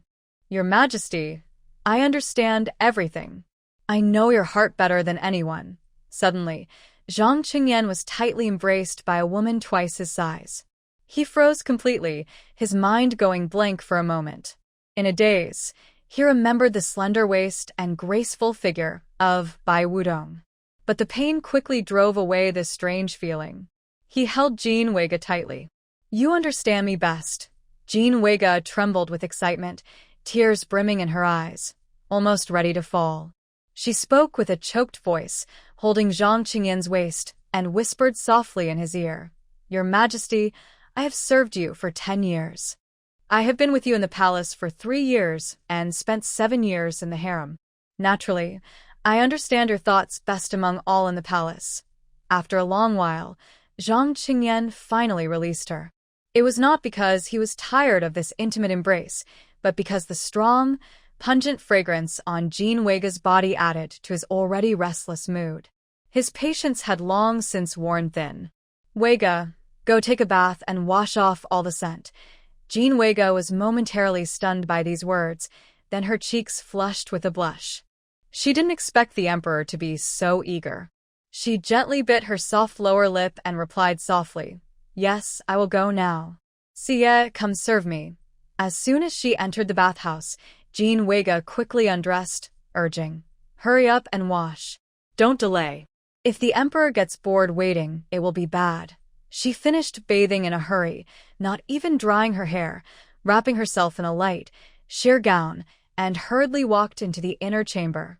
Seeing the Emperor sitting on the bed, she moved gracefully like a lively water snake, coquettishly leaning in and pouting, Your Majesty.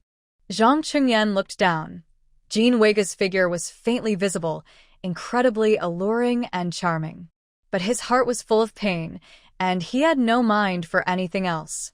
Put on your clothes properly. I am very tired and just want to rest well. Jean Wega felt a bit disappointed, but could only reluctantly comply. Zhang Qingyan lay on the bed, holding Jean Wega's waist, slowly closing his eyes. Perhaps because of her company, feeling a bit comforted, he soon fell into a deep sleep. When he woke again, night had fallen over the palace. Zhang Qingyan massaged his aching temples and sat up. Although his headache had not completely gone, it was much better than before. Jean Wega, with sharp eyes, saw the emperor wake and immediately brought a cup of warm tea respectfully, kneeling on the ground. Your Majesty, have some tea to soothe your throat. Zhang Qingyan took the cup, sipped lightly, and looked at her kneeling and attentively serving him. Suddenly, a memory of Jin Ji's recent great achievement appeared in his mind. He had not only burned down the Marquis of Zhengguo's family with a single fire, but also recovered several million taels of silver for the court. Vega, from today onwards, I restore your position as consort. Thank you, Your Majesty, for your kindness. I knew the emperor would not forget me. Over the next 3 days, Zhang Qingyan stayed overnight in the Rose Light Palace every evening. Once the favored Zhao consort, now she kept her palace door shut and stayed out of sight. There was no news of her in the harem, as if the emperor had forgotten her in a corner. Meanwhile, Bai Wudong paid no attention to the emperor's favor.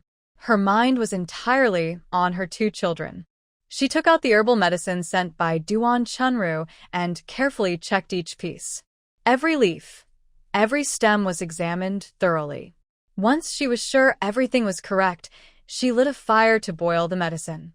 When the medicine was ready, her hands trembled slightly as she carefully poured out the liquid. She dared not feed much, using a small spoon to gently scoop, giving each child only a sip. The bitter taste hit their taste buds immediately.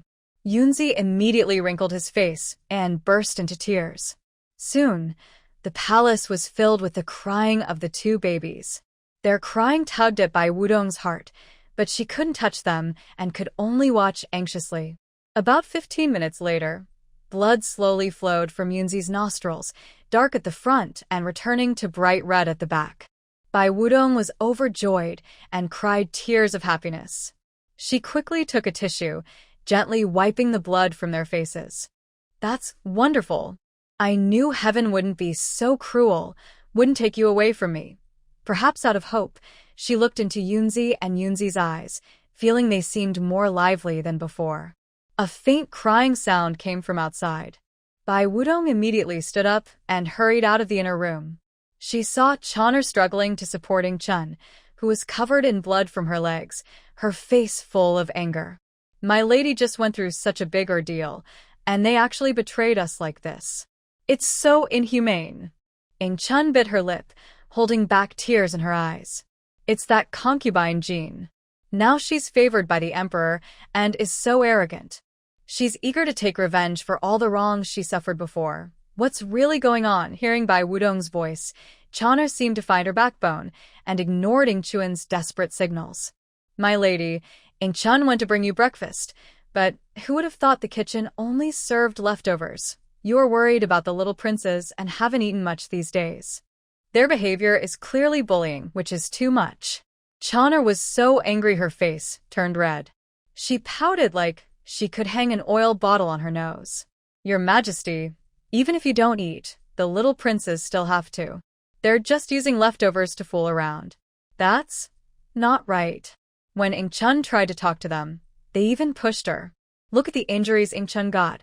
She must have used so much strength. Stop talking. Ing Chun couldn't hold back anymore and shouted loudly. She looked at Bai Wudong, her tones suddenly softening. Your Majesty, please don't worry. I can handle this. There are just some people who follow the wind, afraid of the strong and bullying the weak. I don't believe everyone is so blind.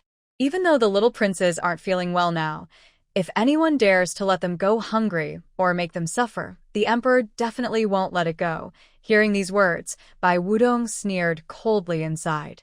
She had already given up hope on the emperor. She didn't love him, Nor did she hate him before, but now, she only felt disgust. Today's matter. She would not let it go. She must get justice. Come, follow me to the imperial kitchen. Chun was so worried, she almost cried. Your Majesty, I really am fine. Please don't go. The emperor is angry now. If you make him angrier over such a small matter, it will be trouble. Whether he's angry or not has nothing to do with me, Bai Wudong said coldly, looking at Chun and Chon'er. She spoke clearly. Chun, Chon'er, listen carefully. From today on, the emperor is no longer your master. Remember, I am. You don't need to consider the emperor in everything. Just follow my orders. Bai Wudong kept Chun behind to tidy up and look after the children. She then took Chana straight to the imperial kitchen. At this moment, many servants outside the kitchen were lining up to get their breakfast. When they saw Bai Wudong, they all lowered their heads, but their eyes showed no respect, only indifference and disdain. Bai Wudong didn't bother to pay attention to these petty people. To her, they were just a bunch of sycophants. She pushed a palace maid aside forcefully and went straight to the front of a line. Where is the head of the imperial kitchen? Call him out. Sorry, Empress Zhao, the head is not here. If you have any matters, just tell your servant, said a standing in front, smiling falsely with a fake smile. Was it you who pushed Chun earlier? Bai Wudong looked at him with a cold stare. The pretended to sigh. Empress Zhao, I really didn't do it on purpose. Chun refused to leave after taking her food and insisted on causing trouble here. We can't delay the other ladies' meals. The ones behind her are all from Lady Jin's group. Bai Wudong suddenly slapped him, making his head tilt sharply. They covered his face and looked up in disbelief. Empress Zhao, why did you hit me? Because you look down on people and don't understand palace rules. Bai Wudong was furious and slapped him again, her hand trembling from the force. They fell to the ground. Now that you see I am out of favor, you dare to act superior? Giving leftovers to the prince? Are you out of your mind? Bai Wudong stepped on the face with a heavy foot. Listen up.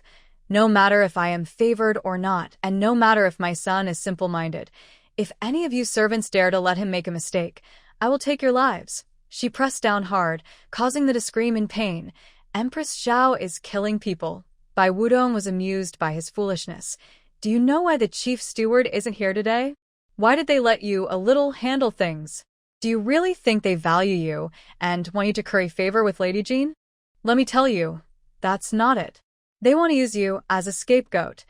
Every word Bai Wudong said was meant to be heard by others, to make it clear that no one should blindly become a tool in others' hands and cause trouble for herself. Take this person away and cut him down. Anyone who has an opinion, come to me. Even if you report to the emperor, I am not afraid. The prince is the prince, and if a servant dares to bully his master, he deserves to die. No, please. The little face turned pale with fear, his legs trembling. He finally realized the danger and begged for mercy, his voice full of fear and despair. Your Majesty, I was wrong. Please forgive me this time. I will prepare the best food for you. Please spare my life. Too late. Bai Wudong coldly looked around at everyone, but no one dared to step forward. All right, since you servants won't listen, I will do it myself. Bring me a sword. Today, she was determined to make an example out of someone. Just a few days after Yunhe and Yunqi's incident, these servants dared to bully them again. If she didn't punish them harshly, what would happen in the future? Empress Zhao, Lin Sheng's voice came from beside her.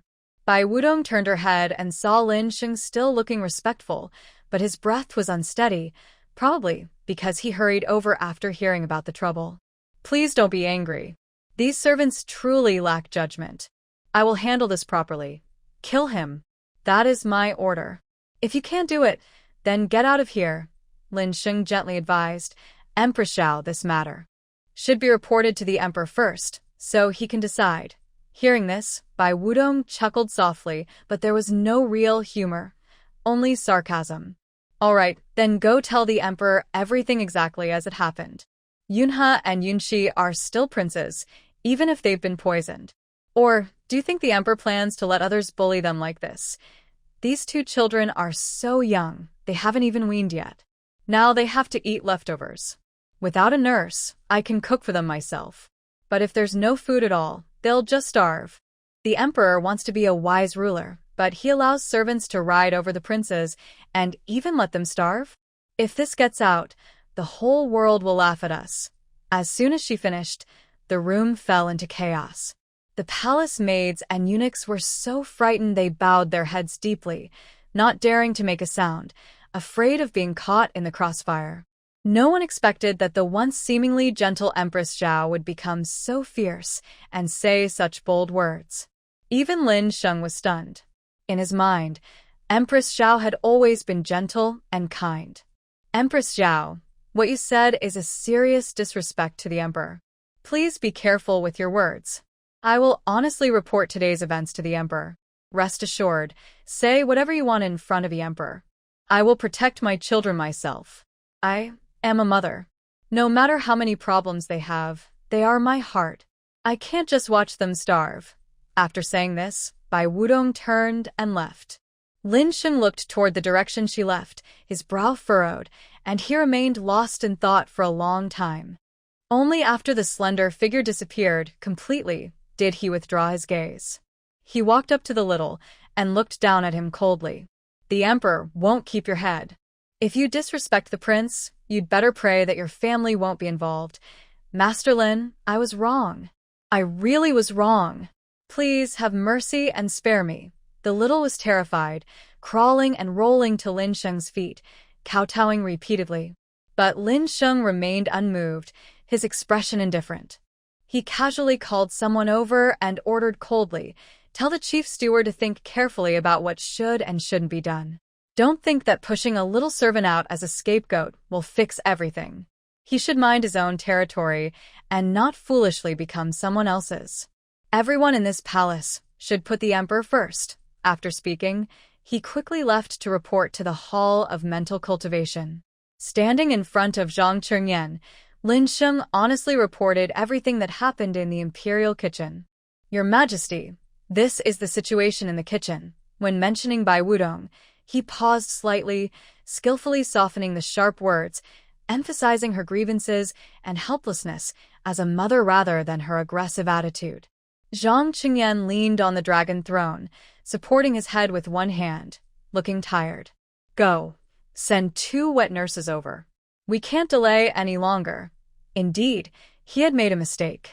Earlier, he was overwhelmed by the deep grief over the 2 princes' foolishness and neglected to find a new wet nurse for the children. Bai Wudong was now under house arrest, her movements restricted. The only person she could rely on daily was a servant sent out to fetch food. This house arrest rule had been passed down since the previous emperor's time. In the past, imprisoned consorts were served meals by palace servants in their residences. But who would have thought that one such consort, after being confined, was secretly bullied by palace maids and died unjustly? The palace maids, feeling guilty, dared not speak out and even deceived the bringing her food. They kept this secret for months without anyone noticing. It wasn't until the former emperor accidentally remembered this consort and personally went to her palace that he found her corpse, long decayed beyond recognition. This tragic event left a deep psychological scar on the former emperor, which led to the rule of house arrest. Zhang Qingyan's face was dark. "Send my orders to the kitchen, informing them that all meals and supplies for the Zhao Chun Palace must be complete and not shorted in any way. Anyone who dares to be so bold as today will be severely punished. As for that reckless, execute him immediately to serve as a warning." Even if my son is foolish, he is still a prince of the royal family. They are all so daring, showing no respect for royal authority. "Yes, Your Majesty. I will carry out your orders." Lin Sheng responded respectfully and withdrew. Not long after Bai Wudong returned to Zhao Chun Palace, the head from the kitchen hurried over, carrying breakfast himself. The food boxes were steaming hot, clearly freshly prepared. Along with him was Lin Sheng. Behind them were 2 kind-looking, neatly dressed nursemaids. The head smiled flatteringly, bowing deeply. "Madame Zhao, I am truly sorry. Today I had to go out for some errands and was not in the kitchen. I never expected that scoundrel to be so bold as to disrespect you." He deserves to die. I have already sternly reprimanded everyone in the kitchen, warning them never to neglect or disrespect you again, or they will face severe punishment. Bai Wudong looked cold, not even lifting her eyelids, giving no special reaction. She simply said calmly, "Place the food there. You may go now. Yes, I will take my leave." The head was overjoyed and quickly left the Zhao Chun palace, moving swiftly. After everyone left, Lin Xing stepped forward and called the two nursemaids over. These two were personally chosen by the emperor, experienced and trustworthy. The two nursemaids immediately knelt and performed a formal bow, saying in unison, "We humbly greet Madame Zhao. Wishing you good health. All right, get up. You may go now," Bai Wudong said plainly, giving a direct dismissal. Lin Sheng hesitated for a moment, but couldn't help but speak again. "Madame Zhao, the emperor has been very upset over the two young princes these days. He hasn't slept well at night. Did he ever come to see Yunhe and Yunqi during these days?" Every day, she and Jin Fei enjoyed themselves in the Yaoguang Palace, singing and dancing every night. She claimed it was to relieve her worries, but in truth, she simply didn't truly care about the children. "Lord Lin, there's no need to say more. I understand," she said. Then, "I will take my leave," Lin Xing said helplessly and turned to leave. As he walked, his thoughts drifted back to the first time he saw Bai Wudong. At that time, she was pure and innocent, with a lovely face, a light and slender figure. Every movement she made was lively and graceful, like a gentle, cute cat. She radiated innocence and beauty, untouched by the world. But now, in just a short time, she seemed to have changed completely. Her gentle and fragile appearance was gone, replaced by sharp edges and a strong presence. Lin Xing couldn't help but sigh deeply, feeling a mix of emotions. Indeed, the harem is a place that eats people. Even the purest person, once inside, can be worn down and changed. Bai Wudong didn't care about others' opinions or gossip.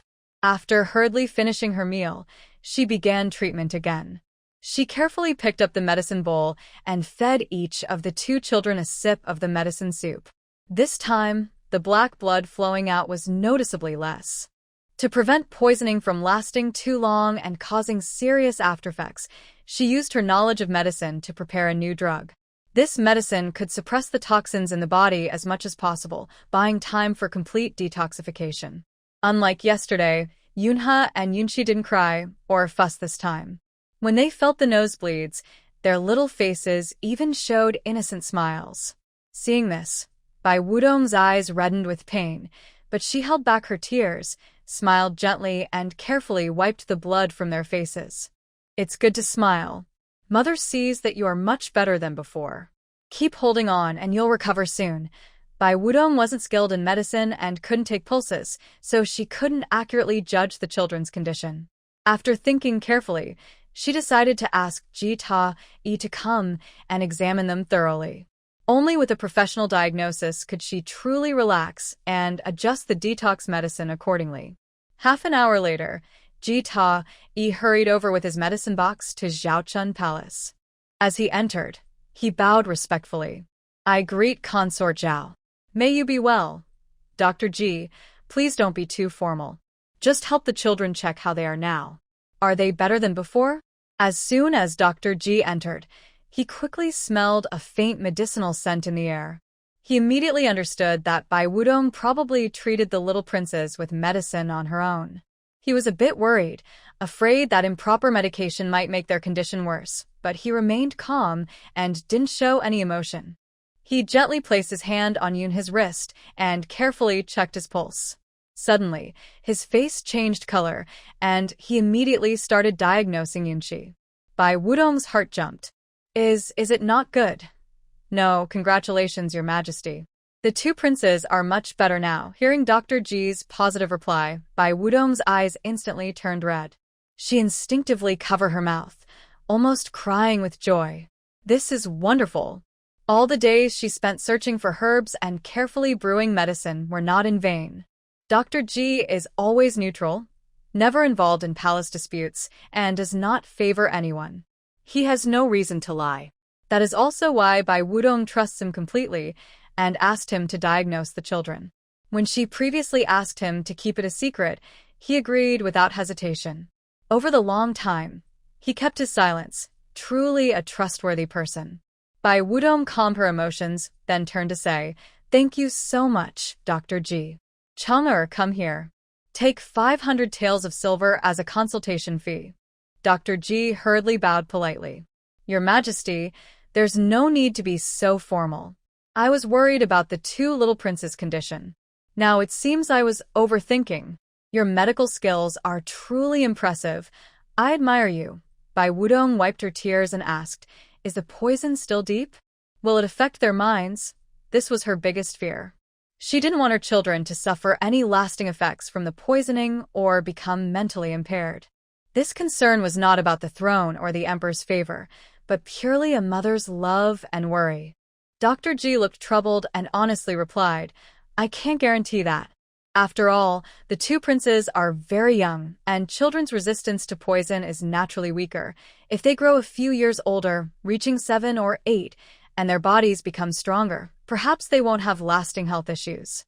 White Wudong thought for a moment and tentatively asked, "Is a child's resistance to toxins at 7 or 8 about half as strong as it is now?" "Probably, but I can't give you a definite answer. Based on my many years of medical experience and the records in medical books, the difference shouldn't be significant.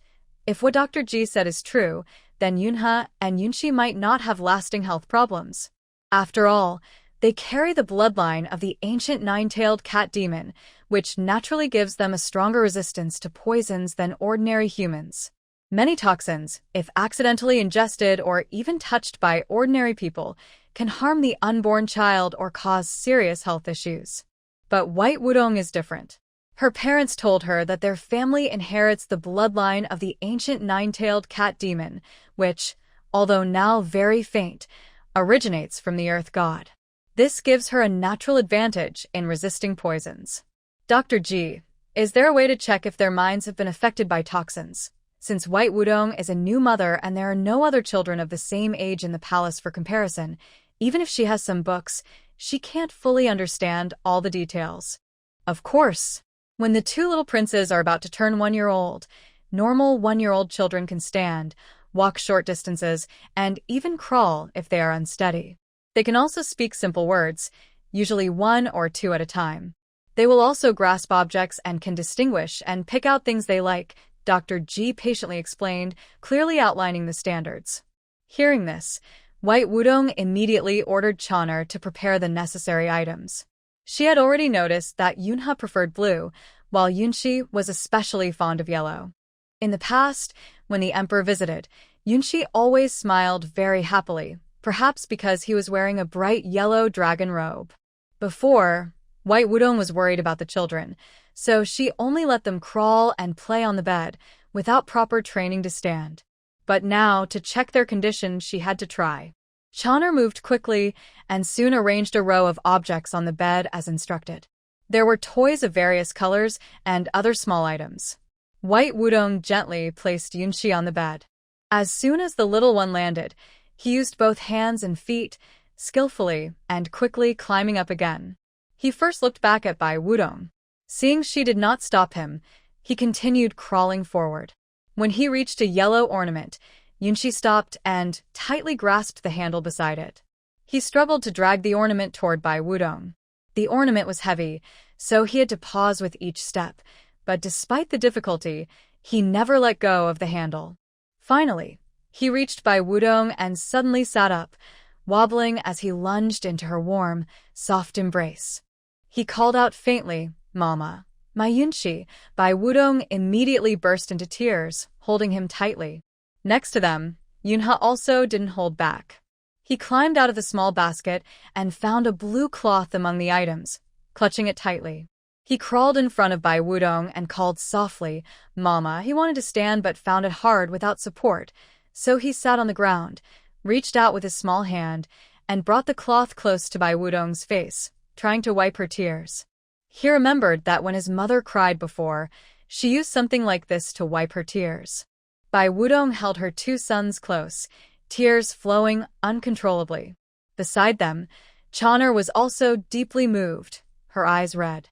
Dr. Ji, who had been practicing medicine for many years, had seen many farewells and suffering, but he rarely saw such a touching scene.